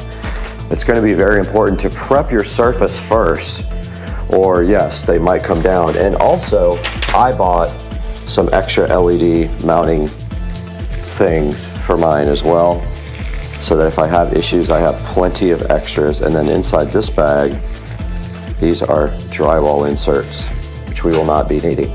I was a little over-prepared for this. I was ready for this for a while. I bought these extra LED mounting brackets with screws. These screws may not work with the soffits, but these brackets will work if I have to use other screws. They might work. If I need these, I have those extra. Now let's go ahead and get some of this other stuff unboxed. Now on my particular setup, I do not have any eaves to jump, so I'm super lucky. Probably won't need the extension. My only concern is going to be power, but what I do see here that is a good thing is that I have a nice, really nice long power cable here. So we probably have 20 feet of power to get to the first light. So what that means is I have a place in my back to put it. If it is long enough to reach all the way around the house, I have a spot to put it, and there shouldn't be an issue. But we have to lay them out on the ground first and see how long the set is. These are just for cutting and splicing the wires. You get a good amount of extra, which is why the kit costs more. They do give you some extra extensions as well. And that's why it's called the Pro Kit versus the normal kit. And the LED lights are upgraded. They do white and warm white without using RGB, unlike the normal Govee lights. The normal Govee home outdoor permanent lights use RGB only, and that does not have a dedicated circuit inside the bulb for white and warm white. Big difference. Now when you have these lights up all the rest of the entire year, you're probably going to want to do the warm white or the cold white because it's not Christmas time. Or you may just want to do one RGB color. Now I've gone ahead and plugged in the power supply. So I would say the power brick maybe weighs about maybe 2 pounds. It's kind of heavy. And then we've got our first end here. So what we're going to do right now is get these things out and test them, because it asks you to do that before you even start. Oh, I did find some other mounting stuff here as well. It's like some, it looks like it might be for, oh, that is the, that's the drywall inserts. And it looks like it allows you to mount the power supply by the cables. So what you would do here, as I break the camera, what you would do here is mount the cables themselves on the power supply to the wall. But I do have masonry drill bits for that if we have to. Now let's look inside the actual LED light boxes. All right, here is one of the LED light boxes that came with the kit. These all are probably the same. Pretty cool, really nice packaging as usual with Govee. Now Govee is not the cheapest in the world, but this is why. You get instructions, you get quality packaging, and you usually get things that actually work. And they do have this nice Govee little Velcro thing around each one. So I'm gonna go ahead and get this first guy powered up. Now don't forget, when you put these in, you have to put them in the right direction, right? Because they have a male and a female. And think about your driver, your LED driver that has to go between.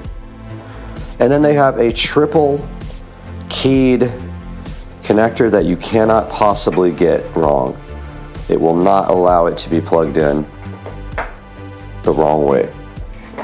Let's get all these interconnected while you guys watch in fast motion.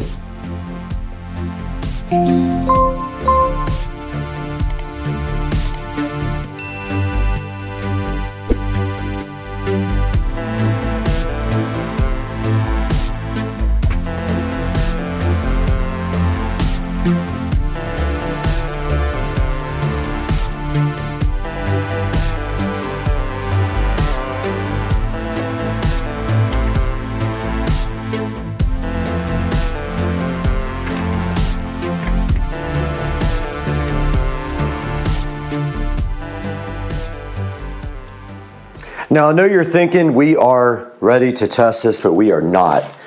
Do not forget the LED driver kit right here. Now, this has to go somewhere, so it's going to be showing on your soffits or your eaves or whatever you're going to do. But this is the driver kit, and this does say install behind the fifth string. Now, I don't know if behind, I'm assuming that means after. So this is 1, 2, 3, 4, 5.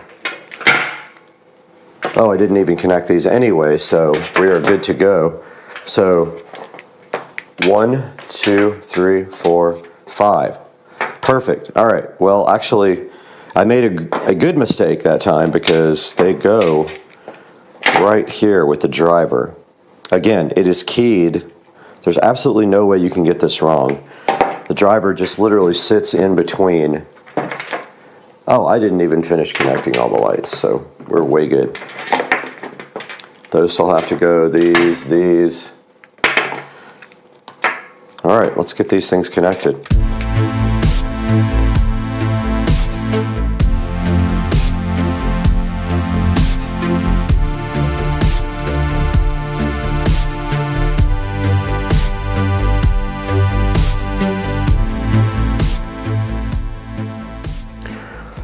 We are at the next step in the manual, and that says to prepare a stable ladder, but we haven't powered on the Govee permanent outdoor LED lights yet.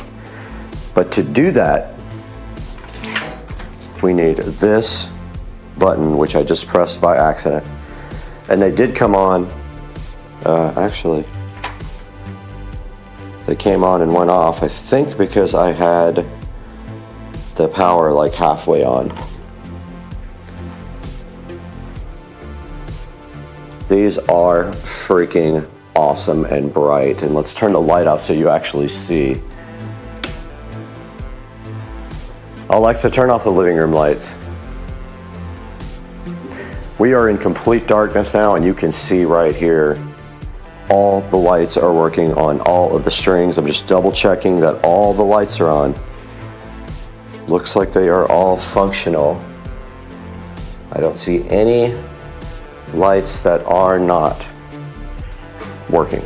That's a good thing. That's your first step to actually installing, is doing a test hit with the RGB LED Govee Outdoor Permanent Pro light kit, and let's go to the next step.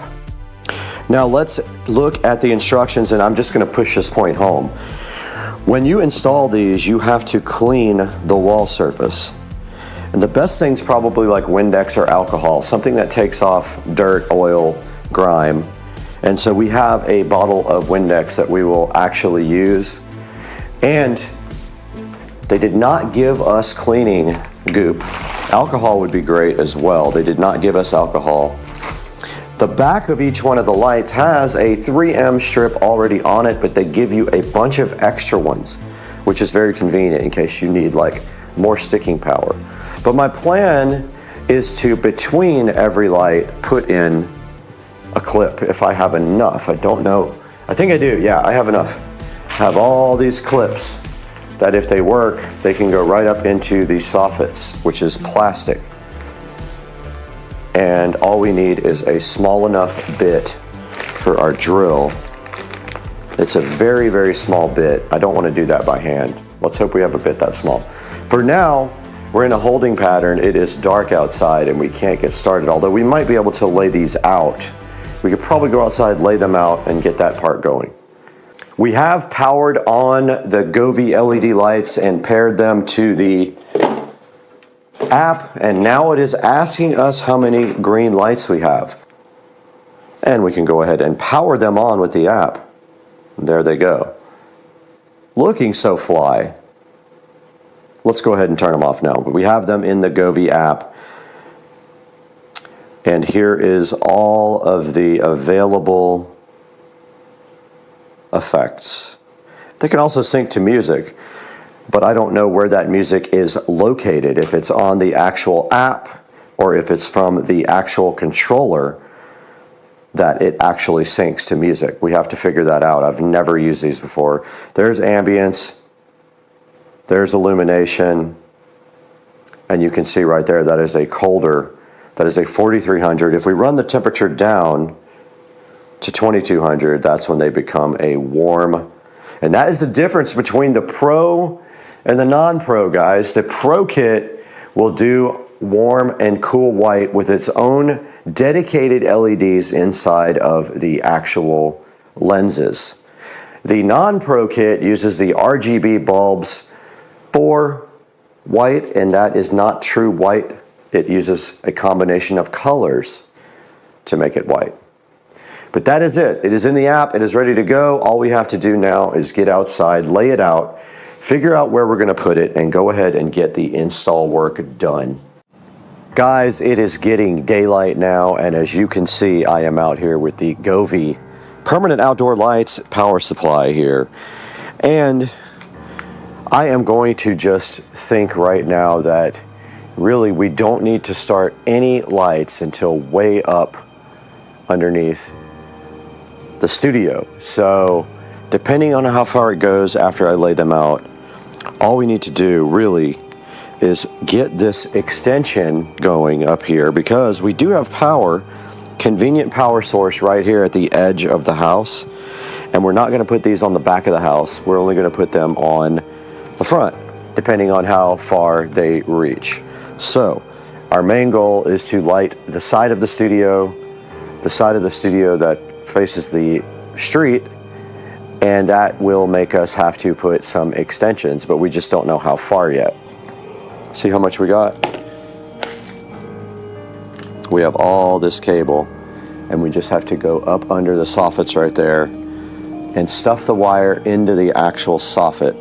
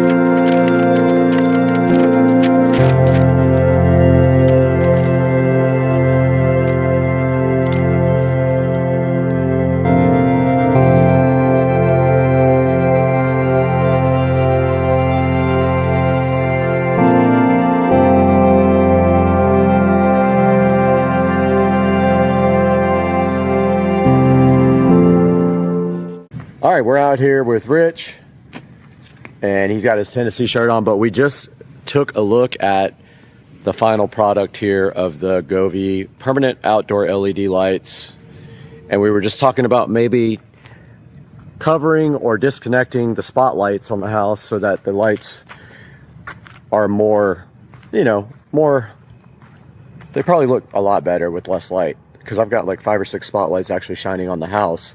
Don't need that anymore because these guys can go to warm white, and I'll show you guys that now. All right, we just switched the house over to warm white 2700K. So that's what it looks like when it's not in color mode. And you can see with that mode, the spotlights actually look good. I think they look good. Yeah, I think it looks good with the spotlights when it's on warm white like that. Yeah, that's fine. With the uplighting. Absolutely. Yeah. I think just the Christmas lights maybe cover the white light, the solar lights. Yeah. You know what I mean? All right, we're gonna put this thing back on Christmas lights, and then I'll walk you around the house and show you the final install. All right, we're out here right in front of the house now, and I'm kind of gonna walk you guys around and show you the whole thing. Now, I am recording this on my phone. I usually record on the GoPro, but my phone does way better at night. So let me go ahead and show you guys this. It starts right here. Oh, the GoPro's still out here. Totally forgot. So it does start. I have to clean up this wiring right here that runs underneath the studio, but the power is over here, right up there in the corner, and there's extensions running to the corner here of the shed, the studio, and now that is the studio lighting. I'm gonna back off the zoom a little bit here. All right, so this is the studio. The lights actually start above the studio door. So this is the first light in the chain. They run all the way around the side of the studio, because you can see the studio from the street. And then they continue right here. And I can see that we don't have any lights falling off, which is a good sign. Sometimes people have problems with the 3M, but as of right now, I don't see any issues with the lights. Here, we came under the gutters because I just thought it would look better if it could project kind of on the door of the garage. We continue around here to the front of the house, and then when we go into the porch area, I didn't go in the porch, I just came right up against the wall there, and I think we cover these lights up, it'll look better, these spotlights, which I'm probably going to go grab a couple of rags and do that. Now the lights do continue around the side here.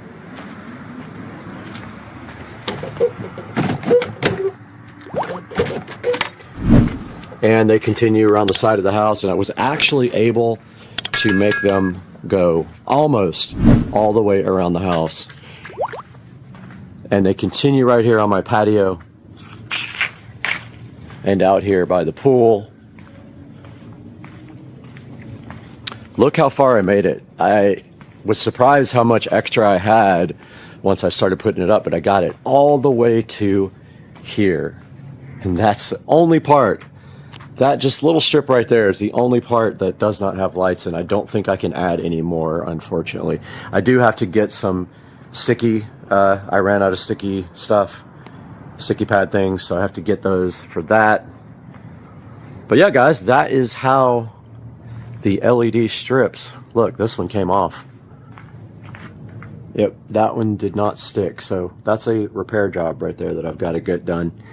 I've got some extra sticky stuff, but also didn't put, since I ran out of LED little pads, I didn't put them in the center, but yeah, that one came off. So yeah, hope you guys enjoyed this project. I absolutely loved it. It was a lot of work. It took me about 7 hours to do, but it was worth it. And we'll see you guys next time on the channel. Mr. Binks.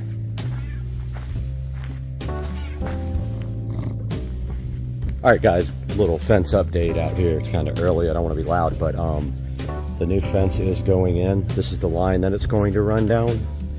And then right here, it's going to cut across with a gate. And then my neighbor eventually will go over to his house with that. But the fence runs right down this line. You can see it here up against this post. My neighbor eventually will remove all this. And then these are the old posts, which I did a lot of the fence removal. They did a lot of the post removal. Runs down here to the pond, and that's where it stops. And then, what did they do with the old bulkhead? Oh, it's right down there. Okay, so I'm gonna have to trim that up. So that's where it stops on that side. Of course, there's the water.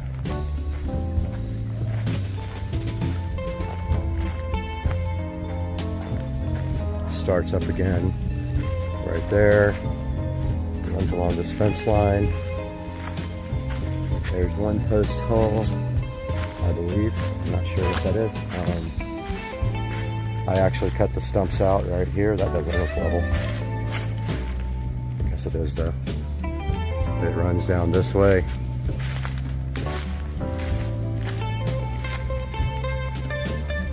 Looks like we might lose a little bit of land here to make it straight. Runs right down here.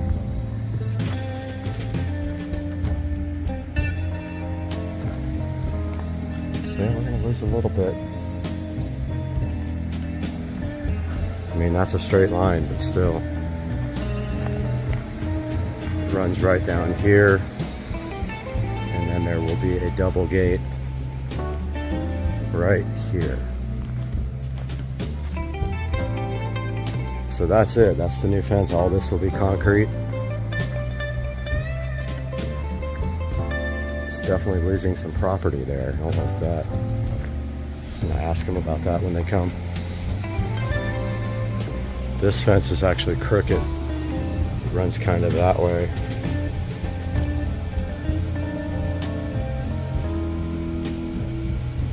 Yeah, I'm not sure. Hopefully they come on an angle.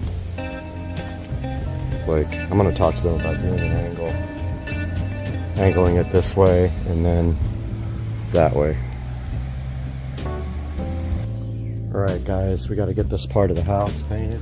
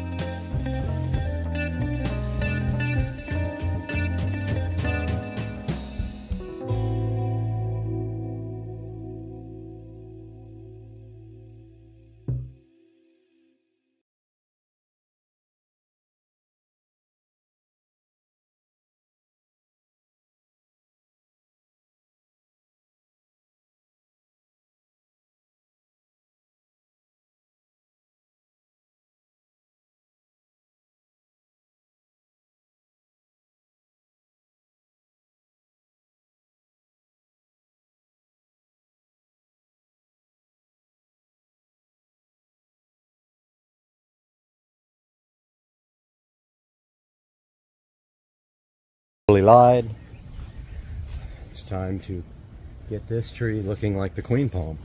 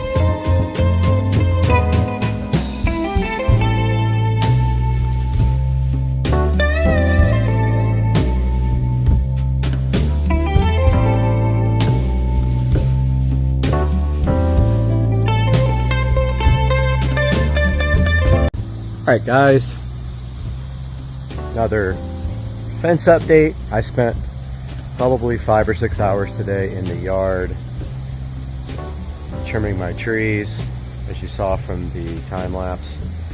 So that's what the fence looks like on that side. There's going to be a gate right there. I'll probably take a lot of that tree out, and it runs all the way down there,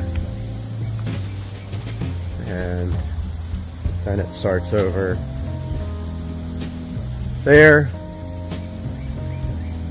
I trimmed all those palm trees up, by the way. They look awesome. And it runs all the way to there, just to give you guys an update. I'm asking them to push these further back because they're too far this way. I want them to be up against that fence.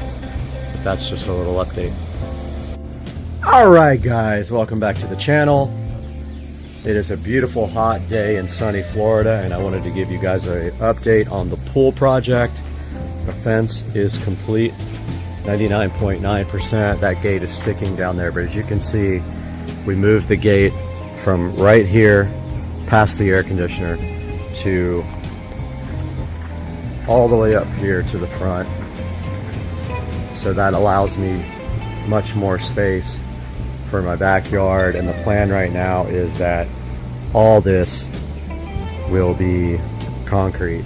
All this is coming out, and then I will be able to put a shed right here for a golf cart or any other thing that I want, and that will go right there. So everything from there all the way up to this little garden here, which I might end up getting rid of this plant because it's kind of like takes up a lot of space for no reason, and just keep this guy. So not sure. It's a cool plant, but it's right in the way of everything, and I'm not sure that I want that. But this can stay, this guy. These pavers are actually getting replaced. They got stained during construction, and then they tried to fix them, and they actually ruined them with acid. But this is the fence. This is my fish pond, and the fence goes all the way down here to the water. I also just completed the complete redoing of my outdoor electrical. So I pulled all the most of the existing wiring up, redid all the wiring from there where my pool equipment is. It all runs underground. I just put in these LED string lights from Walmart mainstays, which I will link in the description. They run the entire length of the fence all the way down here. I'll keep showing you what I've done. Also put a power box in there. It was already on the fence, but I moved it to the tree and created a little power plate for the back. I ran the string lights down there, back where they were before on the dock, or on the bulkhead, so they run all the way down the bulkhead here. I pulled out also all of the 110 volt, meaning the wall powered spotlights, because they tend to cause issues when it rains. They reset, the GFCI, so I got rid of as much of the 110 as I could, but these bulbs do run off of wall power. These guys here are low voltage. You can see them in my landscape lighting video, which I'm probably going to have to update now, but the dome light, or the bulb lights, run all the way up the bulkhead. There are some spotlights as well that shine in the water. There's alligator right there. Right there. There are actually 4 in here right now. 4 gators. There's another one way back in the back. So yeah, here is my power box for the dock,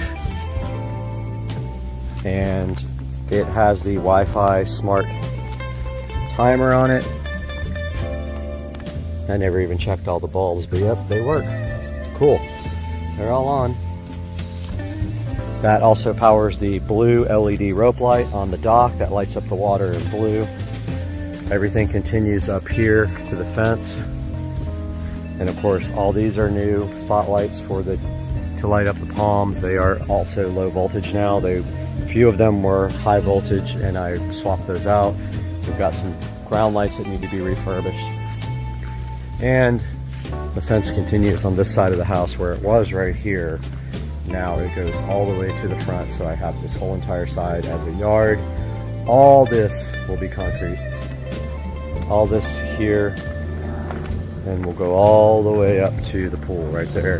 This will remain mulch right here. That will concrete. All this will be concrete. All this will be rocks, river rock, and will be refreshed. All that mulch down there will be refreshed as well. So yeah, guys, that is the little fence update. Little huge fence update. $7,500 worth of fence update. And that is going to do it for now. I hope you guys are enjoying my pool project. We are still dealing with the pool. They have filed a warranty claim for the surface because there are some splotchiness, so the pool company has filed a warranty claim with the company that did the Pebble Tech. So they're going to try to be acid washing it inside the pool, and if they can't get it to work like that, they will drain the pool and re-acid wash it. Guys, have a good day, and I'll see you shortly. Footage video, and you can see right here on our channel analytics we have 314,000 views in 28 days, 2.3 thousand hours of watch time, 13,000 subscribers. We only made that much money. That is the true amount of money that I made on the channel. There is no hiding the fact that that is what happened this month. So guys, please show your support for Supercar Street Racing. Go ahead and like and subscribe. Like every video. Subscribe to the videos. Click the bell icon so you know when I'm live. And go ahead and buy all of your favorite Amazon products through the affiliate links. But why don't you start with this nice Xbox Series X 1TB digital edition. There will be a link in the description for you to click through. Now we have to get out of here. We have to go. We have to get out of here. We're going to this place.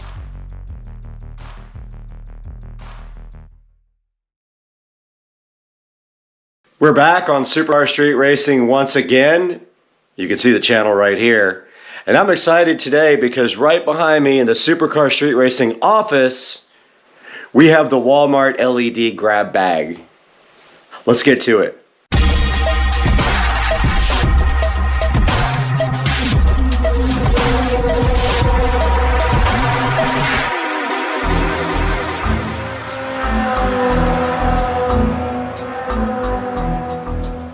We're back after the holidays on Supercar Street Racing. I hope you and your family had a great holiday. And it is the new year. December has passed us and we are in January of 2024, if you can believe it or not. Supercar Street Racing channel grew a lot in 2023, and I hope that we can continue this growth. And today we're gonna start the year off with this Walmart LED grab bag. Now, I had no idea that Walmart had cheap LED stuff, and when I went in there yesterday to kill some time, I found all this stuff and I thought you guys might be interested in it, so I purchased a few things here that we're gonna jump into today. Right in front of me here is the Walmart LED grab bag. Now, some of this stuff I have never seen before. Some of it obviously is available from other sellers online. However, it was pretty cheap. I would compare it easily to Prime, except that it is way faster. Walk in, grab it, leave. So what we start with in this bag is the 2-pack of LED puck lights from Walmart. Now this is for the Supercar Street Racing storage shed, nothing more. We'll get these opened up and see what they are like. Now they do use 6 AAA batteries, I'm guessing 3 per unit, and there were 2 kinds in there, and these were actually the more bright ones with the most lumens, 100 lumen brightness each. Let's get these unboxed and see what they're all about. These are the Great Value LED puck lights. I want to say they were just a few dollars, maybe like, I don't know, $5 or something. And I'm assuming that the batteries are in them because there are no batteries in the packaging. And they were that easy to take out. And if you see right here and right now, they do have sticky stuff on the bottom. All right, so that is what is inside. And actually you have to pull the tab to let the battery work correctly. And now we have the cool daylight light of the Walmart LED puck light. And let me kill the lights in the office. And there is exactly what one of these lights does, and it is very bright. You can see right here, this is enough light to light up a small closet or an area like that. Pretty cool for a few bucks. I know these are quite common, but we will go now and install them in the Supercar Street Racing shed before it gets daylight. Headed out to the Supercar Street Racing shed where we will keep it quiet because it is 6 a.m. and I'm sure my neighbor is asleep. And you can see we have the Govee Pro permanent lights on warm white.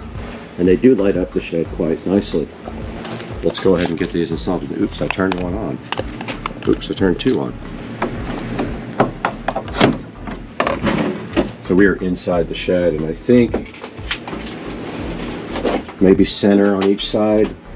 There is actually a round thing up here that looks like it was made for this. And that one is on. Nice. However, I do have power out by the dock that I can run over.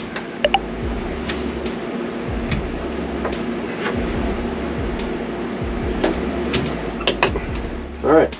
Only problem being is that they're so high that they're hard to get to. But I can tiptoe and get to them, so that is fine. Now there is the SCSR shed lit up so nicely that I want to do that permanently, however, so we'll figure out getting power out here. Back in the Supercar Street Racing office after we installed the puck lights in the Supercar Street Racing shed, and next up on the list, which is a necessary must, is going to be these little USB wall charger adapters from Walmart. I think they were a couple of bucks each. You will need these because when you get all these lights, they will require some type of USB power source or a computer or laptop or anything that has a USB plug. Let's get these unboxed and see what they look like up close. All right, we got the on wall charger here, packaged very appropriately so people don't steal them from Walmart. And they just are little black pucks with little fold out plugs like that with a little LED light on the front. Believe it or not, as many of these as you get, things are not including them anymore. Pretty crazy. They stopped including them with phones. They give you a cable only now, which is a complete ripoff. But these are the on USB power adapter. The power hole for the USB device is on the side. So keep that in mind if you buy these. They're nice and compact, but the side thing has the power adapter for it. And we're gonna need these for our project today. So this is the on, connect on 2.4 amp USB wall charger / power adapter, providing 5 volts to your USB equipment. Moving next to the LED grab bag, which I'm thoroughly enjoying. I love this stuff. This is like my thing. You know that if you guys seen my house. So let's grab in here randomly, and we have the Hdmi LED Colorworks wall lights.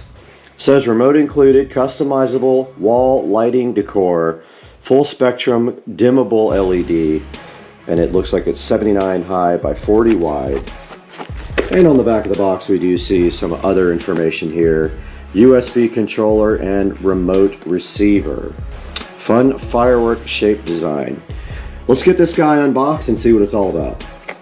Alright, the Hdmi or Zumi LED Colorworks wall lights. Let's see what's up in the side of this box. I'm curious about these. Alright, so there is a standard foil LED packaging. Wow. It looks kind of complicated. It's got all these different plugs on it. And then the single black plug. And apparently you unfold it. Let's see. This is interesting. Look at all the white plugs on the end. All right, let's get this thing unraveled. I am interested in how this works. Wow. I am mind blown by this thing. Guys, it's just literally, you have to create this yourself. And they all plug into this main guy here. It literally has like 10 LED strips with little plugs on the end, and you have to arrange them on your wall. And looks like it might be difficult to make it actually into a shape here that you would have to measure between each LED to get it perfectly round, like on the front of the box here. So this one gets power, and then on the actual unit itself, you will see a power indicator. This is where the long one goes. So you do it just like this on the wall. This would be in the center, and then this long LED strip would connect to the bottom where the little indicator is here. So you have to do the design yourself, and it seems like this might look sloppy because if you can't get it perfect, it's not going to look right. It's marked here as power, and it simply plugs in, and they are keyed. You can't do it incorrectly. But that is the section that goes down in the picture. So if you're looking at the box, it would be this bottom section here, and that's what provides power to the unit. This is the remote control that's included with the ColorWorks LED wall lights. That's what it looks like on the front with all the controls. We have our on power adapter here. Here's our USB receiver, controller. It is keyed one way, it cannot go any other way. And we can see power to our LED light, and then we have a bunch of different controls on here. Now I'm just playing with the controls here to see what some of these things do. There's a speed up and speed down button, I believe.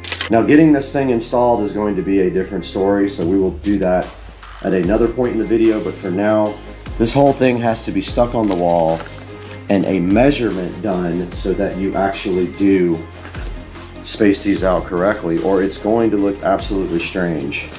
Next up on the list, we've got the Monster RGB light bar right here, looking so fresh and fly. And in this Monster LED light bar, there should be a pair and a remote control. Let's get this thing unboxed and see what it's all about. Monster LED light bar unboxing here. And taking a look at the box, it does say multi-position, and it's got a picture of it and shows you that it does come in a 2-pack, a double pack of Monster light bars.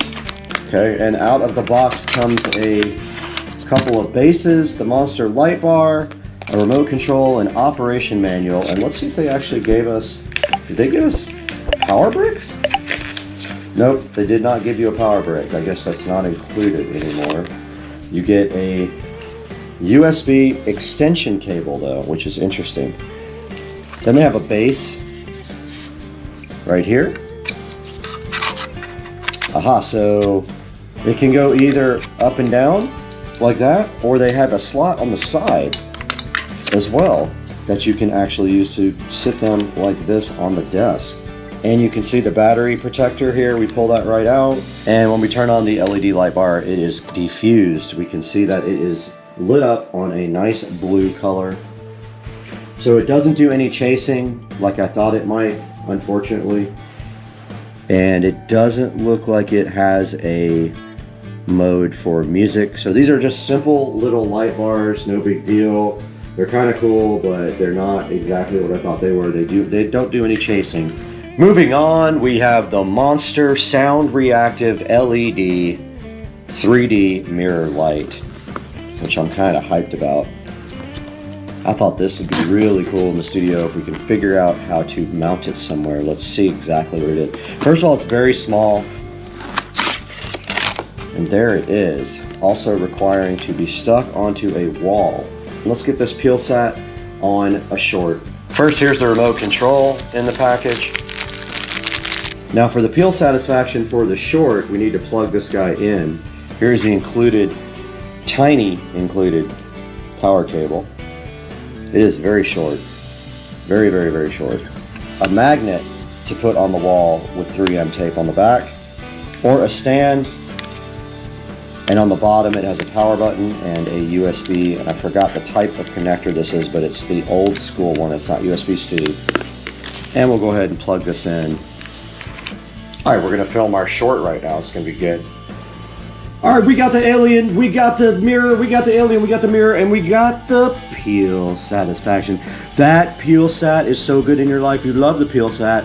And then look at this. Look how good it peels with the alien and the pure satisfaction. This is easily, so far, my favorite thing that we bought. I might have to buy another one of these. These are awesome. I love this thing. I'm gonna have to go buy 2 or 3 more of these guys. For as cheap as they were, I wanna say they were like $9, let's see, $7 for this thing, man, and it's got this remote control, and you can cycle through the auto. Dang, this thing's legit. I love this thing. For as cheap as that was, you gotta admit that's really cool. I love it. I just realized also one cool feature, this thing is actually rechargeable. I pulled it out of the power source and it was still working. I was like, wow, that's pretty cool. So yeah, this thing recharges via this power cable. Pretty neat. Okay, next up on the list, we have the light up marquee box called a color box, which I'm kind of hyped about. Very cool. This could actually go into the home theater room or next to the home theater room. And basically you get an LED box. It's from Zumi, like the other one. 144 pieces. I believe it gives you letters. It looks huge on the box, but I'm sure it is as big as this box. Look at all the emojis here. And you get the remote control. And this guy was not very expensive. I have the receipt right here from Walmart. $7 from Walmart. Not bad. Let's get it opened up and see what it's all about. And there is the actual box. And it does come with a long USB Type-C cable. Looks like C on one end and A on the other end. And another remote control to add to the 100,000 remote controls that we already have at Supercar Street Racing. Checking out the LED light up marquee box, and this is what you get inside of it. You get a whole array of letters and emojis. You get a lot of stuff with it. All right, looks like you get 2 sets of letters and 2 sets of numbers and emojis, which is actually pretty awesome. I'm hyped.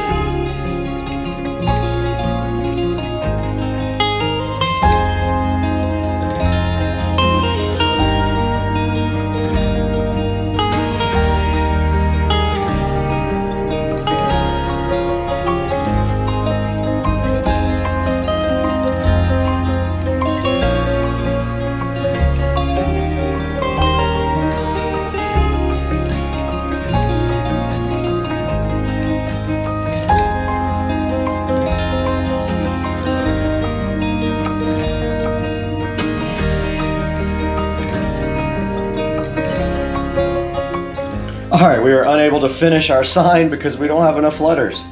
But we do have some cool emojis. Let's see what we got here. How about a strong emoji? Well, I'm going to go online and see if you can order extra letters for this. Alright, I did locate the letters for this. I'm going to go ahead and order this letter kit. It's got a lot of other cool things like red letters and all that stuff. I'm going to go ahead and get that ordered right now. You can see I had to fake the E because I'm out of E's, but I just ordered a whole set of marquee letters for this that will be here on Thursday. You do see 2 of the keyhole mounts here, so I don't think it'll be an issue to put some screws into the foam in the studio and hang it like that because I want it behind where I do live stuff. Alright, so you can see here the standard remote does the same thing as all of these other guys do, and fade is what I like, so I will probably leave it on that. And that is what the LED marquee light looks like. Standard remote does all the same thing. You can pick a color, do strobe, do fade, any of those things on the marquee light. These are also available on Amazon. I'll link them in the description. Out here in the 4K production studio, looking so fly and fresh, and we have successfully mounted most of the lights out here. And the first one is right here, missing all the letters, but we will have them tomorrow. We ordered them tomorrow, the next day they'll be here. So we have the marquee right here. It's going to say Supercar Street Racing, and when we are live, you can see it'll be right behind me there. And then over here in the center at the top, we have the nice, cool LED mirror, and I have successfully run the power behind the wall and down over to power. So we have that looking really cool up on the wall. Then we have the light bar over here doing its thing on that corner. And then we have a light bar under here doing its thing on that corner. So guys, we have successfully installed the LED grab bag, minus the big star things. I can't put those in the studio because they need a flat surface to adhere to, but we are in the studio and it looks amazing. And now let's take a look at all this stuff on Amazon. Guys, welcome back to the Supercar Street Racing 4K production studio. You got Brad here. Happy to have you back, and today we have a whole mess of Walmart LED lighting that we picked up for cheap when I was there trying to kill some time the other day. Now the first thing that we have up here is the Amazon Basics LED puck lights that we put out in the Supercar Street Racing storage shed. They are $8.68 on Amazon.com, and you can see them right here. And so they're about the same price at Walmart. I think I paid a couple of dollars less. They have a 4-star review here, so go over to that page and pick them up. All the links will be in the description for all of these things that we're talking about today. Next thing we have is just your basic USB power brick. Now it's just a little tiny little 5-volt adapter. You need those for all of these lights unless you're plugging them into a computer or something with a built-in USB plug like the Amazon TVs up here. They are 3 for $7.99, so they are actually cheaper than at Walmart. So pick them up here. The link will be in the description also. Here is a similar light to the one that we found at Walmart that has the LED strips that go out and then the one that goes down to power. Now, I just will advise you, you have to build this. It doesn't come as a built structure. The best thing would probably be to do is get some sticks, cut some flat sticks off almost like rulers, and then arrange them in a certain direction and then stick the LED strips to them so you get them completely straight and laid out the way you want it. You could build your own little thing and then put all your lights on there. So just be aware you can get those cheaper at Walmart. Next thing we have is these basic little monster RGB lights. They don't have great reviews because they don't really do much. There's not a lot to say about them. They light up and they fade between the lights, but nothing amazing whatsoever. They were 3.6 review. Now the coolest thing that I thought was in the whole thing was the 3D monster rechargeable multicolor mirror light. It is right here up on the wall as you saw in the video, and this thing is awesome. It has a magnetic mount on the back, and I just stuck the magnetic mount to the foam with glue, and then I stuck it right up there, and it is rechargeable, which is very cool. That is $24.99. It is quite a bit cheaper on actually at Walmart than it is on Amazon. So pick it up at Walmart or click through my link in the description. And the last thing is this cool little marquee box that you see back here with the Supercar Street Racing name incomplete because we ran out of actual letters to do this with. So I have ordered extra lettering from Amazon. A link will be in the description to this guy right here. So go ahead and pick one of those up for yourselves. And guys, always click through one of my links if you're buying anything on Amazon. It doesn't matter if it's the one that you need, the product you need or not. If you click through any of my links, it will give me just $1 or $2 when you purchase your products. Go ahead and leave a comment right now, like and subscribe, and hit the little bell icon. And guys, we absolutely have to get out of here. We got to go pay the power bill of $1 million for so many LED lights.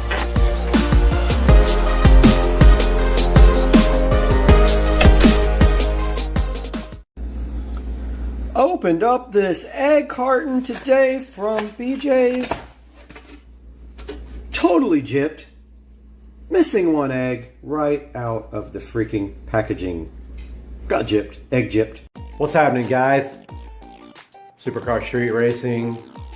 been a really long time since my last upload. So here's what's been going on since the last time that I posted, which was back in February or March. It's been a very long time.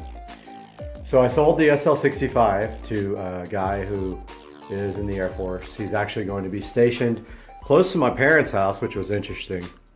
And so since that time, I've been looking for cars. I looked at Toyota Supras, Nissan GTRs, E63S AMG. Still got my hat here for dedication. So I did find a vehicle, and I made a deal with someone, and I will be picking that car up on Friday. I am driving to Virginia in a one-way rental car and to pick up my new vehicle.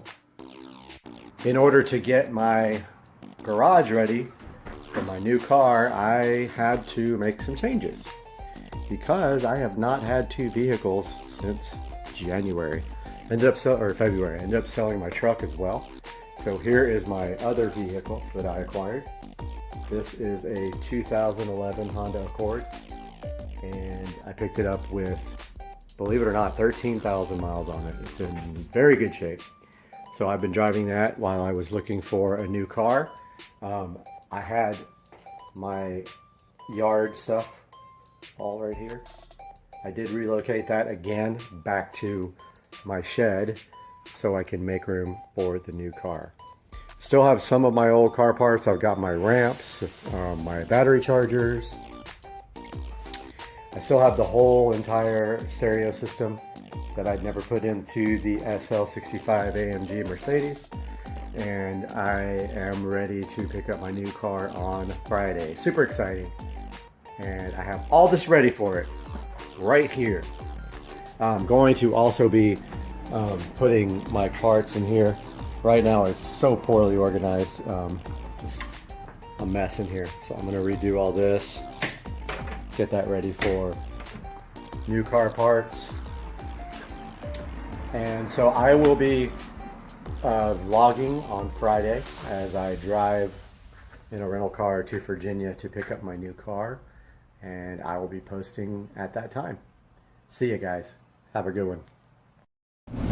Yeah, this one is way faster. Exactly too faster. Might as well upgrade. All right, guys, welcome back to Supercar Street Racing. We're out here in Studio A once again, and today we're checking out something a little different, but still seriously cool. This is the brand new Samsung S26 Ultra. I got it right here in my hands. I hope I'm one of the first in the country. Maybe not, but here's the S26 Ultra right here. And now, you know, every year Samsung tries to push the limits with cameras, performance, and battery life. And this year they went all in again with this. So in this video, we're going to break down the specs. We already unboxed it for you. We'll show you that. We're going to run some serious benchmark tests like Geekbench and 3D Mark and see if this thing is actually worth the hype. We also have my S24 Ultra right here as well. We're going to transfer everything from that to this and then start doing the arduous task of getting all the apps and all the logins back on the device. So let's get this started today. We're in Studio A. I'm super hyped for the S26 Ultra on Supercar Street Racing. Roll the clip. Welcome to Second Car Street Racing.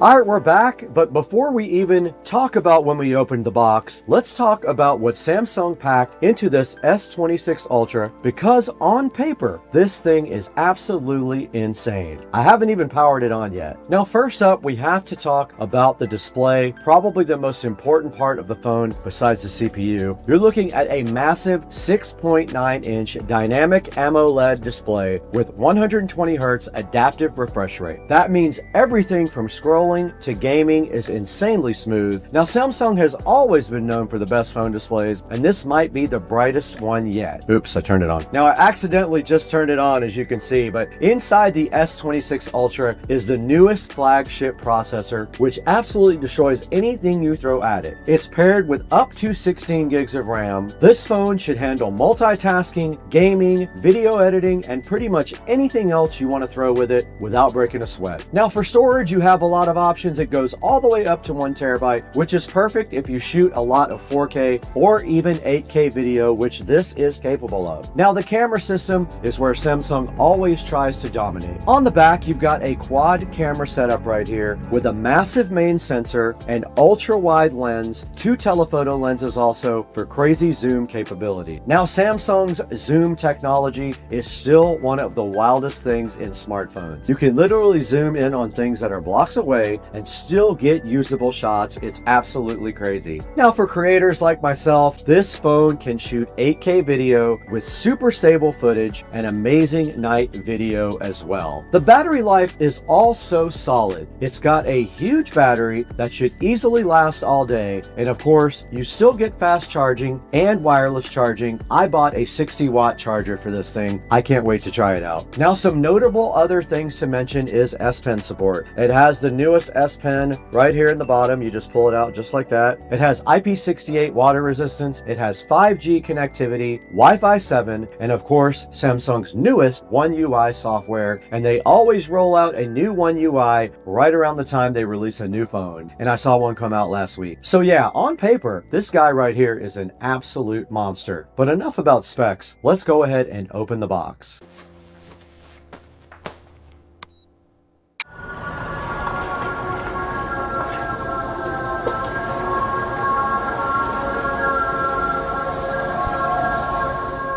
This is the brand new Galaxy S26 Ultra right in front of me here. Check out the stylish box right here. There's not a whole lot on the box. It just says Galaxy S26 Ultra, and it's got kind of an artsy display of the phone itself and the cameras on the back of the phone. On the side of the box and the back of the box, there is not a whole lot either. Just some information about the S26 Ultra there, and that it's in recycled packaging, and then on the side it says Samsung. Nothing on the top, and on the bottom just all the relevant IMEI numbers and all that. So all we have to do right now is proceed to unboxing this phone. All right, to get this phone unboxed, we first have to pull these little tabs on the back. One tab there down, and we just pull the other tab simply like that, and it does allow us to unbox the S26 Ultra. And checking it out, the back has a very, very cool look. It is white. It's got 2 cameras there, 3 cameras there, and I think the flash right there. Wow, what a cool looking phone. Notice the bezel is very thin all the way around the phone. Nothing on this side whatsoever. You can see right here, completely empty on that side. On that side, we have our typical buttons, nothing really on top, and on the bottom, we have a peel satisfaction for the screen itself. We have our USB Type-C. It looks like we have our SIM tray there. It looks like we have our S Pen right there, which does just come directly out just like that, which does have a button on the side there. And that is about it. There's nothing else left in this box. Now on this side of the box, on this side, we have a nice package here. We have a SIM card removal tool. We have a quick start guide here in different languages. We have a nice USB Type-C cable, and that is it for what is inside of the Samsung box. There's nothing inside this is a spacer. That is all that came with the Samsung S26 Ultra. And that's it for the unboxing of the S26 Ultra by Samsung.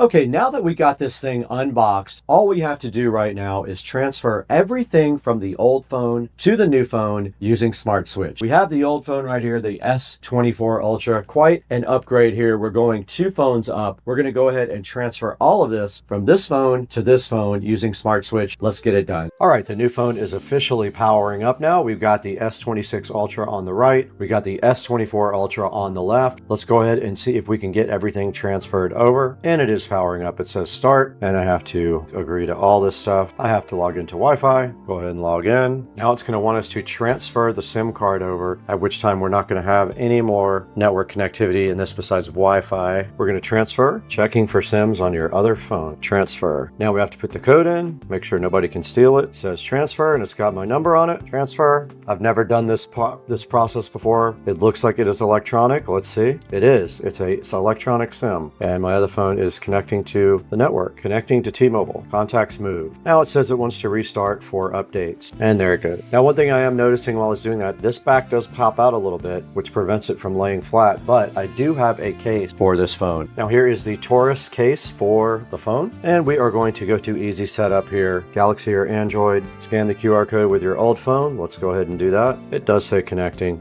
And I do have to put in my PIN, connecting to Wi-Fi. Let's go ahead and get our new case out of the box. Looks pretty cool. Check it out. It's got a stand on the back as well. Allows the phone to sit up and be looked at like they tilted up right towards you. Getting account info. It's going to copy my apps and my data over. And here we go with the transfer process now. While we're doing that, we can put our new face on. Fits perfect. And now the lenses are flush and it sits flat. This one is scanning for stuff on this device. It's at 45%. Okay, we asked it to transfer everything that it could, so it is now transferring everything from the S24 Ultra to the S26 Ultra. All right, the new phone is all set up, and we're going to go ahead and run two popular benchmark tests. First up is Geekbench. It measures the CPU performance, so it tells us how powerful the processor inside this phone actually is. Okay, we're all done setting up the new phone. Everything was successfully transferred over, and we went ahead and ran Geekbench. You can see it right here side by side. The S24 got 2172, the S26 got 3612, that's on single core. The S24 got 6716 on multi-core, and the S26 got 10,608. Now let's go ahead and run 3D Mark.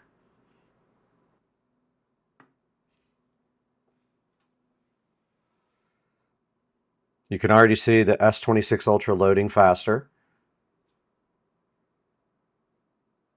And it looks like it's getting around 135 frames per second, about 80 per second over here on the S24 Ultra.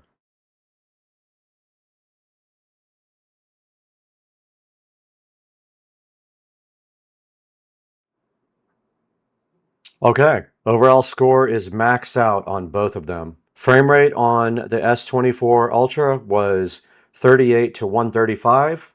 On the S26 Ultra, 91 to 209. So there's a comparison of both devices. Single core scores are extremely high, which means everyday tasks like opening apps, scrolling, and browsing the web will feel insanely fast. Multi-core scores are also impressive, which is great for heavier workloads like video editing or gaming. Now let's move over to 3D Mark. 3D Mark focuses on GPU performance, which basically tells us how good this phone is at gaming and graphics. So performance-wise, this thing is exactly what you'd expect from a flagship. It's ridiculously fast. So whether you're gaming, editing video, or running a bunch of apps at one time, this phone can handle it. Alright, so after checking out the specs, the design, the unboxing, and running some of the benchmarks, what do I think about the Samsung S26 Ultra? Honestly, it's what you'd expect from Samsung's top-tier phone. You get an incredible display, one of the best camera systems in any smartphone, ridiculous performance, and a huge battery that should easily last all day. If you're someone who loves mobile photography, gaming, or just wants one of the most powerful smartphones available, this thing is definitely worth looking at. Samsung continues to push the limits every year, and the Ultra line keeps getting better and better. Now at the end of this video, we're also going to show you some real video and photo tests from the camera. We're going to continue to test this offline and check the battery life and real world performance, so there may be a video coming up soon to follow up on all this. So stay tuned right after this segment for real video and real pictures from the S26 Ultra. And if you enjoyed this video, make sure you smash that like button, subscribe to Supercar Street Racing and Second Car Street Racing, and turn on notifications so you don't miss future reviews, tech videos, and some crazy adventures. Thanks for watching. I'll see you in the next one. Now on to the live video and real pictures from the S26 Ultra. Yeah, this one is way faster, exactly 2 faster. Might as well upgrade. Okay, this is 8K video on the S26 Ultra. 8K video, it will be down sampled to 4K. However, I am going to upload this directly to YouTube as 8K so you guys can see exactly how this looks in my yard and in my pool with all the leaves. This is 8K on the S26 Ultra at 24 frames per second. I have it 24 frames on purpose to be cinematic, and that's how it looks on the S26 Ultra.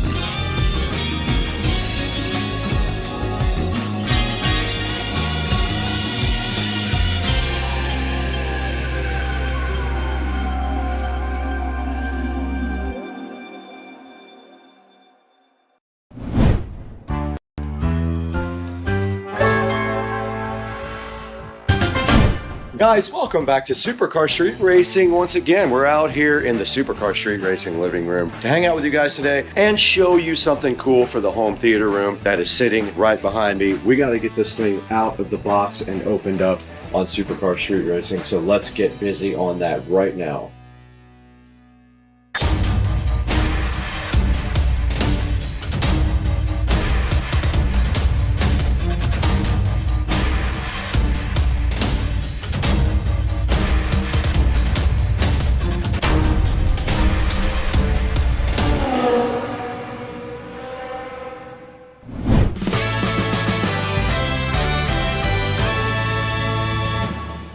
Welcome back to Supercar Street Racing, guys. You got Brad here once again, and today we have a piece of furniture sitting right here, so fly and so fresh for the home theater room. Now, we are going to get this thing out and into the theater room real quick, and then we're going to get it unboxed and built. I have not looked at it yet, so I don't know what it's going to take to build it. This might take an hour, it might take 5 minutes, who knows. It's supposed to be exactly what I need for my entertainment center in the theater room for the new Marantz Cinema 50 and all the other gear that goes in there. So why don't we do one thing right now? Let's get this thing over into the theater room and get it unboxed and see exactly what it's going to take to build. What do you guys think?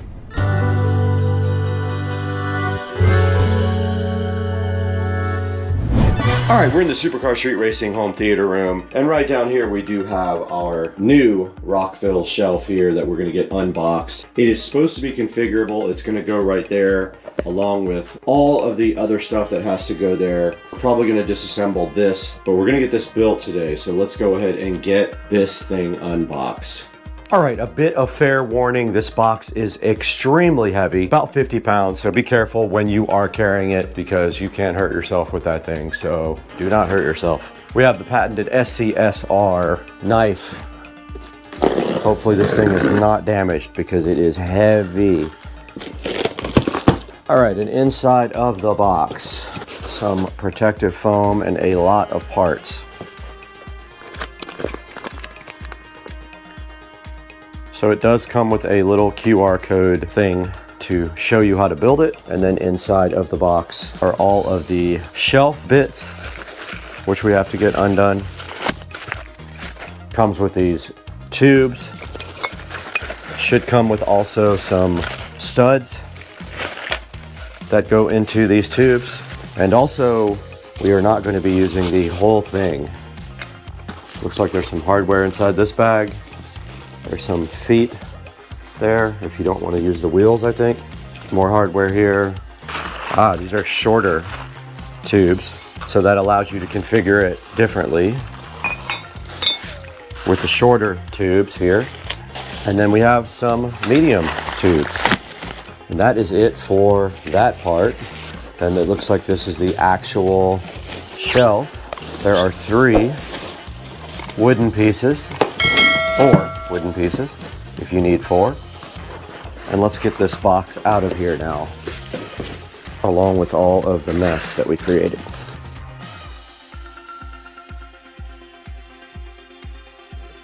All right, also in the box was this bag of hardware. Let's see what's in here. Okay, looks like these are pointy things if you want to put this in the carpet. You have pointy connectors at the bottom for feet if you don't want to use the casters that they provided. And then in this box should be the studs. Yeah, so these are all of the studs that go between the shelves. Here are the actual shelves. Now I got the wood, not the black. I wanted a different look. Now notice these have holes. We're not using all these. We don't want to be that high. We have a center channel speaker coming. This one also has a hole. Ah, okay, so this one is different. This one has small holes. I'm assuming this would be the top. So our goal here is to get this as short as possible and only have 2 shelves. So we need enough space for the Marantz at the bottom. Looks like that spacer will do it. We also have a runner for the bottom here we're gonna put in. So I guess let's get all this disassembled here so we can actually work. We're gonna be throwing away a lot of stuff if I didn't already.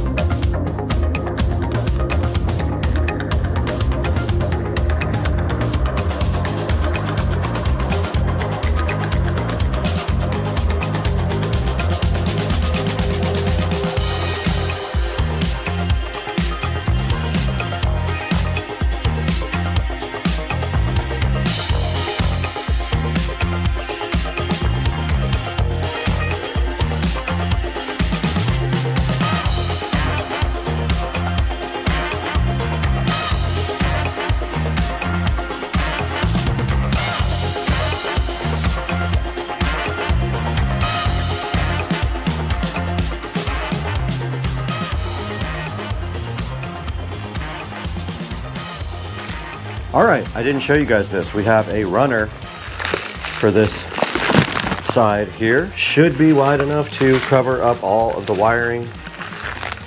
There's some instructions inside here on how to open it, how to use. Ooh, it's shaggy. Cool. That's actually cool. I didn't know it was shag. This is perfect. Check out the rug guide. This is awesome. This is so cool. All this is for is to hide wiring.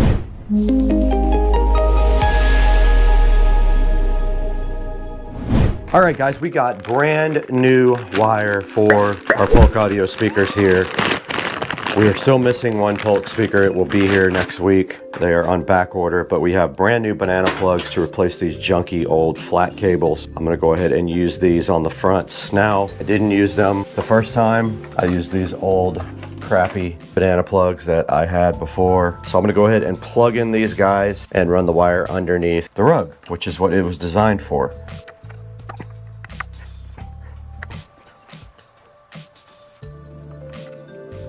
Yeah, so we have these pre-made cables, which are awesome. You don't have to worry about making them yourself.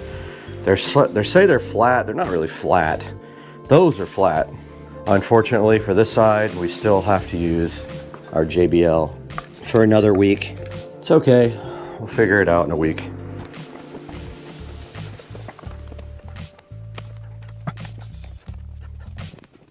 It's going to show just a tiny bit on both sides. We will take care of this one when we actually get our new Polk Audio speaker.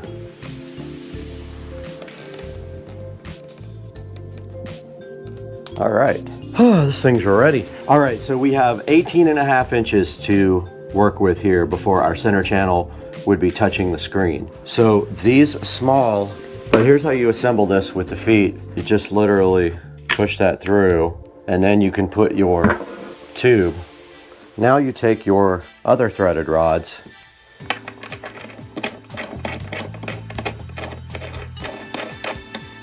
screw them in to the shelf legs all the way. Grab your second shelf there.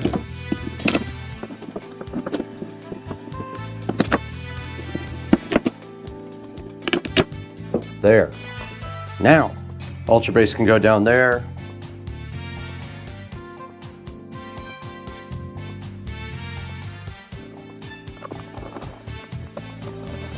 these were bent. The mounting is bent on these, so don't know what's gonna happen now. All right, and then to finish it off, you get these. The holes aren't big enough. Okay, huge problem here. The holes in the top shelf are not big enough for the screws to fit through. So I have to drill them out. So to finish this off, you just put the screws in, but take some advice from me. Never tighten anything until you're completely done.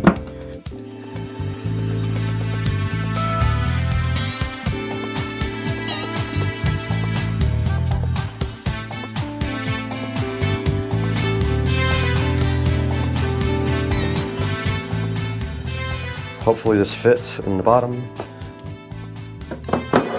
It does, just like that. Perfect. Push it back so I can wire it. Marantz goes here, center channel here, and then I just have a couple little things to put in after that.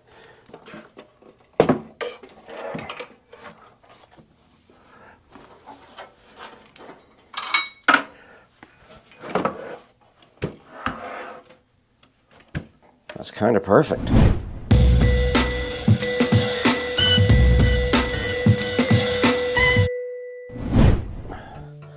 Okay, so wiring this is not going to be too bad. A lot of the stuff will be hidden under the rug. I'm going to order new cables for this guy. I'm going to go ahead and order some really nice cables for this actually. These go to the wall, power.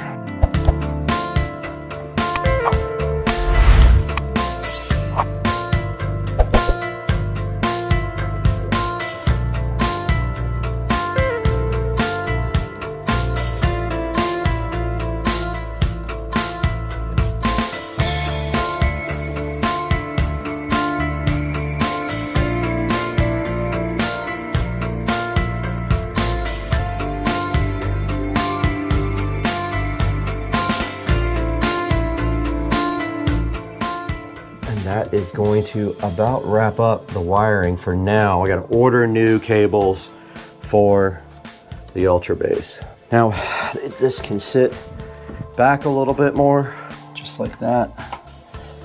Aside from the center channel, this project is done. The center channel is going to sit nice right there. It is 7.5 inches. So if I did my math right, we have plenty of space, and it actually will hide all of these plates back here, which I'm hyped about. I did forget to hook up RCA cable there. I'm gonna order something for that too. Now we just gotta clean this mess up.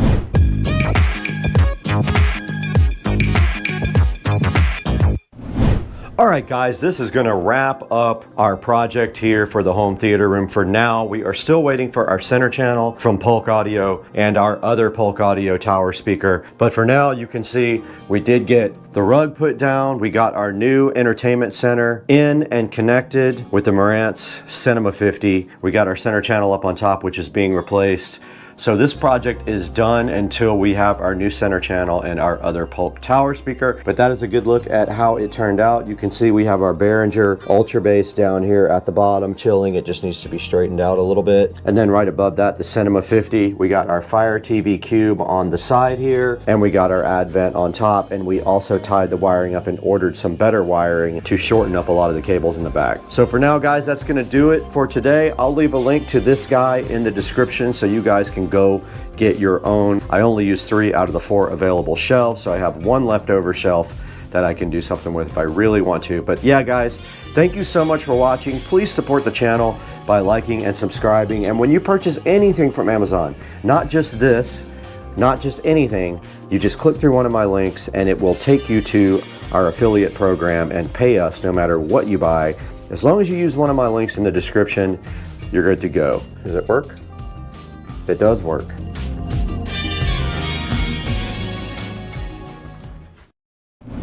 All right, Ace Windows and Doors is here today, and they are going to be installing my brand new door and my brand new viewing window. That's all coming up today. Stay with us. You're going to love this. It's going to match the garage now. Hang out.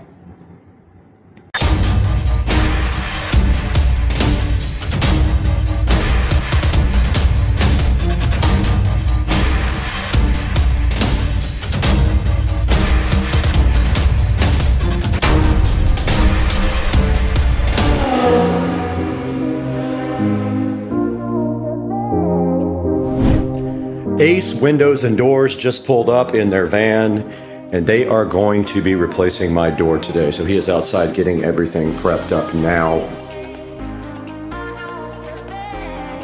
Okay, the installer is prepping to install, and you guys will watch him while he does it.